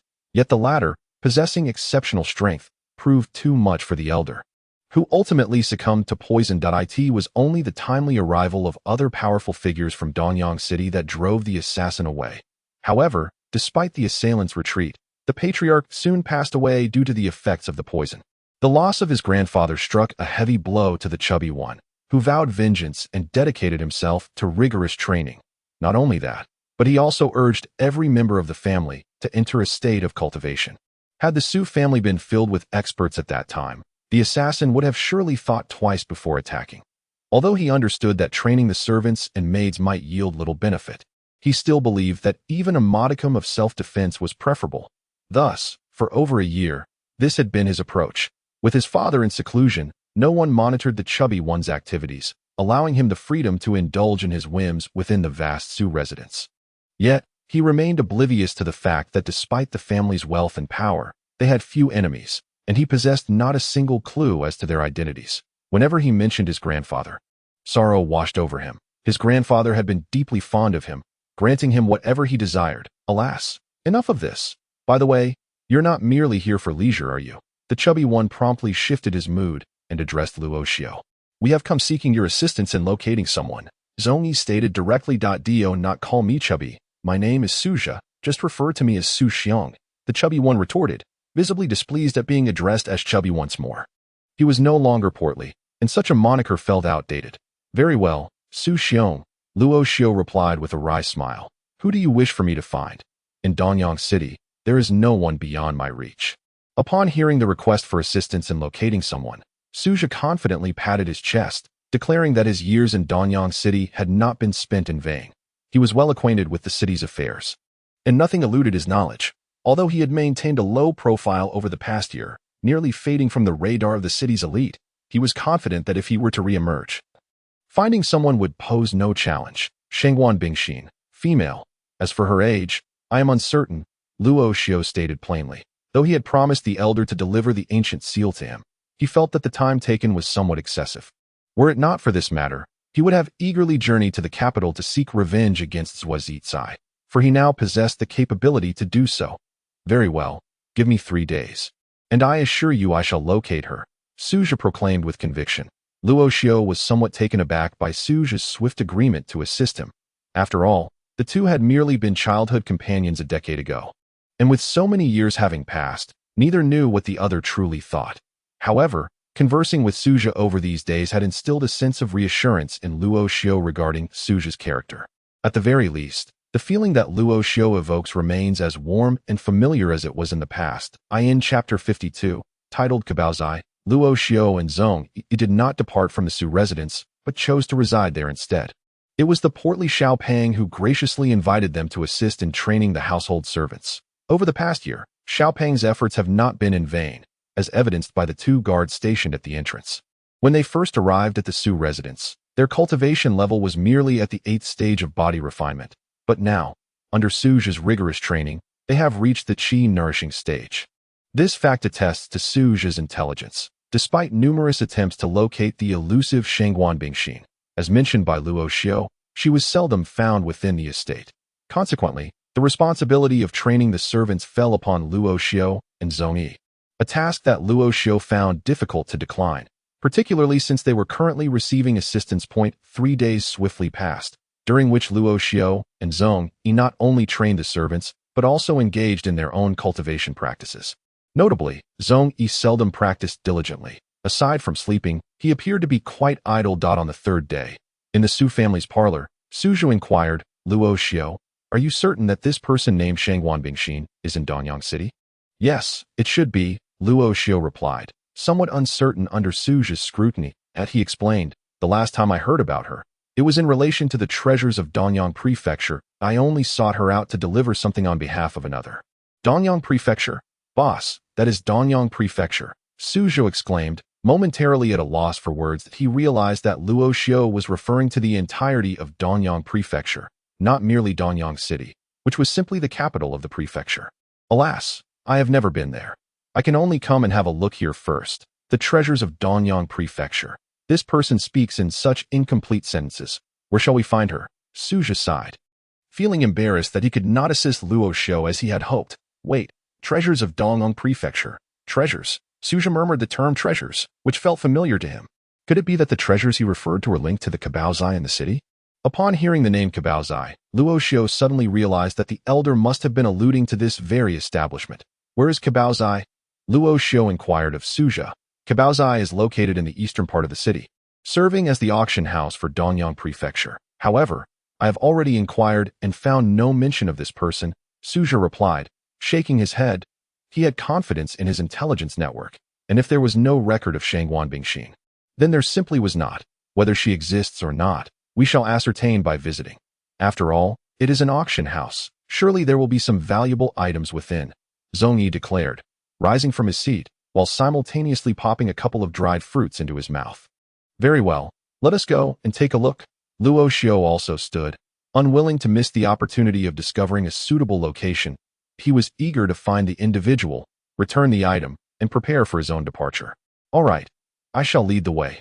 Let us set forth. With Suja's declaration of departure, the three made their way toward Cabaozai, the largest auction house in Danyang City, situated in the eastern part of the city and also the most bustling area therein.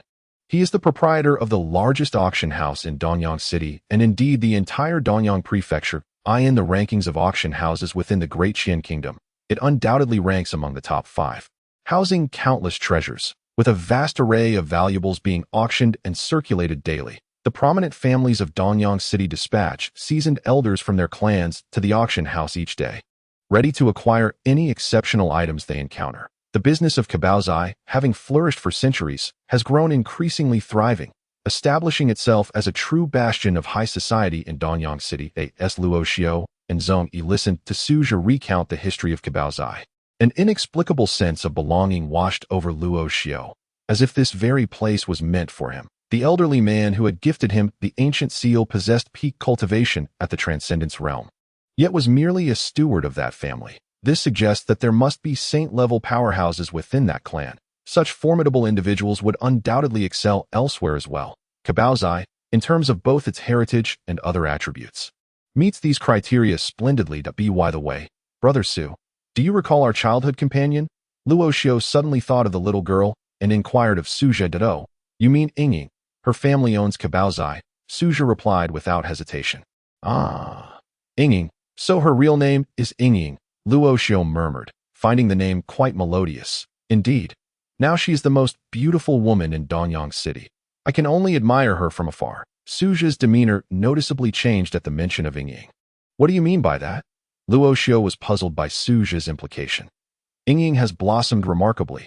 She bears no resemblance to her childhood self. She has grown tall, with an exquisite figure, fair skin, large eyes, and a delightful personality. Suja enumerated her numerous virtues in one breath. Most importantly, she possesses incredible talent. We are of the same age, yet her cultivation has already reached the Transcendence realm. How can we possibly compare? She is the dream girl of every young master in the city, and no one dares to truly confess their feelings to her. Suja clicked his tongue, for he himself was among those young masters. Why? Zhong Yi was curious about what made this girl so extraordinary that Suja spoke of her so reverently, because it would be embarrassing. My talents pale in comparison to hers, and her family background is far superior. We couldn't see it in our childhood, but now the harsh realities are laid bare before us. She truly is remarkable. Luo Xiao whispered, recalling his childhood fondness for Yingying. Of course, that was merely a fleeting sentiment from their youth.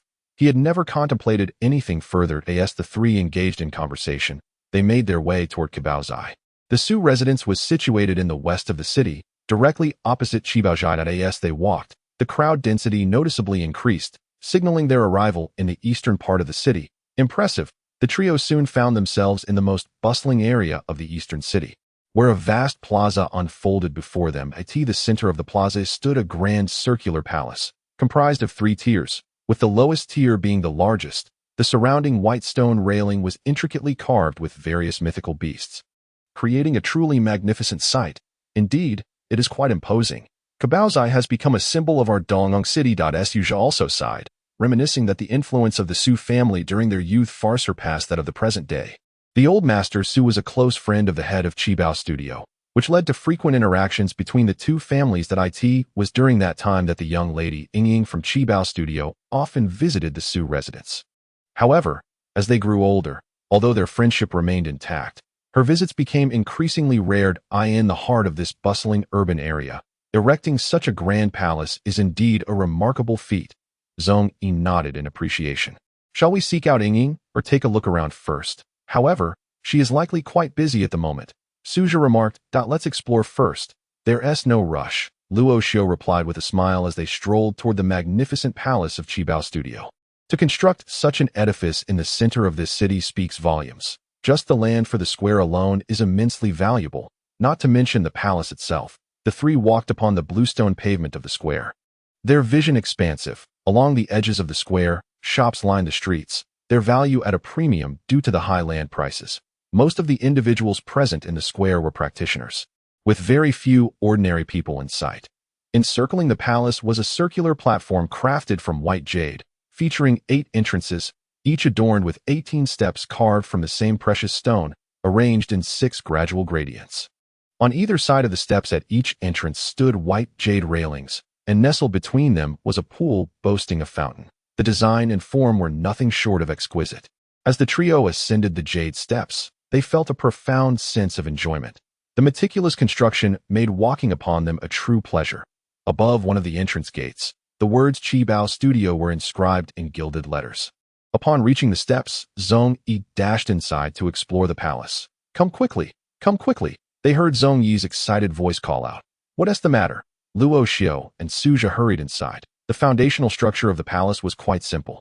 Upon entering, they found a grand hall, and further ahead, other buildings separated the space, the contents of which could only be discovered by venturing inside. In one wing of the hall, a display case housed a peculiar herb. This herb, resembling a human figure and robust in stature, was surrounded by numerous roots. Zhong Yi was currently staring intently at the herb, his eyes unblinking. Luo Xiu and Suja soon joined him. And observing Zhong Yi's serious demeanor, Suja remarked, "This is their showcased 1,000-year ginseng. Do you wish to purchase it?" "Puffed. What do you know? This is no ordinary 1,000-year ginseng," Zhong Yi retorted that as an alchemist. He could discern subtleties that eluded others. For instance, this 1,000-year ginseng in the display case grew in an unusual environment. Indeed, it is somewhat distinct, Luo Xiu concurred. This ginseng has flourished beside the Tai Sui, which has inhabited the area for at least 50 years, Zhong Yi continued. Really? You can tell all that? Suja expressed skepticism toward Zhong Yi's assertion. Excuse me, is this ginseng for sale? Zhong Yi then called out loudly within the hall. No sooner had he spoken than a young woman, clad in the distinctive attire of Qibao Studio, approached from the reception area on the other side of the hall.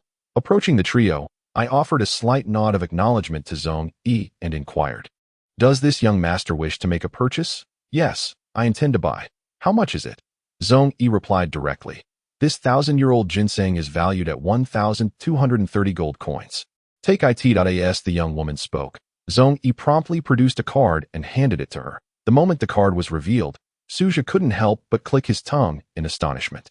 This card was a universal gold card across the continent, held only by those whose wealth exceeded 10 million gold coins. Zhong Yi's display of the gold card was a clear indication of his immense fortune, leaving Suja utterly flabbergasted that a seemingly inconspicuous young gentleman turned out to be a super-rich tycoon. Chapter 53. Plying this, the young woman gazed at the card Zhong Yi had offered, but did not take it, her face betraying a hint of embarrassment. "What seems to be the matter?" Zhong Yi inquired. "It is necessary for the young master to accompany me for a brief moment.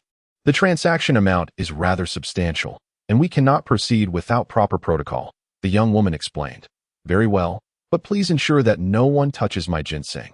Zhong Yi promptly instructed Luo Xiu, indicating that he should keep a close watch on the ginseng to prevent it from being purchased by another. It must be noted that the personnel at the Qibao Zhai were exceptionally well-trained. An ordinary young woman handling such a significant transaction would typically earn a considerable commission, nearly equivalent to a month's wages. Yet, even in such a situation, she remained remarkably composed, adhering strictly to the established procedures without becoming personally involved in the transaction, a rare quality indeed. The gold card alone indicated Zhong Yi's esteemed status. Although Qibao Zhai was a large establishment, they prided themselves on treating customers fairly and fostering connections. Establishing relationships with such high-profile clients would yield rewards for their staff. The elder approached the display case and, with a key, carefully unlocked it, retrieving the ginseng with utmost caution. Afterward, he produced a jade vial from his spatial ring, placing the ginseng within before handing it over to Zhong Yi. "Master Su hasn't visited in quite some time," the elder noted, clearly recognizing Suja and smiling warmly at the sight of someone he knew.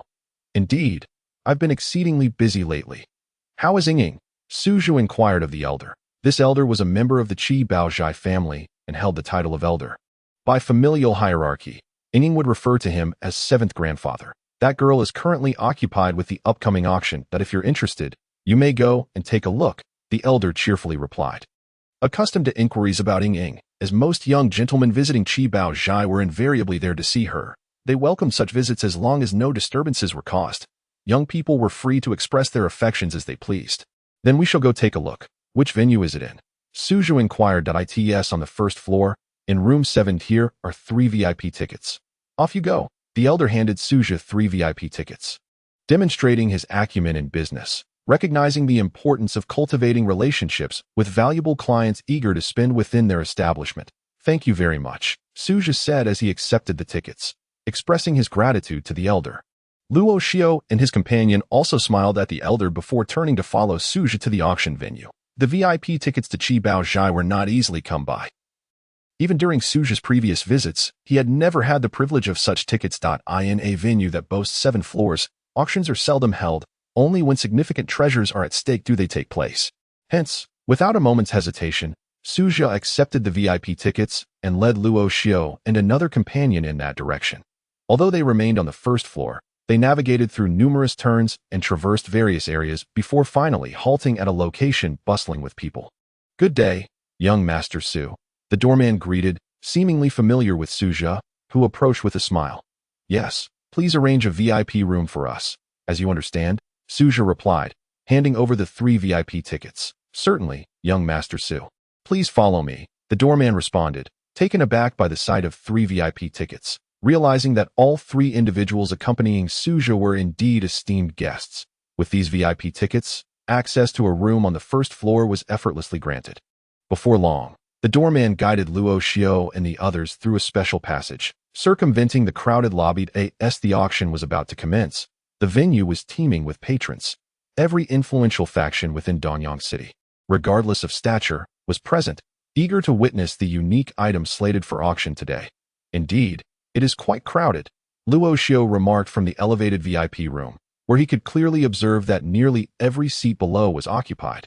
With additional patrons standing in the distance, at the forefront of the seats stood a circular elevated platform, conspicuously devoid of any adornments, yet all eyes were fixed upon it, for they knew that shortly a renowned beauty, the most exquisite woman in Danyang City, Hua Ying, would grace the stage. Hosting an auction is a lucrative endeavor, Suzhou mused, contemplating the throng of attendees, each of whom had paid an entrance fee determined by their seating arrangement. Naturally, some prime locations were reserved long in advance, unattainable even for those with considerable wealth. The Su family is quite prominent. Why not host an auction yourself? Rong-yi casually suggested, surveying the crowd with a relaxed demeanor. Having secured his coveted Millennium Ginseng, he was indifferent to anything else. That's easier said than done. Qi Baozhai has monopolized the auction industry for many years. Do you think they achieved this without effort? Suzhou replied with a wry smile. With Qi Baozhai in the fray, no other families would dare intervene, as doing so would imply direct opposition to them. Those seasoned in Danyang City understood this well, and no one would opt to challenge the status quo. Indeed, the system here appears robust. Even if one were to attempt it, there would be little profit to gain, Rong-yi acknowledged, nodding in agreement. Achieving such a pinnacle in the auction industry while merely collecting meager profits was a testament to the futility of any competing efforts. After all, it is not sufficient to simply open an auction. One must also garner support. Without it, it is but an empty shell. What is on the auction block today? Luo Xiao inquired of Suzhou. He was aware that prior to each auction, the venue typically displayed a list of items at the entrance for patrons' perusal, enabling them to come prepared with ample funds. Those arriving were undoubtedly well prepared, as the headlining treasures remained undisclosed, though some hints were often revealed. I haven't looked, Suzhou admitted sheepishly, but it matters little. Everything will be showcased shortly, and if something catches our fancy, we shall bid on it. Zhongyi remains indifferent to the matter, as she is not financially constrained. If she desires something, she simply acquires, indulging in her whims this moment. However, Luoxiao feels a flicker of anticipation. What has become of that little girl from his childhood? The chubby little girl he reminisces about with Luoxiao gestures, indicating that the girl will soon preside over the auction, which he is equally eager to witness. After a brief passage of time, the auction hall below is completely filled with attendees. Every seat is occupied, and with the standing crowd, nearly 1,000 individuals gather in this single venue. Ladies and gentlemen, please settle down. The auction is about to commence. A venerable voice resonates, accompanied by a subtle yet palpable aura of authority. Instantly, the previously cacophonous atmosphere of the auction hall falls into silence, as if even the sound of a pin dropping could be heard. Luacio's gaze is fixed upon the curtain at the side of the dais, awaiting the arrival of someone from behind it. Not only is Luacio watching, but the majority of the audience's attention is drawn there as well. Soon, the curtain is gently lifted, and a figure emerges. The curtain opens further. A girl of around 15 or 16 appears, clad in a light-colored long robe that gracefully envelopes her curvaceous form. The robe, adorned with delicate green accents, appears thin yet reveals nothing. Her large, luminous eyes captivate anyone who gazes upon them, leaving a lasting impression. The complexion of her face is as flawless as that of sheep-fat jade. Her long, flowing black hair cascades down to her calves, perfectly concealing her back. Yet, the most striking feature is not her cascading locks, but the creature perched upon her shoulder, resembling a white dove, though it bears the semblance of a dove. It is distinctly not one. Its claws resemble those of a phoenix, its beak sharp like that of an eagle, and its long tail feathers extend twice the length of its body. She is indeed that little girl. Luacio murmurs as he observes the girl's entrance. Her beauty is undeniable, with no aspect to find fault with, particularly her charming dimples that enhance her allure. Indeed, she is Yingying. Who would have expected? Suja, watching Yingying take the stage, nods in satisfaction. She remains as breathtakingly beautiful as ever. How could he have overlooked her potential in their youth? Had he known, he would have pursued her fervently as a child. If he had sown the seeds of affection back then, would she not now be drawn to him? Of course, such thoughts must remain unspoken, confined to the recesses of his mind. Truly, her transformation is remarkable. Luacio's gaze shifts to the creature on Yingying's shoulder, resembling a white dove. Having mingled among the beasts of Tianshan Mountain for so long, his instincts tell him that this dove is anything but ordinary. Ah, that is indeed Yingying's current emblem. It is the Tianhuang feather, rumored to be a descendant of dragons and phoenixes, which Yingying fortuitously acquired during an expedition. The mention of the Tianhuang feather elicits a visible excitement on Suja's face. Tinged with envy, he yearns for a companion of his own, yet low-tier creatures do not appeal to him, while high-tier ones remain out of reach, leaving him solitary to this day. Certainly, regarding Luo Xiuyang's reluctance to engage with the serpent, it is fundamentally rooted in his apprehension towards snakes. This is the Tianhuang Ling, Luo Xiuyang murmured as he gazed at the dove-like creature perched upon Yingying's shoulder, after spending considerable time training on Tianmong Mountain.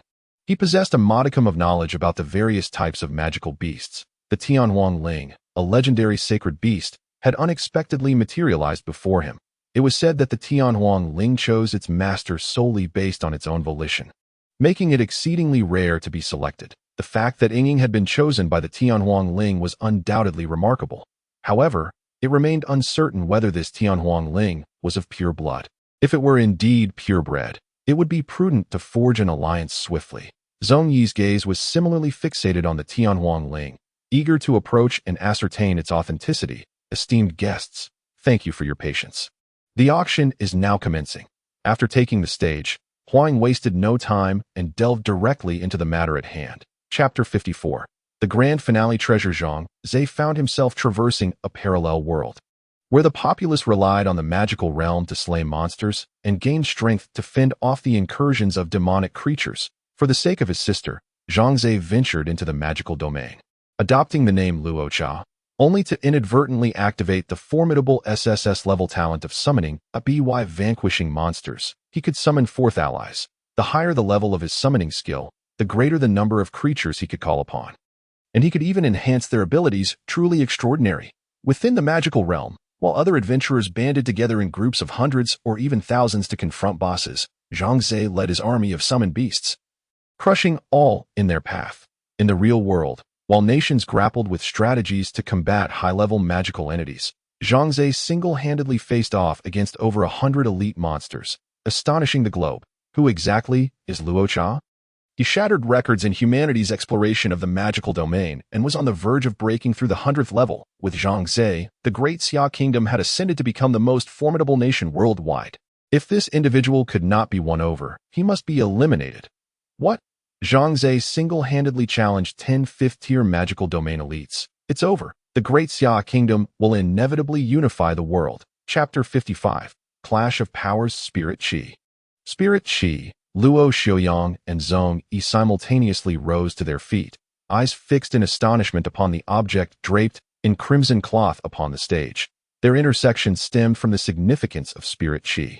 Luo Xiaoyang owed Zhong Yi a considerable amount of Spirit Qi, and Zhong Yi had aligned himself with Luo Xiaoyang for this very reason. Of course, the subsequent 3-spirit creation pill was a fortuitous occurrence. Regardless, Zhong Yi's profound reverence for Spirit Qi underscored its rarity. Spirit Qi is a natural formation of the heavens and earth.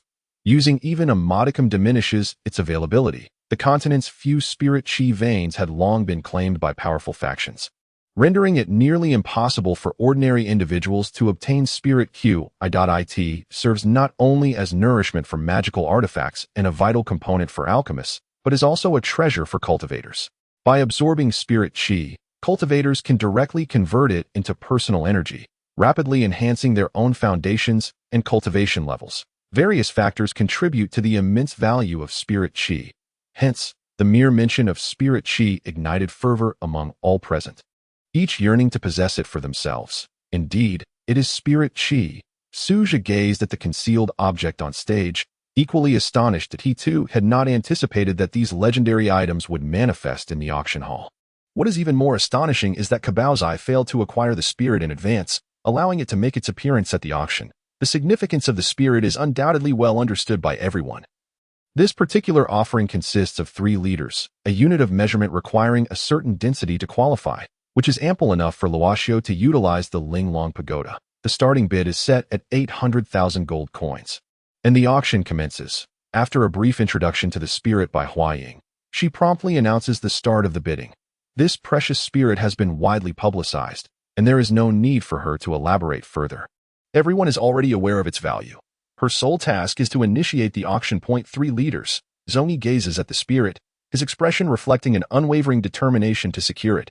Indeed, ever since Luoxu had taken the only spirit he possessed, he has been devoid of any spiritual energy. For him, the absence of spirit equates to a lack of confidence. Having endured this deficiency for so long, he is resolute. Luoxu, standing nearby, is also envious, yet he finds himself financially incapacitated and unable to participate in the bidding. Shaking his head in regret. 800,000 gold coins is a substantial sum. Even when he was the young master of the Luo family, he possessed no more than 100,000 at most. This sum of 800,000 gold coins is beyond his means, even in Sisui City. Moreover, 800,000 is merely the starting price. And as the rounds progress, it is bound to exceed 1 million that he yearns to assist Zhong Yi. But at this moment, he can only remain silent, choosing not to speak. That it is now that Luoxu realizes a critical issue: money. For instance, if he had the funds, he could undoubtedly secure the spirit in the future. Luoxu will certainly require a vast amount of spiritual energy. If he cannot afford this trifling 3 liters, how will he manage later on? Following Huaying's announcement, several powerful families in the audience have already begun to raise their bids, escalating from 800,000 to 850,000, then to 900,000, and finally reaching 1 million. All within a mere few increments, rapidly inflating the price of the spirit to 1 million. What does 1 million gold coins signify? It represents the annual profit of the Luo family. And at this juncture, the bidding has only just begun, with families continually increasing their offers. While the bidding intensifies on one side, Luoxu shakes his head. There are hardly a few families in Sisui City that can afford such a sum. In Dongyang City, however, at least 20 families are competing for the bid. Each individual is eager to attain this spirit, unwilling to let it slip away. The auction capitalizes on this psychology of bidders, often causing items of little intrinsic value to skyrocket in price due to competition over pride. Of course, certain items must indeed be auctioned, as some possess a price, yet find no market. Once they emerge, they are often valued at astronomical figures. Half an hour passes, 2,300,000. A voice from another private room resonates. The previous bid was 2 million, and this elder has directly increased the offer by 300,000. A formidable move. It belongs to the Murong family. Suja murmurs as he listens, recognizing that the Murong family ranks among the top 2 in Dongyang City, boasting a saint-level powerhouse within their ranks and wielding considerable influence. After their bid, many would-be bidders are deterred from continuing. $2,500,000. Just as the Murong family's voice fades, another voice emerges from a different private room.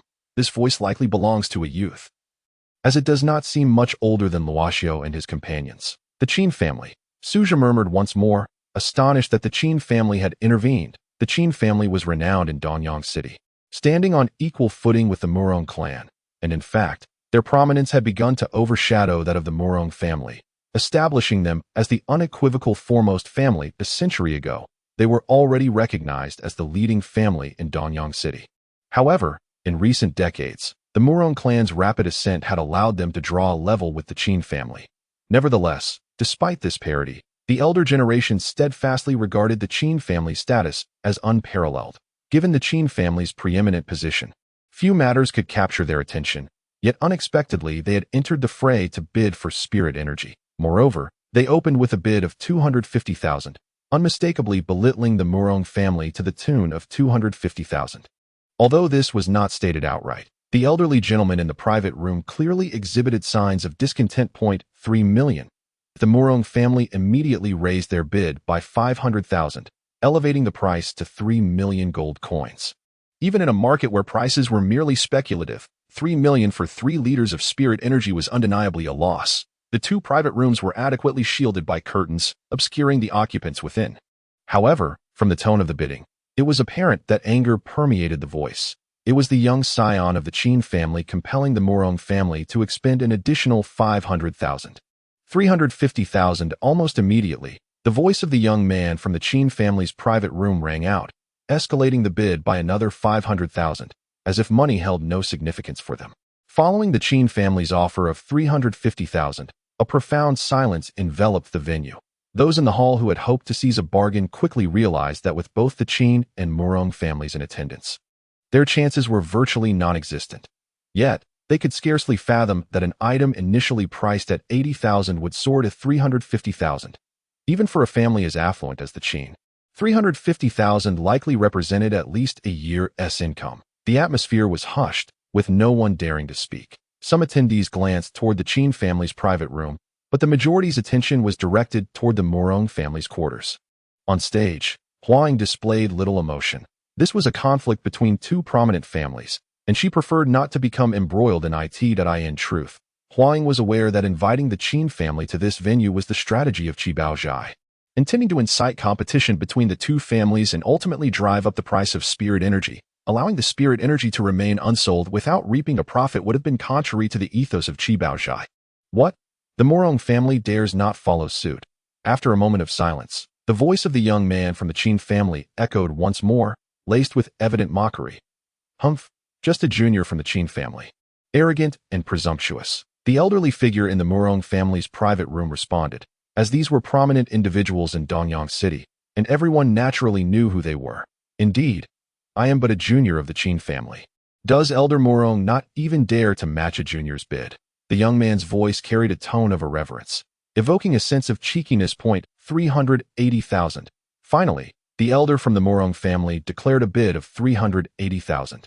An increase of 30,000. Previously, they had raised the bid in increments of 50,000, but now it had dwindled to 30,000, clearly exceeding his expectations. Yet, unwilling to concede ground to the Qin family, he was compelled to bid again. The Qin family had no genuine intention of making a purchase. The inflated prices they previously offered were merely a tactic to provoke the Murong family, enticing them to take the bait. To their surprise, the Murong family obediently leaped into the trap. Such a mindset will undoubtedly limit future achievements. The voice of the elder from the Murong family was unmistakably filled with fury. Yet he restrained himself, mindful of his seniority and the fact that his interlocutor was the young master of the Qin family, destined to inherit the family's leadership. Although he could reprimand the youth now, the future remained uncertain. Indeed, my own mindset has only allowed me to reach the threshold of the Tongxian realm. I wonder if the elder has also attained that level. The sound emanating from the Qin family's private room was particularly jarring, prompting Luoxiu, who was eavesdropping, to shake his head. Despite possessing talent, the youth's temperament left much to be desired. Luoxiu had sensed the presence of the young genius, newly entered into the Tongxian realm. but found his character unappealing. Of course, if the two families were already adversaries, the situation would be different. It was all too common to encounter individuals who, having a modicum of talent, became arrogant. However, Zhong Yi remained indifferent. His gaze fixed upon the spiritual energy, knowing full well that regardless of the competition, that energy belonged to him. Following the boy's words from the Qin family, a palpable surge of energy shot forth from the Murong family's private room, directed towards the Qin family. Just as it was about to collide with the Qin's space, it was deftly neutralized by another force, leaving some unaware of the clandestine exchange of energy. This brief interaction revealed that the Qin family's private room housed not just the youth, but other formidable figures as well. Is there anyone else wishing to bid? At this moment, Huang inquired of those present. 3,800,000. Once. Confirming the auction required 3 affirmations. Huang called out the first, yet silence prevailed. Both the Murong and Qin families had taken action, and if they wished to maintain their standing in Danyang City, remaining mute was their best strategy. This was also due to the exorbitant price, which far exceeded the intrinsic worth of the spiritual energy. 3,800,000. Twice, Huang reiterated, but the response remained absent. Save for the unstable energy fluctuations from the Murong family. 0.5 million. Just as Huang prepared to call for the third confirmation, Zhong Yi, who had been silent, finally spoke. His voice was casual, leading Luo Xiao and Suzhou to regard it as merely an ordinary statement. However, while the three in their private room remained unperturbed, their utterance drew the astonished attention of all present below, their eyes fixated on the room occupied by Luo Xiao. On the circular stage, Huang cast a difficult glance towards Zhong Yi, who had just announced the price.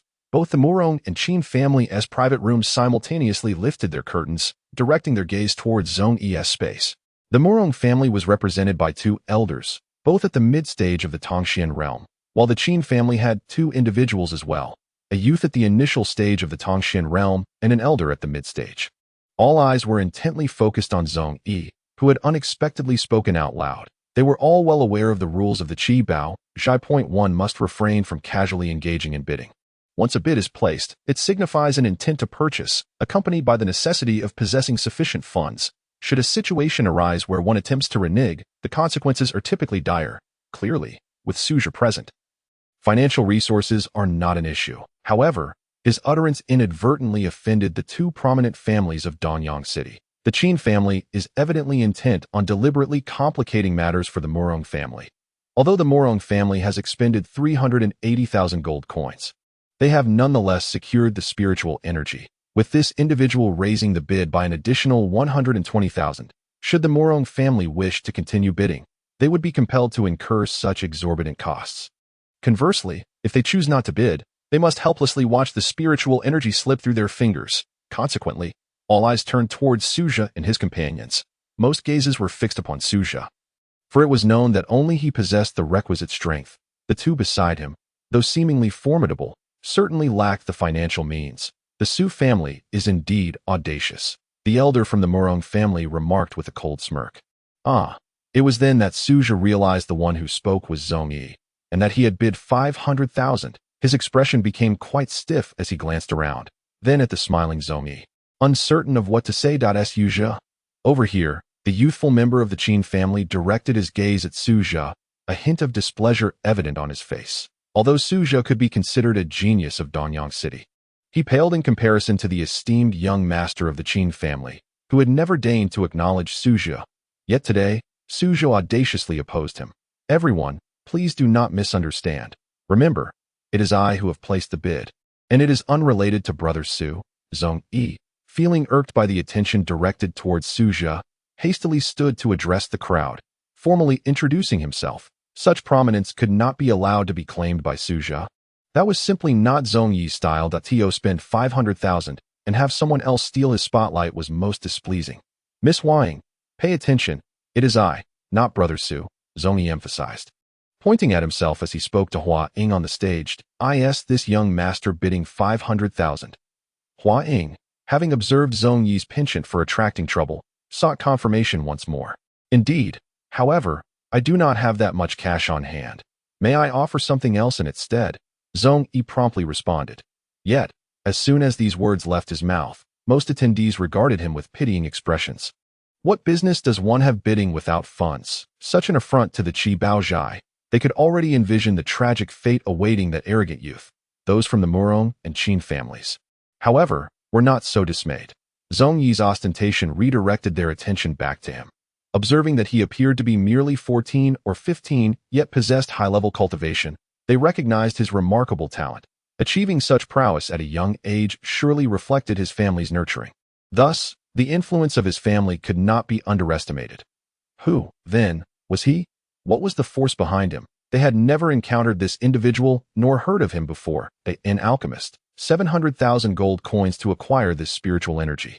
A figure that far exceeded the intrinsic value of the energy itself, leaving the Murong family's bid of 380,000 trailing far behind. However, once the auction concluded, Zhong Yi and his companions promptly departed from the private room. Their destination unknown. After each auction concludes, the final bidders are presented with a bidding card, which they must present to claim their purchased items and settle the auction payment. At this moment, Suzhou and Zhong Yi are making their way to collect their items with the bidding card in hand. Why don't you go over? Zhong Yi and Suzhou, eager to proceed, find their way obstructed by Luo Xiu. If you do not mind the trouble, you may go now. Luo Xiu gestures towards a nearby group of individuals who seem to be scanning the area, as if searching for someone. How inexperienced these people must be. Zhong Yi observes them, fully aware that they're undoubtedly looking for him, and he cannot help but shake his head. It is your flamboyance that draws attention. Luo Xiu remarks with a wry smile. Being slightly older, he exhibits a greater maturity of thought compared to the others. They keep their wealth discreet, while you, on the other hand, seem intent on attracting attention to yourself. In this place, there are many whose strength surpasses yours. Should some harbor ill intentions, it could lead to trouble. Then am I allowed to go? Suzhou contemplates, believing it should not concern him. You cannot go either. Everyone knows we are following you, and if you step out, you will surely sell us out as well. Zhong Yi hastily interjects. Very well, let us hide for now. I can fetch Ying. That should be permissible. Suzhou replies with resignation. Subsequently, Luo Xiu and Zhong Yi are concealed by Suzhou in a room, instructed to wait there while he ventures out to find Hua Ying. Suzhou is quite familiar with this treasure house and can easily locate an available room. Hua Ying appears just as she did at the auction, unchanged and equally beautiful, captivating to behold. Are you the big brother I used to play with as a child? As soon as Suzhou and Hua Ying enter the room, Hua Ying speaks before Suzhou has the chance to. Meanwhile, the Tian Huangling perched upon her shoulder watches Luo Xiu with a cautious gaze, as if sensing danger. Yes, that is me. Luo Xiu nods. However, before he can say more, the Tian Huangling suddenly takes flight, its claws aimed at Luo Xiu. Simultaneously, a shadow darts out from Luo Xiu's sleeve, also lunging toward the Tian Huangling. The sudden turn of events leaves both Hua Ying and Luo Xiu in shock, each stepping back in surprise, uncertain of what is unfolding. They then witness Xiao Jiao and the Tian Huangling engaged in a fierce battle in the air before them. The Tian Huangling flaps its wings, soaring gracefully while its claws, sharp as blades, relentlessly slash at the agile Xiao Jiao. Despite having no wings, Xiao Jiao exhibits ferocity in the air, as if poised to find an opening to deliver a fatal blow to the Tian Huangling. Hiss, how peculiar. The Tian Huangling is actually facing off against a serpent. Zhong Yi observes this scene with keen clarity, regarding Xiao Jiao with newfound respect. This seemingly ordinary little snake is far from simple. The fact that it can contend with the Tian Huangling and be a formidable opponent at that is a noteworthy asset. I sincerely apologize, Ling Er, for your rudeness. Hua Ying addresses Luo Xiu, simultaneously reprimanding the Tian Huangling on her shoulder. Chapter 57, Shangguan Bingxing. Zhangze traverses into a parallel world, where the inhabitants grow stronger by battling in the demon realm to fend off the incursions of demonic creatures from the abyss. In order for his sister Zhangze to enter the demon realm, he adopted the name Luocha, only to unexpectedly activate the most formidable SSS-level talent in summoning magic. By defeating monsters, he can summon even more creatures. And as his summoning skill level rises, so does the number of summoned beings, which can also be upgraded. Truly extraordinary. Within the demon realm, while other adventurers form teams of hundreds or even thousands to conquer bosses, Zhangze has already led his army of summoned creatures, crushing everything in their path. In reality, while nations grapple with the challenge of dealing with high-level demon beasts, Zhangze single-handedly confronts over 100 elite monsters, astonishing the entire world. Who exactly is Luocha?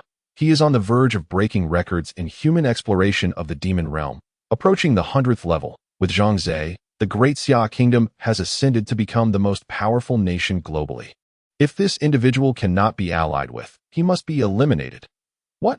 Zhangzhe has single-handedly taken on 10 fifth-tier demon realm powerhouses. This is the end. The Great Xia Kingdom will inevitably unify the world. Chapter 58. The true Huang's true name is Shangguan Bingxin, hailing from the illustrious Shangguan family. Huaying is the name she uses at the Qibao Pavilion. Shangguan Bingxin, due to her extraordinary talent and unique physique, is a secretive powerhouse cultivated by the Shangguan family. However, the Shangguan family has made too many enemies over the years, and its glory has waned significantly. Thus, it has become challenging for the family to nurture formidable individuals. To prevent Bingxin from meeting an untimely demise, they secretly relocated her. The head of the Shangguan family and the master of the Qibao Pavilion share a bond of trust, and the head feels secure leaving her in their care. Over the years, the only person who truly knows Shangguan Bingxin's identity is the master of the Qibao Pavilion, while even the other members of the Qibao family remain oblivious to her true nature. It is precisely for this reason that when Luo Xiu inquired about Shangguan Bingxin, Huang did not immediately acknowledge it. Initially, she had intended to deny it indefinitely, but fearing that something might be delayed due to her secrets, she ventured out in the dead of night to seek the truth from Luo Xiu. She holds a certain trust in Luo Xiu. At the very least, he would not harm her. Now, can I trust that you believe I am Shangguan Bingxin? Huang disclosed everything without reservation to Luo Xiu, for she trusts him completely. He would never deceive her, nor would he bring her harm. You naive girl, you are far too innocent. However, after listening to Huang's revelations, Luo Xiu could only shake his head with a wry smile. From her account, he discerned that Shangguan Bingxin's identity is shrouded in secrecy, so much so that it must not be disclosed to anyone, especially not without substantial capability to safeguard it. Luo Xiu has known her for less than 12 hours. Although they had met in childhood, those were distant memories. One must not harbor ill intentions. Yet one must remain vigilant against potential threats. Merely through a few simple words from Luo Xiu, Huang unveiled her identity, which caused him great concern for her, hence his remark on her innocence. Innocent, Huang gazed at Luo Xiu with wide, naive eyes, unaware of her own simplicity. If I were a villain, you would already be in trouble. Luo Xiu replied with a mischievous grin. Then you would still need to be able to defeat me. Huang's retort came almost instantly. Luo Xiu was left speechless, as it was indeed true that he could not presently best her at the very least. On the surface, Huaying's current cultivation level is at the transcendent realm. If it weren't for the incident involving the nether abyss, she might have been superior to her opponent. However, it is now evident to anyone that Luo Xiu is merely at the out-of-body stage and cannot possibly contend with Huaying. It appears that I am indeed at a disadvantage. Luo Xiu can only awkwardly admit, I was just teasing you. Brother Luo Xiu, did I know you would never harm me? Huaying said, seated gracefully in her chamber. Pouring a cup of tea and offering it to Luo Xiu, she always felt a sense of little sisterly affection towards him. At least in his presence, she felt an overwhelming sense of security. As for this feeling, Huang herself could not quite articulate, believing it to be a sentiment cultivated since childhood. Whatever I say next, please do not react. Can you manage that? Luo Xiu accepted the tea from Huang, reluctant to divulge what he knew. However, he realized he could not remain silent, placing him in a difficult position. What could possibly be the matter? Huang inquired, unable to comprehend Luo Xiu's words. The Shangguan family is far larger than the Qibao studio. What could be amiss? Promise me, Luo Xiu reiterated solemnly. All right, I promise, Huang responded with sincerity upon perceiving that Luo Xiu was not jesting. Taking a deep breath, Luo Xiu continued, previously, while I was training alone on Tianmong Mountain, I witnessed a group pursuing an elderly man.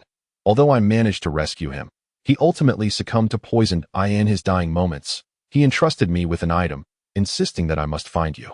As he spoke, Luo Xiu retrieved an untouched package from his spatial ring, which contained a box, and within it lay an ancient seal. Huang cautiously accepted the package from Luo Xiu, her expression shifting to one of gravity. Slowly, she unwrapped the package and opened the box, revealing the ancient seal before her eyes. "Elihu seal!" Huang exclaimed, her countenance changing instantly as energy began to uncontrollably radiate from her. Ing. Luo Xiu quickly called out to her. We are in Su's residence. Excessive energy will disturb others.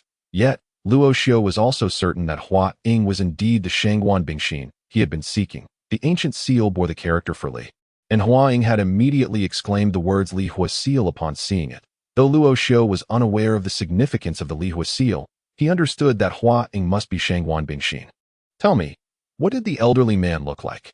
Hua Ying clutched the Li Hua seal, hastily asking Luo Xiu, her eyes reflecting a unique emotion, one of both yearning and reluctance. He had a head of white hair and was at the pinnacle of the transcendent realm. He was the steward of the Shangguan family, Luo Xiu replied. Grandfather steward. Hua Ying stepped back slightly. The Li Hua seal was the treasured heirloom of the Shangguan family, and she had assumed it would be held by her father, never expecting it to be in the possession of grandfather steward. Moreover, who could possibly want to kill grandfather steward? He was a peak transcendent realm expert.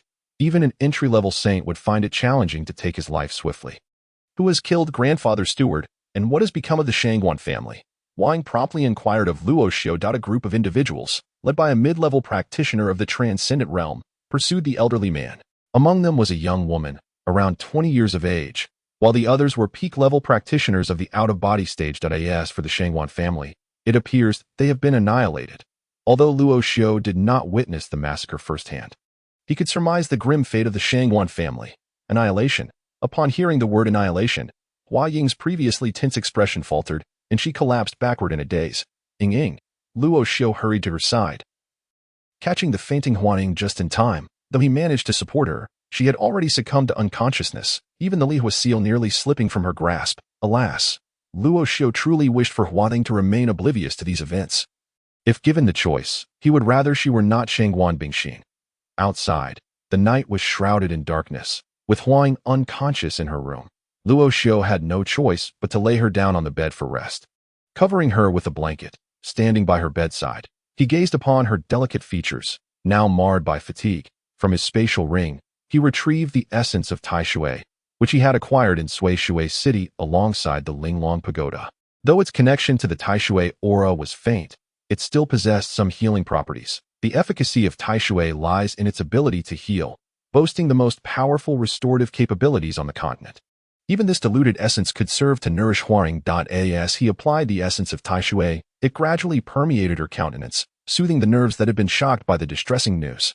Though the process was slow, it nonetheless yielded some effect. Once the essence was fully utilized, Luo Xiu settled on the floor beside the door, meditating in silence while awaiting Hua Ying's awakening. A young girl, unacquainted with the harsh realities of the world, was bound to struggle under such a heavy burden.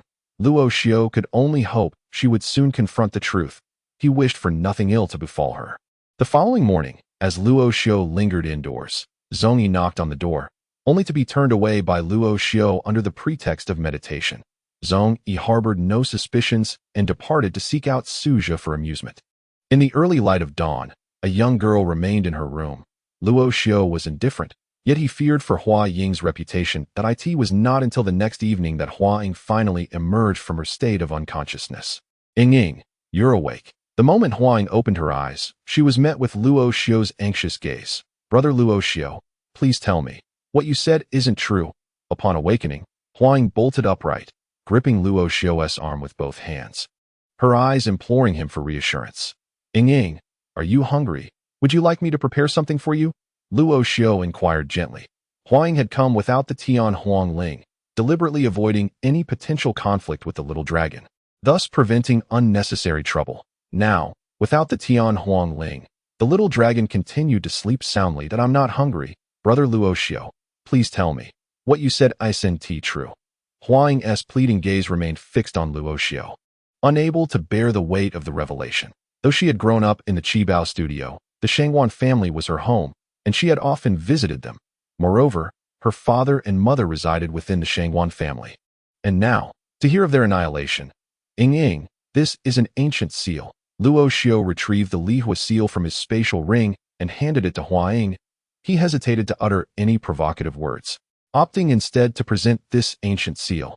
Hua Ying would understand everything. Cradling the ancient seal in her hands, a look of dazed contemplation crossed Hua Ying's face. Luo Xiu sat quietly at the edge of the bed, observing her without leaving her side. Perhaps due to Hua Ying's unfortunate circumstances, Luo Xiu felt an unexpected pang of affection towards her. Unbeknownst to him, This sentiment was indeed compassion. He simply felt a deep sorrow for her plight, yet was powerless to alleviate her suffering. Thus, Huaying remained lost in thought on the bed for 2 hours, while Luo Xiu sat beside her, sharing in her silence that I must return to my family. Huaying finally declared after an extended period of reflection. The moment was not ideal for her departure, as it would undoubtedly attract attention that I must go, she insisted, securing the Lihua seal back into her spatial ring and rising from the bed. Preparing to leave. Are you aware of the dangers that lie ahead? Luo Xiu inquired. I know, but that is where my family resides. Regardless, I must see it for myself, Huaying affirmed resolutely, though she displayed no outward emotion. Luo Xiu understood the turmoil she harbored within. Embarking on such a journey would only heighten her peril. Very well. If that is the case, I shall accompany you, Luo Xiu replied promptly. No, brother Luo Xiu. You must attend to your own matters. I can manage on my own. It was evident that Huaying recognized the inherent risks of her undertaking and did not wish for Luo Xiu to follow her. If you say such things, you treat me as a stranger, Luo Xiu countered, promptly retrieving paper and ink to write a note to Zhong Yi and Su Jia, intending to accompany Huaying on her journey. Chapter 59. Departure from Dongyang City. Soon after, Luo Xiu and Huaying cautiously slipped into the night, making their way from the Su residence towards the direction of the Qibao studio. The night had advanced past the halfway mark, and Dongyang City lay in tranquil stillness, with only a few scattered houses lit up. Luo Xiu and Huaying moved gracefully across the rooftops, steering clear of the grand estates of powerful factions to avoid detection. Huaying planned to follow Luo Xiu's example and leave a note in her room, informing the master of Qibao Studio of her departure for training. While also intending to retrieve Tian Huangling. It had been 2 days since she last saw it, and she missed it dearly. In the spacious square outside Qibao Studio, Luo Xiu stood alone, gazing at the illuminated building. Some lights in Qibao Studio burned brightly day and night, casting a glow over the square even in the depths of night. Huaying suggested she could enter Qibao Studio alone, as Luo Xiu's presence might draw the attention of the powerful individuals within. Thus, he chose to wait in the square for her return from Qibao Studio, reflecting on his reasons for agreeing to accompany Huaying to the Shangguan family. Luo Xiu found himself puzzled. He had his own matters to attend to, including a pressing need to reach the capital and seek vengeance against Zuozizai. Yet, in that moment, he had consented without hesitation. Perhaps it was a fleeting impulse of his heart, or perhaps it stemmed from concern. After a brief wait in the square, Huaying's figure finally emerged from Qibao Studio. She moved with grace through the night, reaching Luo Xiu in mere moments. Perched upon her shoulder was Tian Huangling, its expression revealing a hint of displeasure as it regarded the area near Luo Xiu's arm. It is aware that Xiao Jiao is nestled within the arm, sleeping soundly. For some unknown reason, it seems as though they were born into a state of hostility, exhibiting a pronounced unfriendliness. Is everything ready? Luo Xiu inquired, glancing at the approaching Huaying. Yes, all set. Let us depart. Huaying replied with a faint smile, though to Luo Xiu, it appeared to carry more of a bitter undertone. Under the cover of night, Luo Xiu and Huaying moved gracefully towards the outskirts of Dongyang City. While Luo Xiu was unaware of the exact location of the Shangguan family, Huaying was informed, and thus he chose to follow her lead. The path they took was not the same as the one Luo Xiu had previously traversed. After exiting the city gates, they swiftly veered onto a small road to the west. During their journey, Huaying began to realize Luo Xiu's extraordinary capabilities. Can brother Luo Xiu keep pace with Ying? She asked, slowing her steps in a secluded area. Concerned that Luo Xiu might struggle to match her speed after such a prolonged duration, she eased her pace, only to discover that Luo Xiu felt no strain whatsoever and was remarkably composed. Leaving Huaying perplexed? Not bad. Ying can give it a try, Luo Xiu responded with a smile. What astonishing speed! As he watched Huaying vanish in an instant, a look of astonishment graced Luo Xiu's face.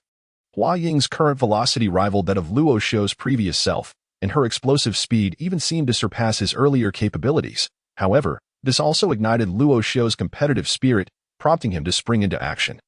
Disappearing from his original spot as he pursued Huaying ahead in the night, along the narrow path, the two figures raced forward, their speed so swift that they appeared as mere phantoms. One moment they were present, and the next they were far removed. With Huaying in the lead and Luo Xiu trailing, their speeds were surprisingly comparable. The distance that once separated them remained unchanged as Hua Ying ran. She sensed the speed behind her. Although she still led, she felt a sense of astonishment. Her rapid pace was attributed to her training in speed techniques, alongside her cultivation in the Tongxian realm. Conversely, Luo Xiu's energy perception was merely at the Chuqiao realm. Yet how could he match her speed? Had she not been the first to run, Luo Xiu might have even surpassed her. Having always believed that Luo Xiu's prowess was merely superficial, she now recognized her misjudgment. Nevertheless, this realization brought her joy. Having idolized Luo Xiu in her childhood, she found it only natural that he should not be inferior to her as they matured. Throughout the night, Luo Xiu and Hua Ying did not pause, racing furiously until they had distanced themselves significantly from the confines of Danyang City. By dawn, Hua Ying came to a halt, shortly followed by Luo Xiu. After a night of travel, Luo Xiu was slightly breathless. Though not excessively so, a brief rest would suffice. In contrast, Hua Ying's complexion also bore a hint of redness, clearly fatigued from their extended journey. Yet, beside her, Tian Huangling displayed astonishing speed throughout Hua Ying's run. Tian Huangling had consistently soared alongside her, matching her pace seamlessly. Now, it perched on Hua Ying's shoulder, eyes closed in rest. Despite the innate rivalry with Xiao Jiao, it refrained from conflict, abiding by its master's wishes. Fortunately, it remained undisturbed, undemanding of attention. Brother Luo Xiu is truly remarkable. Hua Ying observed Luo Xiu come to a halt, noticing that he appeared utterly unfazed, and could not help but remark, "Coincidentally, I have also practiced some agile combat techniques, which enables me to move at a swifter pace." Luo Xiu replied with a smile, "By the way, Ying, how much further do we have to go? We should arrive tonight, although it will be at a small town."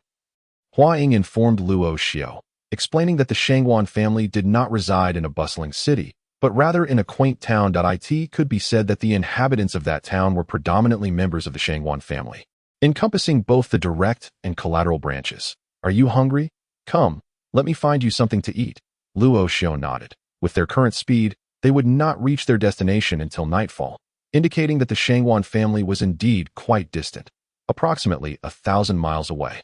Having traveled nearly 400 miles from Danyang City, it was now close to midday. By evening, they would have traversed no less than 1,000 miles. After pausing to allow Hua Ying some rest, Luo Xiu set out in search of sustenance. In terms of survival skills in the wilderness, Luo Xiu's experience was evidently superior to that of Hua Ying. Although they were not on a mountain, they found themselves in a hilly area devoid of human presence, where their only option for food was the wild game. Before long, Luo Xiu caught an ordinary mountain chicken, then proceeded to the riverbank to prepare it, taking care to shield Hua Ying from the gruesome aspects of the task. Once he had thoroughly cleaned it, he returned to Hua Ying's side. Starting a fire in the wild was not particularly challenging. Despite not possessing fire attributes, Luo Xiu was able to ignite a flame with ease. Subsequently, under the admiring gaze of Hua Ying, he gradually roasted the chicken. Although it lacked additional seasonings, one could not deny that Luo Xiu's culinary skills were commendable. As a delightful aroma wafted through the air, Hua Ying had not eaten for 2 days. While this posed little issue for Luo Xiu, it was a significant concern for her. Being human, the chicken neared completion. A small serpent slowly emerged from his sleeve. "You cannot eat this. Be good, little one," Luo Xiu admonished the creature. Indeed, it seems he has a penchant for delectable morsels. Even 10 could not satisfy him. Luo Xiu remarked while tending to the roasting chicken. "He eats that much?" Hua Ying was taken aback by the quantity mentioned. The serpent was no larger than half a mountain chicken, yet it could consume. However, she soon grasped the implication. The small snake coiled around Luo Xiu's arm was certainly no ordinary serpent, and thus could not be perceived through conventional lenses. The chicken was soon ready, and Luo Xiu offered it entirely to Hua Ying. Refusing to partake, citing lack of hunger, starved, Hua Ying, after several insistences for Luo Xiu to eat, devoured the entire roasted chicken, disregarding her goddess-like image entirely. In her eyes, there was no divine persona to uphold in front of Luo Xiu. The reason she might have been perceived as a goddess by other young lords in Dongong City was primarily due to the distance involved. This notion of beauty arising from distance perhaps elucidates the matter. After their meal, Luo Xiu and Hua Ying resumed their journey, at which point the little serpent seemed to exhibit a sense of rebelliousness, darting off from Luo Xiu's arm in search of the Tian Huangling, which had been flying alongside Hua Ying, enjoying its newfound freedom. However, shortly thereafter, the little dragon darted past from behind, choosing not to engage with Tianhuangling, but rather surpassing her directly.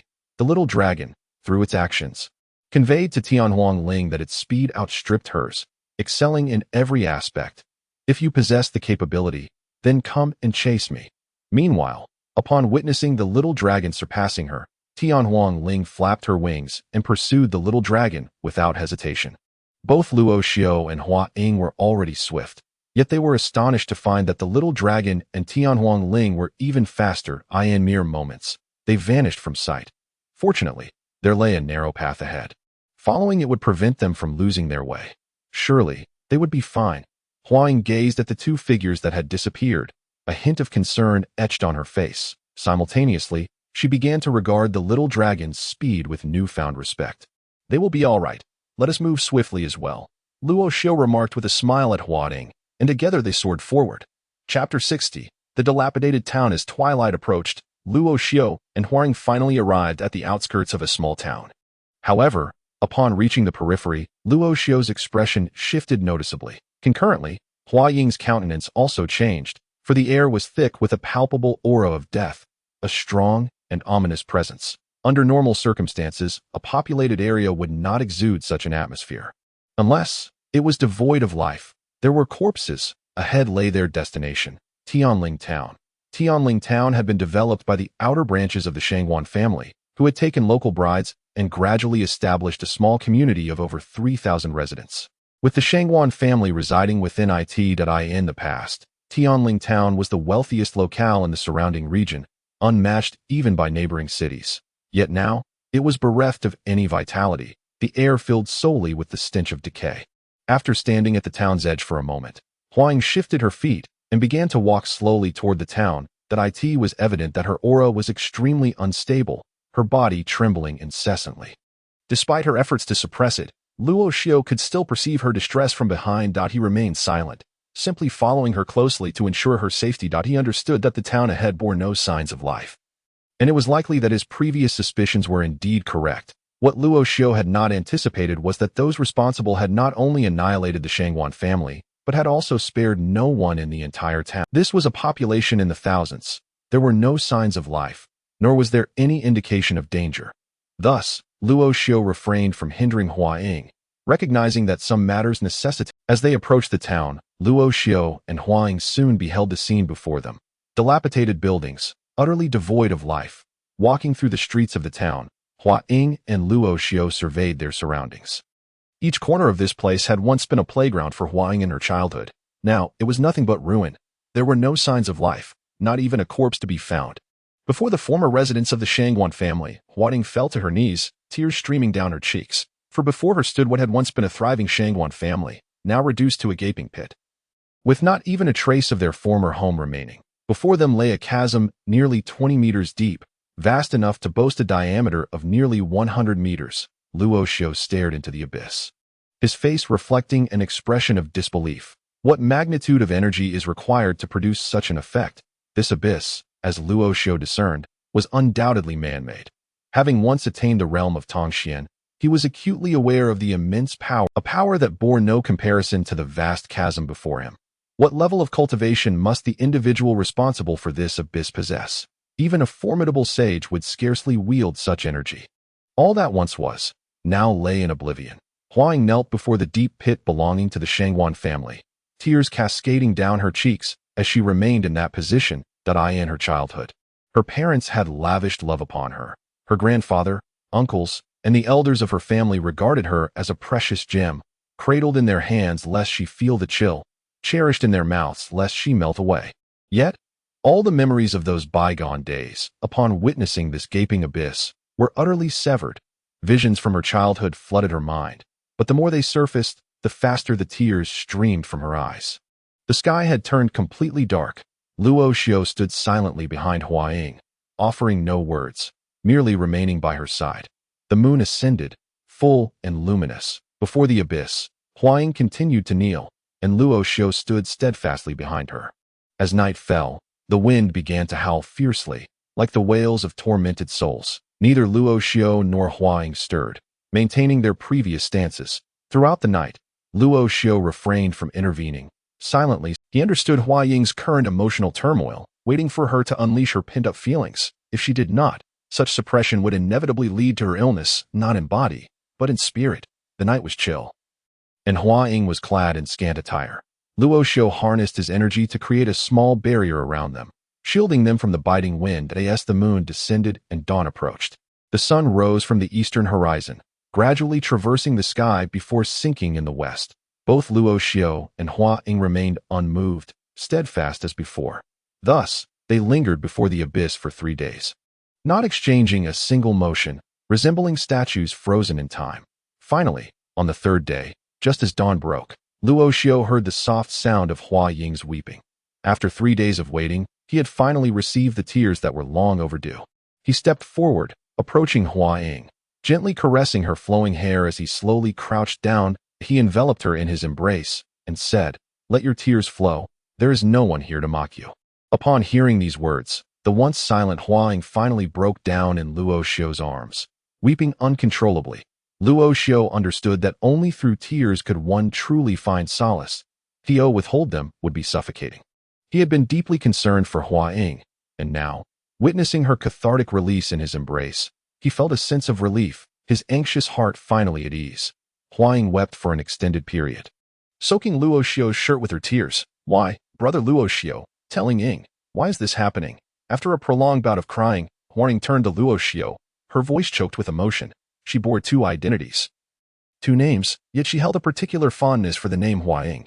Luo Xiu remained silent, simply continuing to pat her gently, reassuring her that she need not fear, for he was there. As for the reasons behind it all, both Luo Xiu and Hua Ying were well aware. The reason the Shangguan family entrusted Hua Ying to the Qibao studio was their apprehension regarding potential threats to her safety. It is now highly likely that these events are orchestrated by adversaries, or perhaps individuals seeking to obtain something specific, targeting the Shangguan family in the process. This coveted item is likely the ancient seal that the Shangguan family is determined to deliver into Hua Ying's hands at all costs.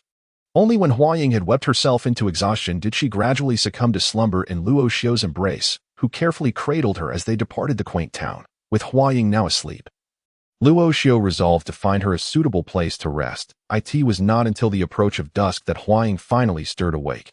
Upon opening her eyes, she beheld Luo Xiu seated before her, steadfastly remaining by her side. "Brother Luo Xiu," Hua Ying exclaimed, slowly propping herself up, her complexion appearing rather haggard. The continuous days without respite had taken their toll, even on her transcendent cultivation level. "Are you feeling any better?" Luo Xiu inquired with urgency, noticing her awakening. Beneath her lay a bed of dry straw, which Luo Xiu had specifically gathered to shield her from the chill. "Much improved, thank you," Hua Ying replied, gently biting her lip. "You are too kind. What are your plans moving forward?" Luo Xiu asked. With a flicker of light, Hua Ying summoned the ancient seal that Luo Xiu had entrusted to her, its radiant glow illuminating her hand.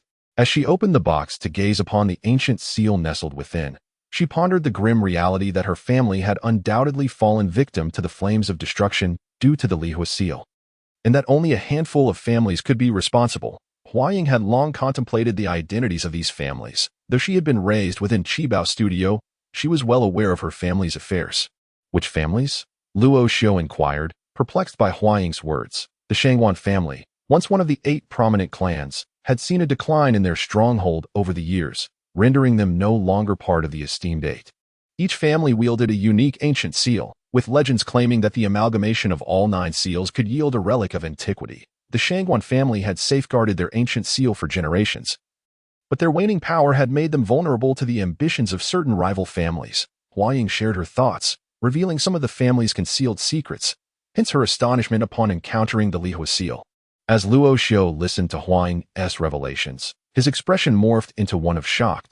He was utterly unaware of the 8 prominent families Hua Ying spoke of, and it was astonishing to learn that the Shangguan family was the weakest among them. Moreover, the existence of the other 8 ancient seals was a revelation unto itself. "I must uncover who has perpetrated this injustice and seek vengeance for my Shangguan family," Hua Ying declared resolutely. "That I shall accompany you." Luo Xiu responded nonchalantly, as if discussing a matter of little consequence. "Thank you, brother Luo Xiu, but this is my own affair, and I would prefer you not to involve yourself." Hua Ying, however, was not in favor of Luo Xiu's involvement. "Even if you wish to refrain, I am already involved, and that is final." Where shall we go next? Luo Xiu stated, undeterred by Hua Ying's reservations. Having recognized her predicament, he could not simply walk away, for that was not in his nature. Hua Ying gazed into Luo Xiu's eyes, and at that moment, he too met her gaze, neither of them shying away. Ultimately, Hua Ying conceded, I shall first venture into the quaint town to seek out clues. Hua Ying averted her gaze from Luo Xiu and spoke to him. Subsequently, she rose and made her way back towards the town. Luo Xiu followed closely behind, both of them heading towards the town once more. Previously, Luo Xiu had departed the town while holding Hua Ying. Now, upon their second arrival, the impact on Hua Ying was considerably less profound. Within the town, there were neither corpses nor any signs of life. However, remnants of discolored blood could be occasionally discerned. They were oblivious to whether the townsfolk had perished or what had transpired. At this moment, they were engulfed in uncertainty, compelled to search for meaningful clues amid the ruins. The great pit belonging to the Shangwan family harbored no substantial leads. It was merely a site of energy impact, the essence of which had long since dissipated, rendering it imperceptible to them. After a brief pause at the pit, they proceeded to other locations. As twilight descended, just when they had begun to lose hope, Hua Ying stumbled upon some clues. She stood before a grand tree located at the far end of the town, rather distant from the Shangwan family estate, where the energy from the pit had not reached. At that moment, she noticed a significant area of corrosion on the tree's bark, exposing its inner core. It was this peculiar erosion that captured Hua Ying's attention. Fixating on this extensive corroded section, she soon discerned a tiny gleam within the exposed tree core. This gleam was not a part of the tree, but rather a silver object, a silver needle. At this instant, the needle was embedded within the tree core, with only its tip protruding. Under normal circumstances, it would have remained unnoticed, yet Hua Ying had spotted it. Luo Xiu, come quickly, she exclaimed, her gaze fixed on the silver needle as she called out to him. Hearing her call, Luo Xiu hurried to her side, following her gaze to the silver needle. Isn't this the bone-corroding needle? He remarked upon seeing it. How does Luo Xiu know this is the bone-corroding needle?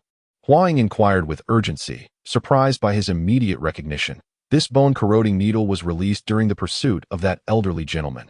I was struck by one as well, Luo Xiu replied, though he refrained from mentioning where it had pierced him. Specifically, his posterior. The toxin within the bone-corroding needle was exceptionally potent. Had it not been for Luo Xiu's unique constitution, which countered its effects, he might have encountered grave peril. That elderly steward had succumbed to the venom of the bone-corroding needle. Luo Xiu had learned the name of the needle from the elderly steward of the Shangwan family. Luo Xiu also suffered a strike. How could he be unscathed? Hua Ying's face betrayed her concern upon hearing this. Due to my peculiar constitution, the bone-corroding needle inflicted minimal damage upon me, and I have long since recuperated. Alas, the old gentleman met his demise due to the poison of this very needle. Luo Xiu sighed. Upon hearing Luo Xiu's explanation, Hua Ying's worries were alleviated. However, the fate of the steward lingered in her heart, unspoken. Yet, in her mind, she had begun to suspect that it was the work of that family. Among the 8 great families, only one was adept in the art of poison, and that was the Situ family. The renowned concealed weapon of the Situ family is, in fact, the bone-corroding needle embedded deep within the tree's core. Although the toxicity of this needle is not particularly formidable, within the family, there exist masters who wield it with unparalleled skill. It is certain that the Situ family is responsible for the downfall of the Shangwan clan. Hua Ying nearly uttered the name with gritted teeth. The Situ family. Are you implying that this poison needle belongs to them?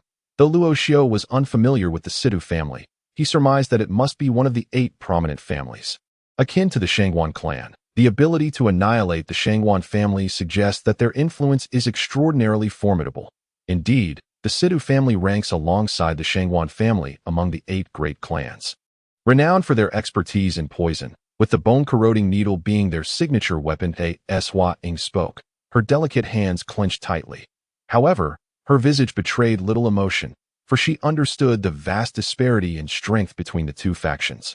They were not a match for the Situ family at present. Nevertheless, being outmatched now does not preclude future possibilities. She firmly believed that with her innate talent, she would undoubtedly grow to a level that could instill fear in the Situ family.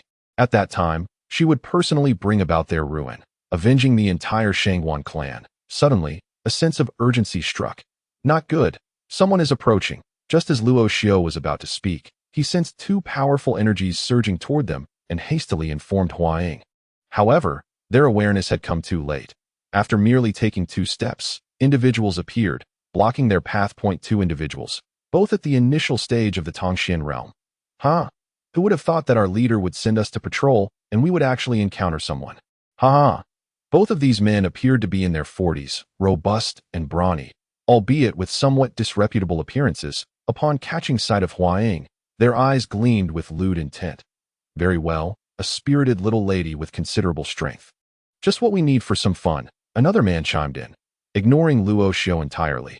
What are we waiting for? Let us not dawdle. Following the words of the first man, they began to saunter over toward Hua Ying and Luo Xiao, extending their hands in a lascivious manner. Quite repulsively, it was no surprise that they overlooked Luo Xiao, as the energy emanating from him was merely that of the out-of-body realm. Although there exists only a single tier of difference between the out-of-body and Tongxian realms, the gap is substantial enough to warrant dismissal. Luo Xiao and Hua Ying stood their ground, their eyes betraying an unmistakable murderous intent. From their dialogue, it was clear that those responsible for the annihilation of the Shangguan family were undoubtedly connected to these two. While they had been vexed by the absence of opponents, fate had now delivered them directly to their doorstep. Despite facing 2 Tongxian realm warriors, Hua Ying felt no fear, for she possessed immense confidence. Even if she were to confront them alone, she was certain she would not be at a disadvantage. Even if she couldn't win, escaping would not prove difficult. With this in mind, why should Hua Ying flee? Just as she prepared to advance and seize the 2 men, Luo Xiao stepped forward to halt her. "I'll handle this," he declared. Although Luo Xiao moved with great speed, Hua Ying remained skeptical that he, with his out-of-body realm cultivation, could contend with 2 Tongxian realm fighters. Yet, for reasons unknown, she refrained from obstructing him and remained still, observing his actions. "Who are you? You little brat. Get lost." The 2 individuals, upon seeing Luo Xiao standing before them and obstructing their path, were instantly displeased and reprimanded him. "You 2 scoundrels, how embarrassing for your age." Luo Xiao regarded them with disdain. Despite their ages being comparable to that of his father, they appeared utterly repulsive to him. "Son, you must respect your elders, do you understand? I am sparing your life for now, so be gone, or else I may change my mind, and you shall have no chance left at that moment." The 2 men were preoccupied with their own impending advantages, showing little interest in dealing with Luo Xiao, merely wishing for him to leave so as not to spoil the atmosphere. That's so.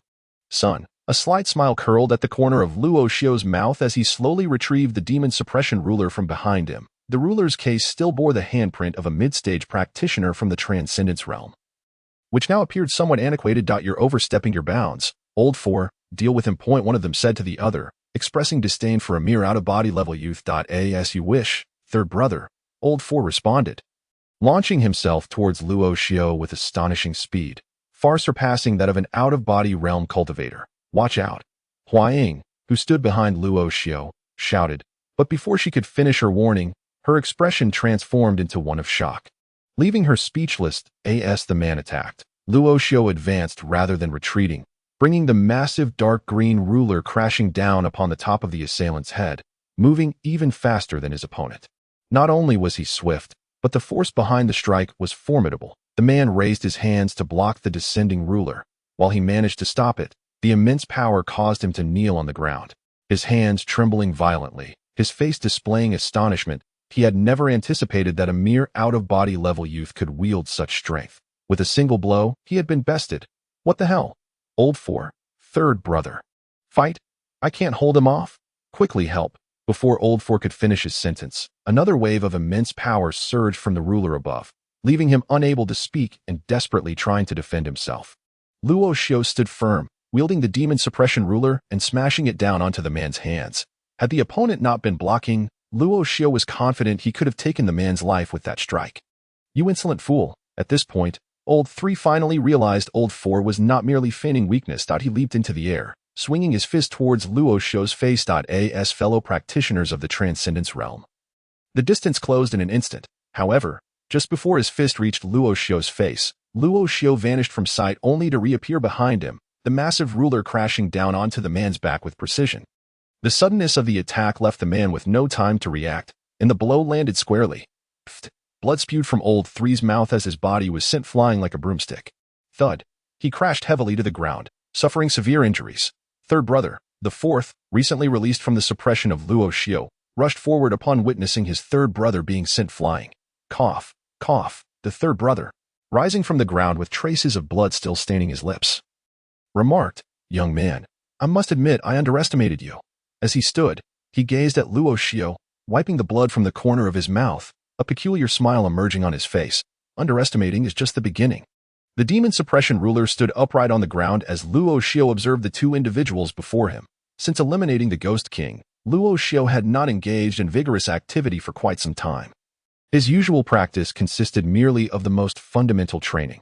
Unexpectedly, he found that this time, wielding the demon suppression ruler, its power had significantly increased compared to before. Regrettably, the absence of Old Man Han left him without someone to elucidate the situation. Fourth, bring it out, the third brother commanded the fourth beside him. Third brother, are we really going to bring it out? Upon hearing his brother's words, the fourth hesitated. They had initially come to seek some amusement upon seeing Huaying, but now found themselves in this predicament. Hesitate for what? Can't you see their strength? The third brother reprimanded the fourth. Meanwhile, a semicircular disc gradually materialized in his palm, although the fourth was reluctant. He ultimately chose to reveal his own semicircular disc, which began to coalesce into a tangible form within his hand. Watching from the side, Huaying's delicate features reflected her astonishment. She had speculated on Luo Xiu's strength multiple times before, yet never anticipated he possessed such formidable power. After all, he faced two cultivators at the initial stage of the profound realm. While she was not afraid, she could not guarantee victory against them. Observing Luo Xiu, it was evident he was in complete control. As Huaying pondered this, the third and fourth brothers began to merge their semicircular discs together. Chapter 62. The Death Warriors. The two semicircular discs gradually fused, emitting a dazzling brilliance that was exceptionally blinding. "Ha! Boy, prepare to meet your demise." The third brother laughed heartily during the fusion of the discs, as if he had already foreseen Luo Xiu's fate. In combat, victory is often not determined solely by the strength of the opponents, but also by the hidden cards one holds. Winning is ultimately paramount. Once dead, there would be no voice to speak. What does strength matter if one is destined to become a lifeless corpse? These two semicircular discs were bestowed upon them by their leader for protection and were not to be used lightly, as they possessed a single-use lifespan. Once expended, they would render themselves useless, only capable of regaining potency through the infusion of spiritual energy. For them, such a trade-off was not worth it. Individually, these semicircular discs held little power, but when combined, they transformed into authentic, profound-grade treasures. It was indeed a waste for two initial-stage cultivators of the profound realm to possess such treasures. Yet now, they were fortunate enough to wield them. Spiritual energy. As Luo Xiu observed the power of the opposing discs, he sensed a wave of spiritual energy within them and began to discern certain characteristics of the discs. What the hell? It actually requires spiritual energy to activate. Not only did Luo Xiu perceive the presence of spiritual energy within the discs, but he also realized that they required such energy to function.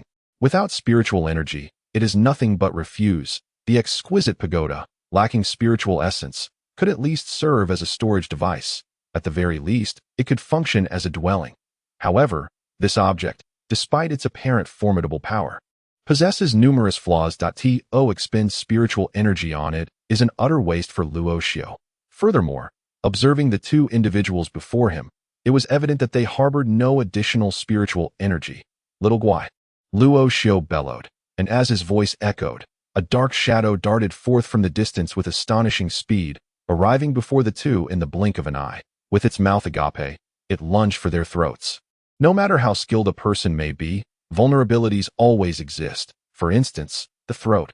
If severed, all would be lost. The little dragon's speed was remarkable, and it seemed determined to not relent until it had bitten through. Meanwhile, the two individuals still engaged in activating their magical artifacts suddenly sensed a chill at their backs, only to witness a shadow lunging towards the neck of the third if they continued to merge their artifacts. Death would be imminent. Yet, should they intervene, the fusion would cease. In the face of life and death, hesitation was a luxury no one could afford, and self-preservation took precedence. One individual discarded his magical artifact, attempting to fend off the little dragon's assault while shielding his own neck. Yet, at that moment of relinquishment, the little dragon's target shifted to the fourth, its glistening fangs exuding an aura of life-taking intent. The fourth, like the third, opted to forsake his artifact to protect his throat. The proximity between them was minimal, as if they had simultaneously abandoned their magical treasures, which plummeted to the ground. The little dragon, possessing remarkable speed, evaded their counterattacks and retaliated, its tail striking both individuals across the face, forcing the two profound realm practitioners to stagger back 2 steps. Instantly, crimson marks appeared on their faces, inflicted by the little dragon's relentless assault. After relishing its escapade, the little dragon departed with grace. At that very moment, Luo Xiao had already reached the magical artifact that was about to fall to the ground. "Quick, the artifact," the third shouted, attempting to snatch it. But no matter how swift he was, he could not outpace Luo Xiao, who had already grasped the artifact. With a swift kick, Luo Xiao struck the third, yet the force of this kick was far less formidable than before. Failing to inflict any significant damage, utilizing this kick to rebound, Luo Xiao evaded the range of the third's attacks. Without employing the demon subduing, the disparity between Luo Xiao and his adversary was significant. No matter how powerful his own attacks were, they could not surpass those of a profound realm expert. To leave this in your hands is truly a waste, Luo Xiao remarked as he returned to the demon subduing. Gazing at the circular disc that had fused together within his grasp, the spiritual energy above was dense, yet the artifact's apparent power, judging by its appearance, seemed rather limited. In his possession, it was a considerable waste. Meanwhile, the expressions of the third and fourth were exceedingly grim, not solely due to the red marks upon their faces, but also because of the humiliation of losing their magical artifact. That was a protective treasure bestowed upon them by their leader, and now, before it had even demonstrated its potential, it had been snatched away by Luo Xiao. What rendered them even more speechless was the fact that a serpent had attacked them, leaving them utterly powerless against it. Dealing with just one individual was formidable enough, and now, with the serpent lurking nearby, coupled with that profound realm young woman over there, they are acutely aware that, at present, they are unequivocally no match for one another. The only path left for them is to flee. With a swift motion, the third elder conveyed to the fourth, darting to the side. Despite having sustained injuries moments ago, they still managed to escape with remarkable speed. Having had their strongest trump card snatched away by others, how could they possibly continue to fight? It would be absurd not to run, the fourth elder, mirroring the third, pursued in his direction, intent on escape. Meanwhile, Huaying unleashed a surge of energy from her palms, moving at an astonishing velocity, directly enveloping her form at the same time. Tianhuang Ling appeared, its claws resembling dragon talons. Lunging at the two men, though diminutive in stature, Tianhuang Ling's attacks were anything but trivial. The little dragon's master focused on speed, while Tianhuang Ling took charge of the offensive. Huaying's considerable reputation in Danyang City was partly attributed to Tianhuang Ling. Once, a young noble from Danyang City sought to court Huaying, possessing exceptional talent and having reached the realm of Tongxian. However, Huaying merely stated, "Defeat my Tianhuang Ling first." Consequently, the young noble was thoroughly bested by Tianhuang Ling, leaving him battered and bruised. From that moment on, whenever a noble from Danyang City contemplated confessing to Huaying, their foremost consideration was their own strength. With Tianhuang Ling restraining the two, escape was utterly impossible. Simultaneously, Luo Xiao, wielding the demon-subduing staff, swept through, capturing one of them and delivering a series of brutal blows. In the face of such overwhelming power, the third and fourth elders soon found themselves incapacitated. Bang! Bang! The sounds of impact echoed as the two were left bloodied and battered, their spirits severely diminished. Tossed aside by Luo Xiao, they lay there, barely clinging to life. "Which family do you belong to?" Huaying inquired, her gaze devoid of sympathy for the two. If she were to feel sympathy, who would extend it to the thousands in this small town? Humph. If they wished to know, they would find no answer here. The third elder spat out blood, sneering defiantly. "Is that so? Not a chance." Luo Xiao stepped closer, placing his foot upon the man's chest as he applied pressure. The sound of cracking ribs resonated. Luo Xiao had long since ceased to care about taking lives. "Speak," he commanded coldly. "Fourth elder, if you're a man, hurry up and leave." The third elder gritted his teeth, urging the fourth elder, only to collapse to the ground, black blood oozing from the corner of his mouth. "Ugh, he is dead." Luo Xiao abruptly pried open the third elder's mouth, discovering venom seeping out, unmistakably a sign that he had bitten through his poison sac to his demise. "Third brother, I'm coming." The fourth elder shouted in despair. "Not good, Luo Xiu hastily clamped his hand over the fourth elder's mouth, but it was too late. The man had already bitten through his poisoned sac, black blood flowing from his mouth and nose, signaling his death. Damn it! Observing the two lifeless bodies before him, Luo Xiu's lips twitched in irritation. How could there still be individuals willing to bite through their own poisoned sacs to end their lives? Such occurrences were only read about in books. He never imagined he would witness it firsthand. Luo Xiu felt no sorrow for their deaths, but rather lamented the missed opportunity to extract vital information from them before they perished. It was astonishing that even the 8 great families could cultivate such death warriors. Witnessing the demise of 2 individuals, the innocent Huaying felt no fear. Rather, she appeared somewhat indifferent as a member of the Shangwan family. She had been taught the harsh realities of life and death from a tender age. Although she had not experienced it firsthand, she had been exposed to far too much. How terrifying these families truly are. Observing these 2, who had resolutely bitten into their poisoned sacs to end their own lives, left Luo Xiu incredulous about the forces behind such an act. What immense power could brainwash individuals to willingly embrace death without uttering a single word as death warriors? The Sidu family. Huaying murmured the name of the Sidu family, her eyes glinting with a profound murderous intent. Regardless of the circumstances, the Sidu family bore the greatest suspicion, and she felt compelled to investigate them first. Although she lacked strength at the moment, she firmly believed that vengeance would come in due time. As for the 2 individuals, Luo Xiu chose not to leave their bodies to rot in the wilderness. Instead, he dug a small grave to bury them. His primary fear was that the toxic corpses would be consumed by other creatures, thus spawning additional lives. After lingering in the small town for another 2 days, Luo Xiu and Huaying decided to depart. Their destination was the capital city, and their paths aligned perfectly. Luo Xiu sought revenge against Zhuazhi, and the Sidu family also resided in the capital.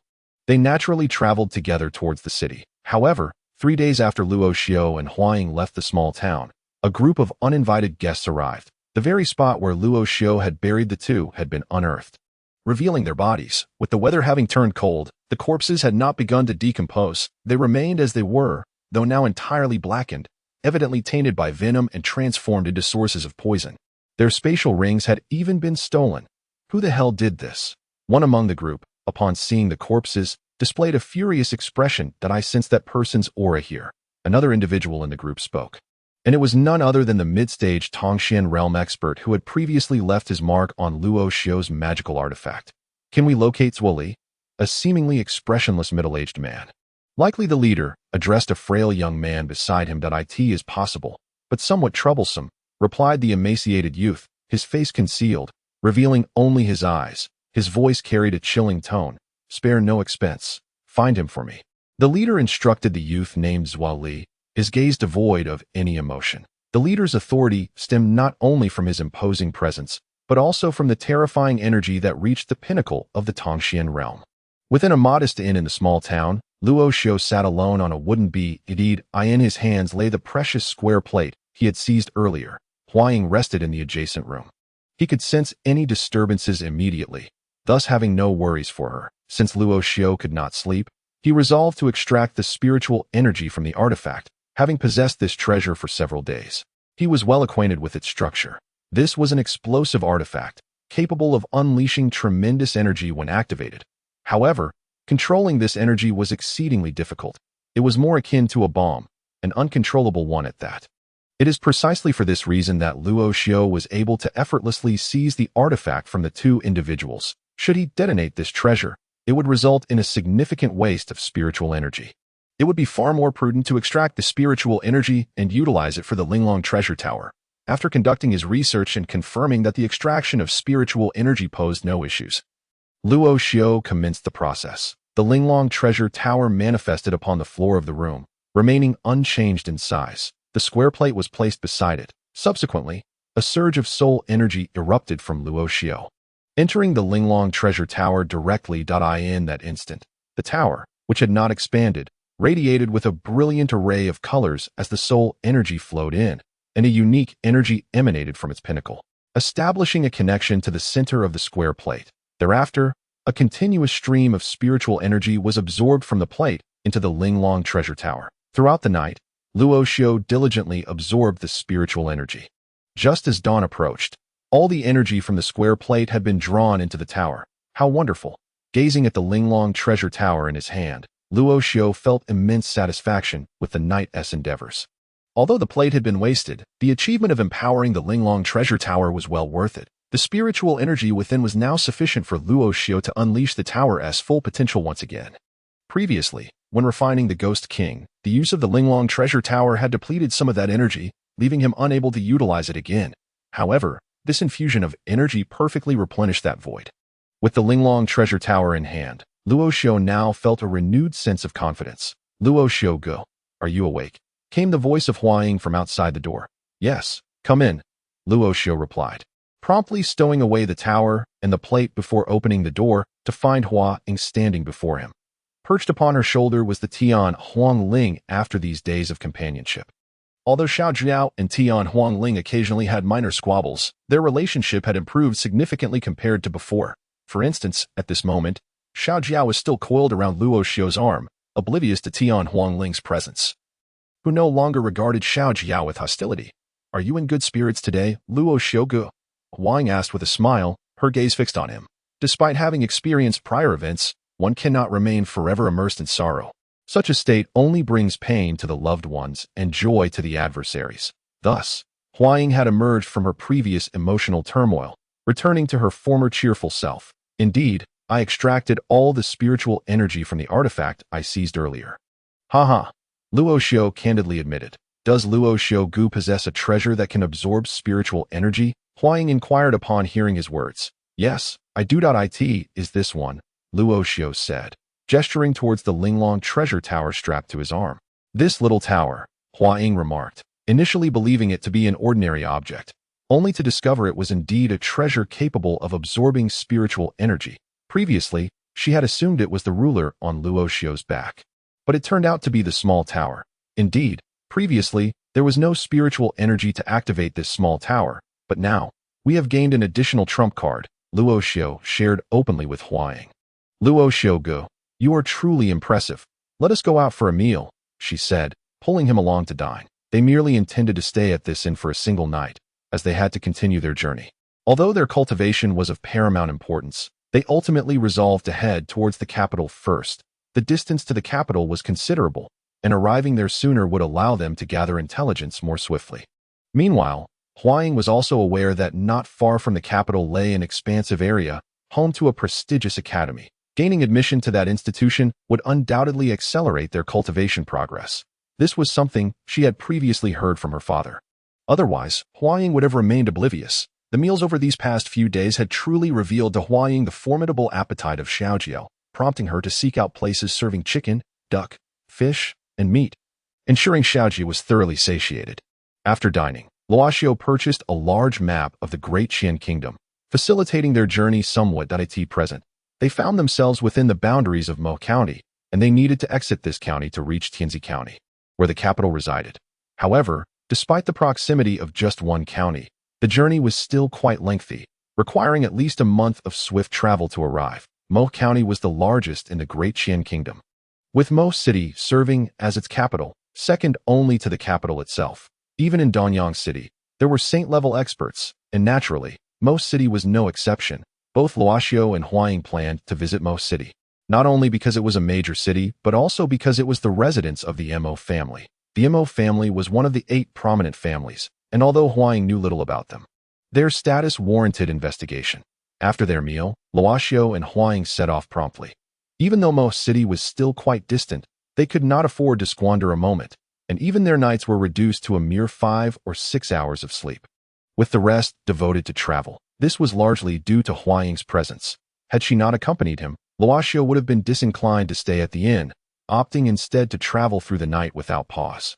However, just a day after their departure from the small town, the unexpected visitors who had appeared there arrived at the inn where Luo Xiu and Hua Ying had previously lodged. After those intruders departed, the inn was left devoid of life, all inhabitants having succumbed to poison. They had been tracked, yet Luo Xiu and Hua Ying remained blissfully unaware, continuing on their journey. Nevertheless, the distance between the two parties was steadily diminishing. 7 days later, they stood before a vast river. This was the Mo River. Holding the map in his hand, Luo Xiu gazed at the immense river before him and remarked, Indeed, we must cross the river. Huaying echoed his sentiment, staring at the river that stretched out before them, so wide that the opposite bank was obscured from view, resembling an ocean. This was the Mo River, after which Mo County was named. Yet Mo City itself was not traversed by the river and was, in fact, situated quite far from it. It seems we shall need to construct a boat. Luoxiu observed his surroundings and found that aside from the rushing waters, there was nothing in sight, nor any signs of human presence. Had they reached the saint level, they could have simply flown across. Alas, they had not yet attained such proficiency. Fortunately, not far behind them lay a grove of trees, making the construction of a simple boat feasible. Dear guest, do you wish to take a boat? As Luoxiu was contemplating the procurement of timber for shipbuilding, a vessel gradually emerged from the distant waters of the river.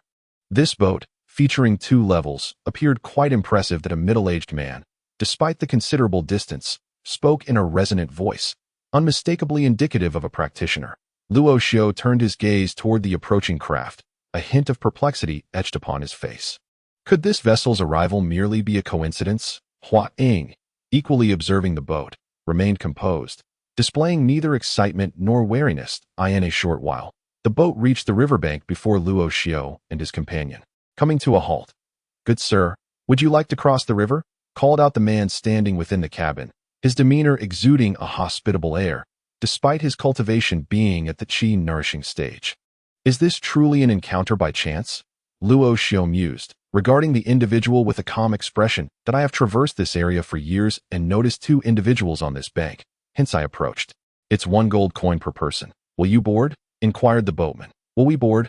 Luoxiu asked Hua Ying, not overly concerned about the coin, but rather apprehensive about their safety if the boatman harbored ill intentions. He could fend for himself in the vast river, but for Hua Ying, a young woman, the situation could prove precarious. "Let us board. The sooner we arrive, the sooner we depart," Hua Ying replied with a smile. Sensing that this boat was merely an ordinary vessel without any ulterior motives, "Very well," Luoxiu acquiesced, realizing that his initial doubts regarding the vessel's sudden appearance were perhaps unfounded. He subsequently handed 2 gold coins to the boatman and stepped aboard. The boat then glided gently across the water towards the opposite shore. How wide is this Mo River? Luoxiu and Huang stood on the deck, surveying the expansive surface of the river. The boat had been moving for a while, yet the far bank remained elusive. "Do not fret, young sir. The Mo River spans 300 miles. Even if one had wings, it would be difficult to traverse." The boatman chuckled, deftly maneuvering the helm. 300 miles, such an expanse. Luoxiu was taken aback by the boatman's declaration. "Of course, that is an exaggeration, yet it is indeed over 100 miles. The boatman continued to laugh heartily. "Over 100 miles, quite wide indeed." Luoxiu nodded, acknowledging that 1 gold coin was a reasonable fare. The river's current flowed vertically while the vessel traversed horizontally, requiring considerable effort. "Brother Luoxiu, I cannot shake off a sense of unease," Hua Ying remarked, casting a worried glance at him. "Unease? Wherefore?" Luoxiu inquired, equally perplexed by her sentiment, while he had felt a twinge of anxiety before embarking. Having traversed half the journey without incident, he had already dispelled any lingering apprehensions. At that moment, a voice emerged from within the cabin. Soon after, a figure stepped out, none other than the practitioner who had left a handprint on the demon-slaying ruler's box. Chapter 64. A Trap. Zhangze had traversed into a parallel world where the populace relied on the demon realm to battle monsters and grow stronger, all in a bid to repel the incursions of the abyssal beasts. To protect his sister, Zhangze ventured into the demon realm, adopting the name Luo Sha, inadvertently activating the most formidable SSS grade talent, summoning technique. Slaying monsters allows one to summon formidable beings, and as the level of the summoning skill increases, the number of summoned creatures multiplies, with the potential for further enhancement. Truly an extraordinary phenomenon. In the realm of magic, while other adventurers band together in teams of hundreds or even thousands to confront formidable boss creatures, Zhangze has already led his army of summoned beasts to triumph with unstoppable force. In the real world, as nations grapple with the menace of high-level magical entities, Zhangze single-handedly challenges over 100 such foes, astonishing the entire globe. Who exactly is Luo Sha? He continues to shatter records in humanity's exploration of the magical realm, on the verge of surpassing the 100th level, with Zhangze at the helm. The Great Xia Empire has ascended to become the most powerful nation worldwide. If this individual cannot be swayed to their side, he must be eliminated. What? Zhangzhe alone has confronted 10 fifth-tier magical domain powerhouses. It is over. The Great Xia Empire will inevitably unify the world. Chapter 65. Deadlock. Everything transpired in the blink of an eye. By the time the individual realized the situation, only one option remained: to shield his eyes or protect his neck. He could choose but one. Ah! A piercing scream echoed as the heavenly phoenix feather descended, its claws plunging directly into the man's eyes, brutally extracting his eyeballs from their sockets. Meanwhile, Luo Xiao, having withstood the majority of the opponent's force, felt blood trickle from the corner of his mouth. Yet he did not falter. In a swift motion, he caught the falling Huaying, preventing her from plummeting into the river. As he landed, Luo Xiao flickered once more, the demon-slaying staff descending upon the opponent's head at blinding speed. The adversary had finally revealed a flaw. Should Luo Xiao fail to seize this opportunity, it would become exceedingly difficult to vanquish them. Even in the face of death, he intended to take someone down with him. Luo Xiao calculated the force, distance, and timing with precision, orchestrating the unfolding scene according to his design. However, he had not anticipated that the observing leader would intervene. Just as the demon-slaying staff was a mere inch away from striking the opponent's crown, the leader appeared beside him in an instant. With just 2 fingers, merely 2 fingers, he completely halted the descent of the staff. Thwarting its momentum, suspended in midair, Luo Xiao gripped the staff, desperately attempting to push down. Yet his strength was utterly trivial before the opponent, yielding no effect whatsoever. Hand over the fire seal, and I shall spare your life. The leader intoned coolly, fixing his gaze upon Luo Xiao. Spare my life? In what manner? Luo Xiao retorted with a cold scoff. Submit the fire seal, and I will allow you to serve under me. You may eliminate him. The leader's voice turned frosty, casually dismissing his own subordinate. This was a formidable mid-stage expert of the profound realm. You seem to have forgotten something, Luo Xiao continued to sneer. What is it? The leader, intent on recruiting Luo Xiao, had already tolerated his insolence on multiple occasions. However, his forbearance had limits. Should the threshold be crossed, even the most gifted individual would meet their demise. Some individuals fear not death, Luo Xiao declared coldly. Boom! A spray of blood arced gracefully through the air. The moment Luo Xiao's words fell, a hand struck his chest, instantly propelling him away.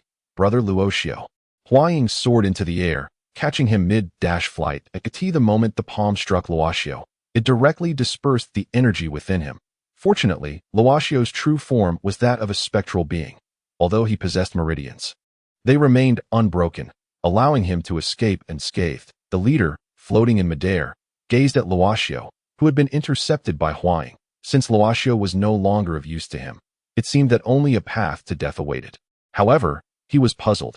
His strike should have been sufficient to kill Luo Xiao. Yet despite the severe injury, Luo Xiao still drew breath. This piqued his curiosity regarding Luo Xiao's defensive capabilities. Thank you for saving my life. Boss. The individual who had nearly fallen victim to Luo Xiao now had eyes resembling 2 bloody pits. He was blind. Ignoring the pain, he expressed his gratitude to the leader at that moment. No one noticed that when Luo Xiao had been sent flying, the demon-slaying staff, uncontrolled, was plummeting towards the ship's deck. Bang! The staff crashed onto the deck with a thunderous sound and continued to penetrate through it. Descending further, it was not merely falling. It was smashing. 7 treasures Linglong Pagoda. Luo Xiao suddenly shouted, and the pagoda on his arm expanded dramatically, growing larger and larger. A treasure. The leader recognized the pagoda as a valuable artifact and immediately unleashed his energy, attempting to claim it for himself. Unfortunately for him, the pagoda had already acknowledged Luo Xiao as its master. As long as Luo Xiao was present, he could not seize it. His energy was utterly insufficient to halt the pagoda's continued expansion. While they could temporarily seal the hole in the deck, what would it feel like if the entire ship were to be shattered by the Linglong pagoda? At that moment, Luo Xiao was intent on precisely that. If he could not defeat them, he would resort to annihilating the vessel. In the river, each accepted their fate. As the pagoda's support point resided on the ship, it began to bear the immense weight of the expanding structure, causing the vessel to splinter and break apart. The cultivators aboard sought to cling to the pagoda, but a protective layer of energy surrounded it, preventing them from ascending. Only the leader stood atop the pagoda. Ha ha ha. This treasure is mine now. At last, the leader's face broke into a grin, though it resembled a grimace far more than a joyful expression. His previous attempt to claim the pagoda with his energy had proven futile. However, in the river's depths, while others would be swept away by the current, he alone held dominion over the pagoda. Luoxiao and Huaying had already plunged into the water, and with Huaying's assistance, they dived to the bottom to retrieve the fallen demon-slaying staff. This staff, a gift from the old man, was a prized artifact of the Earth grade, and it was imperative that it not be lost, with Luoxiao no longer concerning himself with the pagoda, which continued to grow larger. All but the leader plummeted into the water. They clung to the pagoda's periphery, temporarily safe from the river's grasp. This was at least a pinnacle artifact of the Xin grade. Worth it. Though Zhuo Li was drenched, he clung to a corner of the pagoda, unable to conceal the excitement etched across his face. In the water, Luoxiao and Huaying finally spotted the demon-slaying staff resting on the riverbed. After placing the staff back into its sheath on his back, Luoxiao let out a deep sigh of relief. Huaying, how much longer can you hold on? He inquired underwater. At this moment, although they found themselves at the riverbed, there was no water surrounding them. Instead, it was Huaying who utilized her energy to create a protective dome against the water. When Luoxiao had initially submerged into the depths, he had relied on his own energy to forge a similar shield. However, back then, Luoxiao was brimming with energy, whereas both he and Huaying now found themselves in a severely injured state. Though Huaying bore lighter injuries, the presence of another person, coupled with the fact that Tianhuang Ling was also within this protective dome, rendered it unsustainable for long. Destroying the vessel was not intended to drown their adversaries. Luoxiao merely sought to create chaos and enhance their chances of escape. Yet, as it stood, hope seemed dim. Each of their opponents was endowed with abundant energy, making it exceedingly simple for them to capture him. It's all right, brother Luoxiao. I can still hold on, Huaying reassured him. The tower above was undoubtedly occupied by those individuals. They could not approach it at this moment. Luoxiao and Huaying were situated at the riverbed, where the water reached depths of over 100 meters, temporarily eluding detection by their foes. Luoxiao had contemplated entering the tower, but the crux of the matter was that he could not maneuver the tower while inside it. The inevitable outcome would be that their enemies would seize both him and the tower. Although he had acquired the demon suppression ruler, he could not afford to lose the Linglong Tower. A significant dilemma lay before Luoxiao. In a sudden move, he broke free from Huaying, exiting her protective dome, simultaneously unleashing his own energy to form a new water shield. Brother Luoxiao, Huaying called out, head in that direction. I will find you after I secure the tower. Hurry, Luoxiao urged her, recalling how their adversaries had previously dispersed his energy with ease, but he had now begun to gather some strength. That I want to go. Be obedient. I promise I will be fine. I want to. Huaying shook her head, gazing at Luoxiao. Hurry, we cannot afford any delays. They are relocating the tower. Trust me, I will be all right. Luoxiao coughed violently twice. Utilizing energy was already a strenuous endeavor, and any further delay would be detrimental. Then be careful. Huaying relented, and Luoxiao took a deep breath before cautiously ascending to At this moment. He was somewhat distant from the Linglong Tower. If he could advance a little further, he would be able to control it and escape at the quickest possible speed. If all else failed, Luoxiao would unleash the tower and engage in a fierce battle with their adversaries. Above the river, the colossal tower stood erect within the waters, being gradually maneuvered toward the shore by several individuals on the surface. Although their leader had allowed Luoxiao to escape, acquiring this immense structure made it all worthwhile. If necessary, they could always have Zhuo Li located again. The manner in which they found it today would surely enable future retrieval. The emergence of the tower took them by surprise. They had not anticipated that a youth, whose strength barely reached the mystical realm, could possess such a treasure. Just as they were in the midst of relocating the tower, they abruptly sensed that it was slowly diminishing in size.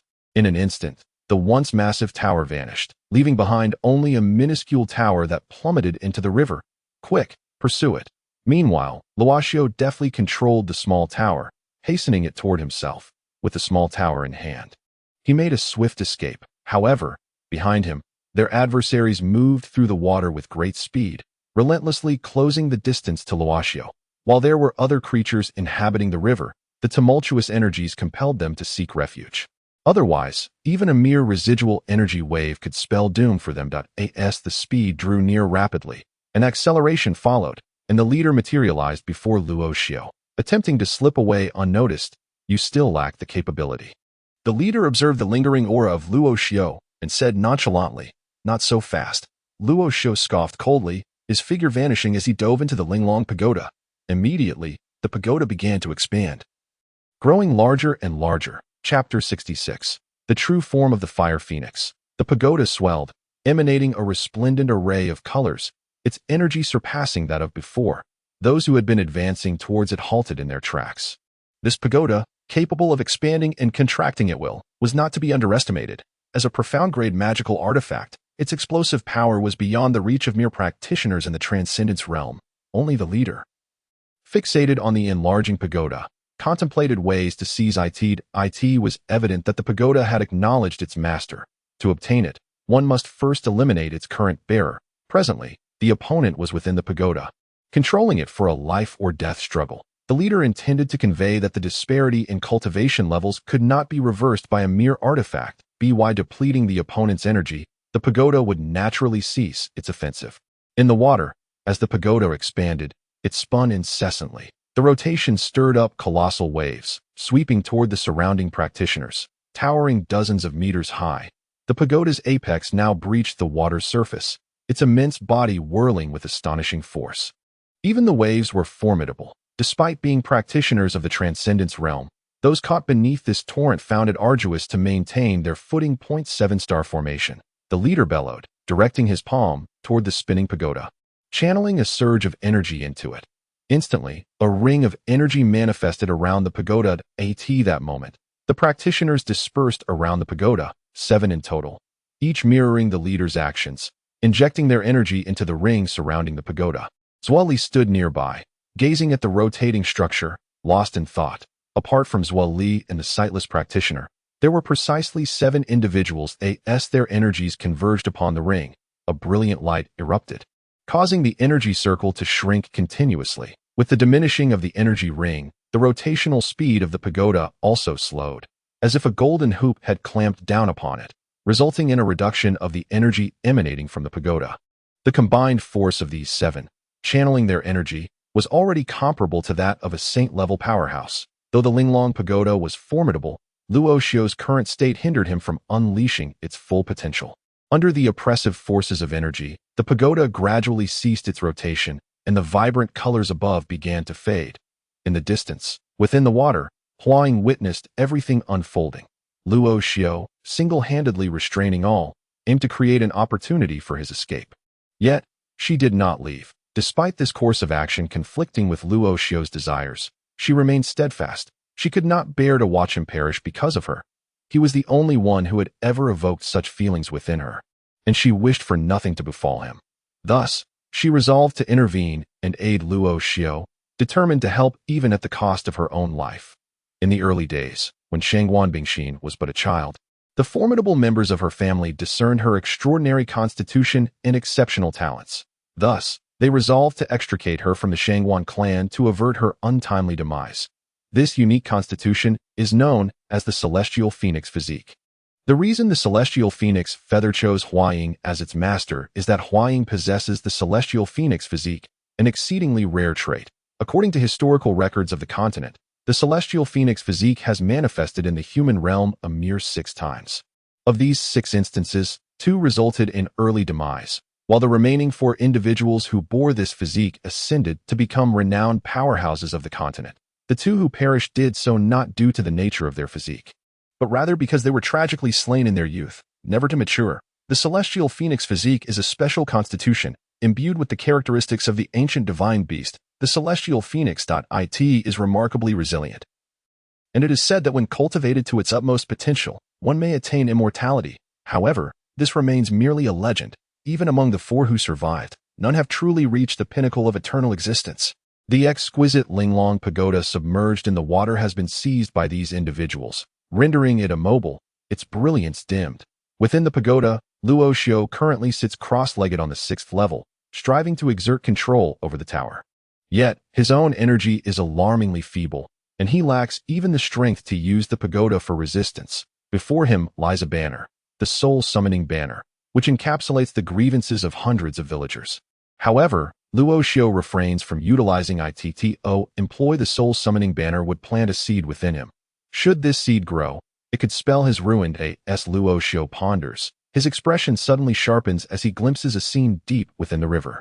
In the vicinity of Huaying, she extends her arms, her eyes gently closed, emanating a terrifying heat that causes the water around her to boil.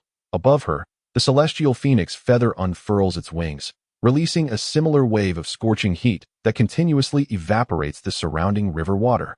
Radiant light radiates from both, casting an aura of divine sanctity. Despite the commotion, no energy escapes, and with all 7 individuals occupied with controlling the pagoda, none notice the unfolding events involving Huaying. However, Luo Xiao, seated on the 6th level of the pagoda, observes everything with clarity. He is perplexed as to why Huaying has yet to flee and is equally baffled by her current actions. Yet, as he watches, his eyes widen. No, they should be described as bulging, for he witnesses Huaying and the celestial phoenix feather gradually merging. The celestial phoenix feather descends, slowly integrating into Huaying's form. As she extends her arms, they begin to morph into wings. Her entire being transforms into a fiery phoenix, expanding to more than 5 times her original size. A deafening cry of the phoenix reverberates from the mouth of the fiery creature. Subsequently, this colossal phoenix flaps its flame-ensconced wings and soars toward the pagoda. Fire and water, seemingly incompatible elements, now blend in perfect harmony. The fiery phoenix glides through the water as if it were air, undergoing no alteration, an ancient divine beast. The first to behold the fiery phoenix is not the leader, but rather Zuoli, who observes from the side. Upon hearing the phoenix's cry, he directs his gaze toward it, only to see a magnificent fiery phoenix approaching. Zuoli is the first to spot it, and soon the leader also becomes aware of the phoenix's arrival. Upon the first sighting of the fire phoenix, the leader's face was equally marked by astonishment. The legendary sacred beast had manifested before his very eyes, leaving him utterly astounded, were it not for the realization that, despite the fire phoenix's overwhelming visual presence, its energy signature remained within an acceptable threshold for him. He would have fled in terror. To encounter a mythical sacred beast and not escape would only lead to one fate, to vanish beneath the wrath of the divine creature. Under the leader's watchful gaze, the fire phoenix approached, hovering not far from him, and suddenly unleashed a torrent of flames aimed directly at him. "Continue," commanded the leader, halting the release of energy from his hands. In a swift motion, he thrust forth a surge of energy that collided with the fiery projectile hurtling towards him. An explosion erupted between the fire phoenix and the leader, flames scattering in all directions. Subsequently, the leader leapt into action, charging towards the fire phoenix, which likewise flapped its wings to counter his assault. The temperature surrounding the fire phoenix soared to a terrifying degree. Even the leader, at the pinnacle of the transcendence realm, dared not confront it head-on. From the current state of battle, it was evident that although the fire phoenix was large and imposing, it was clearly no match for the leader. The leader possessed mastery at the pinnacle of the transcendence realm, while the fire phoenix exhibited strength only at the high tier of that realm, still short of its peak. At this moment, neither side could claim victory, but with time, the fire phoenix would surely find itself at a disadvantage. Inside the 6th level of the Linglong Pagoda, Luo Xiao watched anxiously as the fire phoenix clashed with the leader. From the tumultuous skirmish, he discerned that the fire phoenix was no match for the leader. Given enough time, it would inevitably succumb. No, I mustn't. Luo Xiao shook his head firmly, quelling his thoughts. In an instant, he had considered employing the soul summoning banner to intervene, but swiftly retracted the idea. What are you waiting for? Grasp the soul summoning banner and act now. That's Huaying, your longtime crush. One of the 2 identical figures flanking Luo Xiao urged him. I do not harbor a crush. Cease your nonsense, Luo Xiao hastily retorted. Indeed, stop the deceit. The soul summoning banner is a profoundly malevolent artifact. Using it will lead you to an inescapable abyss. The figure on his right chimed in. Ultimately, you are merely selfish, fearing the abyss for yourself while hesitating to extend. Despite the fact that she is risking her own safety to help you, the figure on the left continued. I believe there must be another way. The figure on the right countered. A way? Where? At this moment, your only option is to utilize the soul summoning banner. It can bestow you with boundless energy, enabling you to wield the pagoda. What are you waiting for? Take action. Do not heed his words. He seeks to manipulate you. Hurry, or she may be struck down. Do not. Hurry. Quickly, quickly. A cacophony of voices echoed incessantly within Luo Xiao's mind. Boom. The leader unleashed a surge of energy from his palm, which struck the fire phoenix with tremendous force. A resounding cry of the phoenix echoed as its form was propelled backward, yet almost immediately, it soared back into the fray once more. Like an indomitable cockroach that cannot be exterminated, one will never relinquish their grip. The leader, too, finds himself in a state of distress. After enduring such a protracted battle with his adversary, he has expended a considerable amount of energy, and no matter how many times he manages to repel the foe, they continuously launch renewed assaults. Witnessing this spectacle, one cannot help but wonder how much enmity has been accumulated to provoke such relentless attacks. Yet, the leader distinctly recalls that he has never offended the legendary sacred beast. The phoenix. Bang! Another surge of energy strikes the fire phoenix, sending it hurtling backward, its aura noticeably diminished compared to before. Immediately thereafter, the sound of the phoenix's cry resonates as it flaps its enormous flaming wings, charging once more towards the leader. No matter. Within the sixth layer, Luoxiu abruptly grasps the main pole of the soul-summoning banner with both hands, channeling his soul energy into the banner, incessantly urging the ghostly energy within. Instantly, waves of eerie ghostly energy surge forth from the banner, coursing through his hands and flooding into Luoxiu's body. At this moment, the energy within Luoxiu begins to swell exponentially. Chapter 67. Transformation into Asura. Zhang Zhe traversed into a parallel world, where the inhabitants relied on the demon realm to slay monsters and grow stronger in order to fend off the incursions of demonic creatures. To protect his sister, Zhang Zhe ventured into the demon realm, adopting the name Luoxia, only to inadvertently activate the most formidable SSS grade talent, summoning. Slaying monsters allows for summons, and the higher the level of the summoning technique, the greater the number of monsters that can be summoned, which can also be upgraded. Truly a game changer. In the demon realm, while other adventurers assemble teams of hundreds or even thousands to take on bosses, Zhang Zhe leads his army of summoned creatures, effortlessly crushing everything in his path. In the real world, while nations grapple with how to combat high-level demonic entities, Zhang Zhe single-handedly confronts over 100 high-level monsters, astonishing the globe. Who exactly is Luoxia? He has shattered records of human exploration in the demon realm, seemingly on the verge of surpassing the 100th layer. With Zhang Zhe, the Great Xia nation has ascended to become the most formidable nation worldwide. If this individual cannot be won over, he must be eliminated. What? Zhang Zhe has single-handedly challenged 10 fifth-tier demon realm powerhouses. It's over. The Great Xia nation will inevitably unify the world. Chapter 68. Lost in the forest, the sudden movement of the little flood dragon takes Luoxiu by surprise. It is only upon witnessing the figures left far behind that he comes to believe in the reality of the situation. Behind him, the leaders and their subordinates, who had been left in the dust. Observe Luoxiu, whose speed has suddenly surged, and ceased their pursuit. Had they maintained their previous pace, they would have believed that catching up was feasible, but given the current velocity, they realize they stand no chance of overtaking him. Let us go. How intriguing. A seemingly unremarkable youth at the out-of-body stage has managed to slip away from their grasp in the end. They have even lost one of their own in the process. Such an achievement, if spoken of, would surely bring fame throughout the great Qian nation. For them, a waste without vision is akin to a corpse. The Mo River spans a width of 132 li, and their battle took place at the river's midpoint, roughly 50 to 60 li in. They had calculated that only here could they safely execute their plans. Yet, they never anticipated that even in such a position, Luoxiu would manage to escape. Dragged by the water bubble expelled by the little flood dragon, Luoxiu and the fire phoenix swiftly navigate through the river, soon reaching the shore. The bubble burst. Yet the fiery phoenix within had long since vanished. What remained were the unconscious figures of Huaying and Tian Huangling. Without hesitation, Luoxiu cradled Huaying and Tian Huangling in his arms and swiftly made his way to the shore.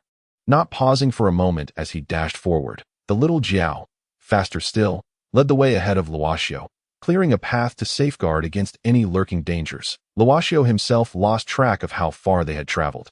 Sensing that no one was pursuing them any longer at last, he found a relatively safe spot to set Huaying down. The moisture on their bodies had long been evaporated by the wind during their frantic flight. Xiaoguai, keep an eye on them. I shall fetch some supplies, Luoxiu remarked, still in his previous state, with his lips and eyes a deep black, though the eerie aura in his voice had diminished. After confiding in the little Jiao, Luoxiu leaped away in search of some dry grass or the like. Huaying, now weakened from her earlier confrontation with the leader, had drained a significant amount of energy. A fact Longxu was acutely aware of, knowing each fragment of energy was extracted at great cost. From the outset until now, Longxu had maintained a taut vigilance, refraining from releasing any energy for fear of detection and the dire consequences it might invoke. The soul-calling banner had long been stowed within the Linglong Pagoda. Although Luoxiu's energy was formidable, it was merely the power bestowed by the soul-calling banner. He dared not release this ghostly aura all at once, fearing that unforeseen circumstances might arise, leaving him without sufficient strength to confront them. After a considerable duration, observing that Huaying, lying there, seemed stable, Luoxiu resolved to dissipate the ghostly energy. He sat cross-legged on the ground, closed his eyes, and allowed streams of black, ghostly energy to evaporate from his body, flowing into the soul-calling banner within the Linglong Pagoda. As this ghostly energy vanished, it coincided with a noticeable depletion of Luoxiu's strength, waning continuously until it diminished to a state even weaker than before. With a sudden gasp, he expelled a mouthful of blood, not red but black. The dark fluid splattered onto the ground, causing nearby weeds to wither, staining the earth a deep ebony hue. Observing the toxic nature of his own blood upon the ground, bewildered Luoxiu. He felt as though his head would explode, gripped by excruciating pain. With a cry, he collapsed onto the ground, succumbing to unconsciousness. In that moment, the only one truly awake was the little Jiao. Watching Luoxiu fall into a stupor, it wished to assist, but was at a loss for how to do so. Merely swimming in place, hesitant to touch Luoxiu, fearful of complicating matters further. The first to awaken was not Luoxiu nor Huaying, but Tian Huangling, resting beside Huaying. Upon regaining consciousness and discovering her master in a state of unconsciousness, with only the little Jiao alert, the former rivals refrained from their usual quarrels and instead stood guard over their respective masters, hoping for their swift recovery. Eventually, Huaying stirred, but by then, Luoxiu had been unconscious for a full day. Luoxiu Gij. Huaying, though frail, clutched Luoxiu close, channeling energy into him. It was undoubtedly the events of the past that had precipitated this. Huaying recalled the transformations Luoxiu underwent when she was still in her fiery phoenix form. His body cloaked in an aura so sinister it resembled that of a messenger from the depths of hell. I observe the present. It has returned to its usual state. Furthermore, considering that Luoxiu was previously quite weak, his transformation into such a formidable state signifies a substantial increase in power. This is due to Huaying's inherent ability to transform into the fire phoenix form. The changes that occurred before were undoubtedly Luoxiu's hidden trump card. However, what Huaying remains unaware of is that her fusion transformation is controllable, whereas Luoxiu's is not. Although it may seem inconsequential this time, a seed has already been sown within his bloodstream, destined to take root and sprout gradually. Should this seed flourish, it would spell disaster for Luoxiu. Despite possessing limited energy, Huaying continues to infuse Luoxiu's body with energy, steadily restoring him. This ordeal has been nothing short of a calamity for both Luoxiu and Huaying. Fortunately, although both suffered grave injuries, their lives were spared. However, this experience has imparted Huaying with a profound understanding of the strength needed to confront their adversaries. This is merely a fraction of what is required.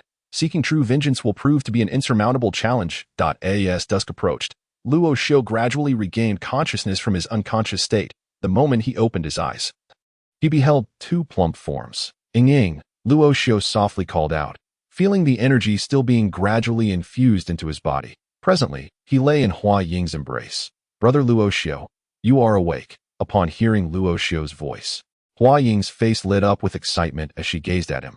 Luoxiu then sat up from Huaying's arms. Thank you. Ying, he expressed his heartfelt gratitude. Were it not for Huaying's continuous infusion of energy, Luoxiu would not have awakened at all. Brother Luoxiu, it is all thanks to you that I am here. I should be the one thanking you, she replied. Do not speak like that. However, we must not part ways for the time being. It is too perilous, Luoxiu stated candidly. Being together is safer. If they were to separate, encountering adversaries would undoubtedly be treacherous. The fact that they could locate him without his awareness indicates that they possess other means to track him down. Indeed, I will heed your guidance, Brother Luoxiu, Huaying affirmed. At this moment, darkness had begun to envelop the sky. Given that there had been no immediate dangers in recent days, remaining here until dawn should pose no issue. They kindled a fire, and both Luoxiu and Huaying sat around it, meditating to restore their energy. Although this experience was perilous, it bore certain advantages for both Luo Xiao and Hua Ying. For instance, they had shared a brush with death, which would undoubtedly foster a deeper synergy between them. The night passed in tranquility, with only the crackling of the campfire breaking the silence. Throughout that night of meditation, although they did not fully restore their energy, they had gained a measure of self-preservation capability at the dawn the following day. As the first light of morning began to break, Luo Xiao awoke from his meditation. The campfire had long since extinguished, and the crisp mountain air of the morning felt invigorating. Rising gently, he observed Hua Ying still meditating. Her condition markedly improved since the previous day. Without disturbing her, he resolved to seek out some food. Perhaps sensing Luo Xiao's movements, Hua Ying soon awakened. "Brother Luo Xiao, where are you going?" she inquired, standing up and looking at him with curiosity. "I am going to find something to eat." "I did not mean to wake you," he replied. With a smile, Luo Xiao remarked, observing Tian Huangling once again perched on Hua Ying's shoulder, looking quite spirited, and he couldn't help but marvel at the remarkable recovery ability of Tian Huangling. "Shall we proceed together? Perhaps we can locate someone and inquire about our whereabouts." Hua Ying gently swung her arm. Although she had only regained about 10% of her strength, her mental state was excellent, imbued with a sense of having survived a calamity. Thus, Luo Xiao and Hua Ying set off once more. Despite carrying the demon-subduing ruler, Luo Xiao felt woefully weak, and if not for his unique constitution, the 80 pounds of the ruler would indeed have been a burden to this moment. Their combined strength was likely insufficient to match that of a practitioner at the out-of-body stage. This forest was unfamiliar to both Luo Xiao and Hua Ying, and they had no idea where they were. However, they sensed that they had likely crossed the Mo River. Finding themselves on the opposite bank, they wandered through the forest for quite a while, yet found no traces of civilization. Eventually, they ceased their search, realizing that there were magical beasts present, and not of a low-tier, third-tier magical beasts. In regions inhabited by such creatures, villages seldom exist. Even if a village were to exist, it would have long been devastated by the beasts. They remained unaware of their location, left only to search blindly in hopes of escaping this place. Being lost was far from pleasant. Suddenly, as they sought a path, a thunderous roar erupted from the western woods. It was the sound of a magical beast, very powerful. Luo Xiao gazed towards the western forest, murmuring, "It seems there is a battle. Should we go investigate?" Hua Ying suggested to Luo Xiao. "All right, let's take a look." He nodded in agreement, and together with Hua Ying, they cautiously darted towards the source of the sound. Chapter 69. The Saint-level powerhouse. They found themselves not in flat terrain, but amidst rolling hills, where the undulations were quite pronounced. It was not uncommon for small mountains to soar hundreds of meters high, nor for basins to plunge downwards by over 100 meters. Utilizing the advantages of the terrain, Luo Xiao and Hua Ying stealthily approached the location of the commotion, while keeping themselves concealed. At that moment, the little Jiao Jiao coiled around Luo Xiao's arm, its gaze scanning the surroundings as if on alert. Although its rank surpassed that of most magical beasts, being in its juvenile stage rendered it unable to intimidate the more formidable creatures. Fortunately, despite its extraordinary power, the little Jiao Jiao possessed almost no energy. Coiled around Luo Xiao's arm, it would remain undetected even in the presence of others, unless they happened to catch a glimpse of its form. This was one of the Jiao Jiao's special abilities, stealth. The later snakes inherited this stealth ability from the Jiao Jiao, though their capabilities paled in comparison. Point one was an original, while the other was merely a replica. The distinction was evident. At this moment, Tian Huangling also had very little energy. It was Hua Ying who had instructed Tian Huangling to conceal its presence, as they were unaware of their current location and their own conditions were less than optimal. Should they encounter danger, escape would be nearly impossible. After navigating through dense underbrush, the two finally arrived at a secluded spot, from where they could clearly observe the situation in the distance. At this moment, Luo Xiao and Hua Ying observed the distant scene with keen eyes. That on a horizontal face of the mountain, two beings were locked in confrontation, a colossal griffin beast and a man. A figure suspended in midair. This man, a middle-aged individual appearing to be in his 40s, emanated a terrifying aura, far surpassing even the strength of those in the Xian realm. He was a saint-level powerhouse. Hua Ying gazed at the middle-aged man, her delicate features betraying a hint of astonishment. She had never anticipated the presence of a saint-level expert within this forested expanse. Moreover, the griffin beast appeared to be the legendary Griffin King, a mythical fifth-tier magical beast. Upon hearing Hua Ying's words, Luo Xiao too revealed a look of shock. He sensed the formidable energy surrounding the man, an overwhelming force, yet he could not immediately associate it with a saint-level expert. For he had never encountered one throughout his life. All his knowledge regarding such powers stemmed from books or hearsay. He had no true understanding of the extent of strength possessed by beings of that caliber. Now, confronted with the palpable terror emanating from this individual, Luoxiu began to comprehend the sheer horror of a saint-level powerhouse. They were positioned at least 1,000 meters away, yet even at this distance, Luoxiu felt an energy pressure that was nearly unbearable. That was the fabled Griffin King. Luoxiu then remarked, since that man is a saint-level expert, his opponent must also be formidable. The sounds we heard earlier were likely produced by the Griffin King. As a fourth-tier magical beast, only the Griffin King could contend with a human of the saint level. Indeed, there are rumors that the Griffin King's core possesses flight capabilities. Perhaps that man seeks to obtain it. Let us observe for now. We must not be discovered. Luoxiu whispered to Huaying that he was acutely aware of the potential of the Griffin King's core, that if he were to consume it, he would undoubtedly gain the ability to fly, an ability attainable only by those who reach the saint level. Despite the man's might, the Griffin King would not retreat, for behind it lay its home, a territory it vowed to protect against any intruders. Meanwhile, the middle-aged man appeared to hover motionless in the air, but gradually, something began to manifest behind him. It was a colossal ethereal silhouette, initially lacking color, which only began to reveal its form in the space behind him. The outline suggested it resembled a hand, with 5 fingers gradually transitioning from an ethereal state to one of substance. Subsequently, an enormous palm materialized, suffused with explosive energy above it.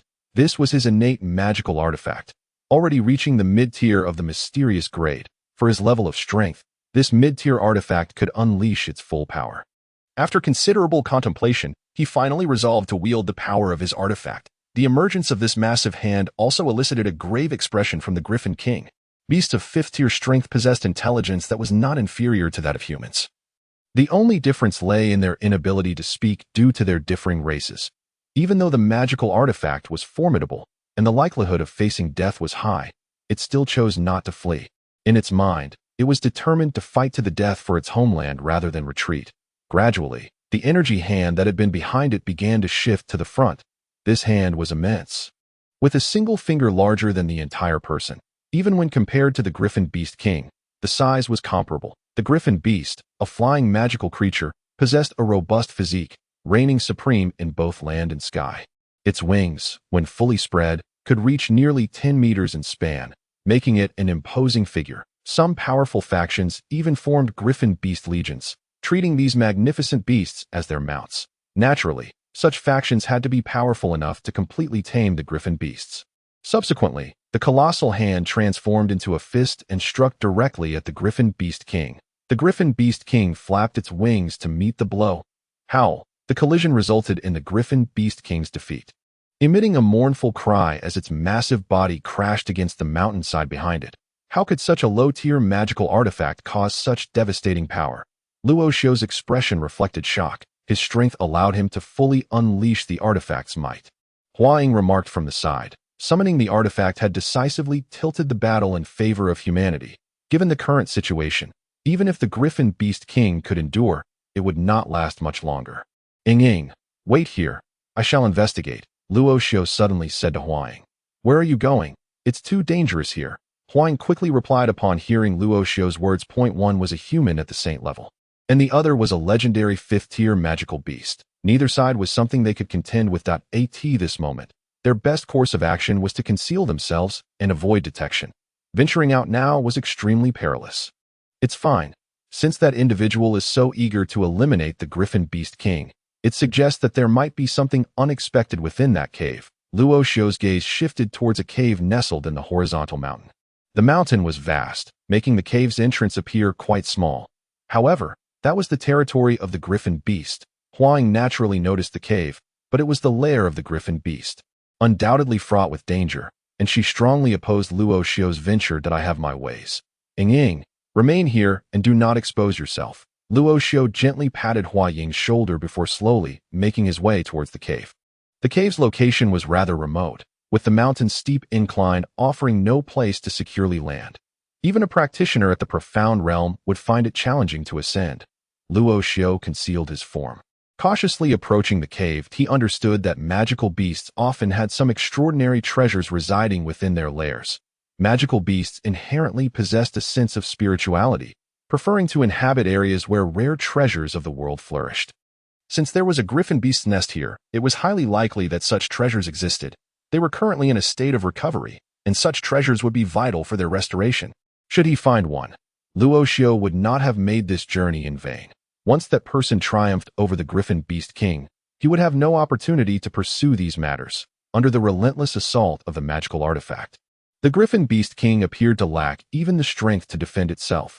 Yet, despite this, the Griffin Beast King continued to hold its ground. As long as it did not fall, the opponent would not be allowed to enter the cave. Humph. Do they truly believe they can claim my lair? The middle-aged man clenched his palm tightly, and then, with a sudden force, hurled a punch towards the Griffin Beast King. His massive hand followed suit, transforming into a clenched fist aimed squarely at the creature. He commanded his hand with ease, merely shifting it with grace. Once again, the Griffin Beast King was sent crashing against the mountainside, its body marred with numerous wounds and its breath unstable. Despite possessing the strength of the fifth tier, it appeared utterly feeble before this human adversary. Meanwhile, Luoxiu relied on his agility to ascend the rocky cliff, making his way towards the cavern. Having accompanied the old drought for so long, he had garnered some understanding of concealing his presence. Coupled with the fact that his opponent's attention was diverted elsewhere, Luoxiu felt confident in his ability to slip in unnoticed. On the other hand, Huang watched anxiously as Luoxiu climbed, fearful that he might be discovered by the two battling foes. Should either of them spot Luoxiu, his fate would be grim. Suddenly, the Griffin Beast King emitted a strange cry, flapping its wings and hurtling towards the middle-aged man once more. An explosive energy radiated from its form. It was preparing to self-destruct, even in death. It refused to let its enemy triumph, a testament to the creature's ferocity, self-detonation. Yet, one must have the opportunity to do so. The middle-aged man's lips curled into a smirk as his enormous hand grew larger. In an instant, he seized the approaching Griffin Beast King, holding it firmly just before him. With a surge of strength, he began to tighten his grip. The creature, which had intended to explode, flailed helplessly beneath the weight of that colossal hand. "Who dares?" the middle-aged man exclaimed, glancing sharply towards the cavern, just in time to see Luoxiu scaling the entrance. On the cliff face, there lay the mouth of a cave, not far from its entrance. Clinging to the nearly vertical surface was a figure resembling a gecko. Below lay a sheer drop of 200 meters. Should one fall, even a practitioner of the profound realm would suffer grievously. This individual was none other than Luoxiu, who had been climbing towards the cave's mouth. After a prolonged period of stealth and ascent, he was finally nearing his destination. Yet, just as joy began to swell within him, an ominous sound erupted from behind. Instantly, a surge of energy hurtled towards him. Struck by that force, Luoxiu would surely meet his demise if he fell. Without a moment's hesitation, he leapt into the air, swiftly diving into the nearby cave entrance, vanishing within its depths. Boom! The sound of an explosion resonated from the cave entrance. The opening itself expanded several-fold, yet Luoxiu's form had disappeared entirely. Humph! To dare take advantage beneath my very eyes is to court death. The middle-aged man scoffed. Observing Luoxiu's disappearance, he paid no further heed to the young man, focusing instead on subduing the Griffin Beast King. He could not allow the creature to self-destruct. His objective was to acquire its inner core, and should it explode, all his efforts would be in vain. While he held little interest in the treasures within the cave, he would not tolerate anyone daring to act under his watchful gaze. "Brother Luoxiu." Huang clutched her delicate hands tightly, her heart racing at the sight of the explosive cave entrance. She was aware that the recent explosion had not affected Luoxiu, yet that individual had already discovered him. She could scarcely believe that Luoxiu could evade the pursuit of a saint-level powerhouse. Nevertheless, Huang could only silently pray that Luoxiu remained undetected. For she herself could not venture outside. If she were to do so now, she would merely become a burden to Luoxiu, unable to offer any assistance. Meanwhile, within the cave, Luoxiu was sprinting at his utmost speed. The residual shockwave from the explosion had nearly reached him. However, upon seeing that the person had not entered, Luoxiu came to a halt. Phew, that was close. He leaned forward with his hands on his knees, gasping for breath. In his prime, covering this distance would have posed no challenge, but in his current state, it was a significant concern. This was the lair of the Griffin Beast. Continuing his search deeper within, he still found nothing. Yet, the further he ventured, twisting around numerous bends, he stumbled upon a peculiar sight. Within the mountain, there was water, and remarkably, a small pond. Although devoid of sunlight, the pond was adorned with various, truly wondrous. Luo Xiu's gaze fixated on a particular rock from which the sound of dripping echoed. Water droplets cascaded down from the crevices of the stone, gradually forming the small pond. Only when the water level exceeded the rocky edges would it overflow. However, Luo Xiu remained perplexed, for aside from these plants, there were no signs of any creatures, as if no living being had ever set foot here. Just as Luo Xiu pondered this, Xiao Jiao suddenly lifted from his arm and soared directly into the pond. The water in the small pond was not deep, merely 2 to 3 meters, allowing for a clear view of the bottom, which was devoid of any objects. Xiao Jiao swam back and forth, navigating among several plants in the center of the pond. Xiao Guai, no, Luo Xiu hurriedly called out, for he had perceived a plant growing in the center of the pond, a holy green specimen, half an inch thick, standing 20 centimeters tall, adorned with a few scattered elongated leaves that if Zhong Yi were present, he would likely be overjoyed, for this particular herb, known as Su Ling Chao, ranked 9th among the divine herbs in the continent's compendium of rare herbs. In the past, Elder Han had incessantly instructed Luo Xiu about the characteristics and appearance of this herb, urging him to seek it out. Now, the plant flourishing in this pond perfectly matched Elder Han's description. Its body was a dark green, glimmering like jade, resembling the common Qing Yu Chao. Qing Yu Chao is a widely found grass on the continent, merely an ordinary plant, serving as food for small animals. Its entire form radiated spiritual energy. The contours of its stem and leaves could indicate its age, a century per cycle. After Luo Xiu's words, Xiao Jiao's mouth, which had opened wide, snapped shut. The gaze he directed at Luo Xiu bore a hint of confusion. Xiao Guai, I shall compensate you later, but could you please allow me to have this herb for now? Luo Xiu earnestly pleaded at the pond's edge. This herb was of utmost importance to him, and he was determined to obtain it in the past. Elder Han had told Luo Xiu that if he were to find Su Ling Chao, he must present it to him. The effects of Su Ling Chao were sufficient to restore a significant portion of Elder Han's spiritual body, making it the optimal means for his recovery. In the past, Luo Xiu regarded the Zuling herb as a rare and elusive treasure. Yet now, this very herb has manifested before him. The profound essence of soul energy cannot deceive Luo Xiu. Indeed, this is the Zuling herb that Han Lao has tirelessly sought. The little dragon gazed at Luo Xiu and finally nodded in agreement with his request. However, just as Luo Xiu intended to plunge into the water to retrieve the Zuling herb, the little dragon suddenly shook its head vigorously. What? You don't want me to dive in? Their bond was already established, and Luo Xiu comprehended the little dragon's gesture. He then lowered his gaze to the pond, discovering the water to be crystal clear and exceptionally pure. Infused with a unique mountain spirit aura it dawned upon Luo Xiu that this pond was formed over many years of dripping.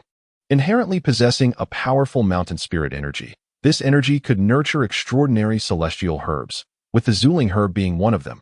Moreover, there were various other plants in the pond, though Luo Xiu could not identify them.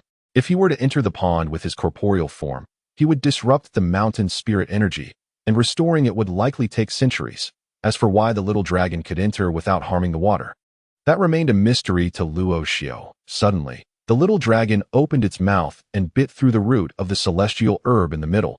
Holding the Zuling herb delicately, it swam to Luo Xiu's side.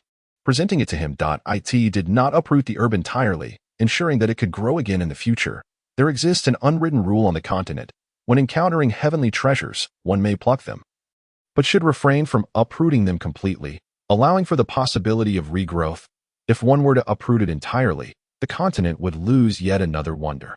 Taking out a jade vial from his spatial ring, Luo Xiu placed the Zuling herb inside without direct contact, as touching such a treasure could potentially diminish its medicinal efficacy.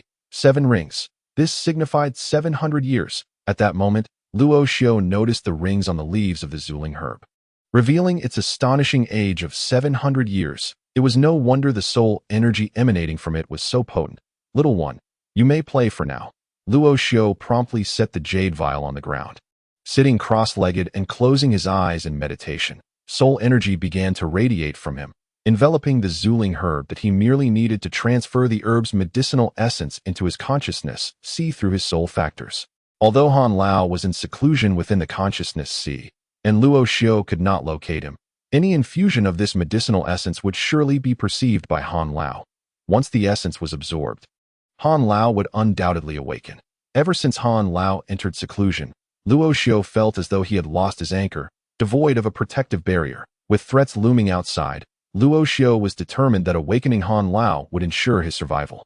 Soon, a connection was established between Luo Xiu and the Zuling herb, allowing the herb's medicinal essence to flow into his consciousness, see through the soul factors. He made contact with the herb's essence. Luo Xiu immediately sensed a lightness enveloping him, his soul energy inexplicably increasing. The Zuling herb, aged 700 years, possessed formidable medicinal properties. Even as a mere conduit, Luo Xiu would reap immense benefits. Meanwhile, the little dragon frolicking in the pond was also undergoing a transformation. Initially, it appeared unchanged in the water. However, as time progressed, the ebony body of the little dragon began to emit a faint golden glow. Though it was subtle, it was undeniably present. That it was as if, amidst the void, a dragon swam gracefully through the waters. Yet, the little dragon remained oblivious to the fact that Luo Xiu, who was absorbing the spirit-continuing herb, was entirely unaware of its condition. The ethereal energy of the pond did not merely affect the flora.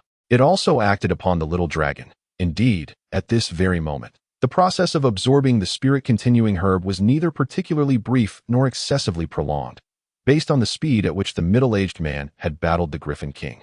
He should have concluded the fight by now and ventured into the cave in search of Luo Xiu. However, an unsettling silence lingered, as if he had never entered at all, within the sea of consciousness. The air was thick with the medicinal aura of the spirit-continuing herb, its fragrance so potent that it evoked an irresistible desire to indulge this moment. An unceasing flow of medicinal power continued to surge from the outside world into the sea of consciousness, saturating every corner with the essence of the herb. Was there no effect? That couldn't be. Luo Xiu's voice resonated within the sea of consciousness. After such a lengthy duration, it was impossible that the spirit of the Drought Elder could not be roused. The Drought Elder had previously informed him that once the medicinal power entered the sea of consciousness, it would be absorbed by him. Yet, observing the current situation, it appeared that absorption had not occurred. Instead, the primordial infant residing in the Dantian exhibited a restless agitation, yearning to emerge and partake in the essence. However, Luo Xiu prevented it from doing so. Just as Luo Xiu pondered this perplexity, the medicinal power of the spirit-continuing herb within the sea of consciousness seemed to discover an outlet, rushing frantically towards a particular direction. Soon after, a more potent soul force materialized. It was the very soul force that Luo Xiu was most familiar with, the Drought Elder. Ha ha ha! Kid, your suffering was not in vain. Ha! A voice that belonged to an elder resonated within the sea of consciousness, unmistakably infused with joy and excitement. Following that, the Drought Elder's long-lost spirit reappeared within the sea of consciousness. Chapter 71. The fusion of souls. The sea of consciousness was suffused with the fragrance of herbs. The Drought Elder's spirit, which had been absent for so long, materialized once more within this realm.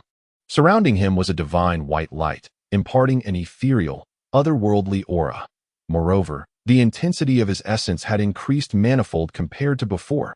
Luo Xiu's soul stood within the sea of consciousness, observing the gradual manifestation of the Drought Elder's spirit, his face alight with exhilaration. The spirit-continuing herb had indeed met his expectations, finally awakening the Drought Elder from his meditative state. Ever since that fateful battle with the Ghost King, the Drought Elder had suffered severe depletion, necessitating his retreat into seclusion. Since then, Luo Xiu had felt as though he had lost his anchor. Typically, with someone to guide him, he required little thought. Merely following instructions sufficed. Yet, one day, that guidance vanished, leaving him feeling as though he had lost something vital. Unsure of how to proceed. 700 years of the spirit-continuing herb. Its efficacy is remarkable. Ha!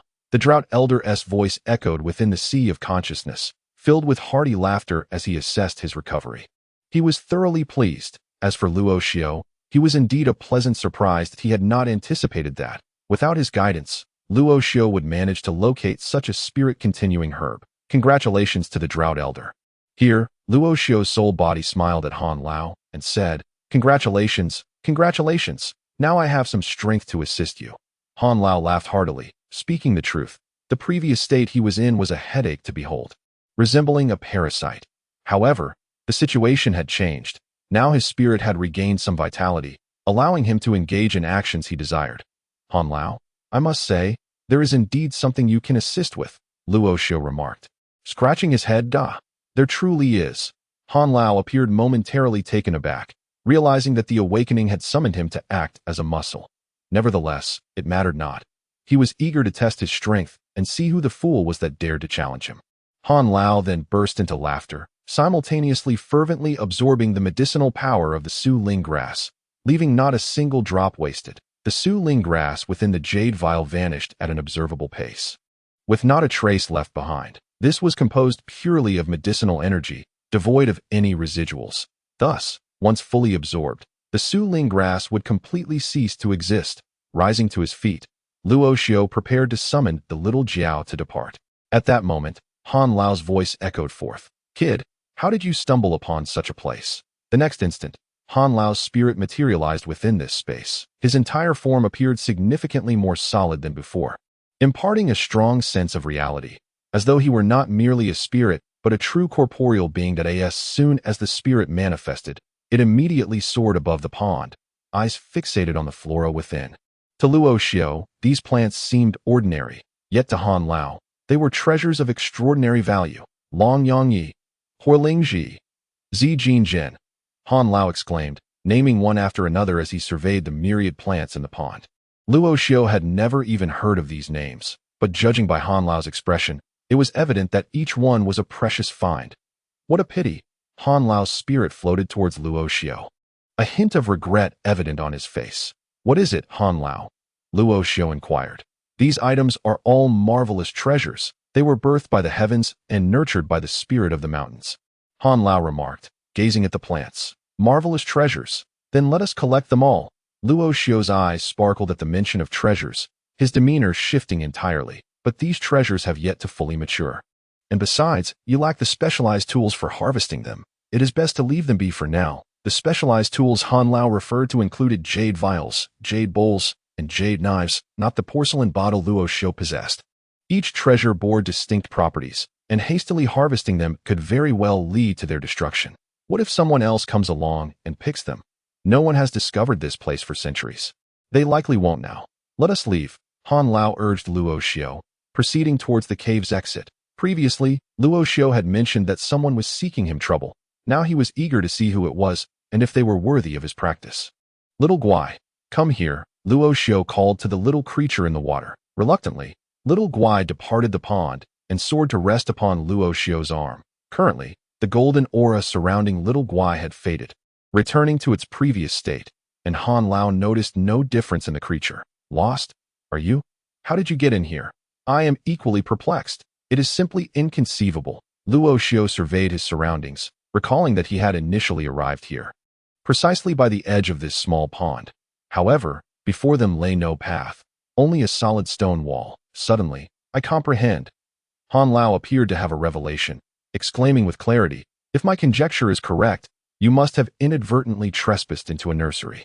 That pond belongs to someone, and the spirit herbs within it are cultivated medicinal plants. You have unwittingly utilized them. Han Lao informed Luo Xiu. Ha! Well, you have indeed used them, but as for breaking this mechanism, neither of us possesses the requisite strength. If neither of us possesses such strength, how do we escape? Luo Xiu's worry centered on Huaying. If that individual failed to locate him, a widespread search of the mountains would ensue. And should Huaying be exposed, it would undoubtedly pose great peril. I do have a method, though I am uncertain if you will consent, Han Lao said with a grin, yet for some reason, Luo Xiu found that smile rather unsettling.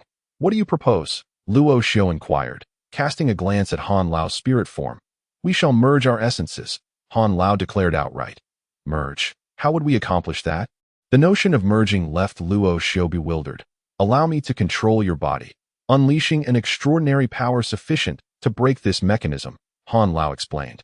Although he had never attempted this with Luo Xiu before, Han Lao was confident that with Luo Xiu's body, there would be no issues. Control my body? Luo Xiu gazed at Han Lao's spirit form, fully aware of the inherent risks tied to such a request. As long as Luo Xiu refused, Han Lao would find it exceedingly challenging to seize control. However, should he acquiesce, Han Lao could easily succeed in taking over. This was reminiscent of the past when the Ghost King sought to forcibly take control of Luo Xiu's body, only to be defeated by both him and Han Lao. Having experienced such an ordeal, Luo Xiu approached the matter with utmost caution. Nevertheless, he did not dwell on it for long and ultimately consented. After all, Han Lao had saved his life, and he no longer harbored doubts about him. I can agree. But on one condition, speak, Han Lao replied with a smile. Will it hurt? This was the crux of Luo Xiu's concern. Previously, when reconstructing the unsealing pagoda, Han Lao had claimed it would not hurt, yet Luo Xiu had nearly succumbed to the pain. Now, he had grown wary. If Han Lao stated it would hurt, it likely would not be unbearable.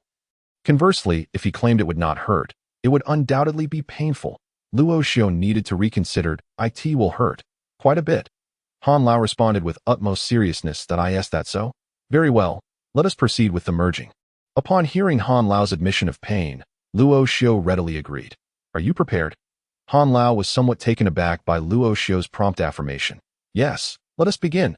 Luo Xiu promptly replied, good. In the next moment, Han Lao's spirit vanished, penetrating into Luo Xiu's consciousness.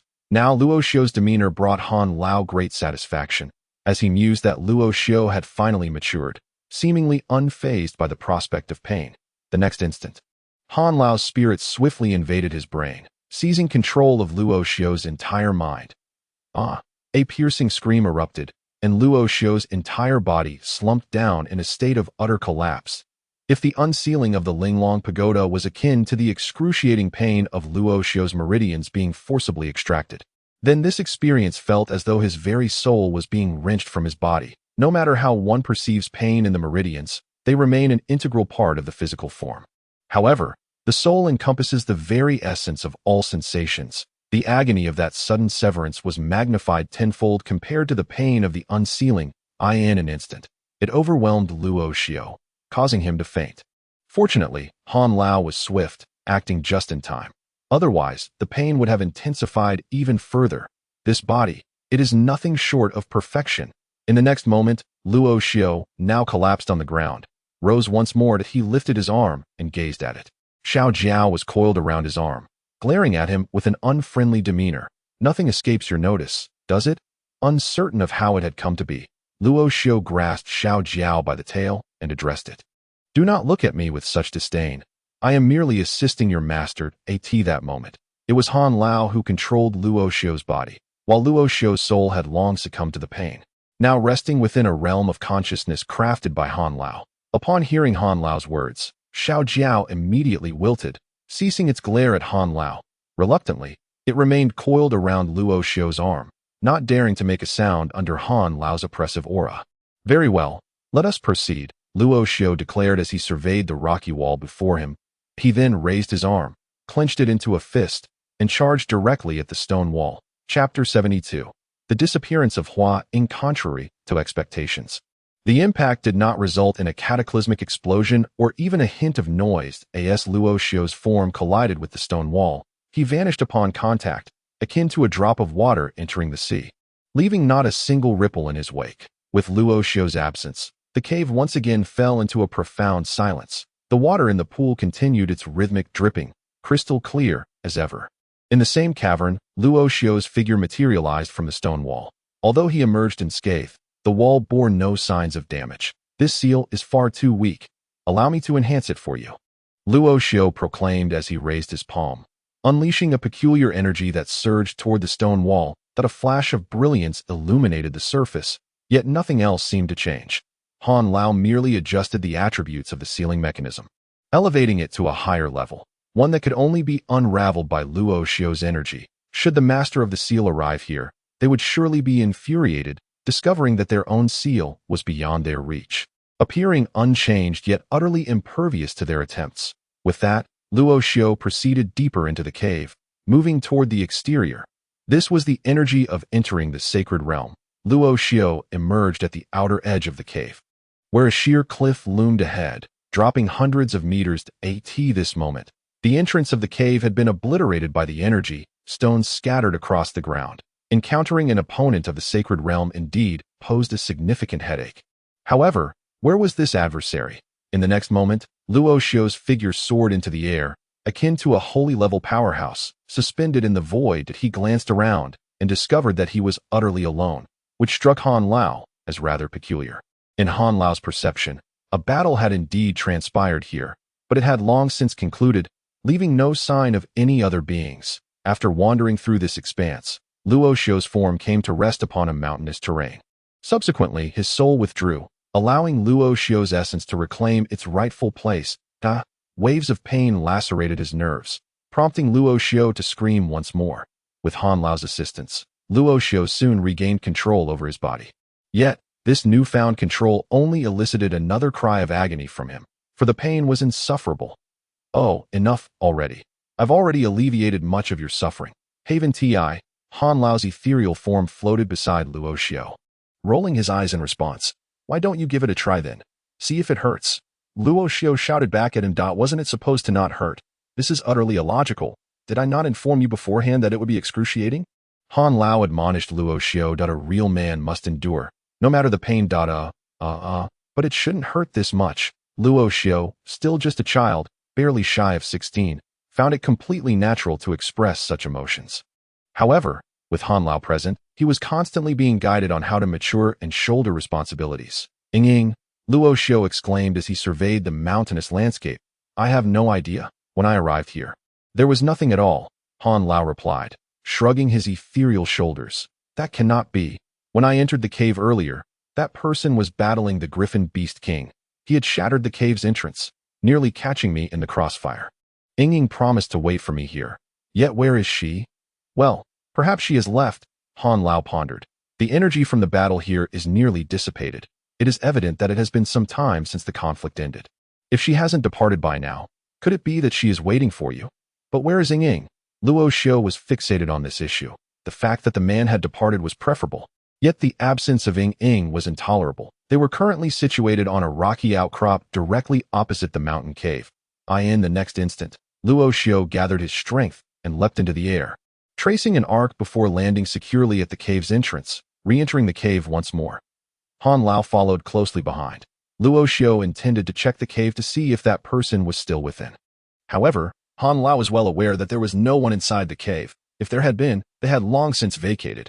Yet he made no attempt to hinder Luo Xiu, for some experiences were best faced personally.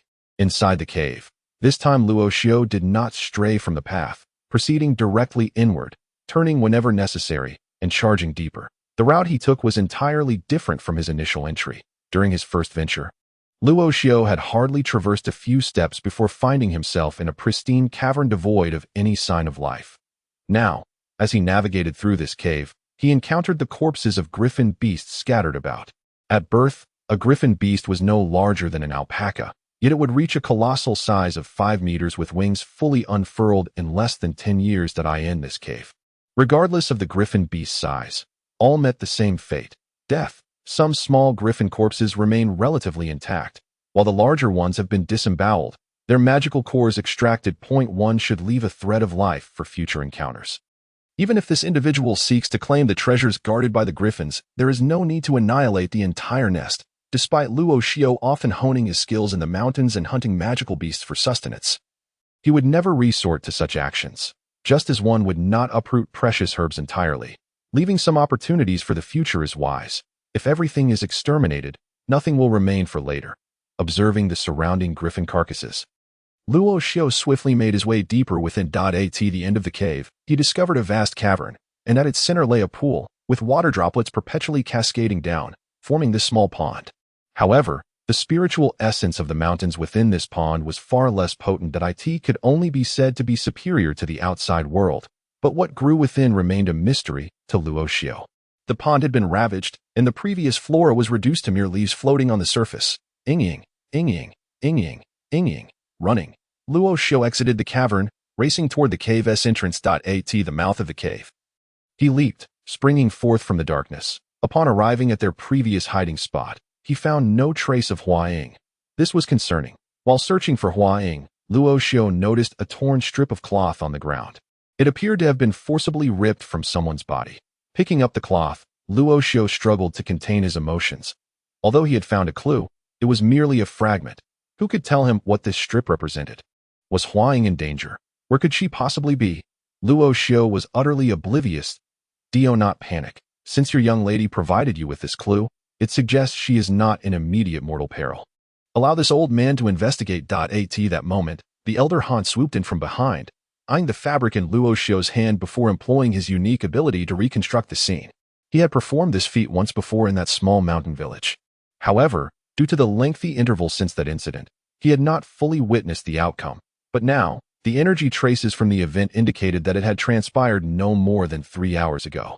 3 hours was within his capacity to reconstruct. Upon hearing the elder's assertion of restoration, Luo Xiao immediately turned his gaze toward him. Only the elder could fathom what had transpired previously. Gradually, the environment surrounding Luo Xiao began to transform. With each passing second, the surroundings shifted. Although these changes were subtle, when the alterations of several hours were layered together instantaneously, the differences became apparent. So it was. The array's core had been inadvertently disturbed, leading Luo Xiao to stumble into it. After the cave had collapsed, the middle-aged man continued his assault on the Griffin King. The Griffin King, seething with rage, could not break free from the constraints of the magical artifact, remaining ensnared until its demise. Yet, its struggles were not in vain, as they significantly drained the man's energy.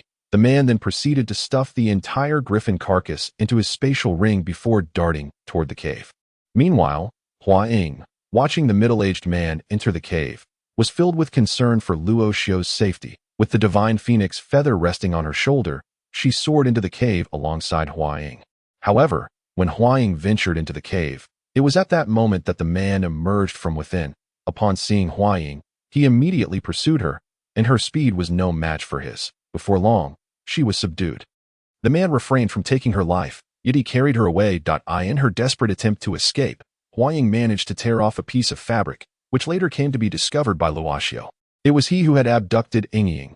Luo Xiao discerned the entire sequence of events and let out a sigh of relief. As long as Huaying was not in mortal danger, there was a silver lining amidst the misfortune. The man seemed to have fled towards the northeast. Do you wish to pursue him? Hanal inquired of Luo Xiao, having regained his restorative abilities. Yes, Luo Xiao responded without a moment's hesitation, and then he swiftly darted towards the northeast. Unbeknownst to Luo Xiao, after Hanal had seized control of his body, his previously exhausted physique had nearly returned to its prime, thanks to Hanal's assistance. Wait for me, kid, Hanal called out to Luo Xiao, as his ethereal form instantaneously moved into Luo Xiao's consciousness.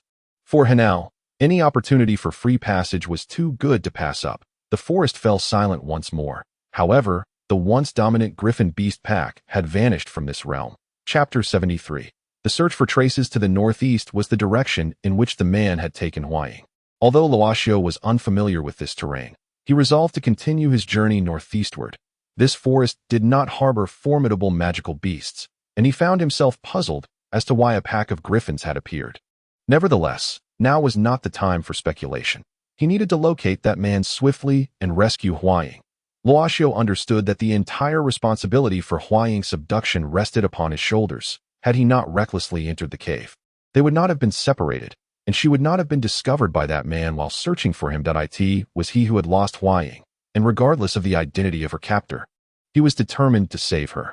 This was the duty of a man. No matter how arduous the path ahead, Luo Xiao would not falter. He moved with remarkable speed through the forest, a mere silhouette against the backdrop of trees. In the blink of an eye, he had traversed a considerable distance.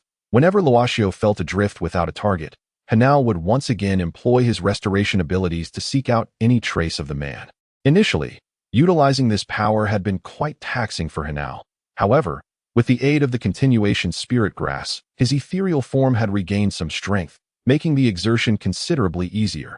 Yet, even with this advantage, Luo Xiao found himself veering off course. No, it seems you have gone a bit too far, Hanal's spirit remarked, spreading his hands. There was no trace of the man here. Or perhaps he had altered his path, causing Luo Xiao to lose the trail. A hint of urgency creased Luo Xiao's brow, for in his haste, he had lost the signs. Given that this was a saint-level powerhouse, he was surely not an insignificant figure. Luo Xiao narrowed his eyes, recalling the opulent garments the man had worn, a fine robe that clearly bore considerable worth. It was evident that someone of such cultivation, adorned in such attire, was not a recluse devoted to seclusion. Since he is not a recluse devoted to ascetic practices, it follows that he is indeed a worldly person. Subsequently, Luo Xiao, guided by his intuition, soared forward. Once he found the people he sought, he would be able to inquire about the precise location of this place. With the nearby major cities in mind, he was certain he could locate his target point 3 days. A full 3 days. Luo Xiao traversed through the mountains and forests at last. On the evening of the 3rd day, he discovered a homestead ahead. The twilight forest was imbued with a unique hue, revealing a solitary farmhouse surrounded by no other dwellings. Smoke billowed from the kitchen chimney, clearly indicating that someone was preparing a meal. Without hesitation, Luo Xiao darted to the doorstep. Is anyone home? He called out. Standing at the entrance where the wooden door was slightly ajar, he refrained from barging in, opting instead to announce his presence from outside. He wished to glean a meal and inquire about the locality to prepare for his forthcoming endeavors. Who is it? Come in, came the voice of an elderly woman from within. I apologize for the intrusion. Luo Xiao promptly pushed the door open and stepped into the courtyard. At that moment, an elderly woman emerged from the kitchen, appearing to be around 70, leaning on a cane, her hair entirely white. Dear grandmother, are you the only one at home? Luo Xiao inquired. Regarding the elderly lady Dado, I am just a passing mountain dweller. Might I beg for a morsel to eat? He continued, his confidence having swelled since he first arrived. Even in his beggary, he now felt no shame. Certainly. Please have a seat. I am preparing dinner. The elderly woman gestured towards a nearby stone bench, accompanied by a simple stone table, which, despite its modesty, exuded a certain charm. Allow me to assist you, dear grandmother, Luo Xiao expressed, not wishing to merely sit idly. That would be delightful. I appreciate your kindness, the elderly woman replied with a warm smile as she leaned on her cane and returned to the kitchen. With Luo Xiao closely following in her eyes, the old woman regarded Luo Xiao with a particular fondness, seeing him as akin to her own grandson, reminiscent of her past. The kitchen was modest in size, and with 2 individuals present, it felt somewhat cramped. Luo Xiao tended to the fire, while the elderly woman prepared the meal. She was making dumplings by hand to enrich the diet of her son and daughter-in-law. Having prepared a few extra batches intended for the following day, Luo Xiao's arrival allowed her to drop all the dumplings into the pot at once. The dumplings were to be boiled until the water rolled 3 times, signifying they were properly cooked. While stoking the fire, Luo Xiao engaged in conversation with the elderly woman. Though they spoke of mundane topics, it brought great joy to her. Typically, she spent her days alone, with no one to converse with. Her son and daughter-in-law often ventured into the woods to gather firewood for sustenance, while her grandson was away at school for most of the year. Though dutiful, her family's absence left her feeling quite solitary. Luo Xiao's visit at least alleviated her loneliness for the day. Outside, the voice of a woman could be heard. Luo Xiao sensed with his spirit that a woman in her 30s stood at the door, and he opened it. Beside her was a middle-aged man, also in his 30s. They bore a large medicinal basket on their backs, filled with an assortment of common herbs. Due to the commonplace yet potent nature of these herbs, they are frequently encountered, albeit burdensome in weight. The middle-aged man carries a greater load, while the woman bears a comparatively lighter burden. Nonetheless, for their ordinary physiques, it is still a considerable amount. After preparing dumplings, the elderly man sits in the kitchen, engaging in conversation with Luo Xiao, when he hears a sound and promptly rises to greet. With a swift movement, Luo Xiao sidesteps and approaches to assist in unloading the herbs.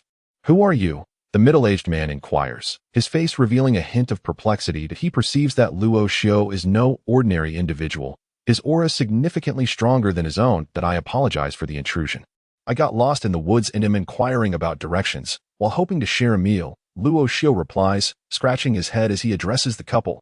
After all, he is currently seeking their hospitality. Having a request to make. So that's the case. No problem at all. The middle-aged man laughs heartily. Although they are ordinary folk, they harbor no fear as long as cultivators mean them no harm. This hospitable family once again allows Luo Xiao to experience the warmth of genuine simplicity. The dumplings prepared are ample for their consumption, yet the middle-aged man and his wife still serve Luo Xiao a bit more from their bowls. To them, Luo Xiao is of an age similar to their son, and naturally, they wish for him to eat his fill. In this humble farmhouse, Luo Xiao enjoys a satisfying dinner. During the meal, he also inquires about the precise location from the middle-aged man. Although he does not receive an exact answer, it suffices for Luo Xiao. After the meal, Luo Xiu swiftly follows the route indicated by the middle-aged man. The family wishes to invite him to stay the night, especially given the late hour and the dangers of the woods. However, Luo Xiu declines and departs. Upon leaving, he places a gold coin on the table. While a single coin may seem modest, it is still a substantial sum for an ordinary household.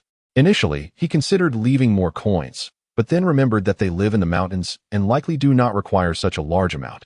Money, after all, should not be excessive or scarce that they are a simple family. Luo Xiu prefers not to cause any change due to monetary influence. If that were the case, he would rather give nothing at all. After departing from the small courtyard, he follows the path indicated by the middle-aged man, heading northward for nearly 2 hours, ultimately arriving at a quaint town. 2 hours equate to 4, and by this time, the town has already succumbed to slumber, enveloped in tranquility. Luo Xiu decides to spend the night here, intending to clarify his route in the morning before continuing his journey.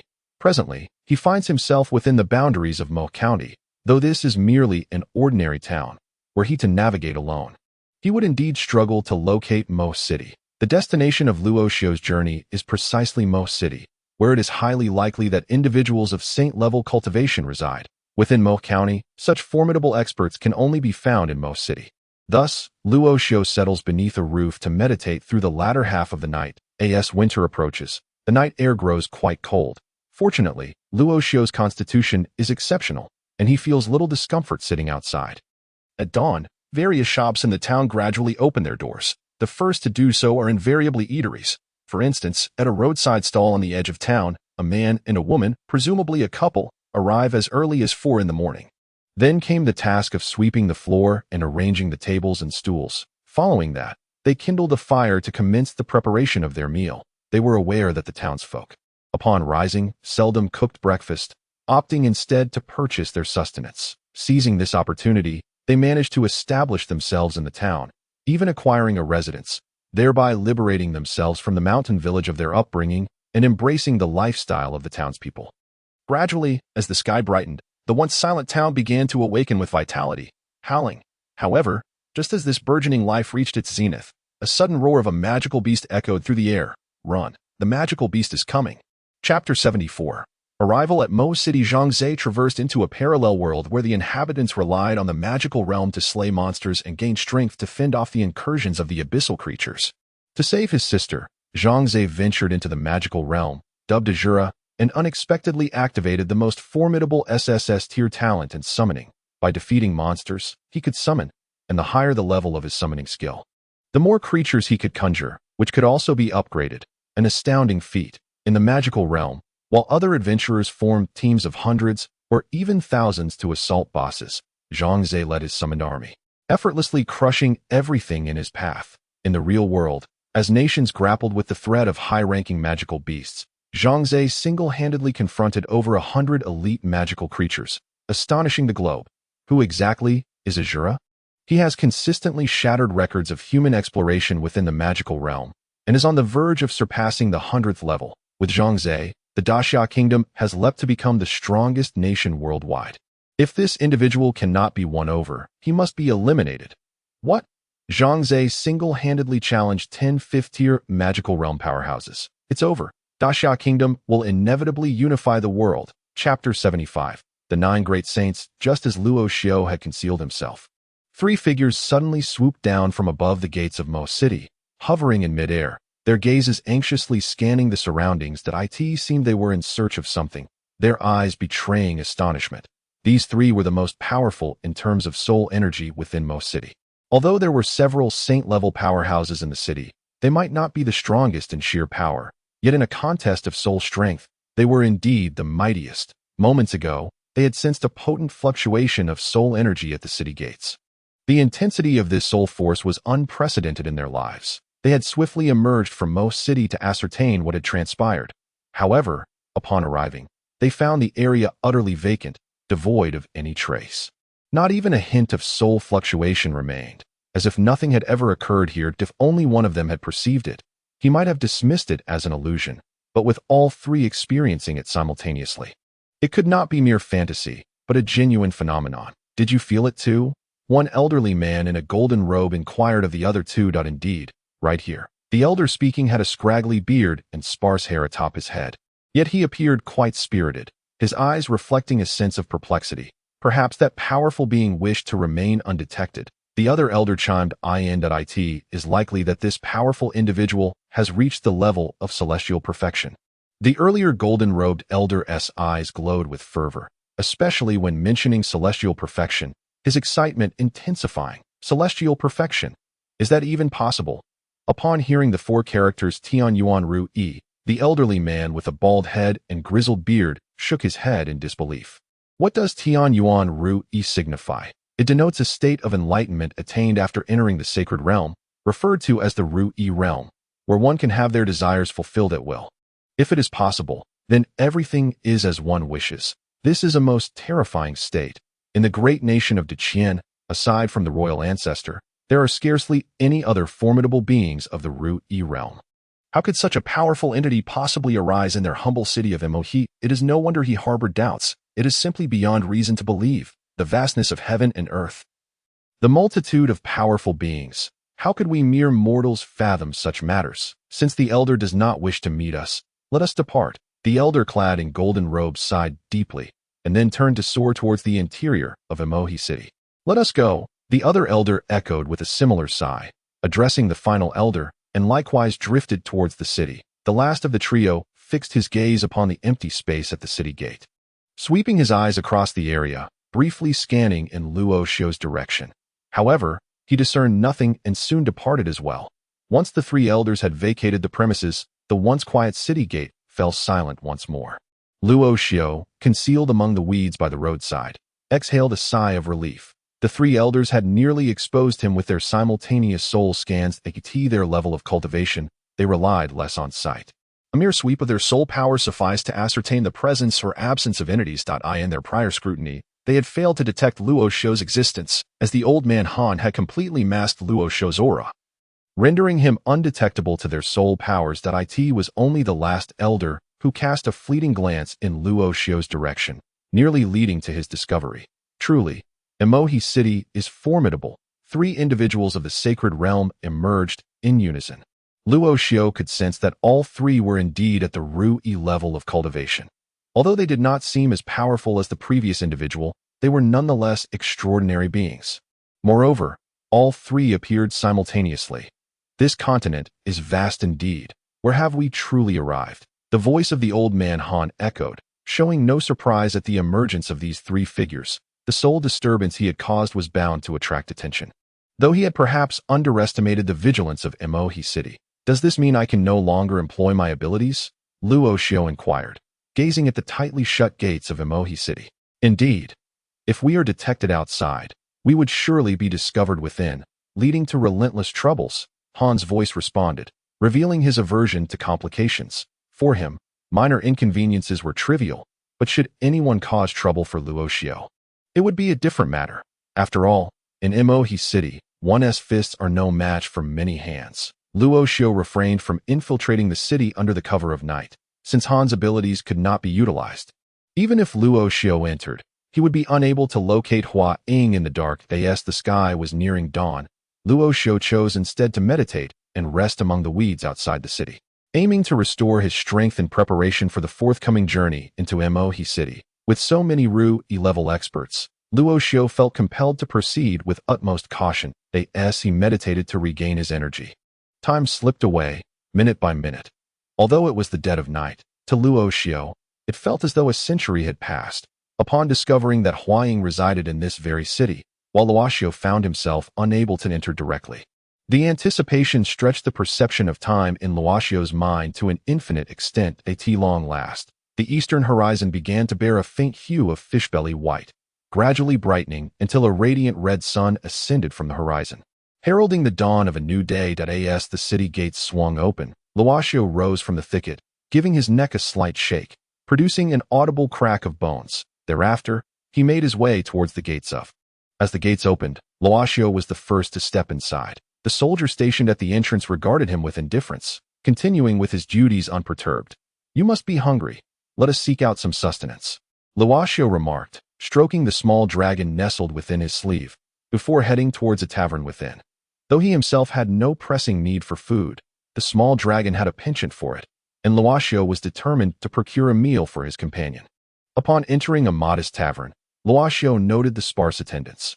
Only a handful of patrons occupied the establishment. It was still early morning, well before mealtime, resulting in the lack of customers. However, at a window-side table, an array of poultry dishes lay spread out before a youth who, while not indulging himself, was accompanied by a small snake that voraciously consumed the offerings laid before them, initially intending to gather some intelligence while dining. The meager crowd prompted Longxu to abandon that thought. "Young man, bring me the bill," he called out after finishing his meal, observing the small dragon contentedly burrowing into his sleeve. "Dear guest, that will amount to 12 gold coins and 4 silver coins." "You may settle with 12 gold coins," the young waiter replied, approaching with a forced smile. He had witnessed Longxu's dining habits, particularly the sight of the small snake feasting, which had understandably unsettled him. Standing a respectful distance away, he was clearly wary of the creature. "Here are 13 gold coins. No need for change. That I have a question for you," Longxu said, producing the coins from his storage ring and placing them on the table. The waiter hesitated to take the coins, intimidated by the presence of the snake, but eventually mustered the courage. "Please, go ahead," he said promptly. "How many saint-level practitioners reside within?" Longxu inquired. "Saint-level practitioners. Our boasts 9 great saints, safeguarding the tranquility of our city," the waiter responded eagerly upon realizing the simplicity of the question. The prospect of 6 silver coins piqued his interest. After all, his monthly earnings amounted to only 3 gold coins. And this inquiry promised a handsome reward. Despite the affluence present in, the wealthier individuals tended to be more miserly, often leaving little in the way of gratuities. "And which families do these 9 great saints represent?" Longxu pressed, placing another gold coin on the table, signaling his intent to reward the waiter further. "The 9 great saints belong to 3 prominent families. 2 from the family, 3 from the family, and 3 from the family. Yet there's also one saint who is not aligned with any faction, often absent from, yet his reputation is unparalleled," the waiter divulged, his eyes gleaming at the sight of the additional coin. Envisioning it as sufficient for 3 visits to the renowned Ichuan courtyard. "The Mo family, Han family, Zhao family." Longxu murmured the names of these 3 clans, pondering from which family that individual had emerged. In truth, Longxu harbored some concerns, for if that last sage was unbound by familial ties, his whereabouts would undoubtedly remain uncertain, thereby complicating Longxu's quest to find Hua Ying. The 3 venerable sages who appeared last night were all inferior in strength to that individual, and it was quite likely that the one who abducted Hua Ying was indeed the last sage, as the innkeeper had mentioned that this person's reputation resounded the loudest within most city. Having inquired about the specific locations of the 3 families, Longxu promptly departed from the tavern. Gradually, the streets became bustling with activity. What had been the tranquility of early morning during Longxu's meal had transformed into the lively bustle of a new day, with everyone emerging to commence their daily endeavors. Following the innkeeper's directions, Longxu made his way first to the Zhao family residence situated in the northern part of the city. Since the last individual was elusive, Longxu decided to begin his search with these 3 illustrious families, initially focusing on the Zhao clan. The Zhao family boasted 3 sages, presenting a significant possibility. Outside the Zhao family residence, Longxu sat in a tea house opposite it. Sipping tea, he had been seated there for half an hour, uncertain of how to proceed. After all, it was a family guarded by 3 sages, and the inherent dangers were palpable if any members of the Zhao family were to recognize him. Escape would be utterly impossible. "Old Han, do offer some advice." Longxu transmitted his thoughts to the consciousness of Old Han, feeling restless as he sat like a needle on a pin, unsure of his next move. "Do not fret, I am currently surveying the situation within the Zhao family." Old Han's voice subsequently echoed in response, revealing that he had been discreetly assessing the circumstances inside the Zhao residence from the very beginning. Longxu realized that upon his arrival, he had merely wandered around the entrance before settling down here, completely unaware that Old Han was already assisting him. There is no need to linger. "That individual is not present here." In the next moment, Old Han's voice resounded again. "Not here." Upon hearing this, Longxu murmured to himself. The absence of the 3 sages from the Zhao family immediately eliminated them from consideration. This left only the Han family and the Mo family. As for the Mo family, Longxu held little hope. He recalled Hua Ying mentioning that the Mo family was one of the 8 great families, seldom making their affairs public. likely indicative of a low-profile existence. Even among the sage-level experts, the Mo family possessed only two, diminishing their likelihood further, with the Zhao family ruled out and scant hope for the Mo family. Only the Han family remained. Han family, Luo Xiu whispered to himself before placing a gold coin on the table and departing the tea house that a cup of tea was not exorbitantly priced, even in Mo City. It would typically cost just 1 or 2 silver coins. However, with no silver coins in hand, Luo Xiu could only use the gold coins as substitutes that in the past, he had been quite frugal, as every coin he spent represented the hard-earned labor of the Luo family. However, now he found himself less preoccupied with such trivialities. Now he is capable of earning money. Furthermore, the significance of wealth to him is rather minimal. Merely a numerical value, unless it pertains to auctioning spiritual energy. Ever since witnessing Zhong Yi spending millions with ease, Luo Xiu's perspective has likewise expanded, despite possessing only a few thousand gold coins. His vision has ascended to the level of millions. Perhaps this is a reflection of one's associations and the caliber of one's insights. The Han family, situated in the western part of Mo City, is the de facto ruling family of that area. All the various shops and stalls to the west of the city are properties of the Han family. These assets have been painstakingly accumulated over generations, granting the Han descendants the privilege of not worrying about their sustenance. The younger generation of the Han family has also proven themselves commendable, upholding the esteemed reputation of their ancestors, with each generation surpassing the last. Currently, 3 sages preside over the Han family, commanding nearly 1/3 of the influence in Mo City, with the grand gates wide open and the family attendants standing guard on either side. Even the gatekeepers possess remarkable prowess. Having achieved the out-of-body realm, this clearly illustrates the extent of the Han family's influence. As before, Luo Xiu opted for a restaurant in close proximity to the Han family estate, ordering 2 dishes and leisurely savoring his meal. With the old man Han overseeing the reconnaissance, Luo Xiu was spared much hassle. Now quite relaxed, he lingered in the restaurant, finishing his meal before ordering again. This time, the old man's investigation was not as swift as before. Nearly 2 hours had passed, and the sky was darkening, yet there was still no news from him. However, the longer the silence persisted, the more Luo Xiu understood that it was quite likely that Hua Ying was indeed nearby. The restaurant staff, observing Luo Xiu lingering at a table, were at a loss for what to do, unable to urge him to leave, as he had incessantly continued to order dishes to date. He had already ordered his 8th dish. The concealment was quite thorough, and a considerable effort had been expended. As dusk approached, the old man's voice finally resonated. "Old man Han, have you discovered anything?" Upon hearing his voice, Luo Xiu quickly inquired. "That I have found something," replied the old man, his tone leisurely. "Where is Hua Ying?" Luo Xiu's face instantly brightened at the news. After such a long disappearance, she had finally been located. Once found, Luo Xiu would devise a plan to rescue her. "She is not at the Han family estate," the old man promptly stated. "What? Not here either?" Luo Xiu's facial muscles twitched. This had been his greatest hope, yet it was dashed. Who could have taken Hua Ying? One could easily deduce her whereabouts, the old man continued. "Since 2 of the 3 families have been ruled out, it must naturally be the last one. That are you suggesting the Mo family?" Luo Xiu murmured, his voice barely audible to the restaurant staff. "Indeed, if my conjecture is correct, she must be at the Mo family," the old man affirmed with unwavering certainty. "Very well, let us proceed to the Mo family." With the target identified, Luo Xiu no longer squandered time. He placed 2 gold coins on the table and promptly departed. This was merely an ordinary restaurant, significantly less expensive than the previous tavern. And given the modest fare he ordered, 2 coins sufficed. As Luo Xiu stepped out of the restaurant, making his way towards the direction of the Mo family, he chanced upon 2 youths, approximately in their 20s, emerging from the grand entrance of the Han family. Each held what appeared to be a ceremonial invitation in their hands, engaging in lively conversation. Following discreetly behind, Luo Xiu couldn't help but overhear their words. Indeed, the patriarch of the Mo family is quite fortunate in matters of romance. "Another marriage on the horizon," one of the young men remarked with a chuckle.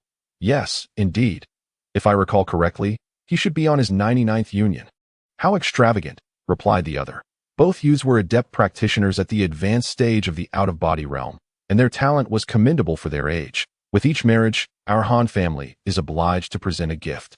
And this time, we've been tasked to contribute 10,000 gold coins. Is that reasonable?" The first youth's expression reflected a hint of embarrassment. The Han family, after all, was a considerable force within the city of Mo. The mere 10,000 gold coins for the Mo family patriarch's wedding seemed rather paltry. The head of the Han family understood that even though 10,000 was not much, it was not insignificant either. Considering the stature of the Mo family, how could one possibly hold such trivial matters against the younger generation? I find it quite generous. With this contribution, we've already gifted for 99 weddings. If we weren't part of a prominent family, we would have been bankrupt long ago, the other youth dismissed. Who, in this world, marries 99 times? He scoffed. The gender imbalance on this continent was already severe, with far more men than women. This lecherous old man's antics undoubtedly deprived many of their chance at companionship. Enough of that. I've heard this time it's a young man. Let us go take a look. The first youth let out a dry laugh, pulling his companion along. The affairs of the powerful were not for them to speculate upon. Should the patriarch of the Mo family discover their idle chatter, even with the Han family's protection, they would be hard-pressed to escape severe repercussions. Meanwhile, Longxu, lurking in the shadows, narrowed his gaze. Initially fixated on the Mo family, he now had a chilling premonition that the bride in question might very well be the abducted Huaying. Clenching his fists tightly, he stealthily trailed the two youths, determined to uncover the truth. The Mo family stood as the foremost lineage in Mo City. Although they had only 2 saints, their prowess surpassed that of the 3 saints from the other 2 major families. Additionally, the Mo family boasted an abundance of skilled practitioners, solidifying their reputation as the preeminent family in Mo City. However, while many recognized them as the oldest family in the city, few realized that the Mo family was also one of the 8 renowned clans. Of course, it was understandable that the current generation was unaware of such historical intricacies.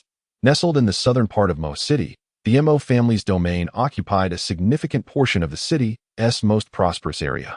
Their estate, oriented northward, sprawled across an extensive area, nearly covering 1/5 of the southern region, with thousands of courtyards, truly monumental in scale. When compared to the Luo family, even 10 Luo estates would pale in comparison to the grandeur of the Mo family. Flanking the entrance stood 2 majestic jade Qilin statues, crafted entirely from flawless sky blue jade, each likely costing upwards of 10 million gold coins. These colossal jade sculptures, even if merely a fragment were to be chipped away, could fetch a handsome sum. Certainly, the jade-carved Qilin remains pristine, devoid of any scratches, for no one has yet lamented the longevity of their life, seeking thrills for the sake of excitement. At this moment, before the grand entrance of the Mo family, throngs of people abound, comprising the esteemed dignitaries of Mo City. Today marks a momentous occasion for the Mo family, as the head of the family is to wed his 99th concubine. Though 97 have passed before her, it does little to diminish the jubilant atmosphere here. The Mo family stands as the foremost clan in Mo City. To thrive within its confines, one must curry favor with them. Thus, even for this 99th union, the monetary gifts remain substantial. Mo City is not lacking in affluent individuals. The Mo family's servants and guards stand sentinel at the entrance, forming 2 lines that create a passageway through which the city's elite continually enter the Mo residence. The Mo family prefers to hold weddings in the evening, so the daytime remains tranquil, yet as night descends, the revelry intensifies. At this juncture, nearly all guests have arrived, and just as the servants prepare to withdraw, 3 figures approach from a distance. Among them are 2 young gentlemen from the Han family, accompanied by a 3rd figure cloaked in a black mantle. Obscuring his visage entirely. It is evident that he shares a similar stature with the 2 young masters of the Han family. Why have the young masters arrived so late? A Mo family attendant inquires, stepping forward to greet them. Although the Han family's contributions have dwindled with each wedding, their status as a prominent family necessitates the observance of proper etiquette. We were delayed by unforeseen circumstances, but we trust we are not too late. One of the Han gentlemen replies with a smile. Not at all. Please proceed inside. The Mo attendant responds cheerfully. By the way, here is our token of esteem. Kindly accept it. One of the Han young masters presents an envelope to the Mo attendant. Thank you. Please enter promptly. The ceremony is about to commence, the attendant says. Accepting the envelope, upon opening it, he discovers a card within. A mere touch of the card causes the attendant's lips to twitch slightly. There are various types of cards on the continent, typically categorized by the amount of wealth they can store. Ranging from the lowest, the 10,000 gold card, which can hold up to 10,000 gold coins, to cards of 100,000, 1 million, and 10 million, each differing in size and color. The MO attendant, even through the envelope, can discern the type of card it is. 100,000. They have only gifted 100,000 gold coins. He muses, recalling that their previous wedding contribution was 500,000. However, despite the tumult of thoughts racing through his mind, he remains composed. If he cannot manage such a minor detail, then his years as the family's accountant would be in vain. Just then, a cloaked figure brushes past him. Chapter 77. The scene. Zhangze has traversed into a parallel realm, where the inhabitants grow stronger by battling monsters in the demon domain, resisting the incursions of demonic creatures, for the sake of his sister. Zhangze enters the demon domain, adopting the name Luocha, only to inadvertently activate the most formidable SSS-level talent, summoning. By slaying monsters, he can summon them. The higher his summoning skills, the greater the number of creatures he can call forth. And they can level up, truly an extraordinary gift. In the realm of the demon domain, while other adventurers band together in teams of hundreds or even thousands to confront formidable boss creatures, Zhangze has already led his army of summoned monsters to sweep through the opposition with relentless force, while nations across the world grapple with the challenge of combating high-level magical beasts. Zhangze single-handedly faces off against over 100 elite monsters, leaving the world in awe. Who exactly is Luocha? He has shattered records in human exploration of the demon domain, and is on the verge of surpassing the 100th level.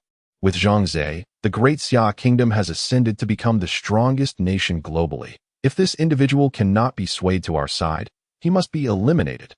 What? Zhangze has taken on 10 fifth-tier powerhouses from the demon domain all by himself? It's over. The Great Xia Kingdom will inevitably unify the world. Chapter 78. A stunning revelation. Old fool, how can you live to such an age and not feel ashamed? As soon as the head of the Mo family finished speaking, a voice resonated through the crowd. The moment this voice emerged, it transformed the atmosphere into one of palpable tension. As all eyes turned toward the source of the sound, I could see this moment. The two young masters of the Han family, seated among the spectators, were truly uncomfortable. This audacious declaration had come from right behind them. They never anticipated that the cloaked figure behind them would utter such words. They understood that anyone bold enough to speak in such a manner in this gathering would certainly face dire consequences, death. Without exception. No matter how audacious that cloaked individual might be, he would never dare to voice such sentiments in this assembly. Yet, the reality was that he had done just that, and quite loudly, ensuring that everyone present had heard him. These two young masters, hailing from the esteemed Han family, were no strangers to high society. Yet under the scrutiny of so many gazes, they felt as if they were sitting on pins and needles. If they could, they would surely flee. However, with Luoxu standing behind them, they dared not move. If the other could make such a statement, what else might he not be capable of? The head of the Mo family also fixed his gaze upon the cloaked figure of Luoxu, his eyes narrowing slightly, betraying a hint of murderous intent. Who are you? Given the presence of so many esteemed individuals, he refrained from acting immediately. Who are you? He sneered. Your creditor, Luoxu replied, as he slowly raised his arm and gently removed the cloak from his head. As the cloak fell away, his features gradually came into view. A youth of about 15 or 16, his expression largely devoid of emotion, exuding an air of coldness, he stood unflinching under the gaze of the Mo family patriarch. It's you. The patriarch's facial muscles twitched slightly as he recognized Luoxu. Memories of a battle with the Griffin Beast King flooded back, where a young boy had darted into the beast's lair. Afterward, searches yielded nothing. As if he had vanished into thin air, the Mo family patriarch was also aware that Luoxu was acquainted with Hua Ying, making his intentions crystal clear. Are you afraid? Luoxu inquired, his tone indifferent. However, his spiritual energy remained keenly focused on Hua Ying beside him, seeking an opportunity to rescue her, but a mere out-of-body realm cultivator daring to cause a ruckus in my Mo family.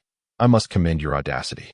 However, I trust you understand the principle that overreaching leads to downfall. The patriarch regarded Luoxu as though he were a mere specter, and were it not for the constraints of decorum, he would have already obliterated him.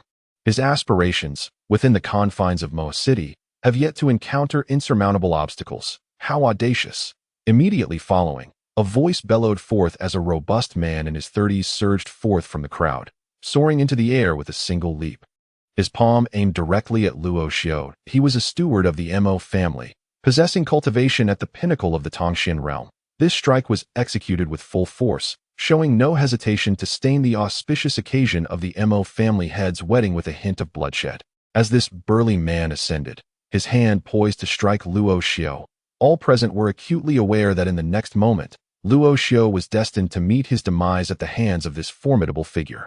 The disparity between the out-of-body realm and the Tongxian realm was not trivial, especially when confronting a peak-level powerhouse of the Tongxian realm. No one in attendance felt any sorrow for Luo Xiao. This was merely the price of arrogance. However, what nobody anticipated was that Luo Xiao's figure suddenly vanished. Boom! A resounding clash of energy reverberated from the position of the Mo family head. Moments later, Luo Xiao descended gracefully at the center of the grand hall, cradling Huaying in his arms, stabilizing himself within the hall's interior. Those with profound cultivation soon realized the peculiarity of Luo Xiao's movements, and they collectively gasped in astonishment. Such speed could only be achieved by a sage. Moreover, in the blink of an eye, this youth had exchanged blows with the Mo family head, retreating unscathed while abducting the bride. This series of actions, seemingly effortless, cast a grave expression upon the faces of the strong present. The opponent's apparent strength was but a facade, concealing a far more formidable power. Seated on either side were representatives from the Han and Zhao families, both sages who had witnessed Luo Xiao's actions. Yet, they had no intention of intervening. The target was the Mo family head, and they certainly would not be foolish enough to offer assistance. The two young masters of the Han family were rendered speechless at this moment. Although their cultivation was relatively weak, they now comprehended that Luo Xiao had seized the bride from the Mo family head's grasp. Initially, they had presumed him to possess merely Tongxuan-level prowess, but they were gravely mistaken. This was no ordinary Tongxian. This was the realm of sages. It was only now that they truly beheld Luo Xiao's youthful visage. He appeared even younger than them, barely on the cusp of adulthood. Behind them, the peak-level powerhouse of the Mo family stood there, glancing left and right, at a loss for what to do. Having just orchestrated a self-directed farce, he found it to be nothing more than a damp squib. No one was paying him any heed. All eyes were fixed on the Mo family head and Luo Xiao. Splendid. Quite unexpected. The Mo family head regarded Luo Xiao, now standing in the grand hall, not with fury, but rather with a hint of a smile.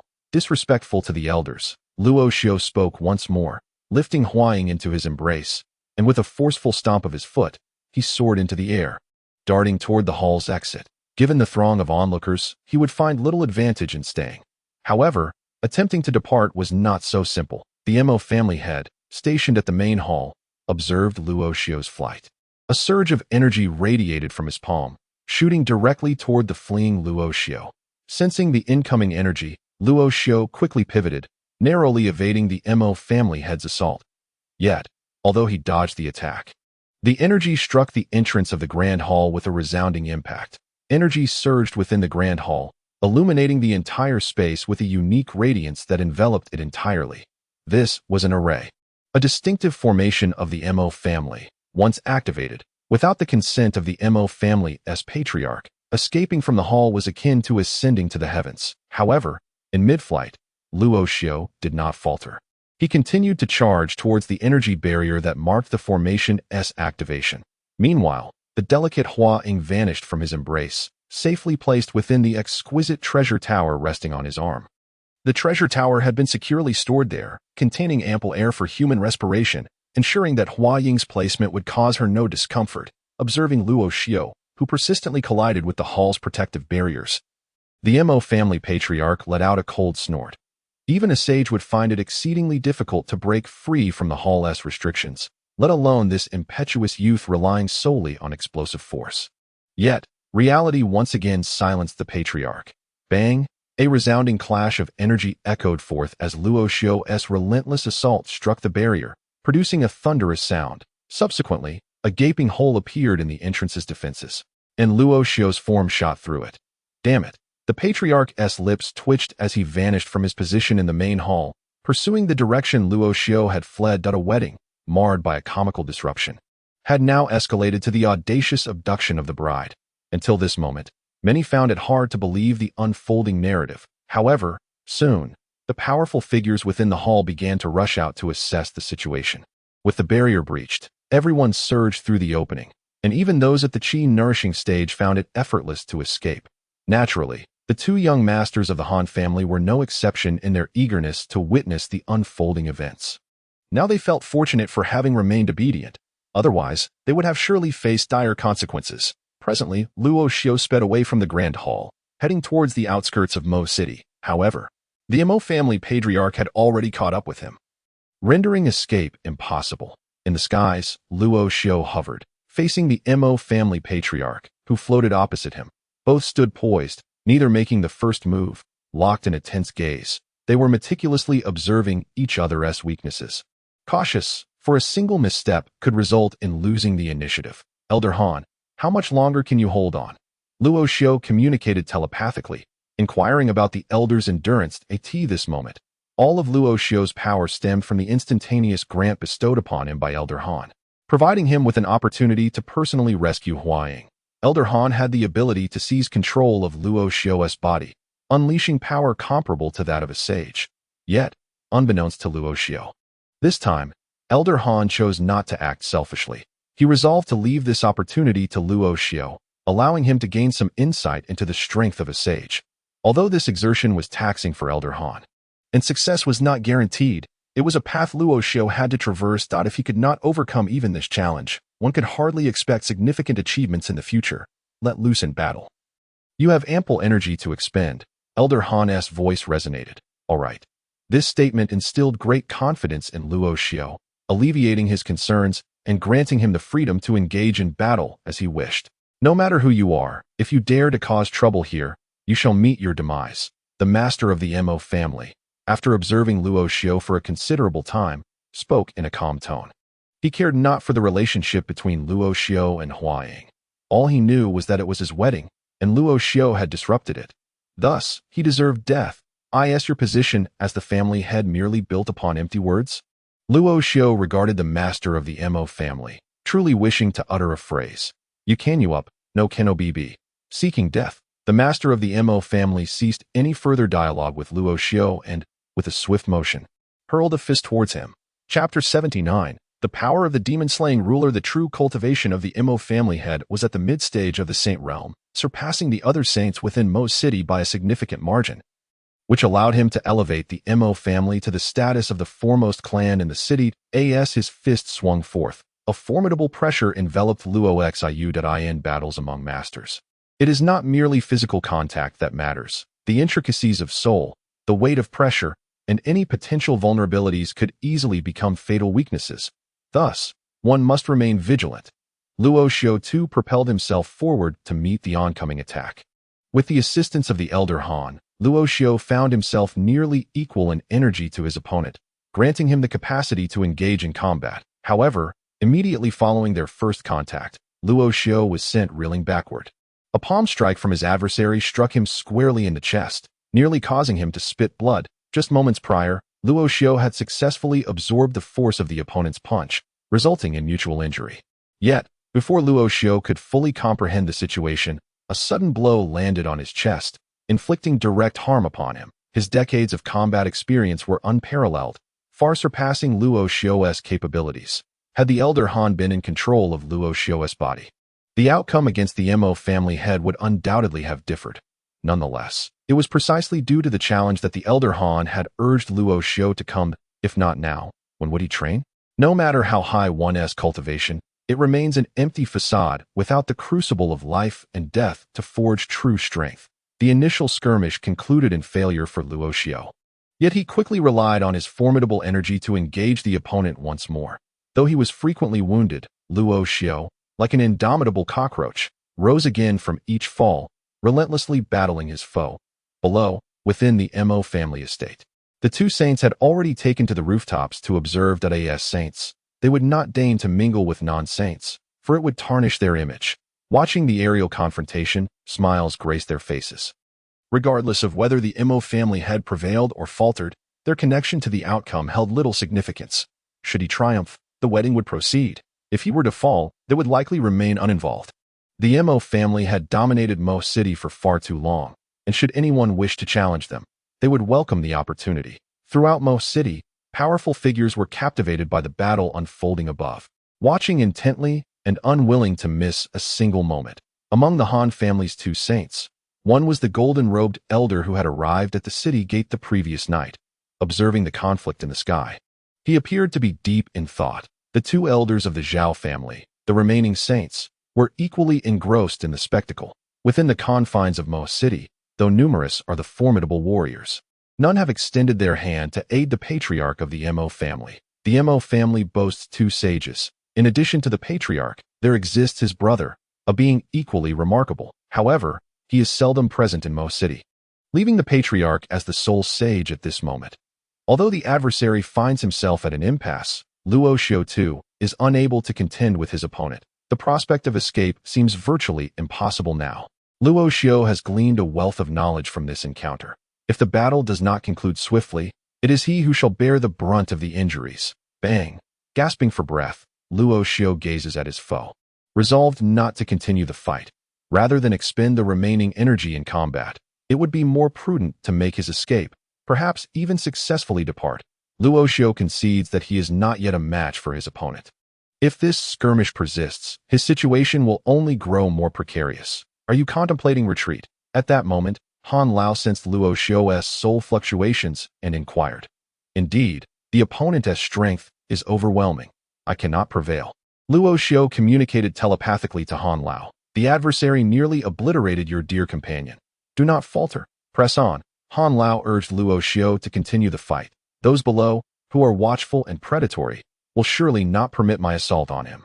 Ultimately, it is I who shall suffer. Luo Xiu conveyed his analysis of the situation to Han Lao. Rest assured, those individuals will not intervene. Since we have engaged, there is no need to hold back any longer. Retrieve your Fumo ruler, Han Lao suddenly advised Luo Xiu. Fumo ruler. Upon hearing Han Lao's words, Luo Xiu recalled the artifact. Ever since he had received the power bestowed by Han Lao, he had forgotten about the Fumo ruler. Now, with Han Lao's reminder, he recalled it was indeed an Earth-grade magical weapon. With the energy he currently possessed, it might just unleash its true potential. As Luo Xiu conversed with Han Lao, a colossal hand materialized behind the retreating patriarch of the Mo family. Much like during the previous battle against the Griffin Beast King, it was a massive hand-shaped magical artifact in the midst of his battle with Luo Xiu. He had once again summoned this formidable treasure. This artifact, the Heavenly Emperor Seal, has attained a high-grade status in the mysterious tier, making it an exceedingly rare entity among magical artifacts. Moreover, it is his life-bound treasure, significantly enhancing his prowess. It is precisely this artifact that has solidified his standing in Mo City, and now, he once more invoked this powerful artifact. Heavenly Emperor Seal. The gathered sages below gasped in astonishment. In terms of combat prowess, it was evident that the opponent was not as strong as the Mo family patriarch. However, under such advantageous circumstances, he still summoned the Heavenly Emperor Seal, clearly indicating his intent to annihilate his adversary. With a swift motion, Luo Xiu seized the Fumo ruler from its case, his hands gripping it tightly in the cover of night. He floated in the air, brandishing the Fumo ruler, his gaze fixed upon the colossal hand imprint that was coalescing before him. Luo Xiu understood the terror that this hand imprint represented. However, he too now felt a surge of confidence. The power of his soul continually flowed into the Fumo ruler as he sensed its structure and delved into its energies. The Fumo ruler was not merely a hefty slab. It was a treasure of the Earth grade. A relic worthy of Han Lao's collection could hardly be lacking in merit, had it not been for the grievous injury and subsequent slumber of the spirit of the demon sealing ruler. Its power would have been far more formidable in the celestial expanse. The two factions were initially evenly matched. However, the tide has now turned overwhelmingly in one direction. Although Luo Xiu wielded the Black Ruler, it did not augment his energy. It merely appeared as an additional weapon that in stark contrast. The situation for the head of the Mo family was entirely different as the Heavenly Emperor Seal gradually solidified. The head of the Mo family felt his own energy surge, growing at least 20% stronger than before. With a mid-stage cultivation in the sacred realm, an additional 20% increase in power was indeed terrifying. It was astonishing to realize his strength had escalated to such a degree. Below, the elderly man in golden robes gazed upon the Mo family head in the night sky, letting out a sigh. He had thought he was nearing the other's level, only to discover the vast chasm that remained. Young man, soon you shall meet the same fate as that griffin beast, crushed in my grasp. The Mo family head mused as he observed Luo Xiao opposite him, a faint smirk gracing his face. Yet, Luo Xiao's cultivation still surprised him. It had compelled him to summon the Heavenly Emperor seal and expend another portion of his spiritual energy. With both hands gripping the demon sealing ruler, Luo Xiao stood poised, undeterred by the Mo family head's presence. Suddenly, the immense hand behind the Mo family head lunged toward Luo Xiao. The overwhelming force seemed capable of sweeping away all in its path, rendering Luo Xiao suspended in the air, seemingly feeble. This strike, on the surface, appeared sufficient to obliterate Luo Xiao. Clang.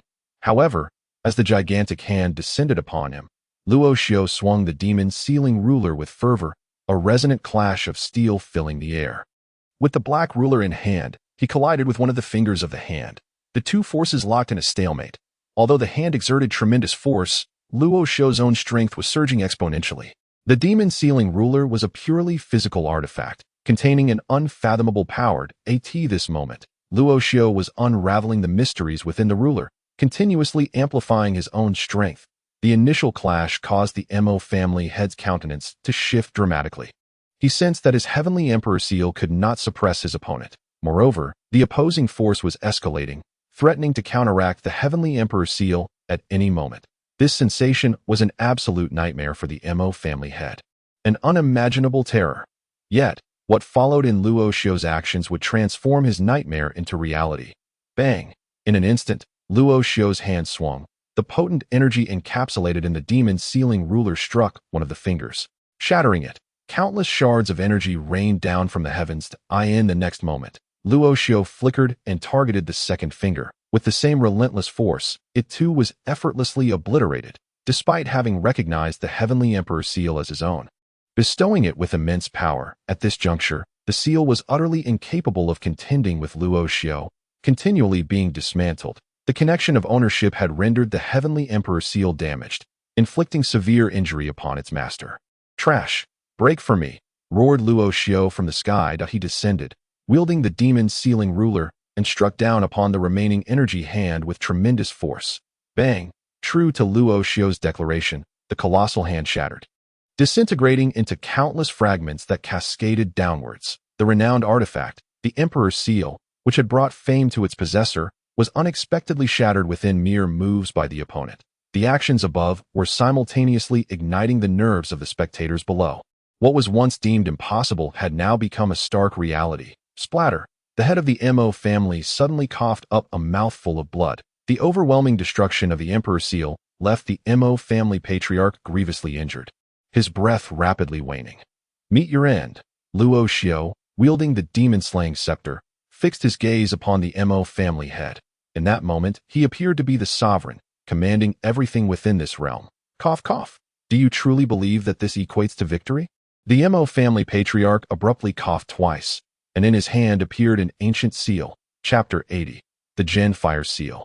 This ancient seal appeared rather ordinary, merely a relic of antiquity. However, Luo Xiao recognized this seal.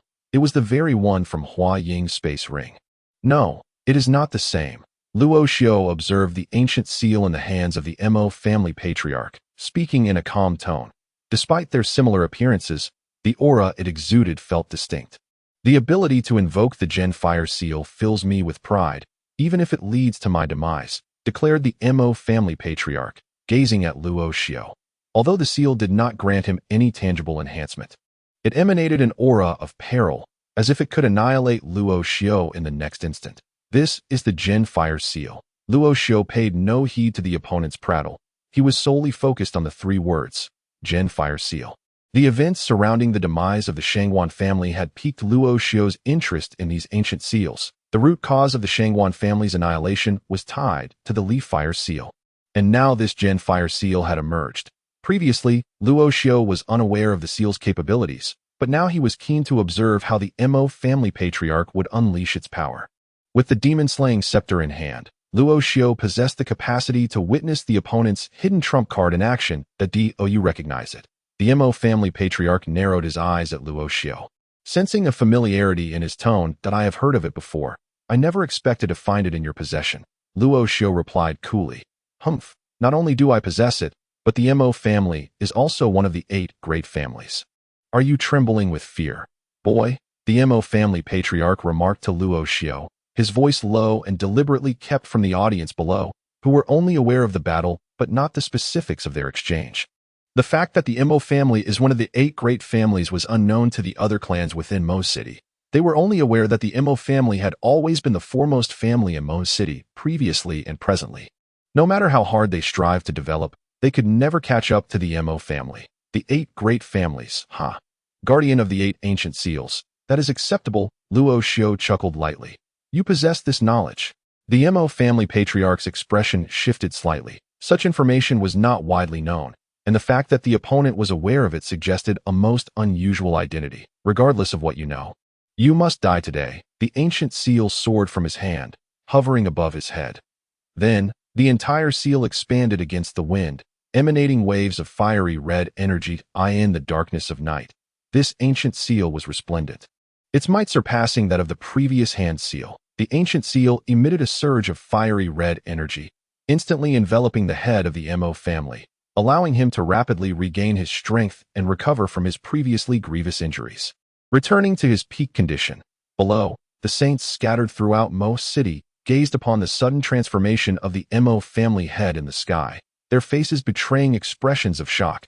They had initially believed that the Heavenly Emperor seal was Mo Yun's ultimate trump card, only to realize that this ancient seal was the true source of his power.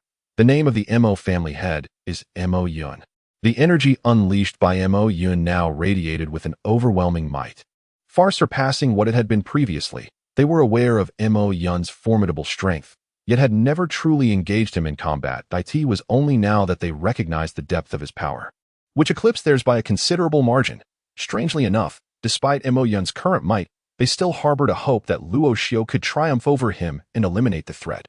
Should Mo Yun be vanquished, the Mo family would no longer be able to dominate Mo City, relegating them to a second-rate force. Although the Mo family boasted another saint, that individual was seldom present in Mo City. Even if he were to arrive, it would matter little that a family anchored by a single saint would find it challenging to establish a foothold in Mo City. The battle unfolding above the city captured the attention of all its inhabitants. Even ordinary citizens who watched the conflict in the sky, praying to avoid becoming collateral damage. After all, the energy wielded by cultivators was far beyond what common folk could withstand. Fortunately, the clash took place in the air, and the energy dissipated before it could reach the ground. Luo Xiao, gripping the demon suppression staff, gazed intently at the Mo family head, his expression grave. The ancient seal possessed such formidable power, a revelation that took Luo Xiao completely by surprise. He had previously surmised that, being a treasured heirloom of the clan, it could not be an ordinary object. However, even in his most optimistic estimations, he had not anticipated the current level of might. He had inherited the energy of the Drought Elder, possessing strength comparable to that of a saint. Yet, even so, the aura emanating from the ancient seal left him feeling uncertain. The energy radiating from the seal was laced with a sense of annihilation. In comparison to the ancient seal, Luo Xiao felt utterly insignificant, almost inconsequential. Clearly, this ancient seal was indeed a treasure. Young one, you have a task ahead of you. Feeling the destructive energy radiating from the ancient seal, the Drought Elder spoke to Luo Xiao. What task? Luo Xiao asked the elder, perplexed. This ancient seal appears singular in nature, yet your next task is to gather the 8 directions ancient seals. I wish to uncover the secrets of this seal. The Drought Elder replied with a grin. In truth, the Drought Elder had already begun to piece together the ancient seal's secrets, judging by the energy it emitted, while it exuded a potent aura of destruction. There remained room for enhancement, albeit hampered by the artifact itself. Thus, it was evident that this ancient seal was merely a fragment of a larger whole. Furthermore, if each of the 8 great families possessed their own ancient seal, it was likely that the true power of this artifact could only be unleashed through the convergence of the 8 directions ancient seals. Gather the 8 directions ancient seals. Don't be ridiculous. Right now, we should be contemplating how to escape. At this moment, despite confronting the ancient seal, Luo Xiao could only manage a wry smile. He sensed that he was entirely outmatched by the seal. If he did not flee soon, he would surely be obliterated by its might. Run? Nonsense. Your constitution is one that grows stronger with each battle. Do not hesitate. Advance. Hanjun urged Luoxiao, before the ancient seal solidifies. Eliminated. In the sky, Luoxiao grasped the demon-subduing staff with both hands and swung it fiercely towards the ancient seal hovering above the ink clouds. The staff, imbued with unparalleled force, descended with a might that left one wondering whether the ancient seal could withstand such a blow. All eyes were riveted on this moment. It had been ages since a saint had fought in Ink River City, and the intensity of this battle was a feast for their eyes. What astonished the onlookers even more was that this was merely a boy of 15 or 16, yet he was capable of contending with the foremost saint of Ink River City, compelling his opponent to unleash such formidable techniques. Little did they know that had the ink clouds not employed this ancient seal, the other saints within the city would have been oblivious to this hidden trump card. In the sky, Luoxiao's staff drew nearer to the colossal ancient seal, culminating in a thunderous collision. Bang! A resounding explosion echoed, causing a ringing in the ears of the ordinary folk below. The staff and the ancient seal clashed with a deafening roar, releasing a powerful wave of energy that surged outward for miles before dissipating to the next instant. Luoxiao, wielding the staff, was thrust backward several dozen meters. Meanwhile, the massive ancient seal above only swayed slightly, and the ink clouds below exhibited a similar minor movement that in comparison to Luoxiao's considerable retreat, it was evident that the ancient seal remained largely unscathed, were simply not a match. Luoxiao communicated telepathically to Hanjun. From that last strike, he fully grasped the vast disparity in their strengths. The ancient seal, as solid as rock, could not be shaken even by the might of the demon-subduing staff. This Jin Fire seal is renowned for its defense. Break through its protection, and the ancient seal will be yours to go. Hanjun continued to encourage Luoxiao to press forward and vanquish the opponent. Understood. Acknowledging Hanjun's insistence, Luoxiao launched another swing of the staff. Bang! The outcome was as before. Luoxiao was once again repelled, while the ancient seal merely quivered slightly. Under the ancient seal's dominion, the head of the Mo family simply continued to channel its power without retaliating, despite Luoxiao's relentless assaults. The Mo family patriarch showed no signs of diminished vigor, his eyes shut tight, seemingly engaged in some unknown endeavor. Luoxiao lost count of how many strikes he had delivered, but gradually, the ancient seal's defenses began to wane. At that moment, however, the ink clouds also opened their eyes, revealing that the Mo family patriarch now exuded an aura reminiscent of a high-level saint. Impressive, Luoxiao thought, his expression darkening. After expending so much energy, his opponent had only grown stronger. He resolved to disregard Hanjun's advice and flee. Continuing this confrontation would surely seal his fate here. Below, the observing saints also displayed expressions of shock. The Mo family's strength had surged so dramatically. Even the prominent saint of Ink River City might not rival this newfound power. Humph. Thinking of escaping. It is too late. In the next moment, the Mo patriarch flickered and appeared directly before Luoxiao, delivering a punch with tremendous force. Not only had his strength increased, but his speed had also accelerated significantly, making it exceedingly difficult for Luoxiao to evade the strike, with no choice but to position the demon-suppressing staff horizontally before himself. A resounding clang reverberated through the air as Luoxiao staggered backward. However, the ink cloud remained unscathed, relentlessly advancing toward him. Yes, endure the blows. Let the demon-suppressing staff bear the brunt. In the midst of his retreat, the Drought Elder, his voice tinged with a trace of elation, spoke to Luoxiao. Subsequently, an entirely contrasting mode of assault manifested in the heavens. Previously, it was Luoxiao who struck the ink cloud with the staff. But now the ink cloud retaliated with its fists against the staff. The only constant throughout was that the demon-suppressing staff was the sole point of contact for the attacks. Indeed, the material of the staff was undeniably indestructible. No matter how fiercely the ink cloud struck, not a single mark of damage appeared. Yet, during the onslaught, it seemed as though some entity within the staff was awakening, undergoing a transformation. Chapter 81. Spirit of the artifact. The changes occurring on the demon-suppressing staff were minuscule, failing to capture the attention of either Luoxiao or the ink cloud. Nonetheless, this transformation was keenly observed by the Drought Elder throughout the encounter. The more forceful the strikes, and the greater the frequency, the swifter the changes on the staff. In the sky, two figures flitted about, appearing here and there. Just as onlookers turned their gaze to this spectacle, the combatants had already shifted to another location. With each transition, radiant bursts of energy illuminated the scene, dazzling to behold. Red, blue, and black, The black merely blended with the night, rendering it invisible. At this moment, Luo Xiao, wielding the demon-suppressing staff, was fortunate that his reflexes were sharp enough to continuously deflect the attacks from the head of the Mo family. Otherwise, his form would likely have been reduced to a mere pulp. Keep going. Hold on. It will be over soon. The Drought Elder encouraged Luo Xiao within his consciousness, urging him to persevere. In truth, the sudden surge in the ink cloud's strength had exceeded the Drought Elder's expectations. Even if the Elder were to emerge now, he would be unable to overcome the adversary. However, the spirit of the artifact within the demon-suppressing staff was on the verge of manifesting, although it was merely a remnant of the spirit. It would suffice to contend with the ink cloud. What exactly are you hinting at? Luo Xiao found himself in a precarious position, constantly on the defensive. Though he possessed energy, it remained untapped. His speed was thoroughly suppressed by his opponent, making it impossible for him to unleash his true power. The spectators below, regardless of their previous opinions, now regarded Luo Xiao as an expert on par with the ink cloud, to say nothing of other factors. Simply enduring so many strikes from the ink cloud was sufficient to place him on equal footing. All right, throw the demon-suppressing staff. In the instant of dialogue between the Drought Elder and Luo Xiao, the staff absorbed yet another barrage of punches from the ink cloud dough. Although Luo Xiao could not comprehend why the Elder urged him so, he still heeded the advice and hurled the demon-suppressing staff away.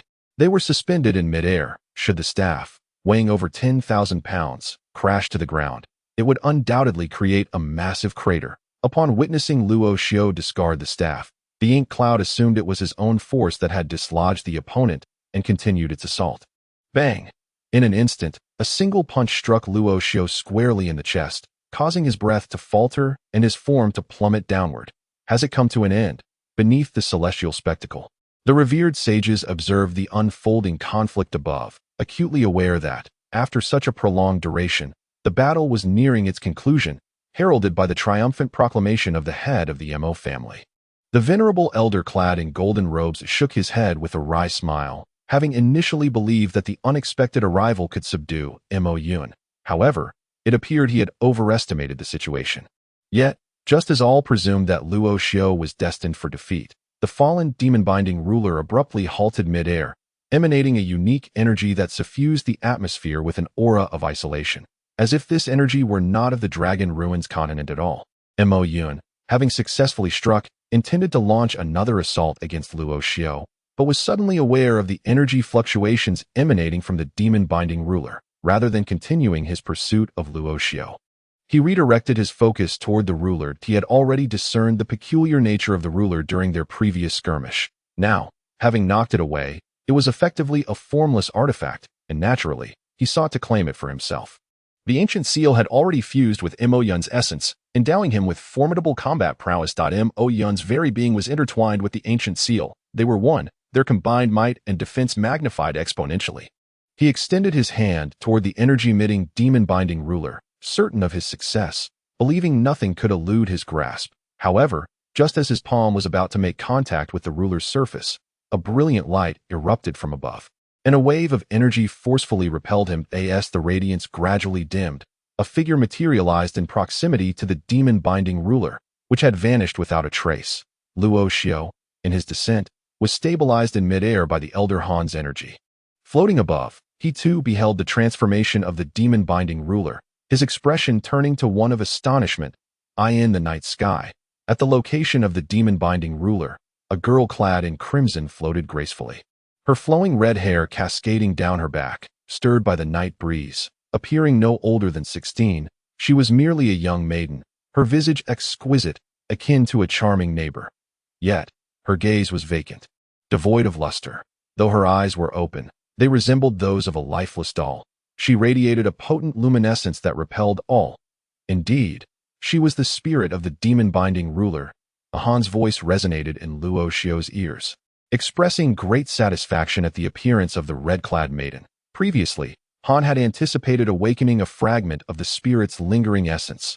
He had not expected to summon forth the true embodiment of the spirit. However, despite the awakening, her gaze remained hollow, her consciousness unresponsive. This indicated that, at present, the demon-binding ruler had merely transformed into the form of a crimson-clad maiden, with no other notable changes. Nevertheless, This development was immensely gratifying for Han. With a powerful invocation of the demon-binding ruler, the force exerted surpassed its limits, awakening the spirit, which could now be controlled, transforming her into a lethal instrument, akin to a puppet or a guardian. She is the spirit, Luo Xiao stammered, overwhelmed by Han's revelation. Feeling a sense of dread wash over him, he had never anticipated that this malevolent weapon, steeped in dark energy, would harbor such a captivating spirit in the form of a young maiden. Who are you?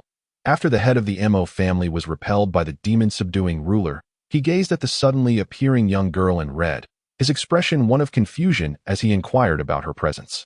He could sense the explosive energy emanating from her, yet it seemed to be uncontrolled, as if it could erupt at any moment. As he posed his question, the girl remained floating in the air, silent and enigmatic, her lack of speech amplifying the strangeness of the situation, causing the head of the Mo family to exercise greater caution, although he currently bore the ancient seal for protection. It was his last resort. He could not afford to be careless. A single misstep could lead him to an irreversible demise that eye in the sky. The sudden appearance of the girl in red elicited expressions of astonishment from those watching below. Just as the battle reached a critical juncture, with victory and defeat on the verge of being determined, another figure emerged. Moreover, her ability to hover in the air clearly indicated that she, too, was a saint. The other saints were perplexed, pondering what sort of enemies Mo Yun had made outside to attract such a plethora of mysterious figures. Abruptly, a wave of soul energy emanated from Luo Xiao, directly sweeping toward the girl in red. The formerly vacant and soulless gaze of the girl began to transform, a hint of crimson surfacing in her eyes. The heavens turned in accordance with their will. Below, the elder in golden robes widened his eyes in shock, staring intently at Luo Xiao above. Just moments ago, he had sensed that very soul aura. It was the same energy that had been released at the city gates the previous night. Each individual perceived soul energy differently, each leaving a unique imprint. Thus he could not be mistaken. This soul aura was indeed from last night. He had imagined countless times what that esteemed elder might look like and the extent of their cultivation. However, he had never anticipated that it would be a youth. Of course, at his level of cultivation, one understands the principle that age does not dictate strength. Appearances can be deceiving. It is entirely possible that the true age of this individual surpasses their own. The girl in red, her eyes now suffused with blood-red hues, exhibited a complete absence of white in her gaze. With blood-red eyes, crimson hair, and clad in red garments, she embodied an aura of malevolence that instilled a sense of dread within those who beheld her. "Come here," Luo Xiao commanded, and in an instant, the girl in red appeared beside him, floating effortlessly. "Old fool, do not presume that invoking the Gen Fire Seal will save you. Today, your death is assured." That a sinister smile curled upon Luo Xiao's lips, a smile that heralded the demise of Mo Yun, proclaiming that from henceforth, the name Mo Yun would no longer exist on the Longxu continent. With a sharp snort, Mo Yun reached out his hand toward Luo Xiao. He could sense the terrifying power of the girl in red, and thus had no intention of confronting her directly. However, Luo Xiao was another matter entirely. He understood that if he could eliminate Luo Xiao, the girl in red would pose no threat. Yet, to take down Luo Xiao, he would first have to contend with her at Luo Xiao's signal. The girl in red launched an attack against Mo Yun. It must be noted that Mo Yun was currently protected by the Gen Fire Seal, which granted him formidable defensive capabilities. Nevertheless, even with such protection, he could not withstand the onslaught of the girl in red. The girl, wielding the demon-subduing ruler, was characterized by her overwhelming strength, renowned for its sheer force. Furthermore, the crimson-clad maiden is endowed with the essence of an ancient soul, rendering her formidable in power. With a resounding thud, her fist collided directly with the chest of her opponent, not merely knocking him back, but rather penetrating through his very being, embedding itself within his chest. As her fist pierced through, an ancient seal erupted forth from Mo Yun's body. Astonishingly, the crimson-clad maiden forcibly extracted the Gen Fire Seal from Mo Yun. How could this be possible? Mo Yun's eyes were filled with disbelief. His clan's treasured artifact, renowned for its defensive prowess, had long since fused with his essence. Yet now it was forcibly separated, a notion he could scarcely comprehend. In the next moment, Luo Xiao soared into the air, grasping the Gen Fire Seal with one hand before stowing it away in his spatial ring. Just as Luo Xiao intended to utter a few words, a small figure, Xiao Guai, darted forth from his sleeve, targeting the head of the Mo clan. Chapter 82. A bounty of gains at this moment. The head of the Mo clan, having been pierced through the chest by the crimson-clad maiden, felt his vitality swiftly ebbing away, with the Jin fire seal forcibly extracted from him. However, at that instant, Xiao Guai surged forth from Luo Xiu's sleeve, zeroing in on the clan leader. In the next heartbeat, the Mo clan head was penetrated by the small dragon, but a tiny hole appeared at his dantian, precisely where Xiao Guai had burrowed in. Without pausing, it swiftly emerged from his rear. Although it was merely a simple entry and exit, it irrevocably sealed the fate of the Mo clan leader. Below, all eyes were riveted upon the spectacle above, none daring to blink. The several saints present similarly widened their eyes, their soul power hovering nearby, attentively monitoring the fluctuations in the Mo clan leader's aura. They sensed that Mo Yun's essence was waning, his soul power dissipating. Once the tyrant of Mo River City, Mo Yun was now on the brink of demise. In the sky, Missouri Yun floated amidst the night, gazing down at the grievous wound in his dantian. Although the injury was fatal, it did not spell immediate death. Yet the wound at his dantian gnawed at his life force, diminishing the time he could remain in this realm. His eyes brimmed with incredulity. He could hardly muster the strength to speak, merely staring at the wound in his dantian. That spot, a glimmer of blue ice crystal materialized, gradually expanding, spreading from the wound throughout his body. Every part of his body that fell under its icy grasp became encased in frost, as if he were entirely frozen. Luo Xiu beheld this extraordinary scene, equally astounded, while he was unaware of Xiao Guai's true strength. This was simply beyond comprehension. He knew Xiao Guai's innate attribute was ice, yet the opponent was a formidable sage-level powerhouse, and yet here he was, being frozen. Unbelievable. The frost spread forth, emanating from the wound in his dantian and enveloping his entire being. In less than 10 breaths, the head of the Mo clan, including his head, was completely encased in ice, the blue crystals resembling a magnificent ice sculpture. Crack, crack, crack, crack. Subsequently, a cacophony of shattering sounds erupted, fissures appearing from the dantian, proliferating chaotically. Crack. With a resounding crash, the body of the head of the Mo family shattered into countless fragments, cascading downward.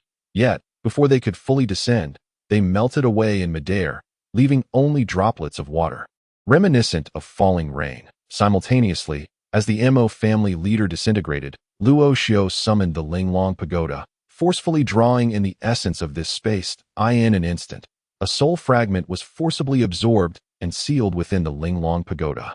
The opponent was a sage, a being that transcends ordinary practitioners, fundamentally different from them. Consequently, although the pinnacle of the Tongxin realm and a sage are merely a step apart, their statuses are worlds apart. Among 10 pinnacle Tongxin practitioners, it is unlikely that even one could ascend to the level of a sage, illustrating just how challenging it is to reach this exalted state. Achieving the sage level also entails a qualitative enhancement of the soul, enabling the soul to manifest externally. Even in the event of physical damage, there exists the opportunity for reincarnation and possession. At the moment the Mo family leader's body was annihilated, the soul sought to flee. However, it was already under Luo Xiu's keen observation. Under the pull of the Linglong Pagoda, it could not escape and was directly absorbed into the pagoda. Meanwhile, the little dragon remained floating in the sky, seemingly motionless. Nonetheless, Luo Xiu could distinctly sense the energy of the little dragon intensifying, incrementally strengthening. Just moments ago, the little dragon had consumed the Mo family leader's dantian, a source of immense energy, making absorption a formidable task. However, given the little dragon's constitution, it should not face significant difficulties. Gazing at the pitch-black spatial ring in his hand, a faint smile graced Luo Xiu's lips, having absorbed the opponent's soul and with the little dragon feasting on the dantian. The most significant gain lay in the fact that the spatial ring of the Mo family leader was now in his possession. This was indeed the greatest reward, as the body fragmented and scattered. Luo Xiu had seized the opportunity to snatch the spatial ring before it could turn to ice. The Mo family leader's spatial ring far surpassed the one Luo Xiu wore, being a mid-tier Xin grade ring, while his own was merely a high-tier Huang grade, with a space several times larger. Most importantly, it contained treasures. The head of one of the 8 great families would undoubtedly possess a trove of valuable items. Luo Xiu could already sense the spiritual energy emanating from the ring. though the exact quantity would require further investigation to ascertain. Soon after, the girl in red vanished, and the enormous enchanted reappeared on Luo Xiu's back. Subsequently, he soared towards the outskirts of Mo City, disappearing from above the city. The battle concluded. Mo Yun lay lifeless, and Luo Xiu departed. Not a single soul emerged to impede his escape within Mo City. 7 other sages remained. However, they merely observed from the sidelines, not one daring to intervene. An outsider like Luo Xiu brazenly eliminated Mo Yun and withdrew unscathed. For Mo City, this was nothing short of an affront. Yet, in this world where strength reigns supreme, who would come to the aid of another? Absent clear benefits, no one would take action, for if one intervened to save another, that very individual might turn and devour them instead. They were not fools and would not act so naively at this moment. The most elated was undoubtedly Luo Xiu. His purpose this time was to rescue Huaying. Had the Mo family leader not intervened, Luo Xiu would have simply fled without killing him. Alas, the opponent relentlessly pursued him, inadvertently awakening the spirit of the enchanted. He rescued Huaying, awakened the spirit, vanquished the adversary, devoured the Dantian, and absorbed the soul. Thus were the fruits of Luo Xiu's journey. Deep within a remote mountain range, devoid of human presence, Luo Xiu found himself within a natural cave. The cave was modest in size, akin to a small room. He casually selected a clean spot to sit, lifting his sleeve to reveal the little dragon coiled around his arm, peacefully slumbering. That it was undoubtedly the most significant gain of this expedition, remarked the old man with a chuckle. Indeed, I wonder what will become of Xiaoguai after this. Luo Xiu was equally curious, contemplating what level the little dragon would attain after absorbing the energy from a saint's Dantian. Who knows? However, it would render your previous efforts trivial. The old man commented. Luo Xiu clicked his tongue. Although he had contemplated this notion, hearing the old man articulate it so plainly was rather disheartening. After dedicating so much time to cultivation and enduring numerous trials to achieve his current strength, it was unsettling that the little dragon could surpass him merely by consuming a Dantian. Let us withdraw, Luo Xiu promptly declared. Employing such a method would undoubtedly exhaust the old man considerably. Now that matters were resolved, despite his fondness for the sensation of possessing energy, it was wise to retreat, for such a state could not be sustained indefinitely. In the next moment, Luo Xiu felt the energy within him drain away in an instant, vanishing entirely.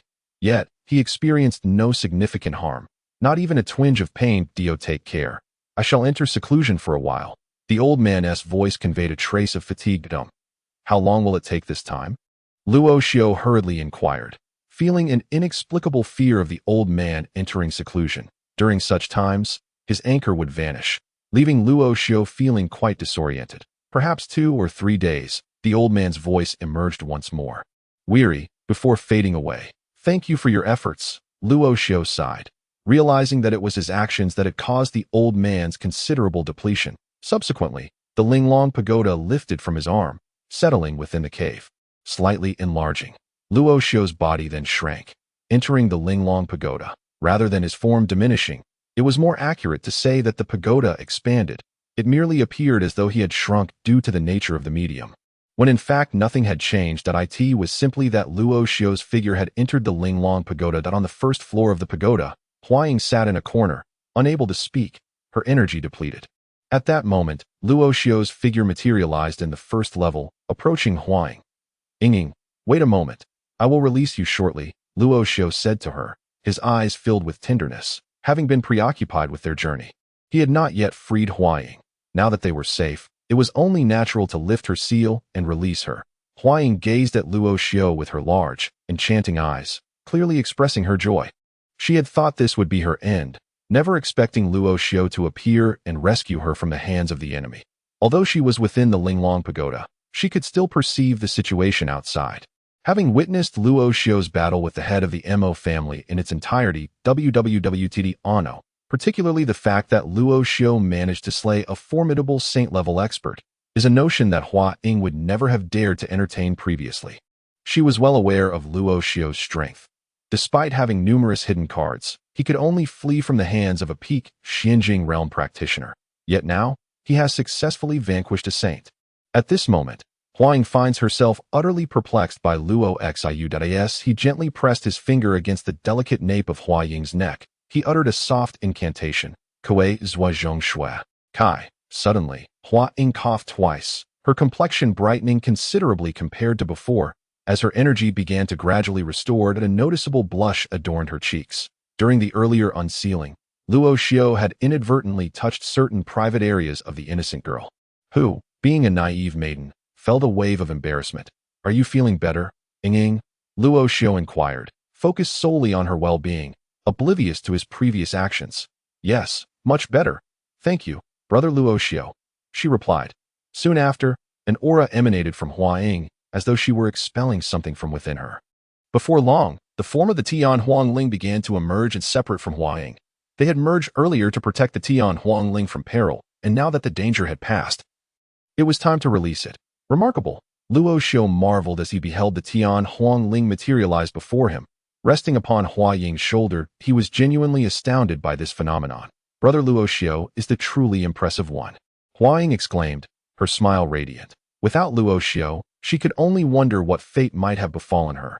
Ying, this is for you, Luo Xiao said with a smile, retrieving the previously acquired Ganhuayin from his spatial ring and presenting it to Hua Ying. This, Hua Ying gazed at the Ganhuayin he offered, momentarily hesitant to accept it, unsure of how to respond to Luo Xiao's gesture. Take it. You are a member of the Shangwan clan, one of the 8 great families. Since you are entrusted with these ancient seals, it is only fitting that you hold on to this one as well. Luo Xiao gently took her hand and placed the ancient seal within it. Thank you, Brother Luo Xiao. Hua Ying expressed her gratitude sincerely. Luo Xiao had witnessed the battle firsthand and understood the immense significance of the ancient seal in combat against the head of the Mo clan. It could be said that without this ancient seal, the Mo clan leader would have long since met his demise. The power of the seal was evident, and yet Luo Xiao chose to bestow it upon her. Since you call me Brother Luo Xiao, it is only natural, he replied, that I see that your energy is still quite feeble. Perhaps you should rest here for a while. Yes. Okay, Hua Ying agreed. She opted not to venture into the Linglong treasure tower, aware that it belonged to Luo Xiao. However, she was astonished to discover such a vast space within, allowing for unrestricted movement of air, an exceedingly rare feature in a treasure. Hua Ying then settled down to rest on this level, while Luo Xiao made his way to the 6th floor. The previously absorbed soul fragments have been placed by Luo Xiao on the 6th floor, which is originally the abode of the tower's master.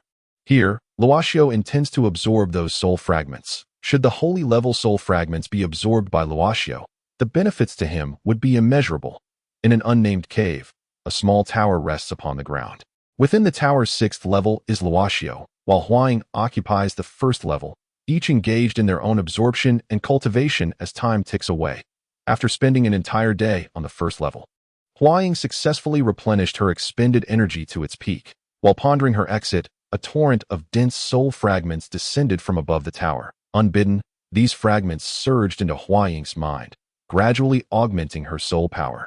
Hua Ying, whose cultivation was at the initial stage of the profound realm, has already strengthened her soul power to the intermediate stage. Now, with the influx of this pure soul energy, her soul power is continuously expanding, and she is even on the verge of breaking through to the advanced stage of the profound realm. To possess a soul realm that exceeds one's cultivation level is already the hallmark of a prodigious talent. And now a breakthrough appears imminent. However, Hua Ying does not resist this surge. The higher the soul realm, the better. If she were to attain the advanced soul realm, even with her initial stage cultivation, she could try